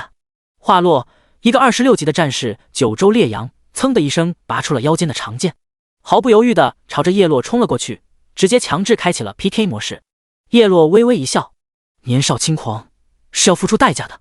下一刻，九州烈阳已经一刀了斩了过来，在空中划出一道优美的光弧。只是当他收到战斗提示的那一刻，脸色骤变，急道：不好，他是咻！下一刻，伴随着一缕破风声，叶落闪电般发动反击，一剑裹挟着强风，狠狠射向了对方的咽喉，又快又准。唰！瞬息之间，九州烈阳一句话戛然而止，头顶血条直接被清空，身子一软倒地身亡，化为一道白光冲天起。下，怎么回事？人怎么没了？我看花眼了吗？直接被秒了？他伤害怎么这么变态？九州凌云的众人见状，一个个皆是大惊失色，简直不敢相信自己的眼睛。他们只看到九州烈阳发起进攻的那一刹那，甚至连伤害都没有在叶落头上带出，就瞬间被后者反杀。这也太离谱了！一起上，集火弄死他！九州王霸面色铁青，直接一声令下。下一刻，一群人便是一窝蜂的发动了攻击。轰轰轰！一缕缕法术、剑簇以及各种绚丽多彩的控制技能，如雨点般朝着叶落丢了过来。叶落没有躲避，直接顶着这群人的控制和输出提供反击。对付这群喽啰，还用不着开霸体。刷刷刷！伴随着一个个高额的伤害飙出，一道道人影化为白光消散，消失在场中。仅仅用了短短几秒钟的时间，叶落便是如杀鸡一样，将这面前发动攻击的几十人全部带走。这群普通成员的等级都在24级左右，比之前偷袭叶落的杀手团还脆，一剑一个，完全绰绰有余。叶落的真伤加上至少1000多的物理伤害，即便是万血骑士也扛不住叶落2剑。啊！顿时，剩下一些后排还没来得及发动攻击的人，全然瞪大了眼睛，纷纷呆愣在了原地，不敢继续动手了。靠！九州王霸也是怒骂一声，直接怀疑人生了。就在这时，他才注意到了九州烈阳给他发送的消息，点开一看，顿时整个人就像是被雷劈了一般。这个他眼中的小垃圾，居然是洛，那个锋刃城战力榜首，人称 GM 的洛神。呵呵，九州王霸觉得自己可以去买彩票了。他在过去的几个小时里，一直都是安分守己、勤勤恳恳的练级，如今随便找个人麻烦，就是这个变态。这找谁说理去？叶落看着剩余的几人，目光淡然。他不想红名，自然也不会对没有向自己发起 PK 的人出手。不过，九州王霸还是要杀的，这是招惹自己应当付出的代价。九州王霸是个28级的战士，在一身不错的装备以及道具的加持下，血量达到了6000左右，在现阶段的玩家中也算是不错的水平了。不过依然抗不住叶落一剑。剩余人见状，早就没了什么杀残血 NPC 的心思，直接扭头就跑了。叶落也不予理会，目光落在地面的战利品上。这些人的掉落都很一般，就连九州王霸也只爆了一件青铜器，其他人就更不用说了。简单收拾一番后，他便和东原继续启程了。锋刃城复活祭坛中，会长，我们遇到洛了。九州王霸刚一复活，就第一时间打开好友列表，向一个好友编辑了一条消息发送了过去。妈的，又是洛，这名字老子都快听出茧子了，真是烦人。会长回复消息，之前这家伙还带着我未来的老婆大人甜蜜双排下副本，简直岂有此理。说着，他一张俊逸的脸上满是不悦。第70章，剑臣峡谷千人围剿。他一双剑眉宛若剪刀，眉宇间带着桀骜，脸庞轮廓分明，温文儒雅，倒是有些斯文败类的气息。九州凌云的会长剑臣，现实中是个财团的花花公子。这些年来，他也是阅美无数，平常美人已经难以让他的心境有所波动。直到有一次，在城中的大街上看到了一个手持白浩剑、令人惊艳无比的绝美女子，剑臣一下子就呆在了原地，就这么直直地看着对方，仿佛全世界都被定格在了这一刻。什么叫一见钟情？什么叫命中注定？这他妈就是……他不禁发出一声来自全身上下每一个细胞的呐喊：此女美若天仙，真乃我媳妇也。后来经过多方打听，才知道对方名叫仙韵琉璃，是战力榜第2的狠人。那一刻，他更爱了。只是剑尘听到过不少言论，说仙韵琉璃和那个洛有着说不清道不明的暧昧关系。从那一刻开始，他便对洛产生了浓浓的排斥心理，并在心中许下宏愿，一定要在诸神黎明中崭露头角，并立志要超越洛，否则自己未来的媳妇儿都不带正眼瞧自己。就在这时，九州王霸的语音消息又传了过来，那个落户送着一个残血的 NPC， 我们见到后只是好奇那个 NPC 为什么残血，结果就遭到了洛的残忍屠杀，简直丧心病狂。会长，你一定要替我们报仇啊，否则以后人人都以为我们九州凌云好欺负，我工会以后还怎么在国服立足？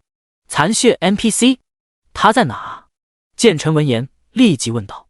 他倒没有太过相信九州王霸的说辞，毕竟对方什么德行他心里还是有数的。只是对方说的残血 NPC， 这所蕴含的价值可相当让人眼红，让他立即来了兴趣。在黑风岭山脉一隅，坐标246936。会长，你要小心，那个洛的伤害很高，骑士也抗不了2剑，脆皮更是被他一剑就带走，而且他的攻速也非常恐怖，几十人刚发起进攻人就没了，就很离谱。什么？剑尘一呆，仿佛不敢相信自己的耳朵。这个洛这么强的吗？他难道真的开挂了？不过他很快便是冷静下来，思索片刻，回道：无妨，伤害再高，速度再快，他终究还是一个玩家，顶不住人多。我这就调集1000人马。他应该是接了护送那个残血 NPC 的任务，只要杀了这个 NPC， 那不仅能大爆，还能恶心洛一把。我早就看他不爽了，如果还能杀他一次，那我九州凌云更是能一战成名，直接在国服打响第1炮。这等天赐良机，不容错过。说完，剑尘便是关闭了聊天界面，而后对着旁边的一名剑眉星目的玩家说道：立刻召集1000人马，随我去黑风岭劫杀洛，我要给他一个永生难忘的回忆。叶落这边和东元正一路赶往锋刃城，他打开地图，发现距离抵达锋刃城西门还需要穿越一个方圆足有上千米的峡谷。不知不觉间，他们就来到了这片由陡峭山崖包围着的峡谷。此处四面环山，周围都是悬崖绝壁，相隔数百米，仅有一前一后2个谷口位置能通过。就在这时，沙沙，前方一阵杂乱，踏着沙土的脚步声传来。叶落抬头望去，只见密密麻麻的一众玩家出现在了不远处的谷口，数量竟是足有1000人之多。一时间，谷中怪物、玩家密集的聚集在一起，谷口处被堵得严丝合缝。叶落眉头一皱，清一色的九州凌云玩家。只是，即便是九州王霸那群人通风报信，似乎也没必要派那么多人来搞自己吧。不过，九州凌云本就是一个目中无人、见不得别人好的工会，既然他们非要来找晦气，那自己放开了杀就是。这么多人，叶落又能快乐的叠真伤了。只是，如果就他一个人的话，倒是能真正快乐起来。可如今需要一边保护东原，难免会瞻前顾后。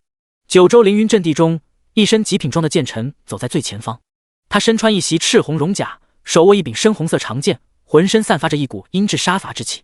他目光远眺，就看到一道帅得不像话的青年身影，正护送着一位衣衫褴褛的老者不断前进。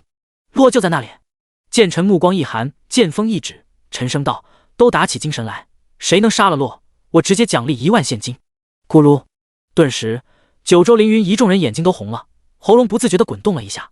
此刻他们看向叶落的眼睛里充斥着贪婪与垂涎，重赏之下必有勇夫。即便他们心里清楚，可能整个锋刃城都没人是叶落的对手，但那又如何？人为财死，鸟为食亡。他们人多力量大，叶落再厉害也不可能以一当千。兄弟们，前排阵地中一位一身火红戎甲的战士玩家提剑督战，剑指叶落，大声喊道：我将带头冲锋，为了德玛西亚的荣耀。说完，他战意高昂，提着剑刃，率领身后的一团几百人率先急冲而出，其余一个个团长也是带领各自的100人团紧随其后。杀！顿时喊杀声直冲云霄，在山谷久久回荡。在叶落的视野中，只看到九州凌云的人马如同蝗虫过境一般，朝着自己疯狂涌来，几个呼吸间就杀到了他的面前。只见为首的那战士玩家身形唰的一下向前直冲而至，剑刃一扬，狠狠地朝着叶落横扫而来。收到 PK 提示后，叶落电光火石间反击，一剑掠过，化为一道流光，狠狠地点在对方膝盖上。顿时，对方向前急冲的身子陡然一个踉跄，身形险些扑倒下去。他一个箭步调整身形，可胸膛在下一刻又是刺来锋利的一剑，转眼间他的血条就被清空了。啊！他直接目瞪口呆，脑海里一片空白。自己吼得最大声，理应是最猛、输出最高的一个，结果没想到一个照面就交代了，这就有些太打击人了。跟着我向前突破。叶落对身边的东原说了一声。东原这个血量，如果被上千人一人砍一刀，还是相当危险的。一旦他在任务进程中被击杀，那这个剧情任务铁定要失败。因此，叶落必须在保护好东原的情况下，在这千人防线中撕开一个口子，冲出重围。第71章活阎王，天命玄龙。叶落一马当先，在前方开路，护送东原向前掩杀而去。噼里啪啦，空中无数箭矢、火球、冰雨不断闪烁出光辉，直接锁定叶落和东原，劈头盖脸的乱砸一气。剑气护体。东原一声低喝，握住剑柄之时，一缕缕剑气荡漾在周身，凝聚成一个金色的护盾。吭吭吭，各种伤害落在护盾上，带起一道道冰刃交击声，响动不绝，使得落来的伤害难以破防。看来除非是真伤，否则在这剑气护体下的东原基本不痛不痒。只是在他使用这个技能之后，能看到蓝亮已然所剩无几，显然他无法频繁使用这类技能。叶落这边在承受周围几十人的伤害下来，血条有着一定的削减，不过细看之下却是连1/10都没打掉。人群目睹这一幕，直接就傻眼了。卧槽，这血条也太厚了！玩你妈！你告诉我这是玩家？别人说他开挂，我还不信，现在看来他确实能直接篡改游戏数据。唉，开弓没有回头箭，只能上了。能耗一点是一点，后面经过几千人的围攻下来，他绝对是要死的。吃！就在这时，伴随着一道道破风声爆发，人群中的前排重装骑士提着长枪和巨盾，气势汹汹地朝着最前面的叶落冲锋了过来。叶落轻轻一跃，完美 miss 掉对方的冲锋。砰！下一刻，这群骑士直接撞在东原的护盾上，如同度假场中两个优波球相撞，继而弹开，没有造成丝毫的伤害与控制。紧接着，人群中的第二层重装骑士冲上前，他们纷纷将盾牌抵在身前，长枪从盾牌的缝隙间刷刷刷的爆刺而出，防御的同时又能输出，可谓是攻守兼备。叶落落地后，直接火力全开，脸贴脸输出。他的真实伤害是对敌方生命值直接造成伤害，因此即便这群骑士拥有再高的防御和抗性，装备盾牌再坚不可摧，他也能直接无视。刷刷刷，大量羽箭疯狂倾泻而出，一道道吓死人的伤害数字在最前排的一群重装骑士的头顶上不断绽放开来。眨眼间，身为重装坦克的他们接连倒下，根本顶不住。完了呀！看着头顶瞬间就被清空的血条，他们皆是双眼迷茫。这是什么攻击输出？也太变态了吧！这一刻，叶落在他们眼里瞬间就变成了一尊活阎王。他们的重装防线如同纸糊的一般脆弱，被对方无情收割，溃不成军。重装骑士尚且如此，战士以及其他脆皮职业就更不用说了。他们有的还没到叶落面前，刚开启 PK 模式，人就已经没了，实力根本就不在一个层次。所有人血压急速飙升，心里的震撼何止是一点点。前排伤害对叶落来说基本可以忽略不计，主要是后排的远程输出。不过由于空间有限，后排能达到有效范围的也不过100人而已，伤害并不足以秒杀他。不仅如此，他还能靠着嗑药和真伤治疗，逐渐将血量吸回来。法师团前方阵地中有一位团长见人一指，大声指挥道：一起使用流星火雨洗地。顿时叶落两人周围的后排，一群身穿法袍的法师玩家在同一时间挥动手中的法杖，轰轰轰！下一刻，多个大范围的群攻叠加在一起，交织成密密麻麻的火雨，顷刻间铺满了叶落两人前行的整座地面。一时间，两人头顶飘出一连串持续不断的灼烧数字，一层层 buff 叠加下来，伤害也是相当可观的。咕咚，两人皆是一边嗑药，一边在灼烫的地面上疾驰冲锋。咻咻咻咻咻！叶落如同一尊杀神，强势向前推进，羽箭飙射而过，轰炸在所有靠近的人群之中。动辄一个5500加的真伤和1-2000的物理伤害，在人群中疯狂跳出。刷刷刷！直接一个照面，就是带起一道道身躯化为白光冲天起，接连闪烁之下，闪的人眼睛都要瞎了。一时间，谷内响起了无数的痛苦哀嚎声。几乎几分钟不到，一个100人团就被团灭，后面挤不上去的人群纷纷看得目瞪口呆。这尼玛也太凶残了！叶落为了不增加红名值，没有在人群中动用点杀操作，而是谁对他发起了强制攻击，他就反击谁。否则以他此时的杀人数 ，ID 早就不知道红成什么样子了。一处高坡上，九州凌云一众核心人员远远地看着在阵地中不断乱杀的叶落，皆是心神狂震。尤其是剑尘，不过他的脸上已然布满寒霜。此刻他对洛的嫉恨愈发浓烈了。这种人极有可能给自己带来夺妻之恨，拉拢不了他，就要打压，摁得死死的。另外，如果这一战他们九州凌云1000人还解决不了洛的话，那就是奇耻大辱了。玄龙，你下场吧。剑尘深吸一口气，对着旁边一位剑眉星目、长相颇为俊朗的青年骑士玩家说道：“骑士玩家立即点头，一双眸子中闪动着汹涌的战意，似乎早已经坐不住了。叶落这边脚踩着地面的无数的药水、道具和装备，依然不断向前推进。就在这时，刷刷刷，忽的前方人群让出一条路，从中走来一名青年重装骑士玩家。只见那人一袭上等铠甲，一手握着一柄威武长枪，另一手则提着一面敦厚的盾牌，整个人显得极为威武不凡。叶落见到来人，微微一愣。那人他认识，是前世武神之一的奇神天命玄龙。他无论是操作还是战术意识都很不错，是国服赫赫有名的风云人物。开局不久后就转职了一个传说级隐藏职业碎星盾战，不仅让他血量达到一个惊人的地步，伤害更是丝毫不弱于其他物理输出职业，是一个又肉又有输出的战坦，实力相当强横。在大浩劫爆发后，他也是为大夏立下了汗马功劳，战功累累，更是在后来的阿基斯强者入侵中杀得敌人闻风丧胆，丢盔弃甲，相当恐怖。只是叶落前世认识对方时，对方并不是九州凌云的人，而是国服另一个前世的大公会风云际会的人。第72章碎星斩隐藏 BOSS。 想来也是，以九州凌云这种公会的秉性，天命玄龙弃暗投明也是迟早的事。另外，这是一位有个性与原则的人，他在进入风云际会后立马得到了会长乐逍遥的赏识，从此便一直不忘知遇之恩，并立下誓言会终身效忠风云际会，就算是退游也绝不会选择跳槽到别的公会。如今这个天命玄龙就在叶落眼前，机会啊！这样的人才如果错过，就永远是风云际会的人了。必须要赶在对方加入风云际会之前将其收入自己的麾下。不过目前倒是不急，先将拦路的对方灭了再说。正当叶落思索之际，天命玄龙二话不说，便是化为一道残影，带着浓郁金色的星辰横冲而来，是一个冲锋类的隐藏技能。砰！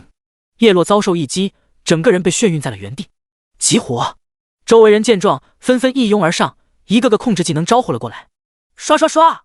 后排的远程玩家已然开始抛射，一道道法术箭矢密集如蝗虫般的飞出，倾泻向了还在原地罚站的叶落。切！电光火石间，东原低喝一声，手中长剑一扬，顿时激荡出一道几丈高的风墙壁垒，横挡在了叶落前方。霎时间，一群重装骑士玩家反应不及，纷纷撞击了上去，身躯顿时卡在了风墙中，进退不得。不仅如此，风墙还将大量空中的远程飞行伤害阻挡在外。这一招效果相当惊人，以东原现在的虚弱之躯，还能展现这般实力，实属难得了。只是以他的蓝量，用不了几次就要无计可施了。你多保存实力，我还能应付。叶落说道。碎星斩！就在这时，天命玄龙猛然一摆长矛，化为一道烈刃，裹挟着银灿灿的流光，狠狠斩击向了叶落的头顶，带起一道巨额伤害。负3298。这一枪直接无视掉了他大量的防御和抗性，威力十足，顿时打掉了他几个百分点的生命值，使得原本被逐渐消耗了不少的血量来到了 60%。 不仅如此，碎星斩还附带击退加眩晕，控制引导条很长，足足拥有4秒的控制时间。这传说及隐藏职业的技能当真是相当强悍，这样的对手已然值得他开霸体。不错，叶落赞赏的点点头。呵！天命玄龙一声断喝，紧接着就是一顿猛刺，每捅一枪都能带出一片闪烁枪芒的 AOE 伤害，将叶落连带身后的东原尽数笼罩其中，伤害也不低，还挺疼。加上其他玩家的急火，一时间令得叶落的血条再次颤动起来。唰！叶落全身绽放出一道莹莹白光，将一身控制解除后，所有技能全开，进入疯狂输出模式，疯魔般剥夺着对方的生命值。眨眼间就是娴熟的打出了一套爆炸输出，密密麻麻的白色伤害数字彼此叠加，都快看不清了。天命玄龙大惊失色，眼睁睁看着自己厚厚的一管血条断崖似的哗啦啦掉落。即便他之前已经有所心理准备，不过当亲自感受到这核弹级的伤害轰炸在自己头上时，还是忍不住心惊肉跳。他可是拥有着整整25000的血条，可这也只能够对方射5杠6箭，这实在太逆天了。咻！随着叶落的最后一支羽箭朝着天命玄龙贯穿而去，毫无悬念的将其直接带走，最后还掉落出一件银光璀璨的白银器。叶落眼疾手快，一把将其塞进背包，而后继续冲射。羽箭所到之处，寸草不生。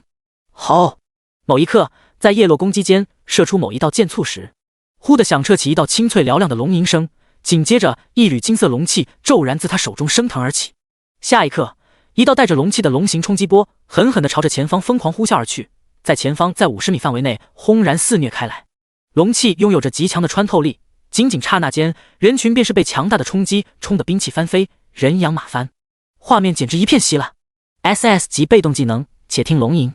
虽然伤害不高，但却让所有人被这从天而降的异象震得耳膜炸裂，骇然变色，继而爆发出连绵不尽的哗然声。与此同时，范围内所有被席卷的目标皆是在东倒西歪的同时被封印在了原地，如同画面被定格了一般，无法进行任何操作。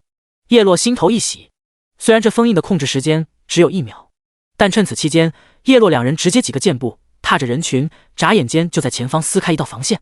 此刻他们的位置已经抵达了峡谷的中间了。可就在这时，砰！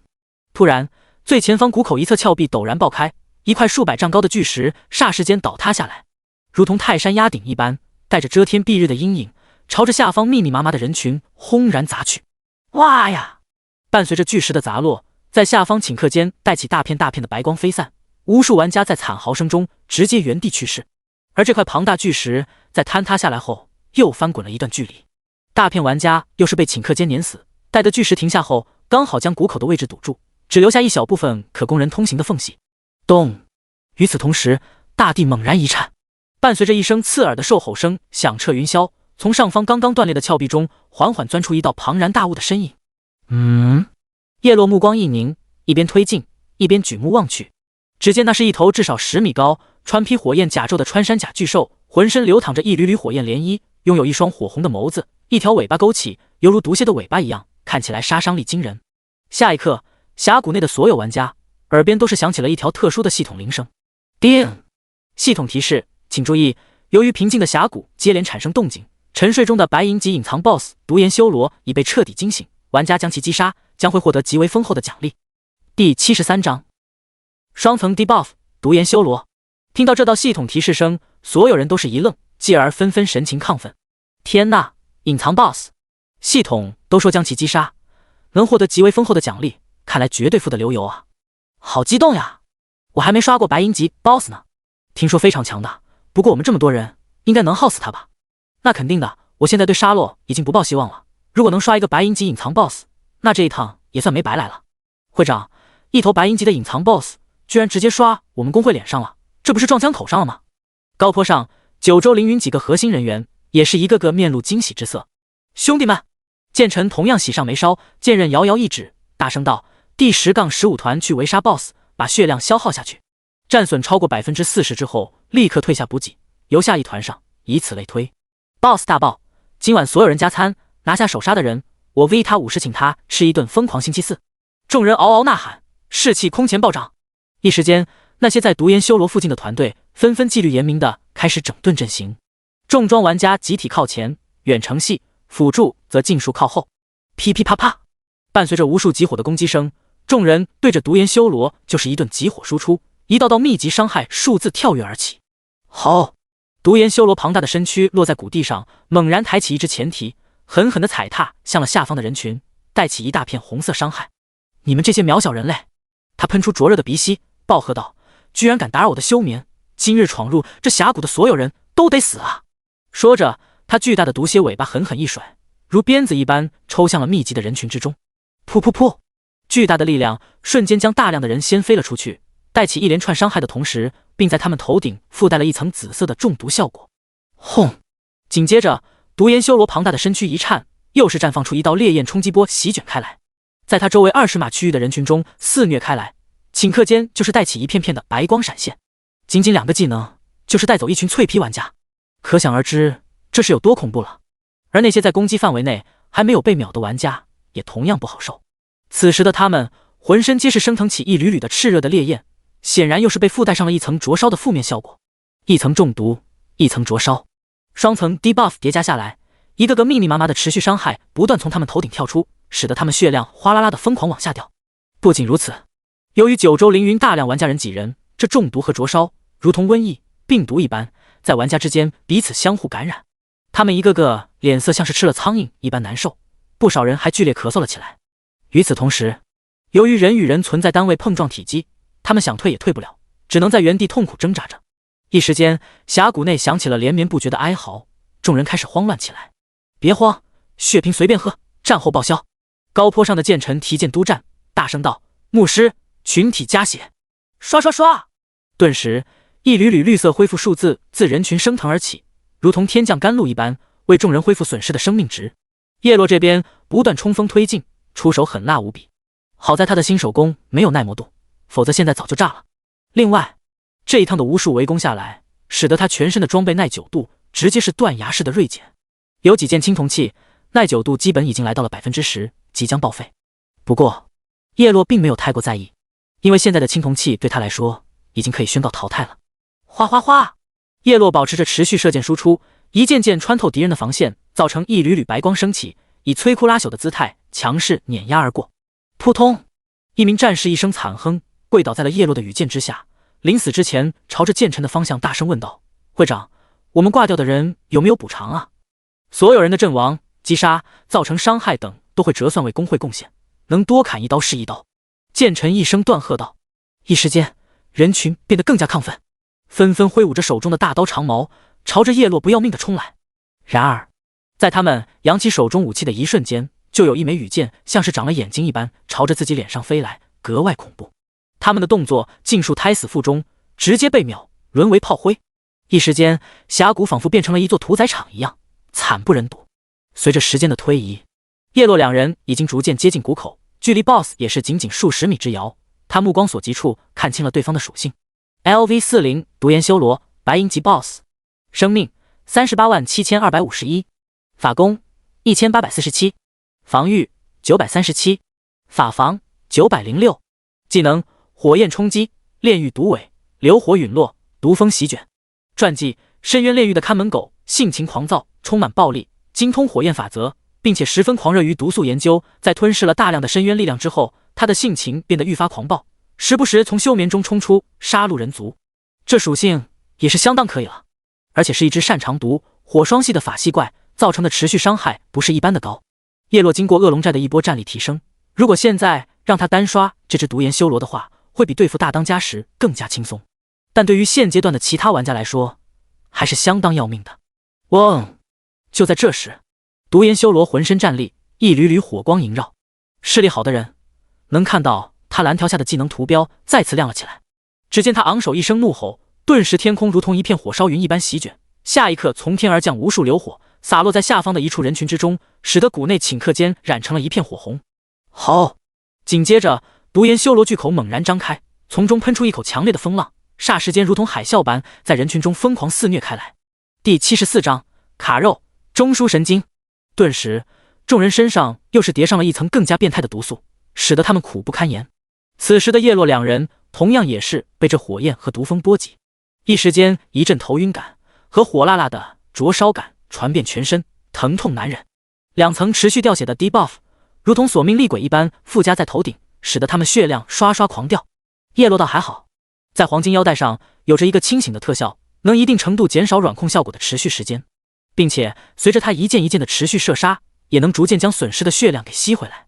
可东原就不一样了，在大量玩家围杀中，难免吃到不少伤害。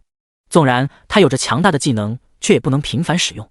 其中有人直接放弃攻击叶落，转而对着东原输出，这使得后者为数不多的血量不断被压缩。如今在这两层持续掉血的 debuff 下，血条更是直接掉到了 3%， 岌岌可危。叶落脸色前所未有的凝重，此时他能感觉到东原的气息愈发萎靡，已经到了风中残烛的地步。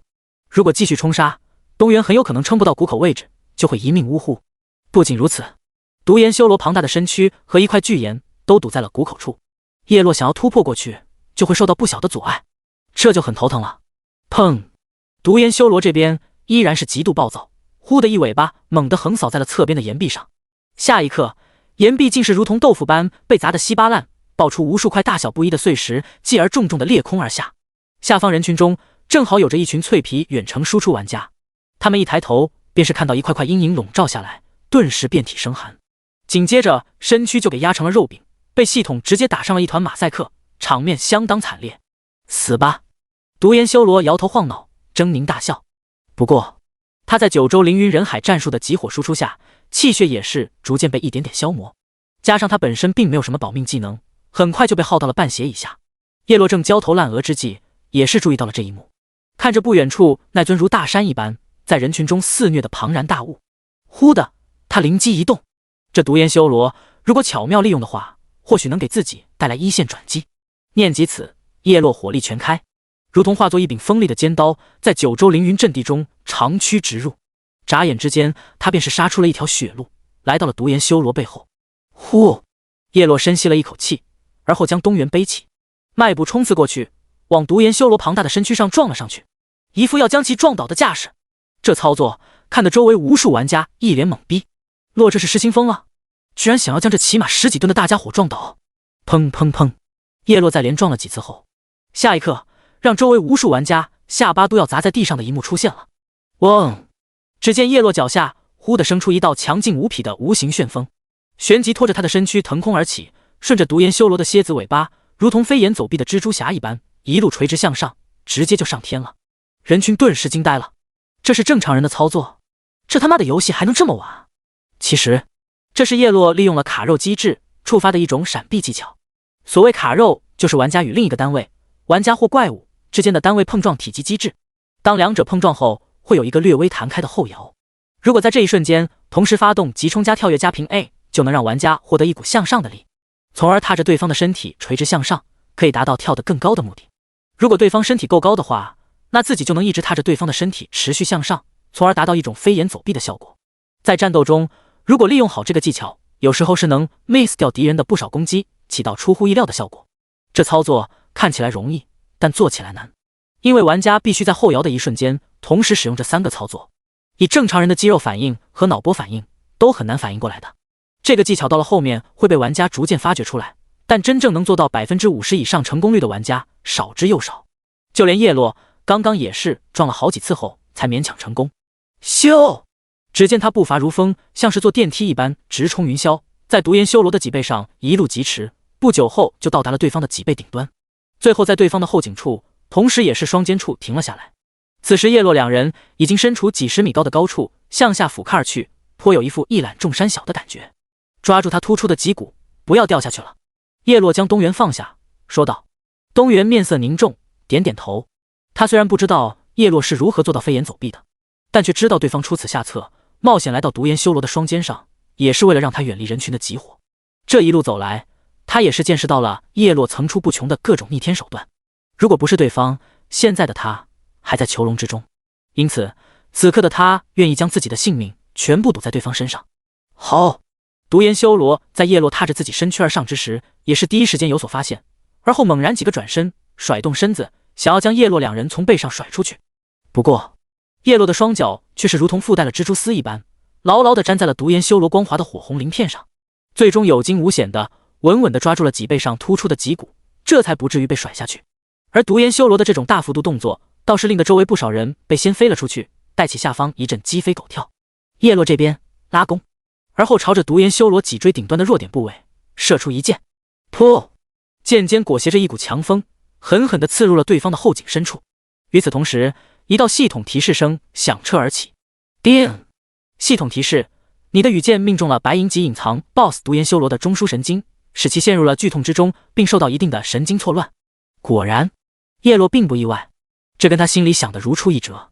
多数生命体都拥有中枢神经，它是控制和协调运动的系统。如果能对目标的中枢神经产生错乱，那就有机会影响对方的行动，从而达到控制对方的目的。第75章，老司机，冲出峡谷！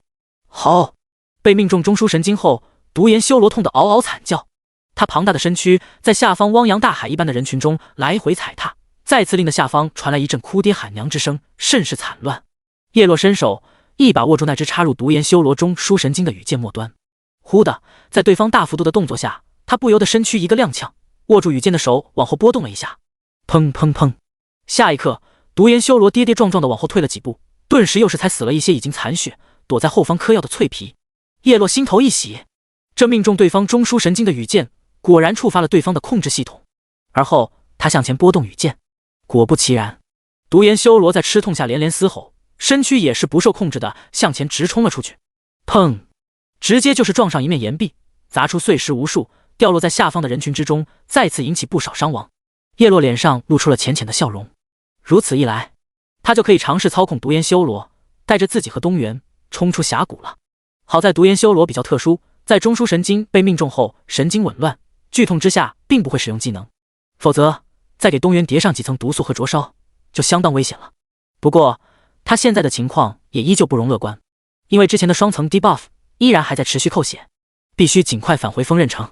另外，此时的独眼修罗在下方人群的不断集火下，血量也已然见底。他要是倒了，那九州凌云众人绝对会无脑输出已经放不出技能的东原，到时候就相当不妙了。念及此，叶落不再耽误时间，抓紧了。他对东原提醒了一声，而后撸起袖子，握着羽箭向前一推，如同一位20年驾龄的老司机，娴熟地操控着独眼修罗庞大的身躯，令其不受控制的大步迈出，直奔堵着谷口的巨岩而去。砰！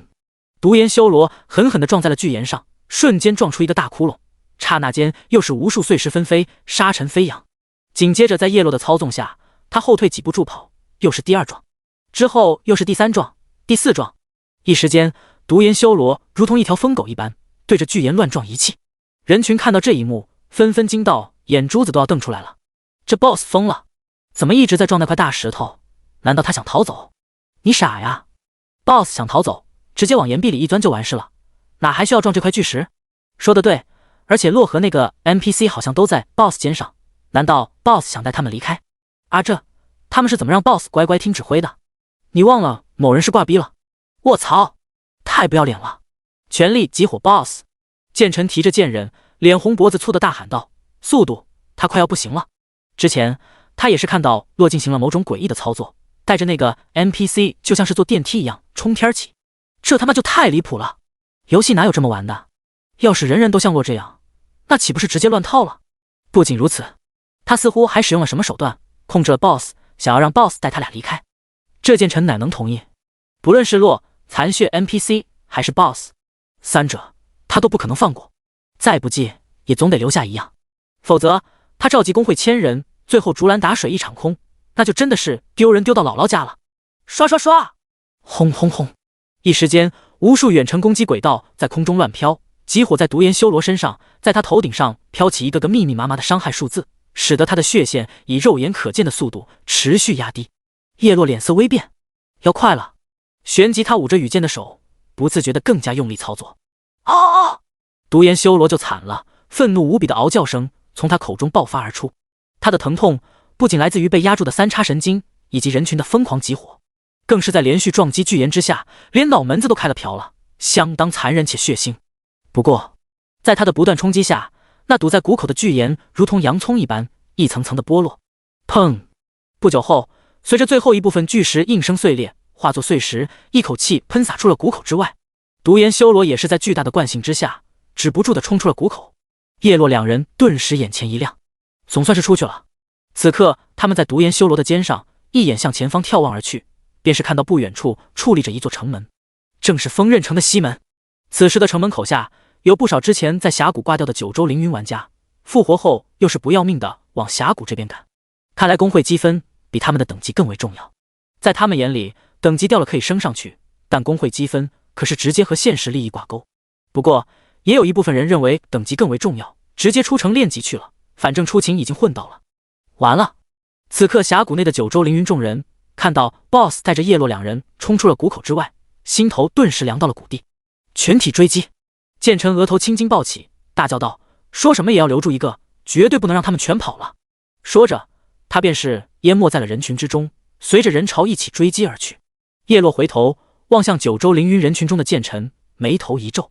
对方跟他前世印象中的一样，还是那么嫉贤妒能，盛气凌人。他忽地想到，之前引流杀手来暗杀自己，难道雇主就是这剑尘？很有这个可能。对方之前见几个睾丸都弄不死自己，于是直接召集1000人前来围剿，也是比较合理的。既然如此，那叶落也要礼尚往来，给对方一点苦头尝尝。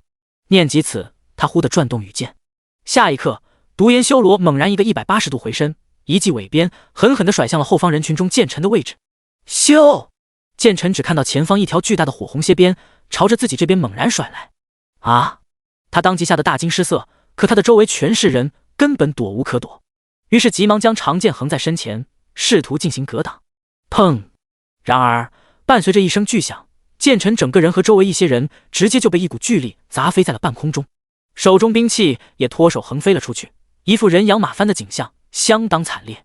第76章击杀独眼修罗，虎口夺食。独眼修罗这一尾巴竟是触发了暴击，一个大大的4825从剑尘头顶弹出，顷刻间将其满额的血量打成丝血，吓得他魂飞魄散。虽然并没有直接秒杀掉剑尘，但叶落也不在意。如果今天只是叶落一人，那他一定会在万军丛中取下剑尘的人头，并且尽量多清扫一些九州凌云的人，多叠一些真伤。但现在他身边还有一位任务伤员，当务之急还是先将其送回锋刃城，不然迟则生变。至于剑尘，以后再慢慢找他算账。叶落收回目光，而后一鼓作气操控着独眼修罗大步流星直奔城门而去。妈的！剑尘狼狈地摔在人群中，浑身传来如刀绞般的疼痛，依然心有余悸，龇牙咧嘴的朝着叶落的方向一声断喝：“快追！”一时间，滚滚人潮冲出峡谷，直追独眼修罗而去。独眼修罗身躯庞大，每迈出一步就是好几十米远，一而仅仅几步就将九州凌云众人甩在了身后。不仅如此，他移动中会卷起大量沙尘，使得紧追在身后的九州凌云众人尽数笼罩在浓浓的烟尘之中，呛了一口鼻的灰，十分酸爽。咚咚咚，独眼修罗脚踏地面，震起一声声巨响，在附近惊起林间无数鸟兽飞散。敌袭！这时，锋刃城门口的城墙上有负责瞭望的守卫人员，立即发现了远处不断朝着这边奔来的巨兽。他刚想拉响警报，却忽地被同伴制止：“不着急。”那怪物已经大残，而且血量还在疯狂下降，多半是撑不住了。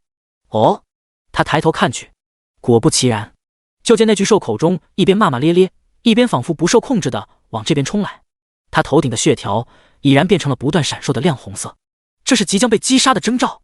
不仅如此，他仅剩不多的血量依然在断崖式的往下掉，而这并不是九州凌云的人对他造成了伤害，因为他们已然被独眼修罗甩在了屁股后面，根本达不到有效射程。出手的是独眼修罗肩上的叶落，这白银级隐藏 BOSS， 他可不会就这么拱手让给九州凌云，自然是成为我叶某人的囊中之物，才是他的最好归宿。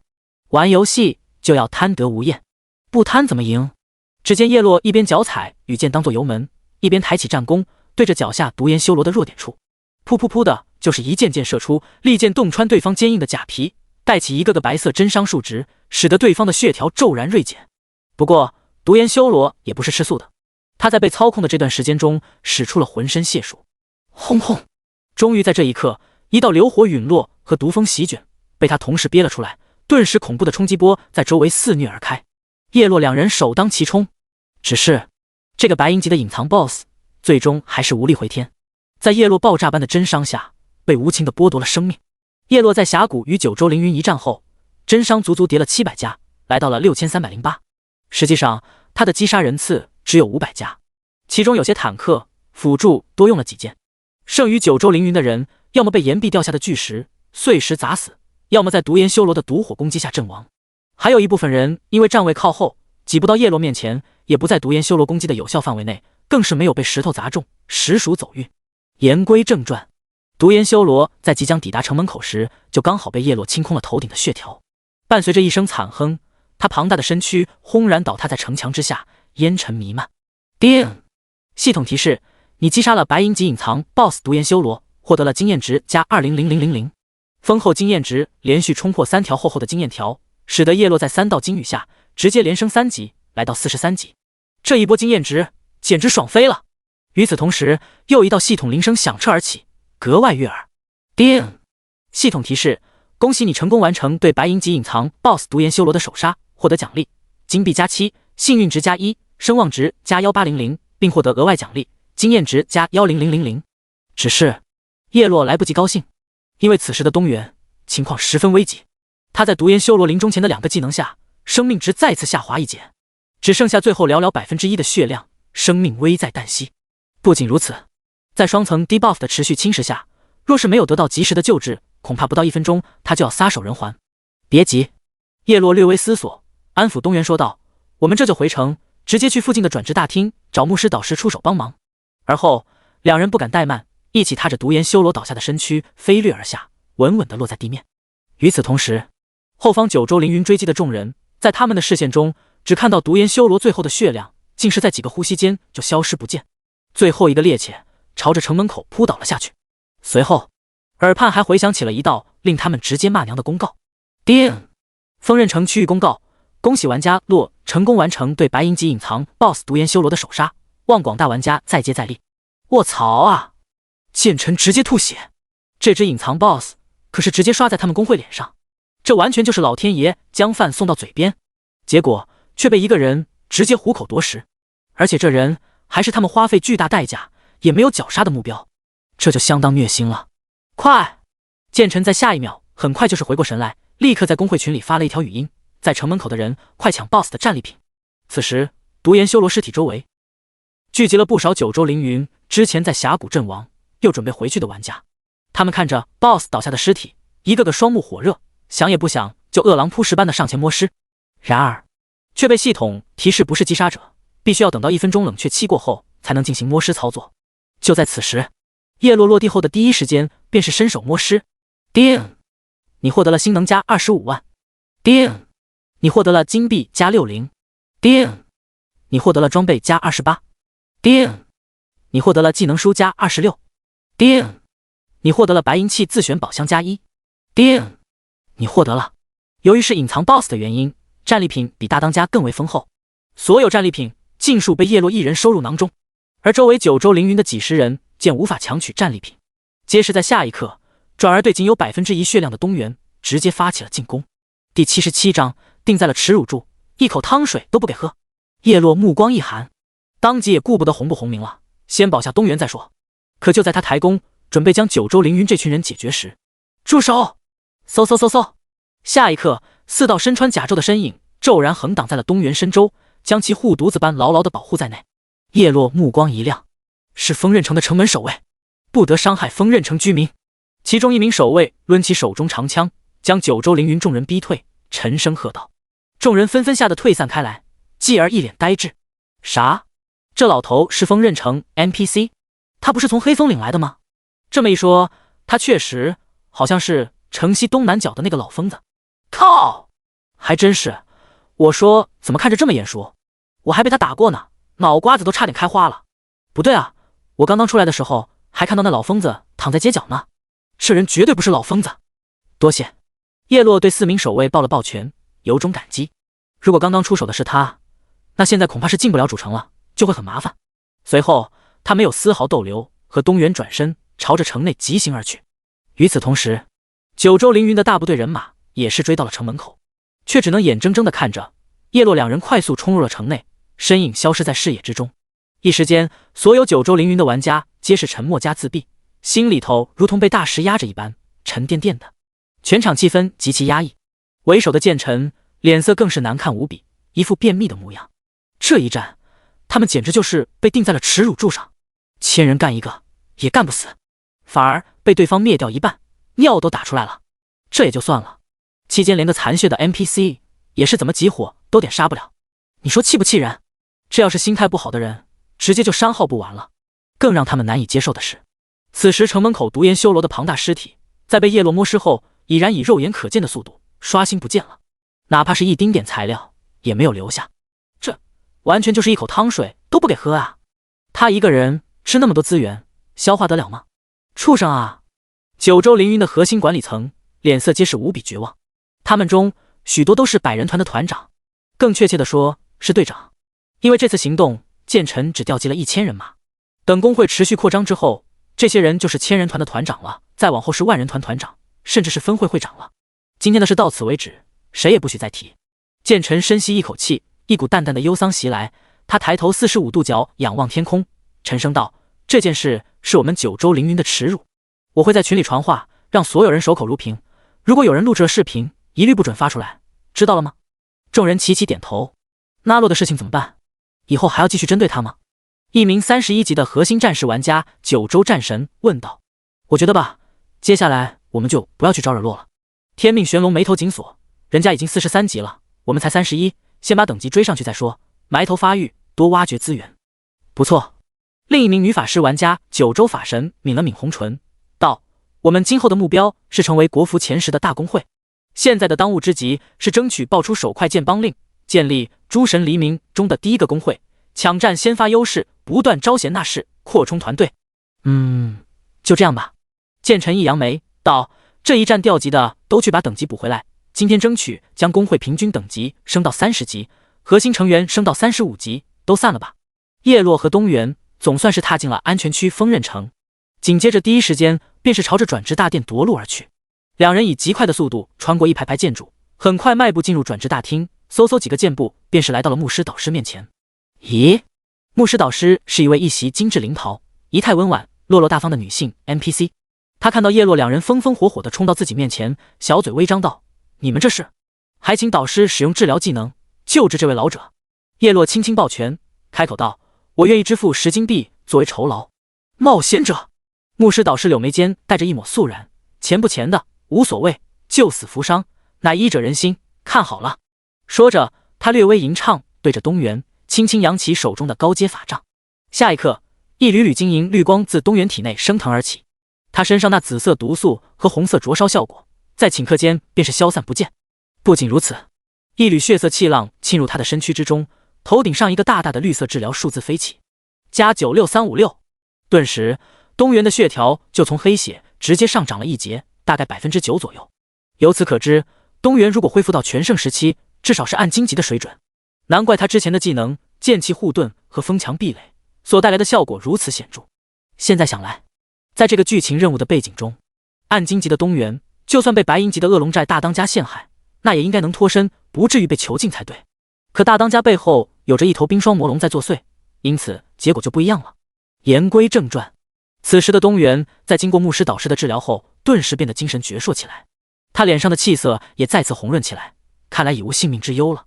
叶落也是长舒了一口气，这意味着他的这个剧情任务总算可以告一段落了。多谢导师，他对牧师导师抱拳道，还请务必收下酬劳。叶落信守承诺，将10金币交易给了对方。这牧师导师第一反应是婉拒，却见得叶落态度无比坚决，最后只得勉为其难的收下。好吧，多谢导师，多谢小友。东原也是抱拳感谢道，此外小友这一路为东某护法，实在感激不尽，小友展现出来的实力简直无与伦比，真乃人中翘楚。经过恶龙寨峡谷一行后，此时东原对叶落那叫一个赞不绝口。这样的冒险者绝对不是池中之物，将来也必定翱翔9天，到达一个无数人仰望的高度。第78章告别老疯子，2环奖励。不用客气。叶落淡淡一笑道，我既然接受了你的任务，就会护你周全。另外，那群玩家有很大原因也是冲我来的，我自然不能牵连于你。随后，叶落两人没有过多停留，缓缓走出了转职大厅，一路并肩赶往锋刃城东南角，与那位发布第1阶段任务的东原会面。路上，叶落打开背包，开始清点独研修罗的收获。首先4件白银器，有1件头盔是物理职业通用，立即消耗38万星能，1件将其升到10星。晴空战盔，白银器，10星。属性：体质加203，力量加202。特效：强攻，物理伤害正16%。特效：恢复，生命值恢复速度正20%。特效：减伤正15%。特效：心深谙雷性，减免所承受的16%雷系伤害。不错，基础属性是体质和力量，而且都破了200，相当不低了。强攻能让叶落每一件的物理输出更高。恢复、减伤和新特效深谙雷性，也是能一定程度提高生存能力。总的来说，这是一个攻防兼备的头盔。立即将身上仅剩8%耐久度的青铜头盔替换。接着是白银器自选宝箱。叶落思索片刻，由于玩家的基础职业有8个，装备类型也足足有10种，因此在以往的杀怪和任务中，想要获得符合弓箭手职业的装备还是挺不容易的。更多的是物理职业通用，这种适用范围会更广。而想要爆出装备中概率最低的项链和戒指就更难了。即便是叶落，从开局到现在也没有戒指和项链，就算走运爆了几件，也是其他职业的。因此，这个自选宝箱，首选肯定是装备中爆率最低的戒指。如果2个戒指都有了，那就再考虑项链。念及此，叶落立即选择了戒指，并直接消耗48万升到10星。由于项链和戒指的稀有性，升到10星也需要消耗比同等级的其他装备更多的星能。银月指环、白银器10星。属性：力量加205，敏捷加206。特效：暴击正 5%。特效：疾风，移动速度正 15%。特效：命中正 16%。特效：星恢复，法力值恢复速度正 20%。甚好甚好！基础属性的力量和敏捷，以及特效疾风都是非常符合叶落的职业定位。暴击是一项非常稀有且性价比高的属性，只会出现在戒指和项链中，而白银器能有 5% 的暴击已经相当不错了。2个戒指加1条项链，如果都有暴击特效，那就是 15%。如果再加上一些成就、技能、道具等属性加持，现阶段能堆到 20%。那叶落的真伤5件就出一个暴击的概率相当大，已经很变态了。这还只是白银器而已，传说器、神话器呢？那时候就真的是件件暴击了。另外，还有一项非常稀有的属性，也是戒指和项链特有的特效，那就是吸血。暴击加吸血，如果同时双加在一件戒指或项链上，那就是圆满极品了。命中对叶落来说也是非常重要的特效，有些技能、装备、道具等是可以躲避普攻的，如果命中不了，那他就算拥有再高的真伤也无济于事。最后，新特效也同样效果不错，叶落最缺的当属蓝量了，回蓝能一定程度增加续航，这让他的底蕴又增强了几分。啪嗒，叶落喜滋滋地将戒指装备在身上，顿时一股磅礴力量涌入身躯之中，让他有种不吐不快的感觉。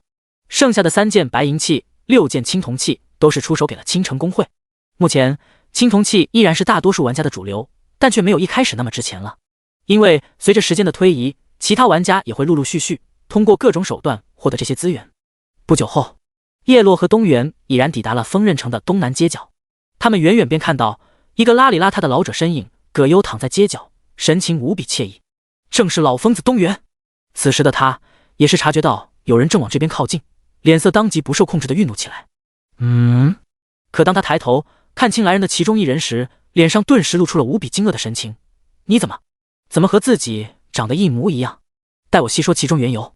游侠东原说道，旋即开始解释这一切。叶落这边在2个老者接近的那一刻，便是收到了来自系统的提示声。叮！系统提示：恭喜你成功将游侠东原护送到丰刃城东原身边，侠义 S 级剧情任务已完成，请在东原处领取奖励。原来如此，老疯子东原听了对方的叙述后，已然彻底明白了事情的原委。原来他只是一道分身，此刻他的脸上也是露出了释然的神情。如今叶落带着他的本体平安归来，那就说明他这个分身已经履行了他应尽的义务，是时候告别了。小兄弟，老疯子东原对叶落重重抱拳，眼底闪烁着一丝泪花。多谢你的叫花鸡和佳酿美酒，多谢你愿意倾听我的故事，解开了一直困扰我的梦，并完成了我的心愿，不胜感激。我会化作记忆回归本体，届时你的奖励一分不少。说完，他整个身躯开始逐渐溃散虚化，继而化为点点星光，尽数涌入游侠东原体内。轰！而后游侠东原全身陡然爆发出一股雄浑的气息，犹如一轮狂躁烈日，使得周围温度骤然拔高，连脚下的石板都是经不住这气势碎裂了开来。叶落神色微动，能看到此时的东原整个人在一瞬间年轻了几十岁，从之前满头白发老态龙钟的老者，俨然变成了一个英武不凡威严霸道的中年男子。他在这一刻从未感觉如此容光焕发，神采奕奕。多谢小友！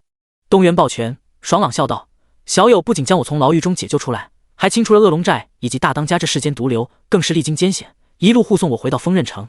说着他一扬手，东某这些年行走江湖，也有着一些积攒，还请笑纳。叮！系统提示：恭喜你完成了侠义 S 级剧情任务，第1阶段和第2阶段全部任务奖励正在结算中。叮！你获得了经验值加25万。叮！你获得了自由属性点加120。叮！你获得了 S 级弓箭手技能书加1。叮！你获得了天赋进阶卷轴加1。叮！你额外获得了永锤宝珠加1。第79章。冰封剑，闪电弹射，舒服了！这惊人的斩获也实在是太爽了。2环 S 级剧情任务的奖励当真是异常丰厚了。与此同时，伴随着光雨洒落，叶落又是连升2级，来到了45级。立即点开等级天榜一看，榜首当之无愧是自己的45，而第2名则是仙韵琉璃的37级。他在3次手通隐藏副本后，等级就领先了大部分人。此刻的他应该是在云州剑种中练级。这个神秘地图的经验值和奖励都很丰厚，升级速度自然也是比其他人更快。后面都是清一色的31级，第3和第10相差不过是几个百分点的经验值而已，追得很紧。他们的竞争可谓是相当激烈。叶落这座火箭一般的升级速度，可想而知是多么让人叹服了。关闭榜单，他满心喜滋滋，开始查看收获。首先是 S 级的弓箭手技能书，目前他的普通技能中，乘风是 D 级技能，随风而动是 C 级，寒霜剑是 B 级，这些都属于中低阶技能，而 S 级已然属于高阶技能了。冰封剑 S 零星，效果对单体目标释放凝聚寒冰之力的一剑，造成基于自身物理伤害 180% 的冰系物理伤害，并附加1秒的冰封效果。冷却时间20秒，消耗法力值300，需要等级职业40级弓箭手。叶落毫不手软，消耗85万左右星能，直接升上10星。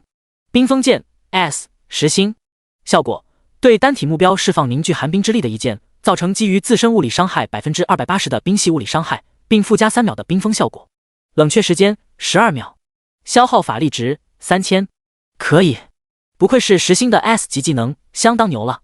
不仅物理伤害大幅度提升，附带的冰封效果也提升到了3秒。要知道，这可是一个输出技能，还能附带一个控制，这就很不讲道理。这要是让走控制系的法师看到，估计能气得不轻。毕竟他们的技能都是舍弃了大量的伤害。不过，这技能的缺点还是老问题，消耗的法力值太恐怖了。他的乘风、随风而动、霸体分别都是消耗1000点法力值，寒霜剑1500点，而现在的冰封剑足足3000点。这一套技能下来就是7500点，以叶落目前1万出头的蓝量，直接就残蓝了。不过，随着时间的推移，他所获取到的自由属性点也已经越积越多，现在完全可以将其加一些在精神上，以提高自己使用技能的频率。想罢，他立即打开人物面板，将之前困难级难度手通奖励的20点自由属性点、手杀青铜级 BOSS 公告奖励的50点、手杀白银级 BOSS 的80点，以及猛虎买命的150点，总共300点，全部加在了精神上。玩家每升1级会获得10点自由属性点，300点就相当于多升了30级。顿时，叶落的蓝量提升到了14754，已经很高了。此外，精神不仅影响蓝量，还影响法防。顿时法防也从925暴涨到了1525，比物防还高。这一波战力提升的也是相当 OK 了。剩余的自由属性点还有手杀黄金级 BOSS 的100点、摸尸大当家的50点，以及刚刚东原2环奖励的120点，暂时不着急分配。关闭人物面板，接下来就是最激动人心的奖励了。一张天赋进阶卷轴，加上之前摸尸兵双魔龙的一张，已经有2张了，已经可以把一阶的天罚之力进阶到2阶。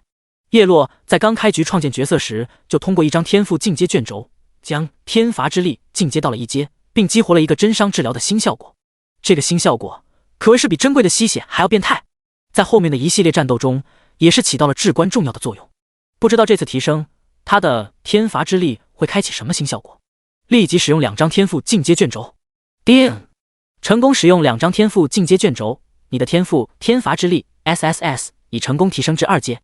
天罚之力 SSS 2阶，效果1，每次对生命体进行普通攻击，可永久增加 1.5 点真实伤害。效果2，你的任何攻击都能附带绝对的真实伤害。效果3，你所造成的真实伤害将会由 15% 转化为治疗效果，恢复自身生命值。效果4星，你的真实伤害有 50% 的概率触发闪电弹射效果，对方圆20米至多10个单位，分别造成本次真实伤害 10% 的弹射伤害。妈呀！叶落开心的不行，每次普攻提升为 1.5 点真伤，这下就可以叠得更快了。治疗效果也从 10% 上升到 15%， 可别小看这 5%， 随着他的真伤越来越高，攻速越来越快，哪怕只多 1%， 续航都能得到巨大的提升。最后是新效果，真伤有1半的概率弹射波及周围目标，这用来嘲讽拉怪倒是不错，也是一个 AOE 伤害了。虽然弹射伤害只有真伤的10%，但叶落的攻击频率高，触发的次数就多，就能将周围其他目标的血线快速压下去。这不仅大大提高了清野效率，以后打群架、工会战、城战、国战等，那完全就是疯狂弹射，滋啦啦的电死一大片，那场面想想都壮观。最后是额外奖励的一颗晶莹剔透、足有拳头大小的白色珠子，永垂宝珠，稀有道具。效果使用后能够彻底绑定一件装备，使其不可摧毁、不可掉落、不可窃取、不可交易、不可转移。可使用次数1，好东西啊！尤其是不可摧毁效果，这就相当于是耐久度永久。之前叶落在高强度的战斗中，身上的几件青铜器基本报废，装备效果大打折扣。而有了永垂宝珠的效果，就能让装备变得跟新手工一样，永不磨损。第80章，救你双亲一命，为手熟尔。只是这是一次性的消耗道具，而且只能绑定一件装备。如果想要将其效益最大化，那最好选择能伴随自己一生的装备。如果用在普通装备上，那最好就是高等级的传说器、神话器，但很显然这目前还接触不到，因此最好将其用在特殊装备上。特殊装备跟普通装备一样，可以交易转移，会被损毁，阵亡后有几率掉落，更是有几率被刺客的盗贼分支直接偷走。而如果使用了永垂宝珠，那就没有这些后顾之忧了。叶落背包中目前只有一件特殊装备血神秘典，这是留给妹妹的，可以将这颗永垂宝珠一并为她留着。毕竟血神秘典的效果可是相当牛叉，要是在战斗中被销毁，或是落入别人手里，那可就亏大发了。不过叶落在长风那里也有一件特殊装备，目前还在制作中，等明天打造完成，如果成品效果不错的话，也可以考虑对他使用这颗永垂宝珠。将其收好，关闭背包。多谢。叶落对东原重重抱拳道。东原的剧情任务到此也就彻底结束了。呼，叶落伸了个懒腰，长舒了一口气。紧接着一股浓浓的疲惫感和饥饿感袭来。之前经过恶龙寨、密室、峡谷一行这一系列高强度的连番战斗下，使得他的精神急剧消耗，现在已经饥肠辘辘，疲惫不堪了。一看时间，晚上7点许，居然连午饭都忘了吃。没办法，太饿了，先下线吃点东西。叶落原地下线，回到现实的出租屋，抓起手机点了份外卖。等外卖期间去洗了个澡，之后舒服地躺在床上，打开手机备忘录，将前世记忆中一些目前仍然尚在的稀有机缘大致罗列了出来。接下来的目标依旧还是抢占先机资源，毕竟他不拿就白白便宜别人了。写的差不多的时候，刚好外卖也到了。快速吃完饭后，继续上线练级。唰，叶落身影再次出现在锋刃城街角。此时的东原已经不在这里了，大概继续当他的游侠去了。叶落沉吟片刻，先是去了一趟铁匠铺，修理了一遍全身的装备。由于装备的整体耗损度高达 86%， 竟是花了33金币才修理完成，有些烧钱了。这还是一身白银器和青铜器的情况下，到了后期一身顶级装备，那修理费更是吓死个人。不过叶落经过之前的抢占先机和掠夺机缘，已经将雪球越滚越大。此时背包中的金币已经累积了有500家，这在现阶段绝对是一笔巨款了。接着他来到仓库管理员处，将一些稀有材料，比如冰霜魔龙的龙鳞什么的全部存入仓库，而后打开交易中心，选购了一批更高级的红蓝顺回药水，一次回血回蓝2000，一瓶售价1金币。这对现阶段大部分玩家来说还难以消费得起，毕竟他们还在用银币作为单位。但叶落挥金如土，直接购买了红蓝顺回药水各50瓶，有备无患。随后叶落打开好友系统，搜索天命玄龙，添加好友。与此同时，一片密林中，一群立起来足有3米高、身躯厚实雄壮的黑熊，正用一双爪子疯狂围攻着中间的一名身穿戎甲的骑士玩家。此人不是别人，正是天命玄龙。嗡！只见他长枪横扫，枪芒在一群皮糙肉厚的黑熊间震荡开来，造成一道道超额伤害的同时，将所有黑熊眩晕在了原地。紧接着他身形一沉，枪尖破风声炽盛，每一枪都是带出一片 AOE 伤害，几个照面就是将面前的几十只黑熊尽数带走，留下一地的战利品。爹！就在这时，一条好友申请传来。天命玄龙打开一看，顿时一脸讶然地愣在了原地。那个挂逼加自己干嘛？怀着疑惑的心情，他同意了好友申请。我是爽快人，直说来意了。叶落的好友消息立即传来，我来找你是想救你双亲一命，让他们避开一场劫难。什么意思啊？天命玄龙一头雾水。唉，叶落这边轻轻叹了口气，回想起了前世的一件意外新闻。当时在魔都，有一辆旅游大巴发生了一场重大事故，从高处一头扎进了海里，造成了不少伤亡。其中天命玄龙的父母就在此次事故中双双遇难。自那以后，天命玄龙的世界就崩塌了，很长一段时间一蹶不振，变得沉默寡言，难以从阴影中走出来。如今叶落重生，这件现实中客观发生过的事情，或许还会重演。如果他能让天命玄龙的父母规避这场灾难，相信这对于后者来说，绝对是一场莫大的恩情了。叶落的目的也很明显，就是以此拉拢天命玄龙这个难得的人才，之后再给予赏识和重用，让自己成为对方的伯乐。这样一来，以对方的性格，就一定会誓死效犬马之劳。毕竟前世他就是这么回报给他知遇之恩的风云际会的。过2天，你父母会和好友组团去旅游，他们乘坐的旅游大巴会发生一场十分惨烈的重大事故，所以你最好让他们立即取消旅游计划，千万不要让他们登上那辆旅游大巴。啊！天命玄龙头皮一炸，一脸骇然地问道：“你怎么知道那辆旅游大巴会发生事故？难道对方能未卜先知？如果在这游戏中，可能就合情合理了，因为对方是个挂逼。可对方口中的事故是发生在现实啊，这就太荒唐了。”叶落的话显然没有太大的信服度。话我已经说到这了，怎么做看你自己。天命玄龙闻言一脸茫然，这一刻他思绪万千。如果他的父母真的在2天后的一场事故中遇难，那他简直无法想象自己今后的人生要怎么走下去。我知道了。良久，天命玄龙深吸一口气，回道：“我会制止他们。如果真像你所说，那就等同于再生之恩了，我必定涌泉相报，至死不渝。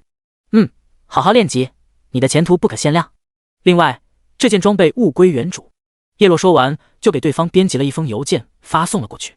天命玄龙点开一看，目光一亮，是他之前被对方杀掉时爆出的白银器。多谢。天命玄龙回道，而后眼珠子转了转，问道：“问一下，你是怎么做到这么变态的？难道你真的开挂了？”为首熟耳。天命玄龙。第81章，城主羚羊怪疾。结束与天命玄龙的聊天，叶落环顾人来人往的街道，接下来继续化身无情的资源收割机器。之后的行动将会跟锋刃城的城主密切相关。像城主这种大人物，一般人是没有资格与其会面的。但叶落背包中有着锋刃城悬赏的通缉犯大当家的人头，那就另当别论了。另外，在叶落刚刚罗列的攻略中，也有一个关于城主的高级隐藏任务，正好可以一起去做了。念及此，叶落打开地图，搜索城主府，并导航了过去。不久后，一座气派宏伟的阁楼映入他的眼帘。城主府飞檐繁语，尽显美轮美奂之感。站住！府邸门口有着2名看不到属性的守卫 NPC， 见叶落靠近过来，顿时严厉呵斥道：“城主府重地，闲杂人等不得入内。我击杀了锋刃城1级通缉犯恶龙寨大当家，现特来城主处领取悬赏。”叶落表明来意，并将包裹着大当家头颅的包袱给2名守卫展示了出来。哦，2名守卫见状不由得惊呼出声，果然是恶龙寨大当家的首级。在锋刃城的悬赏告示牌上就张贴着大当家的画像。他们平日里低头不见抬头见，已经看了不下800遍了，对大当家的样貌也是相当熟悉。另外，这个恶龙寨大当家只是个白银级 BOSS， 而且属于偏弱水平，单单是他倒是不足为惧。可在恶龙寨中似乎隐藏着一股极其邪恶的力量，这就使得大当家成了一块难啃的硬骨头。对于现阶段的冒险者来说，想要将其讨伐，简直比登天还难。也正因为如此，恶龙寨大当家才被列入锋刃城1级通缉犯行列。而现在，他们面前这个平平无奇的少年，居然做到了这般壮举，这就不得不让他们另眼相待了。尊敬的勇士，其中一名守卫一改之前的严厉嘴脸，转而恭敬的道：“还请在此稍加等候，我这就去通报城主。”片刻后，那守卫走了出来，笑道：“城主大人正好有空，请随我来。”叶落点点头，跟着对方迈步进入了府邸。府院中假山别院，鸟语花香，沿途两侧也分别矗立着一列手握长枪的甲士，他们的目光似有似无地落在叶落身上，带着浓烈的审视与戒备。这城主府即便是在别院中，也有着重兵把守，这也更说明城主位高权重，不是一般人想见就能见的。府邸深处，叶落见到了锋刃城城主杨安侯羚羊，他一袭赤红甲胄，仪表堂堂，站姿挺拔如松，只是眉宇之间流露出些许惆怅之色。叶落知道对方此刻在烦恼什么，这也正和对方的隐藏任务相关。羚羊目光落在叶落身上，顿时微微一凝。别人或许发现不了，但他一眼就看出，这个冒险者已经拥有整整33800的声望值，这属实有些出乎他的意料了。毕竟现阶段的其他玩家可能2000声望值都还不到。不仅如此，叶落从开局到现在，通过各种公告和稀有途径，除了声望值，连幸运值也是遥遥领先。小兄弟真乃人中龙凤！林阳粗犷的声音传来，哈哈大笑道：“剿灭恶龙寨，为民除了大害，这是你的悬赏金。此外，还有我个人的一点小奖励，请收好。”叮！系统提示：你提交了大当家的头颅，获得了悬赏金币加50，并获得了锋刃城城主林阳的额外赏赐，自由属性点加30。多谢。叶落抱拳道：“小兄弟威名显赫，出类拔萃，可有兴趣看看我的委托？”说着，林阳抬手一扶，顿时一道道任务列表出现在了叶落面前。清一色的 A 级红色任务，而且都是属于 A 级奖励中最为丰厚的那种。此外，这些 A 级任务都是需要玩家拥有超过8000以上的声望值才能领取，这对于其他玩家来说可谓是求之不得。可对叶落来说就有些不够看了，他想要领取的是林阳的 S 级金色隐藏任务。不了，叶落摆摆手，而后没有拖泥带水，话锋一转道：“我听闻令爱雪兰郡主身患怪病，在下斗胆，愿尝试一治。”哦，林阳微微一愣：“你还会治病？”半年前，他的宝贝女儿雪兰郡主得了一种极为罕见和古怪的病症，他寻访了1级主称的无数名医，最后皆是以失败而告终，这也令得他这半年来一直愁眉不展。如今叶落一介武夫说要医治那怪疾，这难免让人心里打了一个问号。大可让我一试。叶落淡淡道：“若是不能治愈，悉听尊便；若是治愈好了，还请城主准备好赏赐。”好。林阳闻言十分欣赏叶落的气魄，点头道：“请随我来。”随后，叶落便是跟着林阳进入到了郡主的闺房之内，周围弥漫着淡淡的馨香。叶落目光看去，就见床榻之上躺着一位肤白貌美的少女，只是气色不太好，看起来病入膏肓的样子。唉，已经沉睡半年之久了。林阳一脸愁容，皱眉道：“无论我使用什么方法，都无法将她唤醒，她的气息也是一天比一天虚弱。要不是圣上赐下一枚续命真丹，恐怕小女早就性命难保了。她这情况是被一只噬梦兽缠上了。”叶落一语道破：“如果不杀死那只噬梦兽，恐怕她一辈子都不会醒过来。”噬梦兽？林阳大惊失色道：“难道小女被困在了梦境之中？”不错。叶落点点头，回道：“他心中应该有着很深的执念，才会被噬梦兽加以利用，从而陷入梦境之中。”执念。闻言，林阳似乎明白了什么，长叹一口气，怅然若失的道：“想必他应该是因为无比怀念他死去的母亲吧。我夫人去年就过世了，自那之后，小女就跟换了一个人一样，不再像以前那样活泼开朗了，变得寡言少语起来，直至一睡不起。”第82章梦境。雪兰郡主。片刻后，林阳回过神，问道：“不知要如何才能杀死这噬梦兽？”将郡主的梦境制作成一张空间地图。叶落缓缓说道：“然后让冒险者传送进去，找到并杀死噬梦兽即可。”好。林阳说着，当即取出一张空白卷轴，来到床榻边，深吸一口气，伸出一只手轻轻按在雪兰郡主洁白的额头上，另一只手则是连连掐动法诀。片刻后，只见一块梦境碎片被林阳摄取而出，直接导入了空白卷轴之中。就这样，一张特殊地图传送卷便是完成。小兄弟，林阳笑道：“若是你能成功将小女唤醒，我必定重重有赏。”说完，林阳将传送卷递给了叶落，与此同时甩过来一道任务。叮！系统提示：林阳向你发布了 S 级隐藏任务梦境，是否接受？梦境 S 级隐藏任务。任务介绍：前往雪兰郡主的梦境，击杀噬梦兽，唤醒雪兰郡主。任务时限2小时。任务奖励未知。失败惩罚无。没问题。叶落欣然接受，并接过传送卷。叮！系统提示：你获得了雪兰郡主的梦境传送卷+1。那我今后加1。林阳目光希冀地说道。叶落点点头，没有犹豫，立即激活了传送卷。唰！下一刻，他周遭场景变换，消失在郡主闺房，转而置身于一片灰蒙蒙的空间。叮！系统提示：你已进入特殊地图雪兰郡主的梦境。叶落放眼望去，能看到整片空间到处都是灰白之色，空中被浓郁的雾气笼罩，能见度极低。他打开地图一看，也是显示一片灰白，就连他现在所处的地方，在地图上也没有任何标注。看来他想要找到雪兰郡主和噬梦兽，就只能一点点向前探索了。咻！叶落抬弓，朝着前方笔直地射出一箭，而后跟着羽箭的轨迹走，按照这个方法一路前行。这样能一直确保自己走的是一条直线，从而避免在同一个地方兜圈子。也不知道走了多久，某一刻，忽的前方逐渐显现出2道女子的身影。叶落目光一亮，大步靠近而去。待到接近几米范围之时，他才看清那2道身影。其中一名是身穿淡蓝襦裙、风韵犹存的中年女子，另一名则是16、7岁的少女，长发及肩，肌肤雪白，亭亭玉立。此时的2女正亲密地依偎在一起，如胶似漆，亲密无间，仿佛她们的时间永远停留在了这一刻，安详且幸福。啊！就在此时，他们也是感知到了陌生人的到来，皆是一脸花容失色。一个冒险者。其中的少女一愣，而后率先回过神来。她挡在了中年女子身前，一张俏脸逐渐凝聚起了寒霜，问道：“你怎么进来的？”雪兰郡主。叶落上前几步，对着少女缓缓的道：“该醒来了。既然这里是雪兰郡主的梦境，那这2人就不是别人，一个是雪兰郡主，另一个则是她已经死去的母亲。”你……雪兰郡主俏脸顿时变得冰冷无比，眸子中闪过一抹杀意。她右手摊开，一柄紫青长剑显现而出，闪电般朝着叶落就是一剑对出，从我的梦境里滚出去。叶落眉头一皱，显然雪兰郡主也十分清楚自己身处在梦境之中，但她却依然沉浸于此，不愿醒来，因为这梦境中有她挚爱之人。倘若能与死去的挚爱之人永远在一起，那倒也是一件好事，也不必非得唤醒雪兰郡主。可这梦境确实是梦兽缔造出来的，是梦兽的可怕之处，在于杀人不见血。它能让一个怀有极深执念的人悄无声息地死在梦中。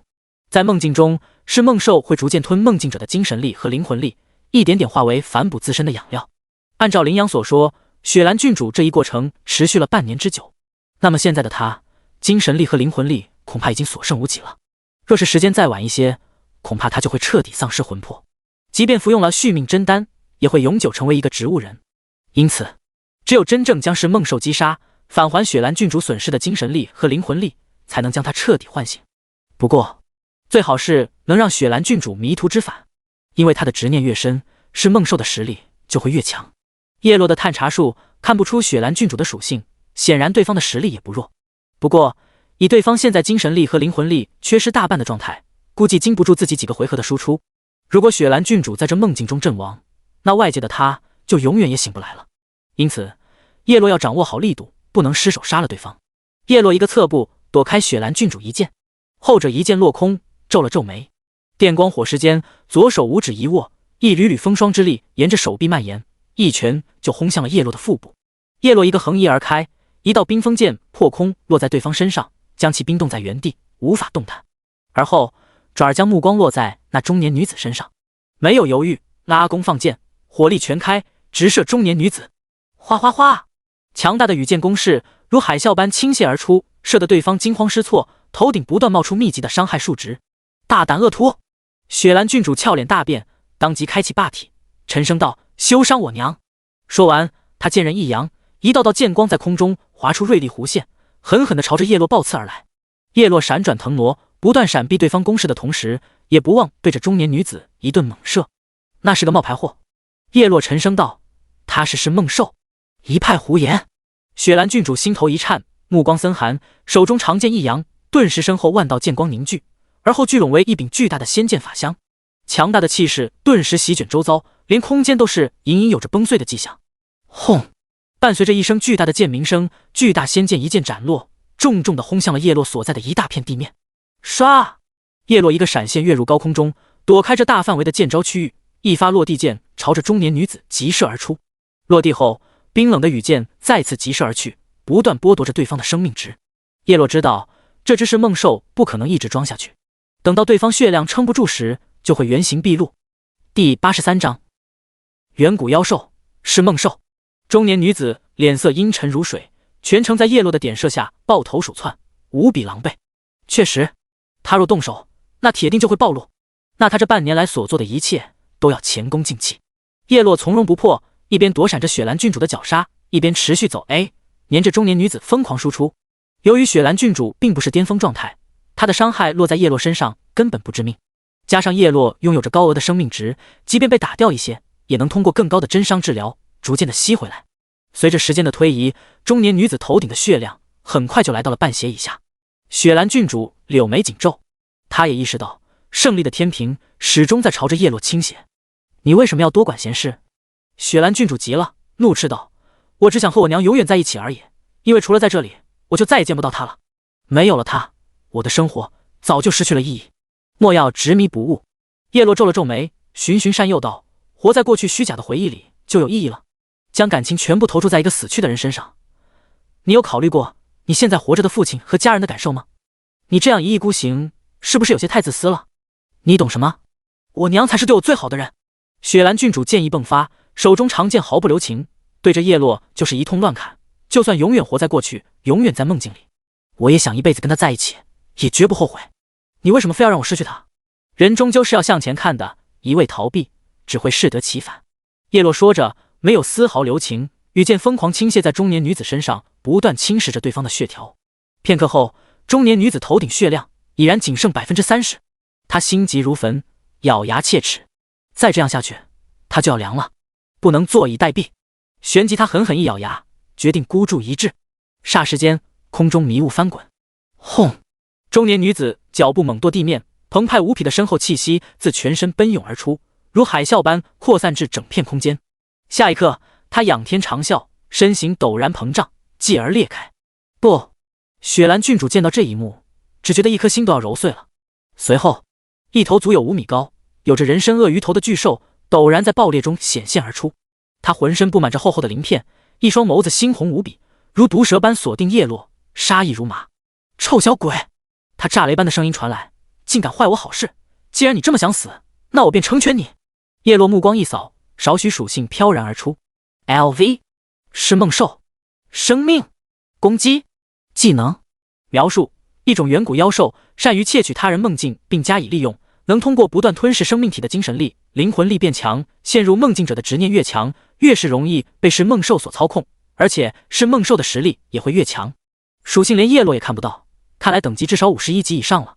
这个等级已经属于黄金级的范畴了。娘！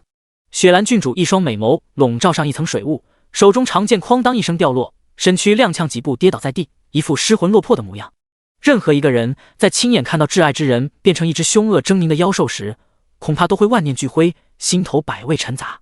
雪兰郡主虽然一直知道自己身处于虚假的梦境之中，可她万万没想到，她梦里的母亲竟是一只妖兽幻化而成。一想到这半年来和自己依偎在一起的，居然是一只披着人皮的畜生，她瞬间感觉到胃里一阵翻江倒海，内心也是受到了无与伦比的冲击。这一刻，她仿佛一下子明悟了过来，原来假的终究是假的，不过是昙花一现而已，不过是镜花水月的泡影而已。此刻，他眼底深处的浑浊开始逐渐消失不见，转而被清醒取代。叮！系统提示：雪兰郡主心中执念大幅度削减，是梦兽整体实力负30%。叶落目光一亮，看来雪兰郡主清醒了不少，那距离他在外界醒来也就不远了。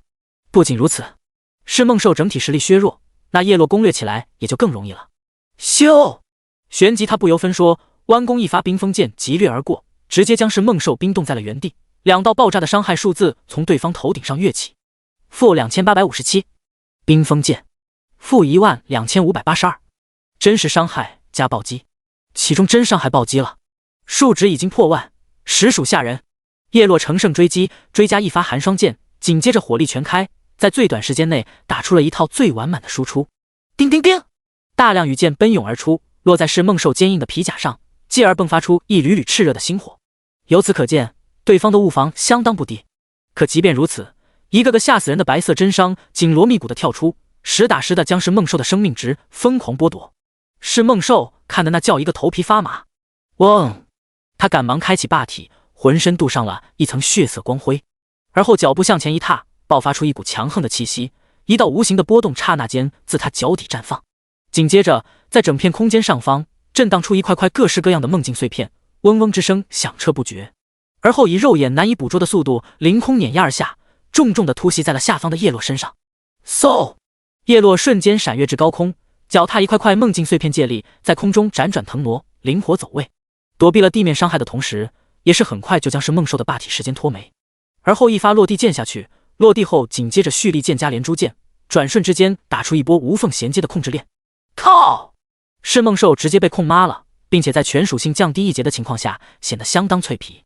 仅仅片刻不到，他本就受伤不轻的身躯已然危如累卵。是孟寿心态直接炸了，这根本没得打。哦，他在血量仅剩8%左右时，终于找到了一丝出手的契机，昂首一声怒笑，从周身荡漾出一股血煞之气，身躯如同筛糠般不断颤动，继而陡然裂开，一分为二，变成了一红一蓝的两只是孟兽。第84章分裂。雪兰郡主醒来，嗖！紧接着，两只是孟兽毫不犹豫的一左一右散开，分别从2个不同方向奔逃而去。叶落丝毫不慌，他前世攻略过是孟兽，十分清楚这个分裂技能的棘手之处，必须优先解决掉分身，否则无法杀死本体。而红色的那只属性更强，是本体；蓝色的偏弱，是分身。郡主，叶落略微思索，对已经从地上站起身的雪兰郡主说道：“你现在清醒了吧？如果你想报仇，就去追蓝色的那只，相信以你的实力，很快就能将其解决。”说完，叶落也不等对方回复，转身朝着红色的是梦兽追掠而去。雪兰郡主实力不弱，由他去追杀蓝色的是梦兽，显然会更快搞定。雪兰郡主神色微动，经过之前的功夫，他已经彻底豁然开朗了。以往的他沉湎于过去，执念太深，以至于被那只是梦兽加以利用，沉浸在对方编织的假象中，乐此不疲，流连忘返。对方更是在这半年来吞噬掉了他大量的精神力和灵魂力，要不是叶落横插一脚，恐怕后果不堪设想。他确实应该报仇。念及此，他浑身剑意喷薄，提起长剑，朝着蓝色是梦兽逃走的方向追了上去。叶落这边凭借着超高的移速，立即就看到了正在狼狈逃窜的红色是梦兽。只见对方一边疾驰，一边张开血盆大口，在迷雾中吞噬一块又一块梦境碎片，不断恢复自身的血量。嗖！叶落直接远距离拧弦蓄力，一发回头剑破空而出，一把便是将对方逃跑的身躯往自己的方向拉了回来，紧接着快速拉近距离，一发冰封剑将其冻住，而后开足马力全力输出。片刻后，咻！忽的远处爆射而来一道蓝色流光，直接撞入了是梦兽身体之中，并为其增加了一截蓝量。是蓝色的那只是梦兽率先被雪兰郡主击杀了。只是就在这时，你杀不了我！是梦兽忽的昂首咆哮一声，紧接着整个身躯陡然化作一阵灰白烟雾，如同鬼魅般消散而去，弹指间便是不见了踪影。又跑了！叶落眉头一皱，环顾整片空间，竟是再也无法感受到那只是梦兽的气息，这就很头疼了。这很像之前的大当家一样，直接嗖的一声就没影了，让叶落一点办法都没有。不过这样一来，将其找到的话，还能再叠一遍真伤，也可以接受了。他离开我的梦境了。这时雪兰郡主从身后走来，凹凸有致的身姿随着脚步款款摆动，红唇轻启道：“若非不得已，她应该不会动用这种方式逃走，因为这种方式已经将她这半年来从我身上吸收的精神力和灵魂力全部返还回来了。”哦，叶落眼前一亮，这么说来，郡主已经恢复了。是的，雪兰郡主点点头，离我浅笑道：“冒险者，多亏你的帮助，我现在已经彻底想通了。你说的对，人要走向未来，我今后会积极面对生活，一往无前。”那就好。叶落露出了欣慰的笑容，微微笑道：“不用客气，我也是受你父亲之托，不然也进不来这里。”与此同时，雪兰郡主闺房中，床榻上沉睡的少女，长长的睫毛忽的轻轻眨动了一下。这一幕并没有逃过一直守护在旁的羚羊的眼睛，他当即心头一喜。紧接着，他就惊喜地看到雪兰郡主那苍白的脸庞开始以肉眼可见的速度逐渐变得红润起来，呼吸也渐渐平稳了起来。唰！与此同时，一道白光闪现而出，叶落的身形出现在了房间中。小兄弟，羚羊眼前当即一亮，赶忙问道：“是否顺利？”雪兰郡主倒是非常顺利。叶落点点头，继而眉头皱了皱，话锋一转道：“只是让那是梦兽逃了。”与此同时，雪兰郡主也逐渐睁开了双眸，用着非常虚弱的语气喃喃自语道：“回来了，闺女啊，你终于醒了。”羚羊见状大喜，整个人一下子跪在了床榻前方，一把鼻涕一把泪，让人没眼看。至此，他这个 S 级隐藏任务已经完成一半了。接下来，叶落还要找到那逃走的是梦兽，将其杀死，才算彻底完成。良久，雪兰郡主状态稳定下来，目光落在叶落身上。冒险者，他抿了抿红唇道：“想必你很想知道那是梦兽的下落。我与他相伴半年之久，彼此气息已然相通，我现在能清晰地感受到他的位置。”哦，在哪？叶落立即问道。风刃城北边的桃花林此刻的是梦兽正在吞噬那里的野怪的梦境，逐渐恢复血量。那事不宜迟，我先告退了。叶落话落，就准备转身离去。且慢！雪兰郡主悦耳动听的声音传来，非常感谢你救了我一命，并将我点醒，让我从过去的回忆里走出，还请给我一个给予你奖励的机会。话落，他头顶便是浮现出了一个大大的问号。按照诸神黎明中的规则，原住民不得无缘无故给予冒险者奖励，除非冒险者完成相应的任务。显然，雪兰郡主是想借着任务的由头，给予叶落奖励，以报救命之恩。不知我能帮到郡主什么？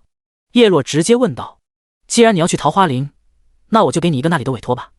在桃花林中游弋着不少作乱的桃树妖，击杀他们会掉落出上等的桃花。我需要你帮我搜集100个桃花，用于制作我最爱吃的桃花糕。叮！系统提示：雪兰郡主向你发布了 A 级普通任务，收集桃花，是否接受？收集桃花 A 级普通任务。任务介绍：前往丰刃城北边的桃花林，击杀桃树妖，收集桃花0100。任务实现无。任务奖励未知。失败惩罚无。没问题。叶落立即点击了接受。这个任务对他来说就是跑跑腿，顺带一做的事而已。另外，正常的 A 级任务不会这么简单。显然雪兰郡主的主要用意只是为了借助任务给予奖励而已。随后，叶落没有多留，一溜烟地冲出了城主府，马不停蹄地赶往桃花林。第85章，在与东原击杀是梦兽。桃花林，桃树遍地，温暖和煦的晨光照射在粉嫩的桃花瓣上，将此处的景色衬托的不是一般的艳丽。虽然此时现实中已经是夜晚，但诸神黎明在彻底融合现实前，一直都只有白天。叶落来到桃花林，清风席卷之下，浓郁的桃花香味弥漫在四周。一路闻着芳香，他开始搜寻是梦兽的踪影。前方有一处桃林围满了玩家，人头攒动，是魔灵之地传送入口的位置。此刻那里依旧人满为患，毕竟很多人都不愿错过隐藏副本的丰厚奖励。叶落略微思索，是梦兽逃走时已是大残之躯，应该会选择避开人多的地方。念及此，叶落开始沿着桃花林地图的4个角落进行搜寻。果不其然，不久后便是在一个隐蔽幽暗的桃林间听见了一阵刺耳的桀桀怪笑声。叶落立即急冲而至，就见一头鳄鱼怪正大肆游荡在林间，大口大口地吞噬着一群桃树妖的梦境。此时是梦兽头顶的血条也是已经恢复了将近60%左右。叶落不由分说，当即提弓上前。可就在这时，嗖！一道汹涌的剑光陡然在是梦兽身上一掠而过，带起了一个超高的伤害数字。叶落凝目看去，只见是梦兽不远处正有一名手持长剑、身穿黑色长袍的中年男子，浑身透露出一股英气逼人、威武不凡的气息。唰！他手中剑刃低垂，朝着是梦兽又是一剑横扫而出，砍得后者惨嚎不绝。叶落在看清那人样貌时，目光微微一亮，那人不是别人，正是叶落之前才分别不久的游侠东原。东原老哥，叶落立即上前打招呼。东原转头看来，眼前也是一亮，洛小友，别来无恙。说着，他目光继续落在是梦兽身上，剑意萦绕，道：这只怪物非常特殊，若放任不管，恐怕会有不少人遭殃。小友暂且退开，待我将其收拾了再说。实不相瞒，叶落说着，伸手一扶，将任务界面给对方展示了出来。这只是梦兽，正是我的任务目标。哦，东原见状，旋即哈哈一笑道：既如此，那他就交给你了。说着，他身周缭绕的剑意开始收敛，逐渐消散不见，继而身形退至是梦兽的后方，将其后路堵死。多谢。叶落道谢。有了东原这个暗金级别的强者压阵，那这只是梦兽插翅也难逃了。刷刷！而后叶落直接拉弓，一发冰封剑加寒霜剑起手，紧接着一支支箭矢对着是梦兽飞梭而去，顷刻间打出了一波强势猛攻。好！是梦兽面如死灰，被前后夹击的他也只得选择迎战，当即抬手就准备瞬发一招群攻。可就在这一刹那，忽的一道龙吟声响彻而起，从天而降一道龙形冲击波，瞬间将范围内的是梦兽封印了起来。1%概率的且听龙吟，使得对方正准备瞬发的技能也是在这一瞬间直接被瓦解，戛然而止。靠！是梦兽一声怒骂，脸皮憋得通红，浑身战栗。这尼玛伤害高也就算了，还附带各种控制，毫无公平性可言。噗噗噗！叶落兢兢业业地发射羽箭，密密麻麻的伤害数字不断在是梦兽脑瓜顶升起，使其气血逐渐被消磨。在天罚之力升到2阶后，叠真伤的效率比之前更高了。在经过之前与世梦兽的第一战后，他的真伤就已经来到了6500加。后方的东原在看到叶落这更加变态的伤害时，也是不由得心头微惊。恐怕就算是现在全盛时期的他，对上叶落也多半不是对手。毕竟叶落可不仅仅是伤害高，连微操、意识等都变态的要死。与这样的人为敌，完全就是在找罪受。不仅如此，叶落的羽箭落在世梦兽身上后，极大概率都会触发新开启的闪电弹射效果，一道道雷电如同游蛇一般，在对方身边一些20级的桃树妖身上滋啦啦的疯狂弹射，场面煞是壮观。多次弹射下来，这群桃树妖的血线也是眨眼间就被清空，仅仅只是片刻，就看到成片的桃树妖尸体铺满了地面，画面相当凶残。叶落一边输出着是梦兽，还不忘一边拾取材料，手掌所过之处，桃花尽数收入背包。叮！任务提示：已收集桃花100-100。叮！系统提示：收集桃花 A 级普通任务已完成，请前往雪兰郡主处领取奖励。与此同时，在叶落摧枯拉朽的伤害压制下，是梦兽的血条直线锐减到了 5%。这一次，是梦兽即便使用出了分裂技能，也是被叶落和东原两人双双牵制，逃无可逃。很快，东原率先将蓝色是梦兽砍翻在地，叶落也是开足马力，羽箭席卷而出，猛烈地榨取着对方为数不多的生命值。最后，是梦兽只能在垂死挣扎中，绝望地看着自己头顶的血条归零，在发出一声凄厉嘶吼后，轰的一声倒地身亡。叮！系统提示：你击杀了黄金级 BOSS 是梦兽，获得了经验值加300000。叮！系统提示：梦境 S 级隐藏任务已完成，请前往城主羚羊处领取奖励。叮！系统提示：恭喜你成功完成对黄金级 BOSS 是梦兽的首杀，获得奖励金币加10，幸运值加1，声望值加1500，并获得额外奖励星能加18万。叶落微微一笑，旋即来到是梦兽尸体旁，抬手摸尸。叮！你获得了星能加30万。叮！你获得了金币加68。叮！你获得了装备加33。叮！你获得了技能书加30。叮！你获得了特殊装备进阶卷轴加1。叮！你获得了大量的奖励钻入背包，叶落一一查看。首先，装备中有一条充满了东方仙侠古韵色彩的黄金项链，而且还是物理职业的，实属难得。叶落直接花费74万左右的星能，将其一键升到10星。第86章深渊军队的入侵。青羽之恋，黄金器10星。属性：体质加298，精神加294，敏捷加302。特效：吸血症 6%。特效：魔法躲避症 18%。特效：坚韧，提升使用者900点气血上限。特效：心，治疗暴击症 18%。属性和特效都很 OK。吸血和坚韧大大提高了续航能力，魔法躲避也很不错，这相当于一个被动技能，即便敌人一个锁头技能甩过来，也是有概率直接免疫的。想象一下，当敌人用尽全力憋出一个大招，你直接触发一个魔法躲避，对方会不会气得原地吃席？治疗暴击就是接受治疗技能时，有几率直接将治疗量翻倍，这在以后的团战有牧师辅助的阵地中，效果还是相当可观的。啪嗒一声，叶落喜滋滋的将这条项链戴上。剩余几件黄金器和白银器，他先是让仙韵琉璃与天命玄龙优先挑选，之后才转售给了青城公会。值得一提的是，从开局到现在，在叶落不断输送第一手资源的情况下，青城公会已然将雪球越滚越大，一跃成为金陵城的第一大公会。前世的青城公会显然前期达不到这样的成就，只是他们公会秉承着只招收女子的宗旨，即便在装备战力上遥遥领先，但战术操作上还存在不小的提升空间。最后的一张特殊装备进阶卷轴暂时先留着，恭喜小友又斩获了一笔不小的收益。这时东原上前微微一笑道：小友实力每况愈涨，日后成就不可限量啊。还行还行。叶落谦虚笑道：小友击杀是梦兽的任务是城主的委托，想必小友可以直接面见他了。东原顿了顿，继而面色有些凝重起来，语气沉重的道：实不相瞒，我有一个非常紧急的消息，希望小友能转告给城主。说着，他头顶上浮现出了一个大大的问号。这是有紧急任务来了，请说。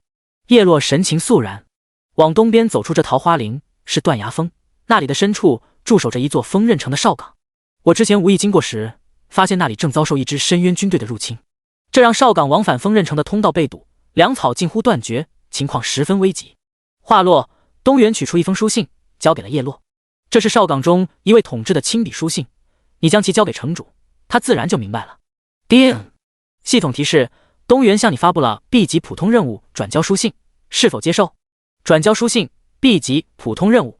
任务介绍：将书信转交给丰刃城城主林阳。任务时限10分钟。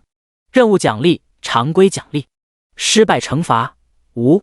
叶落微微一愣，这任务时限居然只有10分钟，看来的确很紧急了。没问题。叶落没有犹豫，选择了领取。反正他要回去找城主和雪兰郡主交任务，东原这个送信的任务也正好可以顺便做了。既如此，那我也该继续仗剑走天涯了。东原说着，将长剑插入背后的剑鞘中，对着叶落轻轻抱拳道：“小友，我们江湖再见。”江湖再见。叶落也是抱拳回应。在目送东原离去后，叶落也没有逗留，一把撕碎回城卷轴，回到了丰刃城中，旋即一路赶往城主府。尊敬的冒险者，守门卫兵见到叶落，立刻恭敬放行。城主大人特意交代过，只要是您造访，那便无需通报，可自由出入城主府。叶落点点头，这样就方便多了。迈步进入府内，径直来到雪兰郡主闺房中，再次见到了林阳和雪兰郡主。哈哈！林阳见到叶落，爽朗大笑道：“没想到小兄弟如此神速，便是击杀了那可恶的噬梦兽，实在是帮小女报了大仇了，万恩不言谢。来吧，这是你应得的所有奖励，请笑纳。”叮！系统提示：恭喜你完成了梦境 S 级隐藏任务，全部任务奖励正在结算中。叮！你获得了经验值加30万。叮！你获得了新能加28万。叮！你获得了自由属性点加150。叮！你获得了藏宝图加1。叮！你获得了黄金器自选宝箱加1。叮！你获得了特殊技能进阶卷轴加2。血钻！叶落满心欢喜，急忙打开包裹，一一清点。首先是藏宝图，展开一看，宝藏地点显示的位置居然就在丰刃城东边的十里坡。一提到十里坡，叶落忽地想起一件令人激动的事，之前冰霜魔龙告知的隐藏种族龙族的机缘也是在那里，看来之后有必要去一趟十里坡了。接着是黄金器自选宝箱，依然还是选择装备中最稀有的戒指。下一刻，随着黄金器自选宝箱被打开，一枚缭绕着金色光辉的精美戒指出现在了叶落的掌心之中。二话不说，消耗75万左右星能，整上10星。深海之戒，黄金器，10星。属性：体力加298，力量加304，精神加302。特效：暴击症6%。特效：反伤症17%。特效：神力，提升使用者500点基础攻击力。特效：吸血症6%。很不错，攻守兼备的属性和特效。最关键的是双加暴击和吸血，已经是戒指的极品大圆满了。直接将其戴上，顿时战力再次迎来一波暴涨。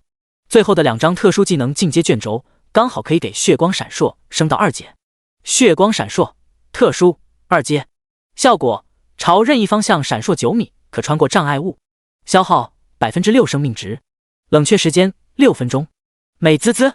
距离提升了2米，消耗减少了2%，冷却时间也减少了2分钟。要知道，这还只是2阶啊，2阶就有这样的提升，已经相当变态了。叶落心头欢悦无比，关闭技能列表。雪兰郡主，他目光落在雪兰郡主俏脸上，将对方的任务提交。这是你要的桃花，太棒了！雪兰郡主嘴角轻扬，笑道：“这是属于你的奖励，还请不要嫌弃。”第87章 SS 级主线任务2转。叮！系统提示：恭喜你完成了收集桃花 A 级普通任务，奖励正在结算中。叮！你获得了经验值加18万。叮！你获得了星能加15万。叮！你获得了金币加50。叮！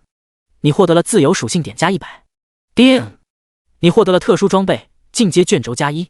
还行呀，这奖励在 A 级的任务中也是相当给力了。之前击杀噬梦兽以及羚羊和雪兰郡主2人任务奖励的经验值，使得叶落再次连续升级，已经一口气突破了50级。大多数玩家升级，要么接一些普通的任务，要么组队刷野、刷副本。这些途径所收获的经验值不会很高，尤其是组队模式下，经验是和队友平分的，队伍人数越多，每人到手的经验就越少，因此他们的升级速度非常一般。而叶落则是专挑那些高等级的稀有任务，专门单刷 BOSS， 一人独享所有经验，这样的升级速度不快才怪。50级就要进行2转了，否则本级经验到达100%后就无法继续获取经验值了。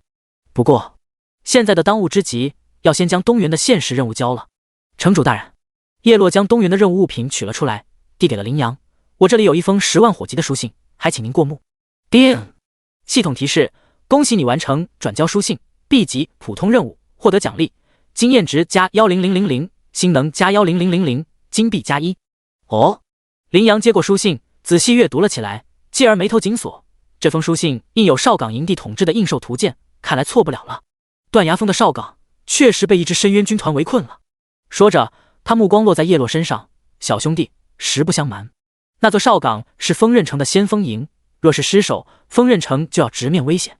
你的实力令人刮目相看，不知是否愿意伸以援手，前往营救少港？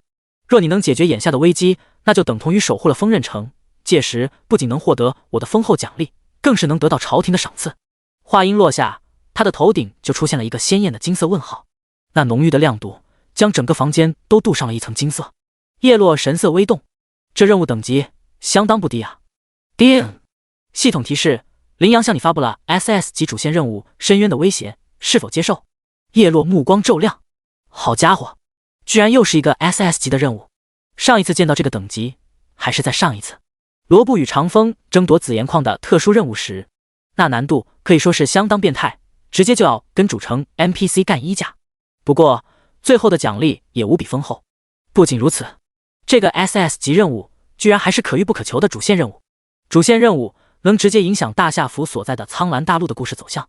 之前东原剧情任务的作用就是一定程度从侧面推动主线故事，现在想来，那个剧情任务也只有将东原从牢狱中解救出来，他才有机会出去行走江湖，也才会得知少港陷入危难，进而引出这个主线任务。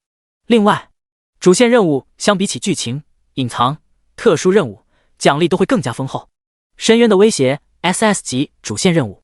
任务介绍：将羚羊准备的物资运送到断崖峰深处的人族少港，并击退入侵的深渊军队，解放少港与锋刃城的往返通道。任务时限2小时。任务奖励：未知。失败惩罚：无。诸神黎明中的深渊阵营势力庞大，底蕴雄厚，实力强横，性情也是凶残且暴力，是人族天生的死敌之一。人族在他们的眼里不过是可以随便屠宰的羔羊。叶落之前遇到的毒炎修罗就是一支深渊阵营的单位。即便如此，人族在强大的恶势力面前，依然凭借着顽强的意志，在这片天地之间艰难地生存了下来。没问题，叶落没有犹豫，立即领取了任务。下一刻，他的背包中就多了好几十个物资的任务道具，这些物资应该都是帮助少港度过此次危机的重要资源。随后，叶落不再多留，告别羚羊父女2人，离开了城主府，而后径直来到了仓库管理员处。他的仓库中存放了之前攻略魔灵之地以及这一路来摸尸的各种 BOSS 的稀有材料。叶落经过一番挑选，从中取出一种名叫清心草的药材。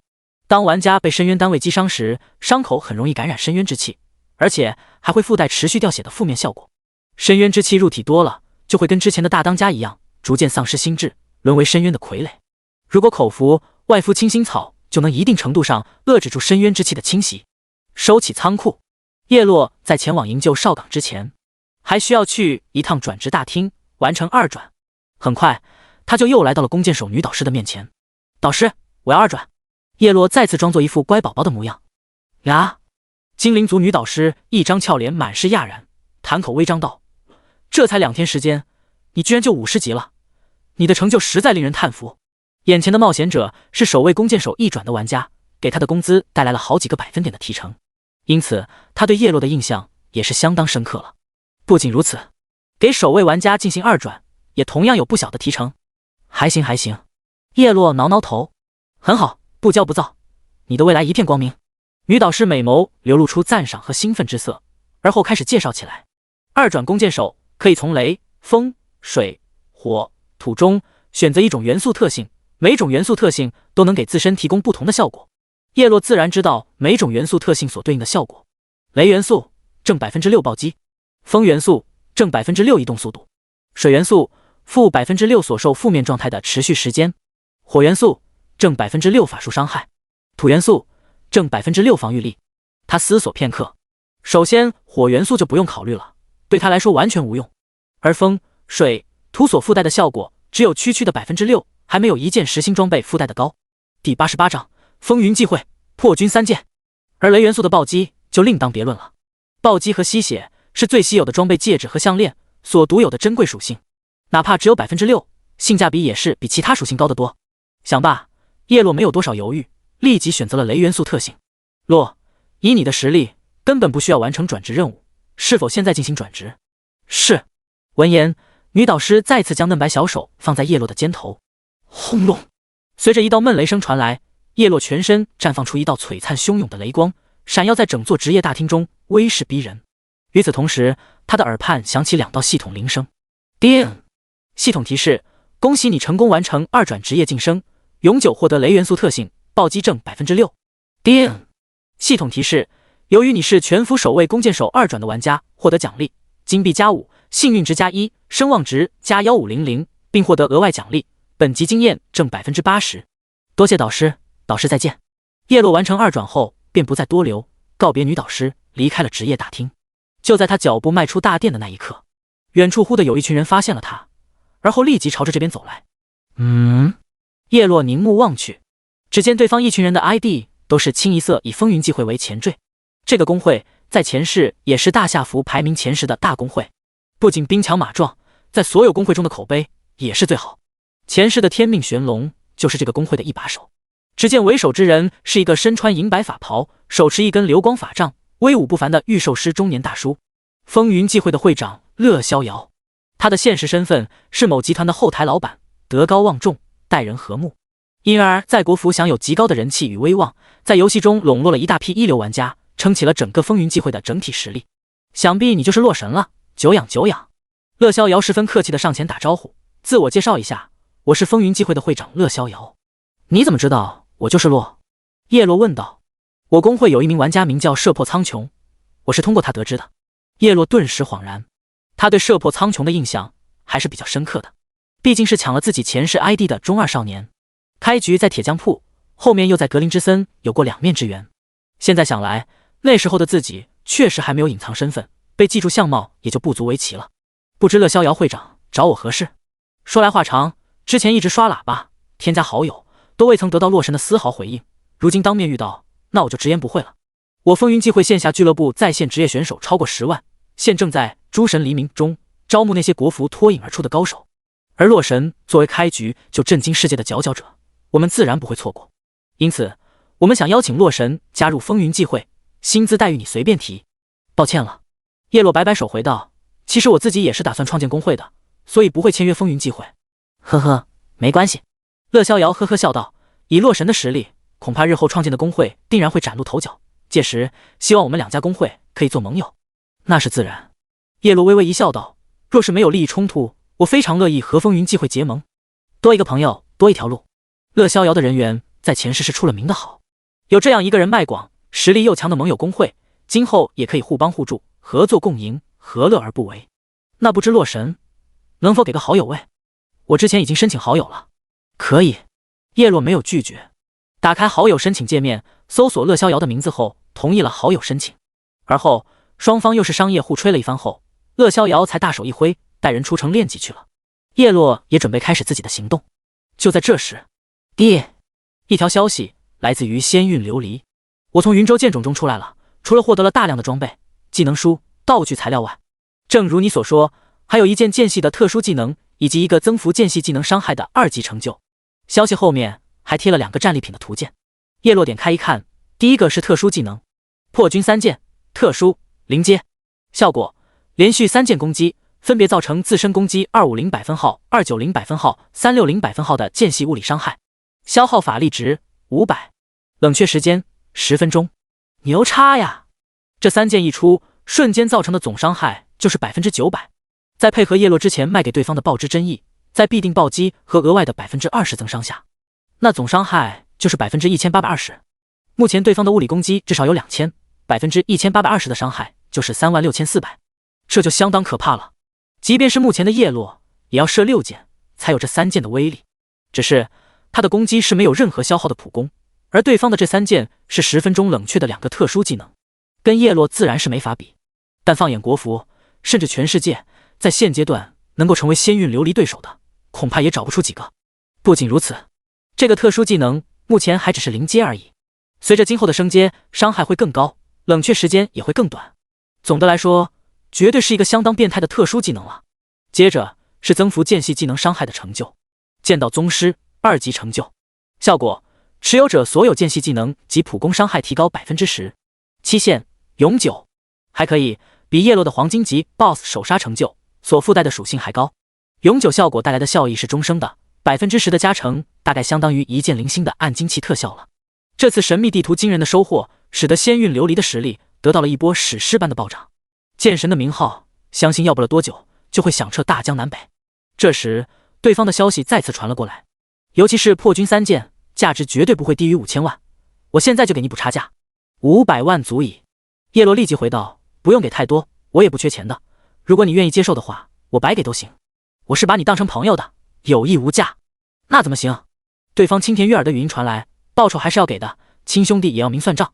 况且我也不是那种白白占人便宜的人，不然我心里过意不去。要不就……第89章，少港深渊军队，报酬还是要给的，亲兄弟也要明算账。况且我也不是那种白白占人便宜的人，不然我心里过意不去。要不就1000万吧。四是生怕叶落推脱，仙韵琉璃不由分说，下一刻直接就是一条微信转账甩了过来，微信到账1000万元。行吧。叶落哭笑不得，只好作罢。1000万说给就给。一时间他突然对仙韵琉璃现实中的身份有些好奇了。只是对方将自己的隐私保护得相当到位，即便是前世的叶落也不曾知晓，颇为神秘。也难怪一直选择当一个独行侠了。收回思绪，叶落也不再耽误时间，启程一路朝着桃花林东边的断崖峰而去。10分钟后，穿过一片低矮的灌木丛，便是看到了一块高耸入云的山峰。又是清理了一些拦路的野怪后，叶落很快便来到了断崖峰的深处。在他的视野中，就见前方不远处矗立着一座破败简陋的哨岗，整座建筑的上空如同被染上了一层血红色，给人一种沉闷压抑的感觉。与此同时，哨岗前方传来了一阵震彻天地的厮杀声。兄弟们，守住！此时岌岌可危的哨岗大门前线，有着浑身染血的人族将士正顽强着抵御着一群密密麻麻、数量至少有上千的深渊军队。那群深渊单位手握长刀，双眸深红，浑身翻涌着赤红光芒，一个个看起来很凶残的样子，正不断冲击着哨岗的防线。深渊刀兵45级精英怪，这是深渊中的低等单位，数量非常庞大，很弱，不过经验油水还行。叶落见到他们，心头顿时大喜。这么多密密麻麻的特殊野怪堆在一起，实属罕见啊！不像其他野外地图，小怪数量都是显得非常稀少且分布不均。现在这种情况，显然是他这个 SS 级主线任务的原因了。叶落战意昂扬，浑身气旋升腾，立即动身靠近。在到达有效范围后，提起新手弓就是开刷，顿时一缕缕恐怖的伤害在深渊群中爆裂跳起。刺啦！伴随着海量羽箭的倾泻，一道道狂暴的闪电窜出，如锁链一般弹射在周围其他的深渊刀兵身上，大片爆表的白色伤害哗啦啦的飙出，画面极其壮观。好，周围不断有深渊刀兵被雷电波及，血条刷刷刷猛掉的同时，纷纷被吸引仇恨，发出尖锐的嘶吼声，气势汹汹就地朝着叶落冲来。只是在叶落极致的攻速和输出下，他们还没到达叶落面前，就是被一次次的弹射伤害不断弹死，十分憋屈。叶落刷得无比沉静，在他肆意的收割深渊单位时，人物面板中长长的一节经验条，如同飞速载入游戏画面的进度条一般，一路飙升上涨，十分养眼。这刷怪效率，这获取经验值的速度，相当爽了。不仅如此，1%概率的且听龙吟也是时不时触发，将所有范围内目标的血线压下一截的同时，如同按了暂停键一般，使其全体罚站等死。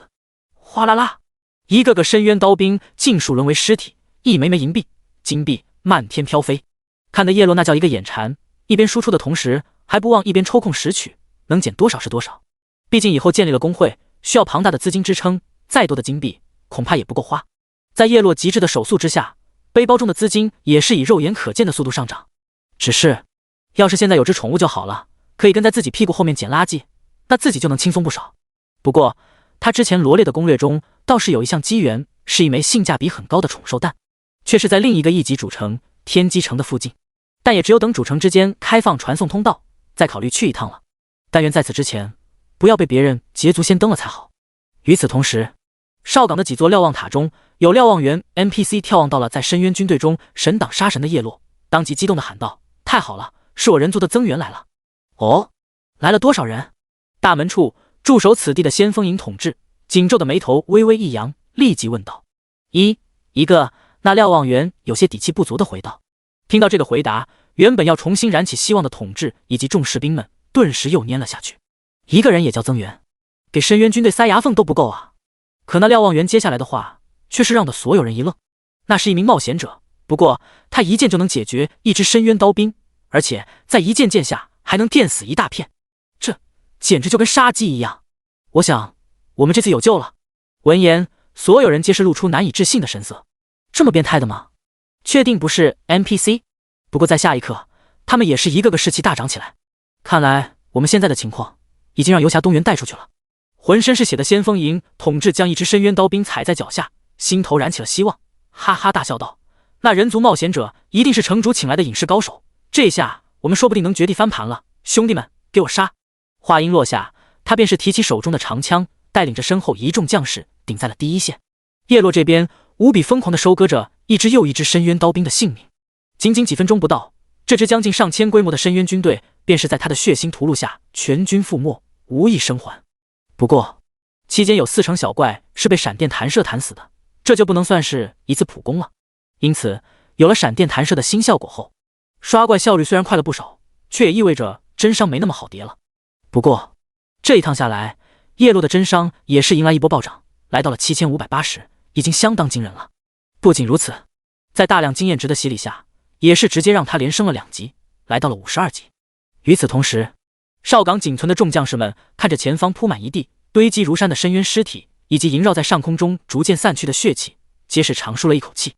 勇敢的冒险者！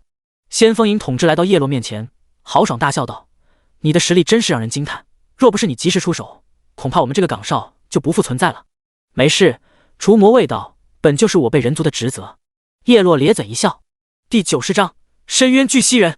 而后叶落跟着统治踏入哨岗之中，打开背包，将羚羊准备的所有物资全部转交给了统治。统治当即大喜，立即将其分发了下去。由于这个哨岗被围困了几天几夜，许多只吃清汤野菜，甚至饿了好几天的士兵，一见到这些丰厚的物资，个个都是激动得面红耳赤，争相架锅下厨。而后叶落又是从背包中取出之前准备好的大量清心草，分发给了受伤的将士们。顿时在清心草的作用下，他们伤口处被缠绕的若有若无的深渊之气开始以肉眼可见的速度逐渐淡去，他们头顶那持续掉血的状态也是消失不见，血条也开始逐渐回升。多谢小友！统治连忙道谢。不客气。叶落笑道。这倒不是他大方，而是这个任务在清理了深渊军队后，却并没有收到完成任务的提示，这就说明深渊军队可能不止刚刚的那一波。因此这些士兵如果恢复过来，能更好的守护这座哨岗，也有助于自己完成任务。只是他们还没休整多久，就听到远处传来一阵呜咽的号角声。果不其然，又有深渊军队入侵了。所有士兵精神大振，皆是第一时间放下手中的碗筷，有序地集结了起来。而后跟着统治的号令来到了哨岗之外。叶落也是来到了大门外，凝目望去，只见又有一支深渊军队在远方刷新了出来，带着一片汹涌滚滚的血气，如同蝗虫过境一般，密密麻麻地朝着哨岗的方向涌来。待得他们靠近时，叶落才看清，这第二波的怪物不再是深渊刀兵，而是一身棕色石肤、高度好几米的巨型蜥蜴。他们浑身萦绕着血煞之气，目光暴戾，数量同样庞大，气势汹汹。深渊巨蜥48级精英怪。就在这时，叶落在这群巨型蜥蜴的最后方注意到了一团显眼的血红在不断闪烁。随着深渊群的不断靠近，那后方血气翻涌间显现出一个身穿破残、生锈的甲胄，手持刀盾的魔物，是一只体型将近10几米、身躯格外庞大的蜥蜴人。咚咚咚！与此同时，哨岗中紧促的战鼓声响起。杀！营地外，统治带领人族士兵不由分说地提起手中的战刀长枪，再次冲在了最前线。经过之前的短暂休整后，他们的血量或多或少的都恢复到了半血及健康的状态。各个身先士卒悍不畏死的与深渊军队碰撞在一起，展开了一场血腥厮杀。刷刷刷！叶落也是动手，一路往前冲杀，密集的白色伤害数字翻飞，雷电的弹射声响彻不绝，不断在深渊群中肆虐绞杀，场面相当华丽。只是顷刻间，他便是杀出了一条血路，直逼最后方的 BOSS 而去。擒贼先擒王，一个小小人类简直找死。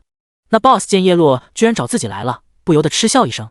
叶落不到几个回合间，便是在深渊阵线中撕开了一条口子，待得接近 BOSS 之时，属性也是飘然而出。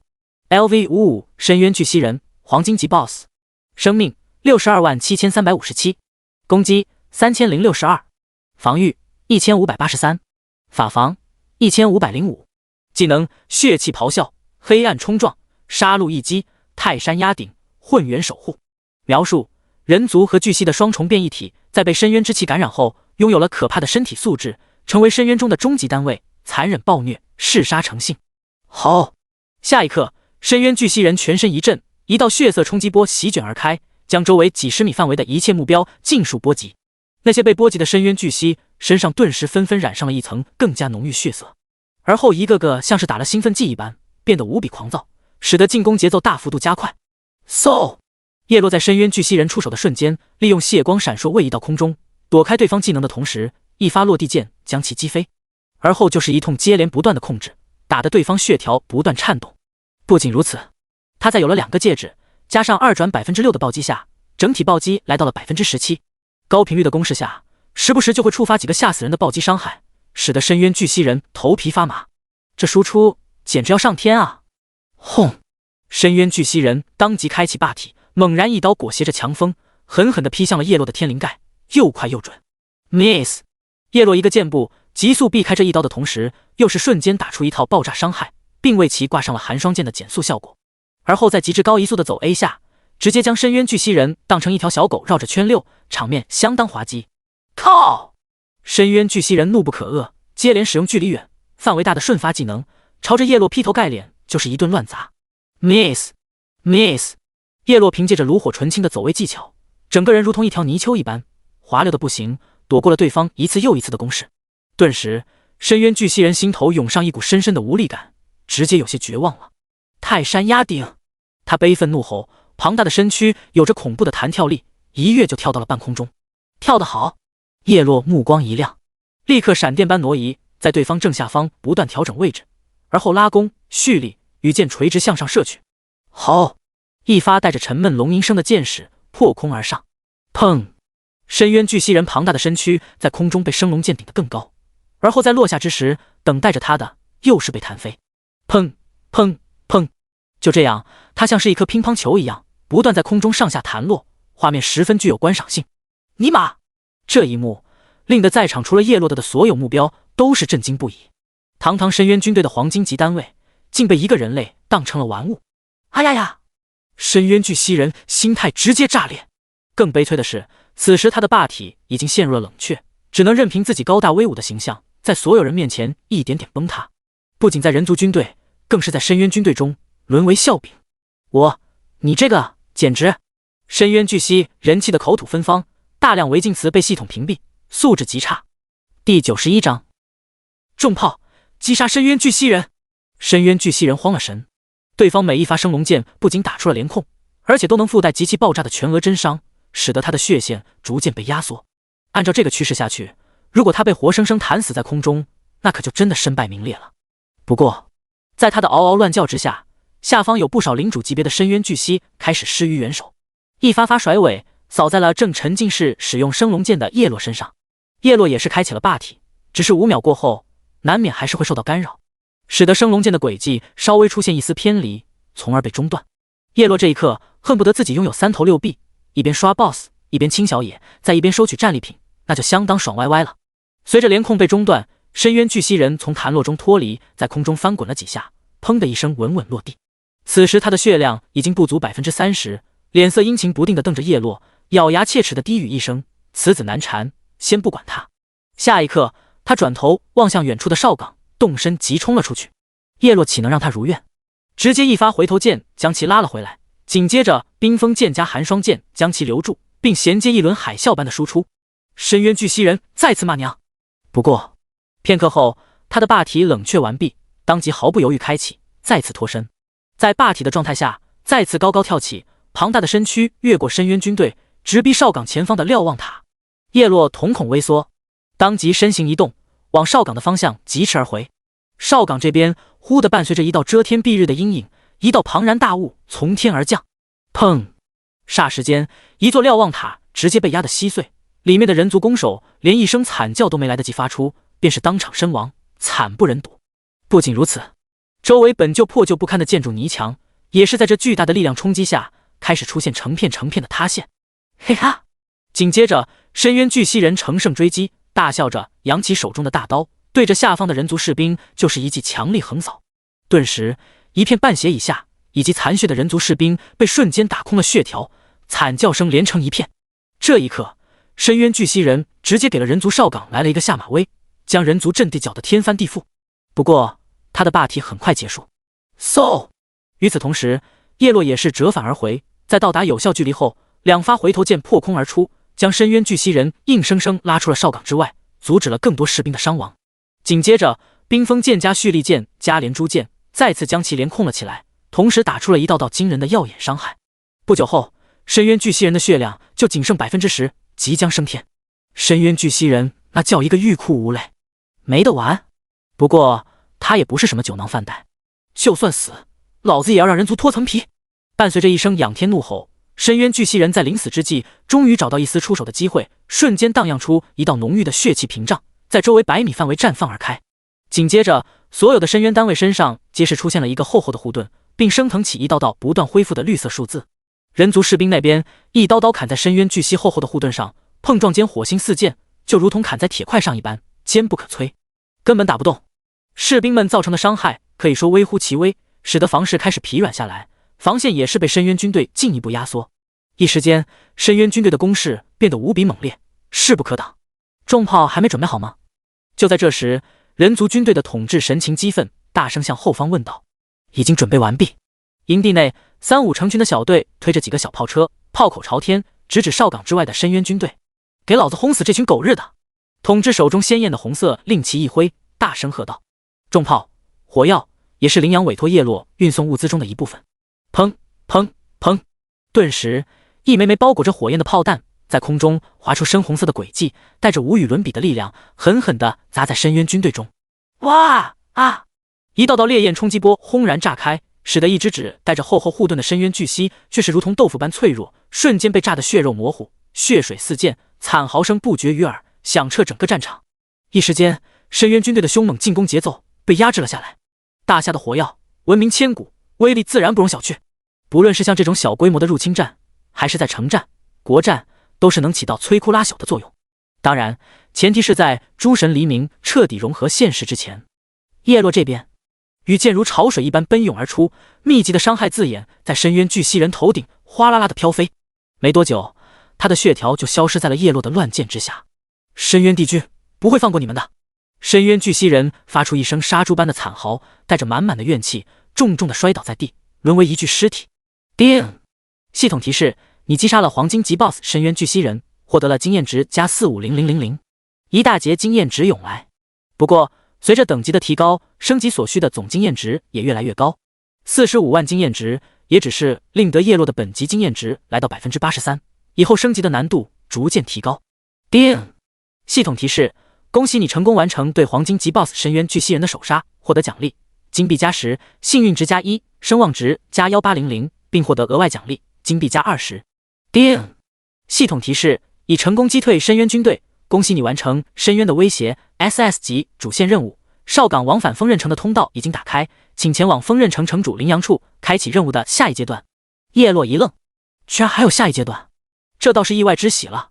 任务练的环数越多，奖励叠加下来也会越丰厚。杀！人族士兵见到深渊巨蜥人阵亡，纷纷士气大涨，厮杀声前所未有的高亢。而深渊军队则正好相反，他们在见到自己的领袖阵亡后，一时间惶恐不迭，进攻节奏直接萎靡下来，并在重炮的强力冲击下乱成了一锅粥。第92章第2阶段攻城战。叶落当即让统治停止发动重炮，省下火药是一方面，另一方面他现在腾出手了，可不能浪费了这一群密集的小怪。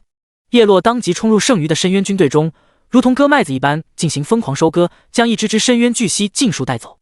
不到1分钟，就将深渊军队杀得鸡犬不留，无一存活。很快，弥漫在上空的血色煞气也逐渐散去。哨岗的军士们皆是爆发出一阵欢天喜地的喝彩声，而后进行战后的重建与修整。叶落也是满心欢喜，这一战刷了深渊巨蜥人和将近一半的深渊巨蜥。在 1.5 倍的叠加下，使得他的真伤再次迎来一波上涨，直接突破了8500加。不仅如此，两波深渊军队的累计掉落，也让叶落的背包资金来到757金，这绝对是一笔非常丰厚的收获了。随后，叶落一个箭步来到深渊巨蜥人的尸体前，抬手摸尸。叮！你获得了金币加78。叮！你获得了装备加3气。叮！你获得了技能书加33。叮！你获得了自由属性点加60。叮！你获得了 A 级天赋觉醒石加1。叮！你获得了叶落清点收获。首先是一件弓箭手的黄金铠甲，立即70万左右星能将其一箭10星。沉沦铠甲，黄金器，10星。属性：力量加301，精神加299，敏捷加302。特效：坚固，提升使用者550点防御力。特效：疾风，攻击速度正18%。特效：命中正17%。特效：心破甲，无视目标18%的防御力。非常好，完美符合主流弓箭手的立敏加点，对叶落来说也同样适用。啪嗒一声轻响，直接将其装备在了身上，顿时战力又上升一个台阶，非常 nice。剩余黄金、白银装备，依然还是先让仙韵琉璃和天命玄龙优先挑选，再转手出去。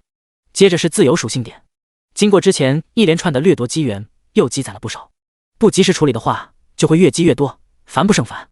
自己各方面属性在一身10星装备下都处于一个不错的水平，唯一的短板还是蓝量，其他人倒是没有这个烦恼，因为他们的技能还达不到10星。10星的技能实在太耗蓝了，而且叶落整整有4个之多，因此依旧要将自由属性点加在精神上。打开人物面板，将首杀黄金级 BOSS 奖励的100点，摸尸大当家的50点，以及东元2环奖励的120点，总共270点，全部拨到了精神上。顿时总法力值来到18749，已经完全够用了。不仅如此，法防也是得到了一波暴涨，再次比其他属性高出一截。最后还有一块 A 级天赋觉醒石，可以留着，以后建立工会后充当工会的贡献奖励。收起背包，叶落环顾战场，战后的哨岗正在有条不紊的重建，接下来的事就跟他无关了。跟统治告别后，立即撕碎了回城卷轴，回到了锋刃城。一看时间，深夜10点许，居然已经这么晚了。叶落之前光顾着收割资源、刷任务冲击了，一股强烈的疲惫感袭遍全身，加上昨天只睡了5个多小时，今天又是一系列的高强度战斗，实在顶不住了，先下线休息。叶落立即退出了诸神黎明，回到房间洗漱一番后上床睡觉。次日早上6点，闹钟一响，叶落猛然从床上坐起，低头看了眼下面被子撑起的小帐篷，这如铁般的硬度，不愧是血气方刚的年纪。重活一世后，叶落比任何人都更加清晰地体验到这个年纪所带来的美妙感觉。年轻真好。他经过8小时左右的睡眠，现在只感觉全身体力充沛，精神状态前所未有的棒。飞速洗漱完毕，20分钟解决了个人卫生问题。披上外套下楼，一眼就看到老王叔叔早早地开启了早餐摊。叶落要了一碗麻辣鲜香的胡辣汤，加上3块韭菜盒子，2根刚刚捞出来的酥脆油条。这样的早餐不仅美味，而且营养又健康。吃饱喝足后，扫码离去，回家上线。刷，登录成功。清晨6点42分，人物出现在了依然熙熙攘攘的锋刃城。国服是世界所有服中人数最多的服务器，哪怕是一座1级主城，恐怕就至少超过了100万的玩家。叶落打开等级天榜，一决过后，自己的52级依然占据榜首，其次是仙韵琉璃的49级，第3名则是天命玄龙，已经47级了。看来从叶落这里入手了几件黄金器、白银器之后，天命玄龙的战力大幅度增强，并在传说级的隐藏职业的加持下，升级速度飞速飙升。而且叶落还发现好友列表中显示对方依然在线，看来绝对是个干弟了。从第4名开始则是清一色43级了，而100名之后则是40到42级，是大众玩家的平均等级了。关闭榜单，叶落迈开步伐，直接一路奔向城主府，找城主开启主线任务的第2阶段。径直来到府邸深处，见到了正在别院修剪花草的羚羊。我已经听哨岗回来的人说了。羚羊见到叶落，哈哈大笑道：“小友以义当先，将深渊军队杀得片甲不留，真乃神人也。”说着，他转而眉头紧锁起来，叹了口气道：“不过，叶落并没有打断对方，知道这是主线任务的第2阶段开始了。不过，这也一定程度上惹怒了深渊阵营。就在刚刚，先锋营斥后传来语书，深渊阵营对哨岗背后的锋刃城怀恨在心，即将举兵发动一场攻城战，最多4小时后，深渊军团就会抵达锋刃城。目前最前沿的几座城镇，新手村已经在他们的席卷下化为废墟了。虽然我已经连发3封语书送往距离锋刃城最近的超级主城青云城，可他们的驰援最快也要1-2天，到时候黄花菜都凉了。所以，小友，我希望你能在此次深渊军团的入侵中，为守卫锋刃城而战，并将敌方的几个领袖击杀，削弱敌方的核心战力。第93章，全服首个版本活动。叮！系统提示：深渊的威胁 SS 级主线任务已开启下一阶段，详情请打开任务面板查看。终于来攻城战了，叶落心头一喜，当即换出了任务面板。深渊的威胁 SS 级主线任务。任务介绍：第2阶段，请在深渊军团入侵锋刃城战役中击杀深渊军团中的领袖。任务时限8小时。任务奖励未知。失败惩罚无。这第2阶段的任务是要击杀深渊军团中的 BOSS。其实就算没有这个要求，叶落也会在攻城战中直接找 BOSS 的麻烦，如今这正好合了他的意。另外，叶落能触发这种高难度的任务，主要还是因为他有着3万多声望值，并且实力获得了羚羊的认可。如果能将这个任务完成，那最后的结算奖励也必定是丰厚的流油了。叶落没有犹豫，领取了任务。叮！系统提示：恭喜你触发全服首个版本活动锋刃城之战，获得奖励金币加50，幸运值加3，声望值加2500，并获得额外奖励天赋进阶卷轴加2。下一刻，一道清脆嘹亮的铃声响彻在整个国服上空。叮！全服公告：恭喜玩家洛触发全服首个版本活动锋刃城之战，该活动仅对入驻锋刃城的玩家有效，望广大玩家再接再厉。刹那间，国服所有玩家皆是愣了愣。虽然现在还是清晨，但前期依然有大量玩家在熬夜冲击。当这条公告一出，瞬间在全服频道掀起了惊涛骇浪。天啦噜！全服首个版本活动，居然还是我洛爸爸触发的，太牛逼了！又是仅限锋刃城，这简直就是一个人带火一座城啊！仅限一座城的版本活动，果然开挂的人难以用常理衡量。之前洛神就让锋刃城的经验获取率和爆率都比其他主城更高，从而获得了不小的优势。现在又弄出个全服首个版本活动，不用说油水一定很丰厚了。这下锋刃城的玩家又要起飞了。感谢洛神呕心沥血为我锋刃城谋福利。我这辈子做的最后悔的事，就是在升10级的时候没有选择锋刃城。与此同时，锋刃城区域上空一道铃声久久回荡。叮！锋刃城区域公告：入驻锋刃城的全体玩家请注意，全服首个版本活动锋刃城之战即将在3点59分59秒后正式打响。届时，请所有等级达到30级及以上的玩家前往锋刃城的4座城门，阻挡深渊军团的入侵，为人族的存亡而战。版本活动打响后，将同时开启积分榜，奖励丰厚，望大家踊跃参与。注：玩家在此之前可以前往4座城门的守城卫兵处领取修建防御塔的物资任务，防御塔建成后可对深渊军队造成伤害，以增加积分。公告一出，锋刃城区域频道也是掀起了热火朝天的议论声。好家伙，活动居然直接就是攻城战，这他妈也太刺激了吧！啊，为什么是4小时后？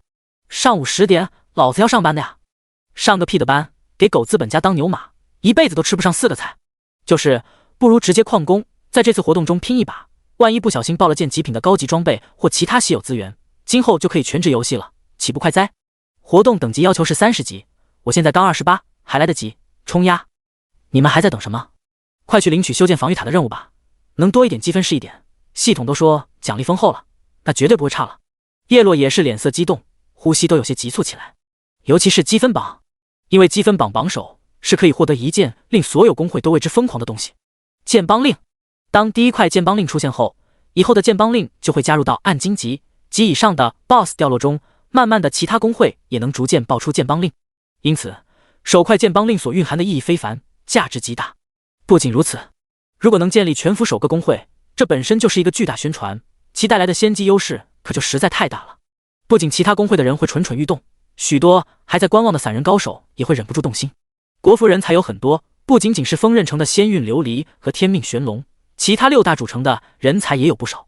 另外，更有一些人才现在还未满18周岁，尚未进入诸神黎明。一旦建立首个公会，只要有足够的资金，就能大量签约前期崭露头角的新秀玩家，将他们笼络麾下，那自己的公会必将会逐渐兵强马壮。由此可知，其带来的收益是有多么巨大。因此，手快剑帮令。叶落势在必得，收回思绪，他告别了羚羊，来到了仓库管理员处。攻城战还要4小时后才会开启，在此期间，他也要找城门守卫，领取建造防御塔的任务。这种任务就是收集物资材料，提交即可。根据玩家提供材料的数量和稀有度，会相应建造出不同等级的防御塔。等级分为初级、中级、高级、超级。防御塔会建立在深渊军队经过的途中，对深渊单位造成的伤害会折算成相应的积分。因此，玩家提供的材料越多、越稀有，所建造的防御塔等级就越高，对深渊单位的伤害就越高，积分就越高。这么想着的时候，叶落打开了仓库，里面别的东西没有，稀有材料存放了一大堆，将背包腾出空间，替换稀有材料塞满背包，而后就近来到一处城门，在守卫处领取了任务，并提交材料。叮！系统提示：由于你提交了大量的稀有材料，此次锋刃城东门前沿，你所建造的防御塔等级为超级。叶落心头一喜，超级防御塔的伤害无疑是最高的，所收获的积分点也是最高。此时，叶落的任务界面中，刚刚领取的修建防御塔的任务下方多了一个无比精美的防御塔小图标，以及一个进度条。超级防御塔正在修建中，剩余时间2点59分59秒，这样就可以了。叶落喜滋滋地收起任务面板，而后又回到仓库，再次取出一批稀有材料，来到另一处城门进行相同的操作。就这样，叶落在4座城门分别都有一座超级防御塔正在修建。这样一来，当深渊军队入侵之时，自己的积分绝对会是遥遥领先。然后就不用管了，等时间到了，防御塔自己就会建成。第94章悬崖光明龙地。关闭任务界面，叶落略微思索，既然第一块剑帮令已经有了眉目，那就要开始对自己看中的人才抛出橄榄枝了。尤其是仙韵琉璃和天命玄龙这2个实力强大、人品又过关的佼佼者，需要给他们提前打个招呼。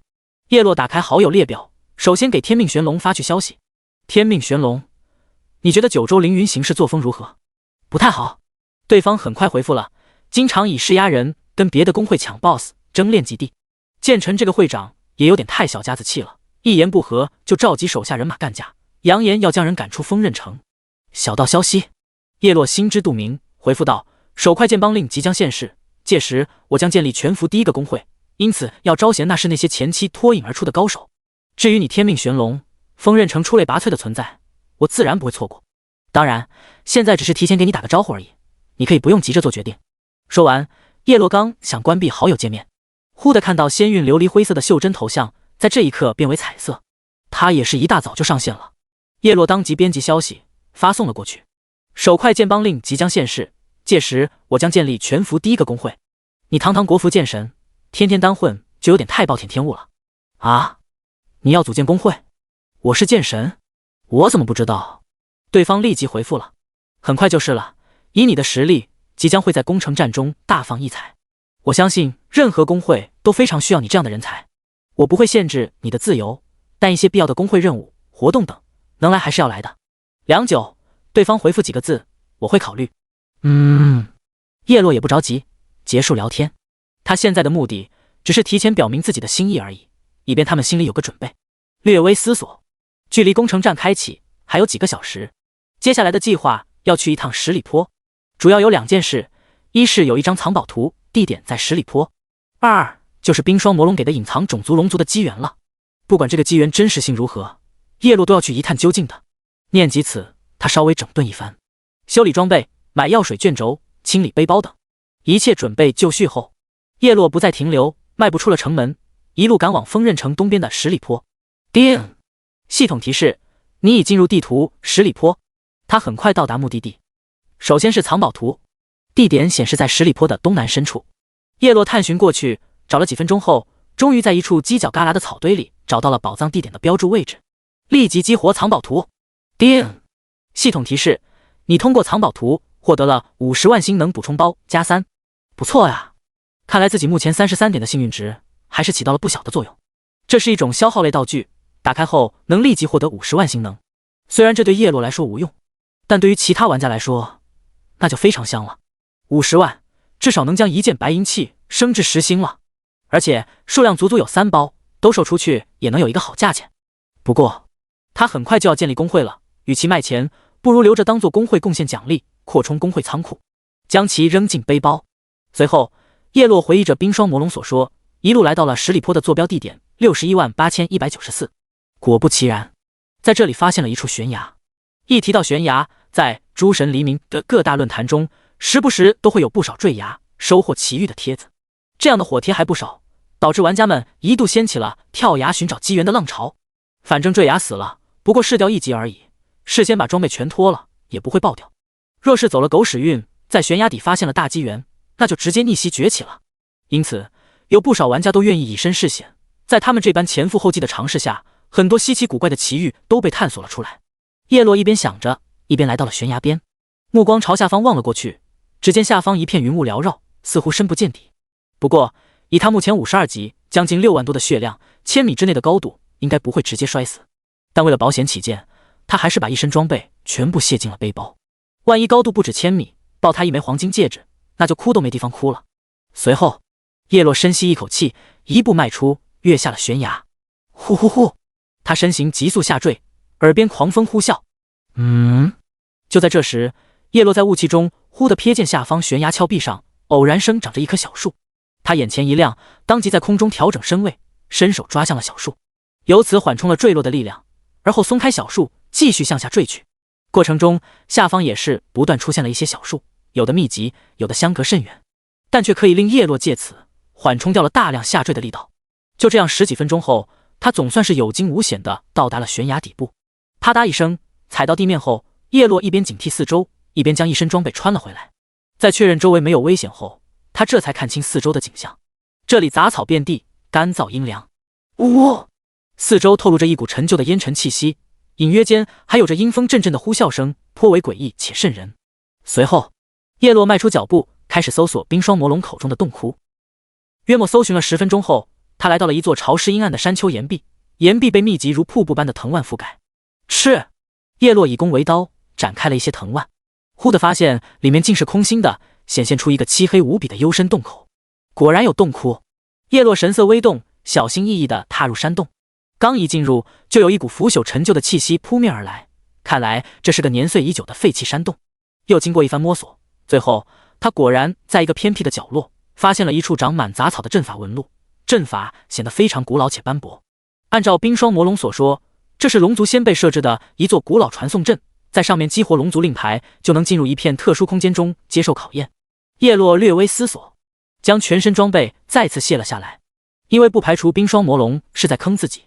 随后，叶落深吸一口气，激活了背包中对方给的龙族令牌。嗡！顿时，他脚下的古老阵法亮起刺眼光芒，紧接着身影嗖的一声消失在了原地。叮！系统提示：你已进入特殊地图龙族试炼营。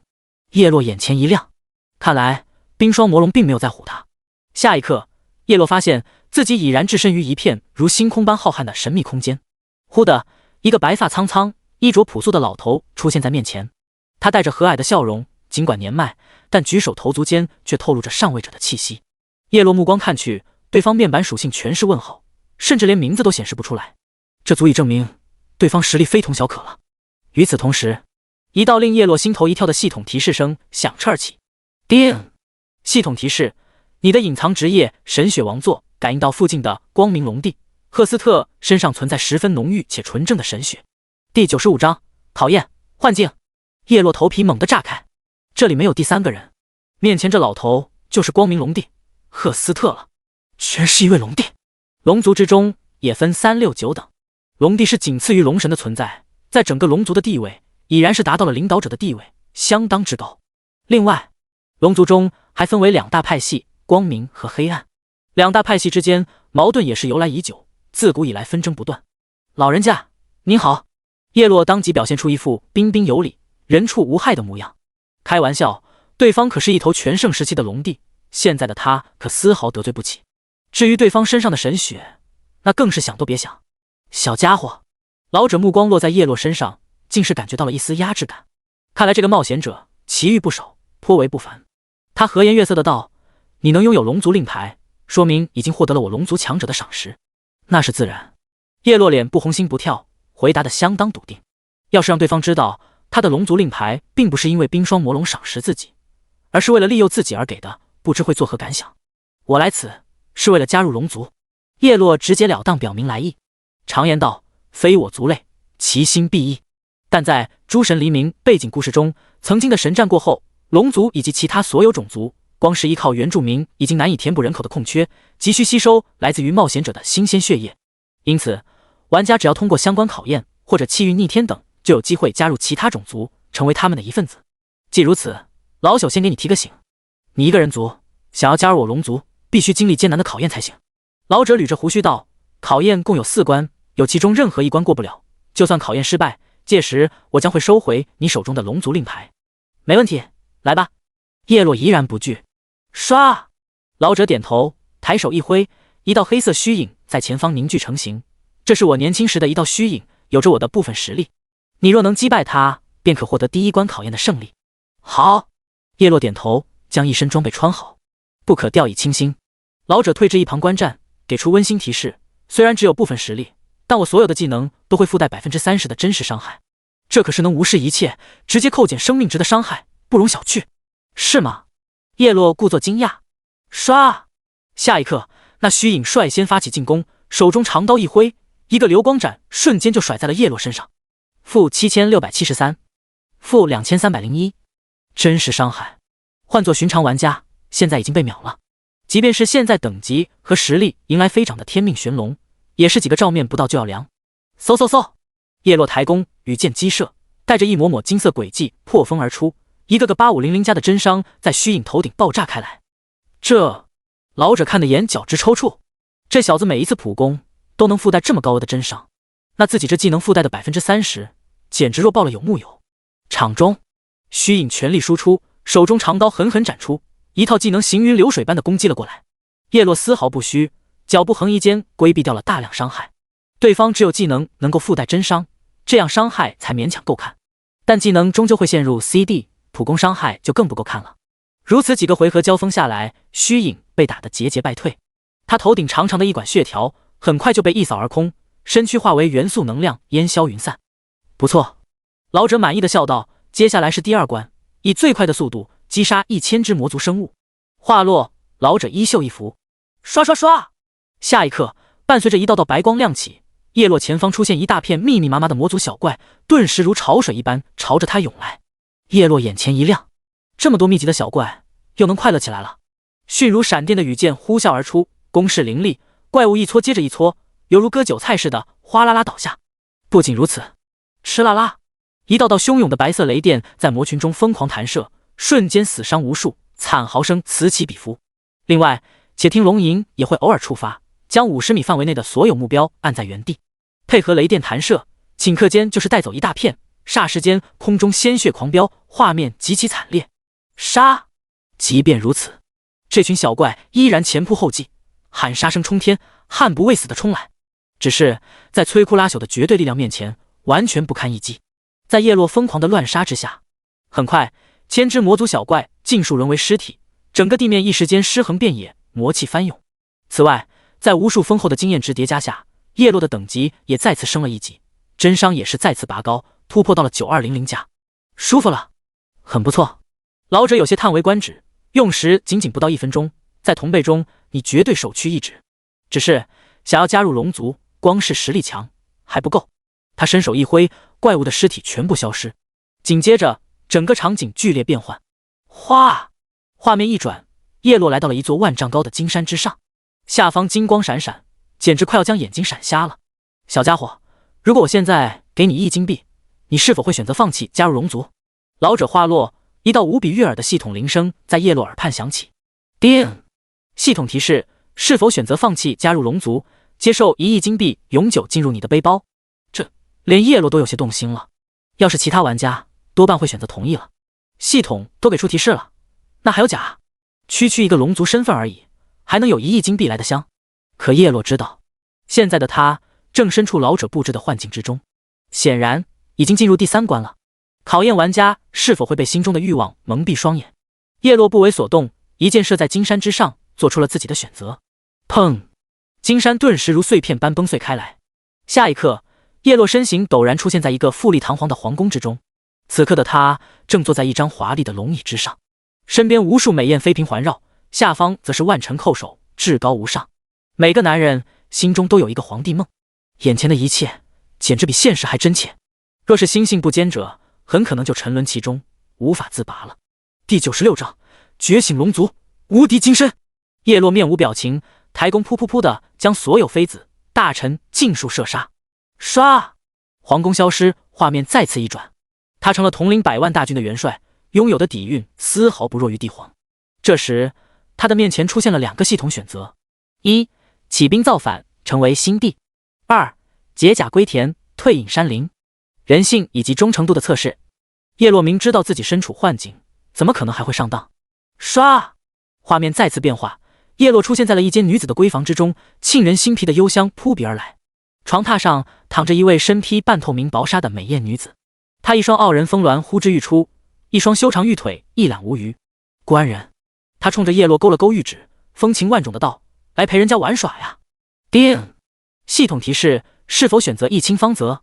之后，你将获得该女子的永久认主。叶落恪守本心，身为老干部，哪会经不起这样的考验？对付这种幻境，他有个很简单的方法，那就是脑补，将面前这个妩媚动人的女子与一些引人不适的画面带入到一起，比如某个小鲜肉在他面前打篮球，动作来来回回，上上下下，起起伏伏，不得了！叶落感觉自己胃里一阵翻江倒海，毁灭吧！唰，幻境被破，叶落回到了一开始的龙族试炼营。你做得很好，孩子。老者和颜悦色地鼓了鼓掌，心性坚韧，丝毫不受世俗所惑。接着他感慨道：至于这最后一关，我可以直接免了，因为同阶的你已然无敌。现在老朽光明龙帝赫斯特承认汝之力量足以成为龙族一员。话落，他伸手在叶落眉心一点，轰！顿时一股浓郁璀璨的金色能量自叶落体表溢出，而后爆发出浓烈光辉，使得周遭星空剧烈震动。叮！系统提示：恭喜你觉醒成为超稀有隐藏种族龙族，获得属性加成，法力成长正 30%， 获得龙族禁咒技能无敌金身。龙族是法力最为强大的种族，没有之一。之前叶落从冰霜魔龙获得的黄金级手杀成就，效果就是增加法力，被动且听龙吟的伤害也是法术伤害。法力成长对叶落来说可有可无，真正令得他满心激动的是龙族禁咒技能。一些禁咒技能可是要比特殊技能还要更为稀有和强大。叶落当即查看无敌金身禁咒临阶效果：引动龙神之力护身，使得自身进入5秒钟的无敌状态，冷却时间10小时，熟练度0时。靠，血赚啊！叶落笑得嘴都快咧开了。无敌不仅仅是不会受到任何伤害，更是能直接免疫一切硬控和软控负面效果，相当逆天。虽然目前临阶的持续时间只有5秒，冷却时间也有点长，但随着技能的不断使用，熟练度也会不断增加。当等阶逐渐高了，那所能发挥的效果将会越来越变态，那时候才是真正意义上的无敌。多谢龙帝大人。叶落心里美滋滋的一片。年轻的冒险者。老者笑着点点头，意味深长地说道：希望你能尽心尽力为龙族贡献自己的一份力，你的潜力不可限量，前程似锦。大灾将起，切记不可松懈。说完，老者身影一动，便是鬼魅般消失在了这片空间。叶落微微点头，脸庞也是带着一丝凝重。对方口中的大灾，他心知肚明。从开服到现在，他没有浪费1分1秒的时间，除了吃饭睡觉，都是在尽可能的抢占机缘。因为他不仅要自己变强，更是要不断囤积资源，带领身边一群可靠的亲朋好友一起变强。如此，在日后席卷全球的大浩劫中，才能更加从容的应对。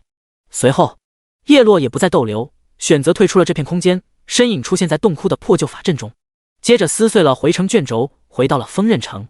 一看时间，距离攻城战还有2个多小时，在这期间还可以做做任务，练练级，做做战前准备。忽的，叶落想到了什么，一拍大腿，而后径直来到铁匠铺。长风的特殊装备应该已经打造好了，他之前就事先跟长风交代了，要这件特殊装备的效果跟普攻或者攻速相关，不知道成品会如何。长风，叶落直入主题，我的特殊装备好了吗？已经打造好了。长风将一个宝匣递到叶落面前，笑道：这是你的奖励，请收好。叮，系统提示：恭喜你获得长风的额外奖励，特殊装备+1。叶落大喜，立即查看特殊装备。致命之魂，特殊临阶效果：持有者的普通攻击有 0.1% 的概率终结敌方血量在 10% 以下的单位。大爱啊！直接斩杀！这对于血量高的 BOSS 和 NPC 来说，效果可就相当犀利了。尤其是后期高等级的 NPC、世界 BOSS、魔神等，那血量即便是 10%， 也是以亿来计算的。此外，叶落的攻击频率高，普攻次数足够多，那即便是 0.1% 的概率，也是能够触发的。一旦触发，那就算对方有上亿的血量，也是直接不讲道理的就秒杀了，可想而知是有多恐怖了。不仅如此，当阶位提升上去，不仅触发概率会提升，所要求的血线也会提升。当提升到敌方血量在 50% 以下时，就更加变态了。总的来说，这个特殊装备堪称离谱，不愧是用100年一劫的稀有矿石打造的。此外，自己当时提交给长风的稀有材料也没有白费。另外，之前放猛虎一马，对方还给予了一件特殊装备进阶卷轴，立即使用将其进阶到1阶。致命之魂，特殊1阶，效果持有者的普通攻击有 0.2% 的概率终结敌方血量在 15% 以下的单位。紧接着还有摸尸式猛兽以及雪兰郡主的任务，也一共收获了2张特殊装备进阶卷轴，直接使用再次将其进阶到2阶。致命之魂，特殊2阶，效果持有者的普通攻击有 0.3% 的概率终结敌方血量在 20% 以下的单位。第97章武王墓，2次升阶下来，概率上升了 0.2%， 血量也提升了 10%， 相当不错了。这件特殊装备外形是一件金色的纱衣，就跟时装一样，它也并不会占用普通装备的格子。叶落直接将其穿戴在身上，纱衣入体的那一刻，顿时逐渐变得透明，转而在叶落周身缭绕起一缕缕金色的气旋，将他本就出尘的气质凸显得更加不凡。叶落满意的点点头，怀着愉悦的心情告别了长风，离开了铁匠铺。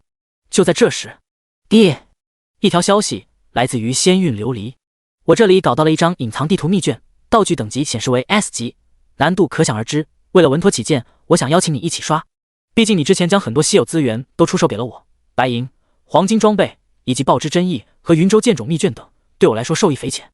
至于里面的收获，我们可以平分。叶落眼前顿时一亮，但凡是用卷轴开启的特殊、神秘、隐藏地图，只要能刷通，奖励肯定不差的。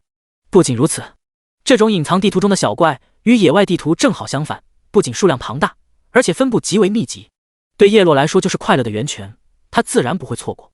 而且眼下距离攻城战还有些时间，完全可以先去刷一刷这个隐藏地图，再提升一些战力。没问题，我就在铁匠铺门口。叶落当即回复道：等我。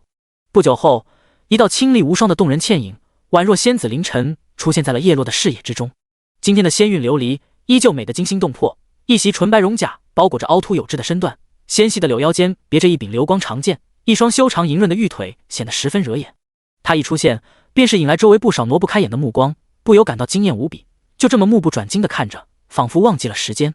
他虽然隐藏了身份信息，但叶落的好友界面显示他的等级已经到了50级，这个升级速度绝对相当不慢了。显然，他在拥有了2个逆天的特殊技能，并且从叶落这里入手了不少第一手资源后，升级效率也是直线飙升。2赚了吗？叶落目光落在那张绝美俏脸上，问道：没有的话要先转职，不然进入隐藏地图就血亏了。已经赚了。仙韵琉璃琴手轻点，旋即组建队伍，邀请叶落进入。战前需要做好万全准备。叶落眉头一扬，通过卷轴进入的隐藏地图只有1次进入机会，如果挂了就再也进不来了。修一修装备耐久，药水拉满，空间不够的话，我可以帮你备一些红蓝药水。仙韵琉璃明眸似水，药水倒是不用麻烦，我有空间类道具。说着，他转身进入了铁匠铺。叶落神色微动，空间类道具跟自己开局获得的须弥带一样，有价无市。看来对方也有着不少奇遇。仙韵琉璃来到铁匠铺，不仅一键修理了全身装备，还将包裹中的几件备用装备修理完好，有备无患。出来后，他玉手一翻，一张暗黑色卷轴浮现而出。叶落目光所及，卷轴的详细信息飘然而出：武王墓秘卷 S 级稀有道具，效果使用后可传送至隐藏地图武王墓。这是一座古老的陵墓，内中有大量的亡魂与秘宝，最高可10人组队进入，有效时间1小时，可使用次数1。叶落眼前一亮，他对这个武王墓还是有一些印象的，里面会产出一种名叫云淼花的超稀有材料。云淼花会释放出一种神性物质，对深渊单位有一定的压制作用。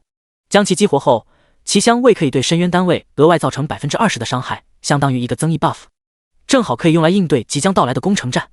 这样一来，积分的获取效率就会更快。不过每朵云秒花只有10分钟散发香味的持续时间，在这之后就变成了一朵只具观赏性而没有其他作用的花卉了。开始了。下一刻，仙韵琉璃激活了卷轴，顿时两人眼前弹出了一个大大的倒计时传送时间。几秒后，一股神秘的法则力量升腾而起，包裹着两人的身躯，冲天起。他们整个人瞬间穿梭在了锋刃城的上空，耳畔狂风呼啸。仙韵琉璃俏脸微变，这种高空对于任何一个女生来说，恐怕都无法淡定。她的玉手下意识地攥住了叶落的衣角。哗！他们穿越云层，下一刻，身躯泄落在一片暮色沉沉的墓园中。啪嗒，两人落地。叶落感应到周边没有危险后，目光看向前方，只见不远处有着一个洞口，是一个仅容一人通过的盗洞，是武王墓的入口了。旋即，两人一前一后迈步进入。很快，他们穿过盗洞，来到了一个潮湿阴暗的地宫，就听见远处传来渗人的呜咽声，让人浑身起鸡皮疙瘩。叮！系统提示：你已进入地图武王墓1层。叶落打开地图，略微研究，整个陵墓中一共有4层，每层都有密密麻麻的灰点，以及一个大大的红点，代表着每一层的小怪和 BOSS。这时，仙韵琉璃取出了一种叫做月光宝钗的道具，戴在了秀发上，顿时绽放出耀眼光芒，将两人周身10几米的范围照亮。刷刷刷！前方刷新出了一些小怪，数量不均。幽冥尸鬼48级，普通怪。这第1层都是一些非常普通的小怪，而且没什么油水。叶落两人干净利落的随手击杀。两人一路向前，目标直指地图上显示的大红点。很快就来到一条宽阔的长廊，尽头处有着一道手握重盾与骨矛、一身铁甲的战魂身影。他浑身披着一种状若骸骨的甲胄，散发着浓郁的黑色光辉，牙齿尖锐，面目狰狞，脚下踩着一圈血红色6芒星。察觉到叶落两人，他缓缓转过脸，露出一个骷髅头，冲着两人一声嗤笑：“两个小垃圾，来找死！”第98章亡灵副将暗金级，王骨战魂53级，黄金级 BOSS。 卷轴类隐藏地图中的怪会根据进入玩家的平均等级而定， BOSS 的等级会更高，但也不会高出玩家太多。以叶落两人目前的等级，即便是后面机关的 BOSS， 最高也不会高过暗金级。嗖嗖，叶落毫不犹豫，率先动手，冰封剑加寒霜剑齐手牵制，紧接着一波远程输出，打得王骨战魂的血量直线下跌。刷刷，仙韵琉璃也是剑刃连续挥动，剑气激荡出一缕缕剑光，绽放在王骨战魂身上，带起一个个伤害可观的数字。王骨战魂感觉到一种深深的无力感，他无论是普攻还是小技能，对叶落都无堪大用。现在的叶落经过战力提升后，对付黄金级 BOSS 已经非常得心应手了。仙韵琉璃也同样如此，毕竟他也是玩家中出类拔萃的存在。很快，在两人核爆般的输出下，王骨战魂血量已然不足10%。最后，即便他使用出了大招骨刃狂斩，也是没有掀起太大的风浪。这只 BOSS 你收了吧。叶落收工，对仙韵琉璃道：“行，这只归我，下只归你。”仙韵琉璃点点头，没有拒绝。是，他扬起长剑，剑刃之上裹挟着一缕缕狂暴的金光。破军3剑，下一刻，犹如一道闪雷般，瞬间连刺3剑，狠狠落在了王骨战魂身上，带出3个巨大的暴击伤害。-12848，暴击-14776，暴击-17387，暴击。叶落神色微动，这有些太暴力了。在爆之真意的暴击效果下，3段伤害将近45000加，有些离谱了。这伤害即便落在现在48级血厚防高的天命玄龙身上，也是相当难受了。而仙韵琉璃用完这2个特殊技能后，他的其他小技能也不少，因此在现阶段恐怕能打得过仙韵琉璃的，也就只有拥有了无敌金身的叶落了。随着3剑落下，王骨战魂直接被清空了头顶的血条，一声哀嚎，身躯崩塌倒下，死得飞快。叮！系统提示：恭喜你成功完成对的黄金级 BOSS 王骨战魂首杀，获得奖励金币加10，幸运值加1，声望值加1800，并获得额外奖励星能加20万。仙韵琉璃心情大好，上前摸尸。叮！你获得了金币加75。叮！你获得了装备加35。叮！你获得了技能书加31。叮！你获得了50点自由属性包加1。叮！你获得了黄金器自选宝箱加1。叮！你获得了。大量奖励涌入他的背包，仙韵琉璃俏脸微动。金币、装备、技能书都给你吧，今后的工会应该需要。他顿了顿，将战利品共享给了叶落，后面的自由属性包和黄金器自选宝箱就归我了。好，叶落点点头。这些战利品确实都可以充当工会资源，他自然没有理由拒绝，全部扔进了背包。随后，两人开始探寻第2层的入口。不久后，前方出现了一条长长的墓道，最深处是一面锈迹斑斑的照壁，其上盘满了藤蔓，看来有着不小的岁月痕迹。经过一番摸索，在照壁后方发现了一个黑洞洞的通道，里面有着一条石阶通向了更深的地下。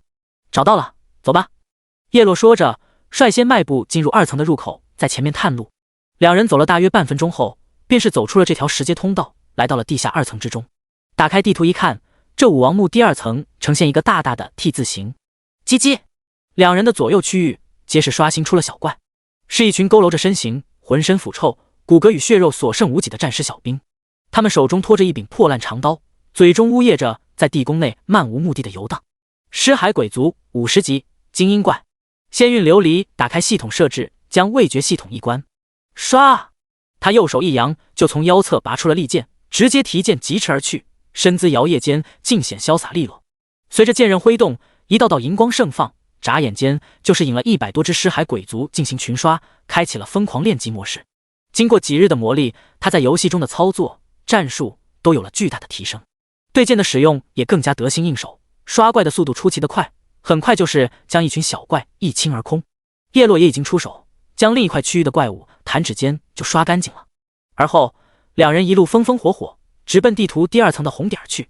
前方，叶落两人看到了一座有些破损的祭坛，祭坛上立着一个足足有数十米高，身穿紫色重盔甲，手持一把锈迹斑斑的古剑的亡灵身影，目光睥睨，一副天下无敌的样子。人族的垃圾们！他看到叶落两人也是轻蔑一笑，一个个都那么急着上来送死，也难怪人族这么不堪一击，人族的神明也早已经尘归尘土归土了。亡灵副将58级暗金级 BOSS， 首支暗金级 BOSS， 血量突破了100多万。不过现在的叶落两人战力也是同样有了巨大的飙升，对付起来问题不大。刚刚说好了，这只 BOSS 人头归你。仙韵琉璃红唇轻启。你确定？叶落轻轻一扬眉，问道：这可是全副手之暗金级 BOSS， 有首杀成就的，你不要吗？没关系。仙韵琉璃一双美眸如水，如果没有你，我一个人恐怕也杀不了这只 BOSS， 首杀成就对我来说可有可无。第3层 BOSS 再归我吧。叶落想了想，说道：这是个间隙力量型的 BOSS， 这个暗金首杀成就绝对很适合你。目前全服除了黑铁级 BOSS 首杀，青铜级一直到黄金级首杀成就都是被叶落一人斩获，他的战力已经很高了，而且提升战力的方法有很多，首杀成就对他来说已经无足轻重，倒不如让给仙韵琉璃。这不仅能提高对方的实力，也能一定程度提升对方对自己的好感，从而逐渐消除心中的芥蒂。行。仙韵琉璃没有矫情，颔首回道：第99章暗金级首杀第3层，我血量高，牵制 BOSS 大部分火力。叶落对仙韵琉璃说道：你从侧面找机会输出就行。叶落是完全可以单刷的，但考虑到以对方的性格，也不想摸鱼当个混子，因此还是要给他一些表现的空间。上了。说着，叶落便是身形一动，如同化作一阵风急速上前，直接蓄力剑加连珠剑起手，无情的连控落在亡灵副将身上，控得他头皮发麻。吼！一阵震耳欲聋的低吼声中，亡灵副将霸体被逼了出来。叶落当即开启无限火力输出模式，一道道恐怖的伤害疯狂弹出，带出大片血迹。仙韵琉璃也是娇躯一动，来到亡灵副将的另一侧，剑刃扬起，毫不留情的一顿猛砍，场面相当凶残。叮叮当当，金铁交鸣声传来，在两人合力的猛攻之下，亡灵副将的血条以肉眼可见的速度下跌，几个回合间就降至半血以下。亡灵副将一下子心态就崩了一半，老子堂堂暗金级 BOSS 竟被人按着摩擦，他暴怒不已，手中破剑闪电般横斩而出。叶落身形矫健，宛若风驰电掣，以惊人的速度躲闪而开，而后剑出如疾风骤雨，在亡灵副将身上带出道道伤痕，皮开肉绽。好！亡灵副将仇恨值爆表，骤然发出怒吼，音波荡开，震得四周隆隆作响。顿时他浑身泛起土元素，继而凝聚类似剑气的环形能量旋转而出。叮！战斗提示：亡灵副将使用技能横扫千军，对50乘以50码范围内所有敌方单位造成基于自身攻击300%的伤害。是！仙韵琉璃眼疾手快，挥剑就是一道剑气壁垒在前方荡漾而出，遮挡了成吨的伤害。嗖！叶落则是一如既往闪现至高空，躲避地面伤害，一发落地剑将结束霸体的亡灵副将击飞，紧接着以极快的手速发射一发冰封剑，将其冻了个透心凉。而后又是打出一套无缝衔接的控制链，与仙韵琉璃默契配合，打得亡灵副将生命值断崖式暴跌至 5%， 亡灵副将当场自闭，这简直一点机会都不给啊！此时叶落收工不再输出，退至一旁观战。仙韵琉璃心领神会，剑刃横扫，3剑暴击之下，一举将亡灵副将拿下。亡灵副将稍作挣扎后，庞大的身躯毫无悬念地轰然倒下。与此同时，一道如天籁般的铃声回荡在仙韵琉璃耳边。叮！系统提示：恭喜你成为全服首杀暗荆棘 BOSS 的玩家，获得成就暗荆棘 BOSS 首杀者，获得奖励金币加30，幸运值加2，声望值加3000，并获得额外奖励自由属性点加100。仙韵琉璃满心美滋滋，而后开始摸尸。叮！你获得了金币加92。叮！你获得了装备加51。叮！你获得了技能书加46。叮！你获得了80点自由属性包加1。叮！你获得了特殊技能进阶卷轴加1。叮！你获得了。油水相当丰厚，两人开始清点战利品，分别挑选了1-2件适合自己的暗金器和黄金器，战力再次迎来一波涨幅。接着后面的80点自由属性包、特殊技能进阶卷轴由仙韵琉璃收下，毕竟这张武王墓秘卷是他获得的，好东西自然也要优先挑选。不仅如此，他还让叶落免费上车，这对后者来说绝对是捡了大便宜，而且剩余战利品也是全部分给了他，简直赚妈了。此时叶落身上的白银器也已经彻底淘汰，战力方面更是已然破万，不仅领跑锋刃成战力天榜，更是问鼎国服，问鼎世界所有服，冠绝天下。叶落深深地吸了一口气，通过这几天大肆抢占先机资源，他的提升可以说是恐怖如斯了。唉，叶落挠挠头，怪不好意思的呢。不过依然要时刻要告诫自己，切不可得意忘形，得于斯毁于斯，可千万大意不得。前世他也见过不少丝毫不弱于仙韵琉璃和天命玄龙的人才，在小有成就后就忍不住放纵，最后毁在了纸醉金迷之中，这对大夏来说实在是一种损失。收回思绪，这只 BOSS 的战利品中不乏暗金器、黄金器和白银器，以及一系列各职业的终极技能书，也都能用作扩充工会物资，提升今后工会成员的实力，绝对是一笔不小的斩获了。分配完毕后，两人便不再多留，开始寻找第3层的入口。最后在 T 字形的最后一角发现了墙壁一处如同无底洞般的入口，两人没有犹豫，直接掠入，随着啪嗒一声落地，来到了第3层。好，刚一进来就听到远处传来一声低低的嘶吼，仿佛是沉睡了100年的怪物被惊醒了一般。我们一左一右分头行动吧。叶落打开地图，思索片刻后道，这第3层比前2关更大，图形就像是一个甜甜圈，我们分头刷，最后就能汇合到一起。你自己小心。仙韵琉璃抿了抿红唇，娇躯一动，消失在昏暗的地宫中，十分自信且无畏。叶落也就没有太过担心，开启身上几件实心黄金器装备特效，散发出的金色光辉将前方10米左右的黑暗驱散，而后向着另一个方向深入。不久后，他的前方刷新出了一群亡灵类怪物，在金光照耀下，一只只皮肤干瘪、佝偻着身躯、身穿破烂甲胄、手握利刀重盾的干尸不断在周围游荡。腐朽亡魂55级领主级怪物，一种等级高、油水丰足的怪物，只要运气好，说不定还能爆出黄金器，只可惜几率比6合彩中奖都难。叶落提供营上前，开始兢兢业业的刷怪，不到几分钟，一大半张地图的怪物都被他刷完了，收获了不少的金币和经验值。而后穿过前方幽深的墓道，向着更深处行去。他的刷怪速度比仙韵琉璃更快，应该会先一步与对方碰面。救命！有人吗？谁来救救我？忽的，前方传来了一道女子的叫喊声。第100章武王魂。叶落一愣，循着声音向前探索而去。很快他就见到前方矗立着一根锈迹斑斑的石柱，一个短裙女子被五花大绑在了柱子中间，正瑟瑟发抖着。她容貌秀丽，身姿婀娜，长发飘飘，俏脸上透露着无尽的委屈，一副我见犹怜的模样。少侠，救我！当他看到叶落靠近时，顿时俏脸露出大喜之色，一边冲着叶落呼救，一边挣扎。越是挣扎，他白皙肌肤上的勒痕就越明显。而后滑稽的一幕出现了，女子似乎是用力过猛，竟是直接挣脱了绳索，从柱子中间摔落了下来。啪嗒！女子也是愣了一刹那，但紧接着就瞬间站起了身，摇摆着凹凸有致的身躯，惊慌失措地朝着叶落冲了过来。少侠救我！奴家愿意以身相许，从今以后奴家就是你的人了。噗嗤！忽的一枚箭矢穿喉而过，女子喉咙一甜，鲜血飞溅。顿时，他摇曳的身姿骤然停顿，满脸难以置信地瞪着叶落：“你，孽障，受死！”叶落面无表情，羽剑倾泻而出。为什么？女子怒喝道：“就算我露馅了，你也应该看不出我的幻化易容才是。你怎么舍得对一个娇滴滴的弱女子下如此狠手？你还是男人吗？还好意思说？”叶落伸手一指对方短裙下的双腿，愤慨道：“你他妈的，就算是想幻化成娇柔女子，你好歹刮一下腿毛啊！”那腿毛当真是相当的浓密，简直让叶落没眼看。可恶！那女子的声音瞬间由清甜转为粗犷的男子声音，脸色极为狰狞，身躯不断膨胀，一副姣好的皮囊被皲裂撑开，顿时变成了一个双目猩红、飞眉入鬓、长得异常魁梧、手握一柄长矛、浑身燃烧着死亡之火的中年男子。叶落看不到对方等级，看来已经在60级以上了，但却看到了对方的名字和传记。军魂主将，武王麾下的主将，曾跟随武王南征北战，立下无数显赫战绩。武王死后自愿殉葬，成为陵墓中的不死守卫。第2层的副将是暗荆级 BOSS， 这第3层的主将也只高不低了。不过饶是如此，依然抵挡不住叶落的狂攻猛射，密密麻麻的白花花伤害数字在军魂主将身上不断升起，场面煞是壮观。经过一番连控操作，双方霸体各种技能的互换后，几分钟不到，军魂主将的血量就见底了。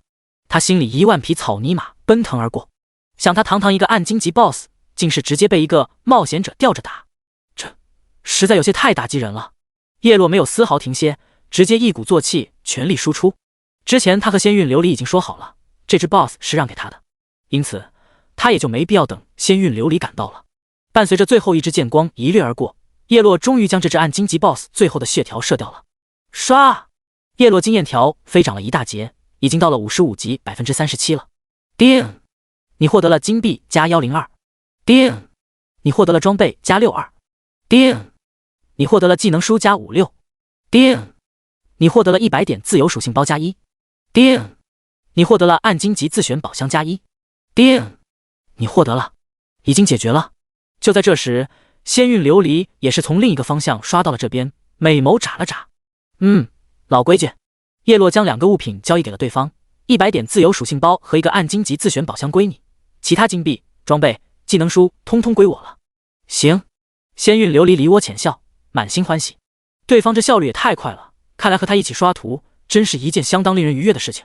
而后两人稍微整顿后，开始寻找最后一层的入口。半分钟后，来到了一条两边石壁镶嵌着金色花纹的甬道。穿过甬道后，地图内的景色不再像是之前3层那种墓室的类型，而是一个富丽堂皇的皇宫殿堂。打开地图一看，上面显示着武王殿3个大字。叶落凝目望去，只见前方殿堂最深处，一座高台的华丽龙椅上端坐着一道身披一套幽暗色甲胄，浑身散发着霸道与杀伐之气的中年男子。他的怀里躺着一名头戴金簪、身姿曼妙的宫装美妇，此刻他正剥开一枚晶莹剔透的葡萄送入男子嘴中。最终的双 BOSS 阵容，暗荆级的武王魂和黄荆级的赵王妃，这一关没有小怪，可以直接攻略了。武王魂面容倨傲，在看到叶落两人后，一双眸子阴鸷无比。不过当他目光落在仙韵琉璃娇躯上时，顿时眼前一亮，瞬间感觉怀里的赵王妃不香了。如此美若天仙的女娃，与我双修岂不美哉？武王魂目光火热地盯着仙韵琉璃，你可愿意成为我的妃嫔，享用无穷无尽的荣华富贵？只要你愿意，我的宝贝都是你的。仙韵琉璃面无表情，剑刃低垂，凝聚着一缕缕寒霜之气。武王魂是暗荆级，交给我吧。叶落侧头说道，那个赵王妃简单点，你单刷应该没问题。仙韵琉璃勤手一点，他虽然很想斩下武王魂的狗头，但以他的实力，确实对付黄荆级的赵王妃更有把握。嗖！叶落疾驰而出，一剑绝空，水雨争锋。大胆，竟敢以下犯上！武王魂额头青筋暴起，暴喝道：你这颗头颅，本王收下了。说着，他右手一扬，一柄金光缭绕宝剑凝聚，长剑之上忽地包裹着一层浓郁血色光辉，从天而降，狠狠地劈向叶落。Miss！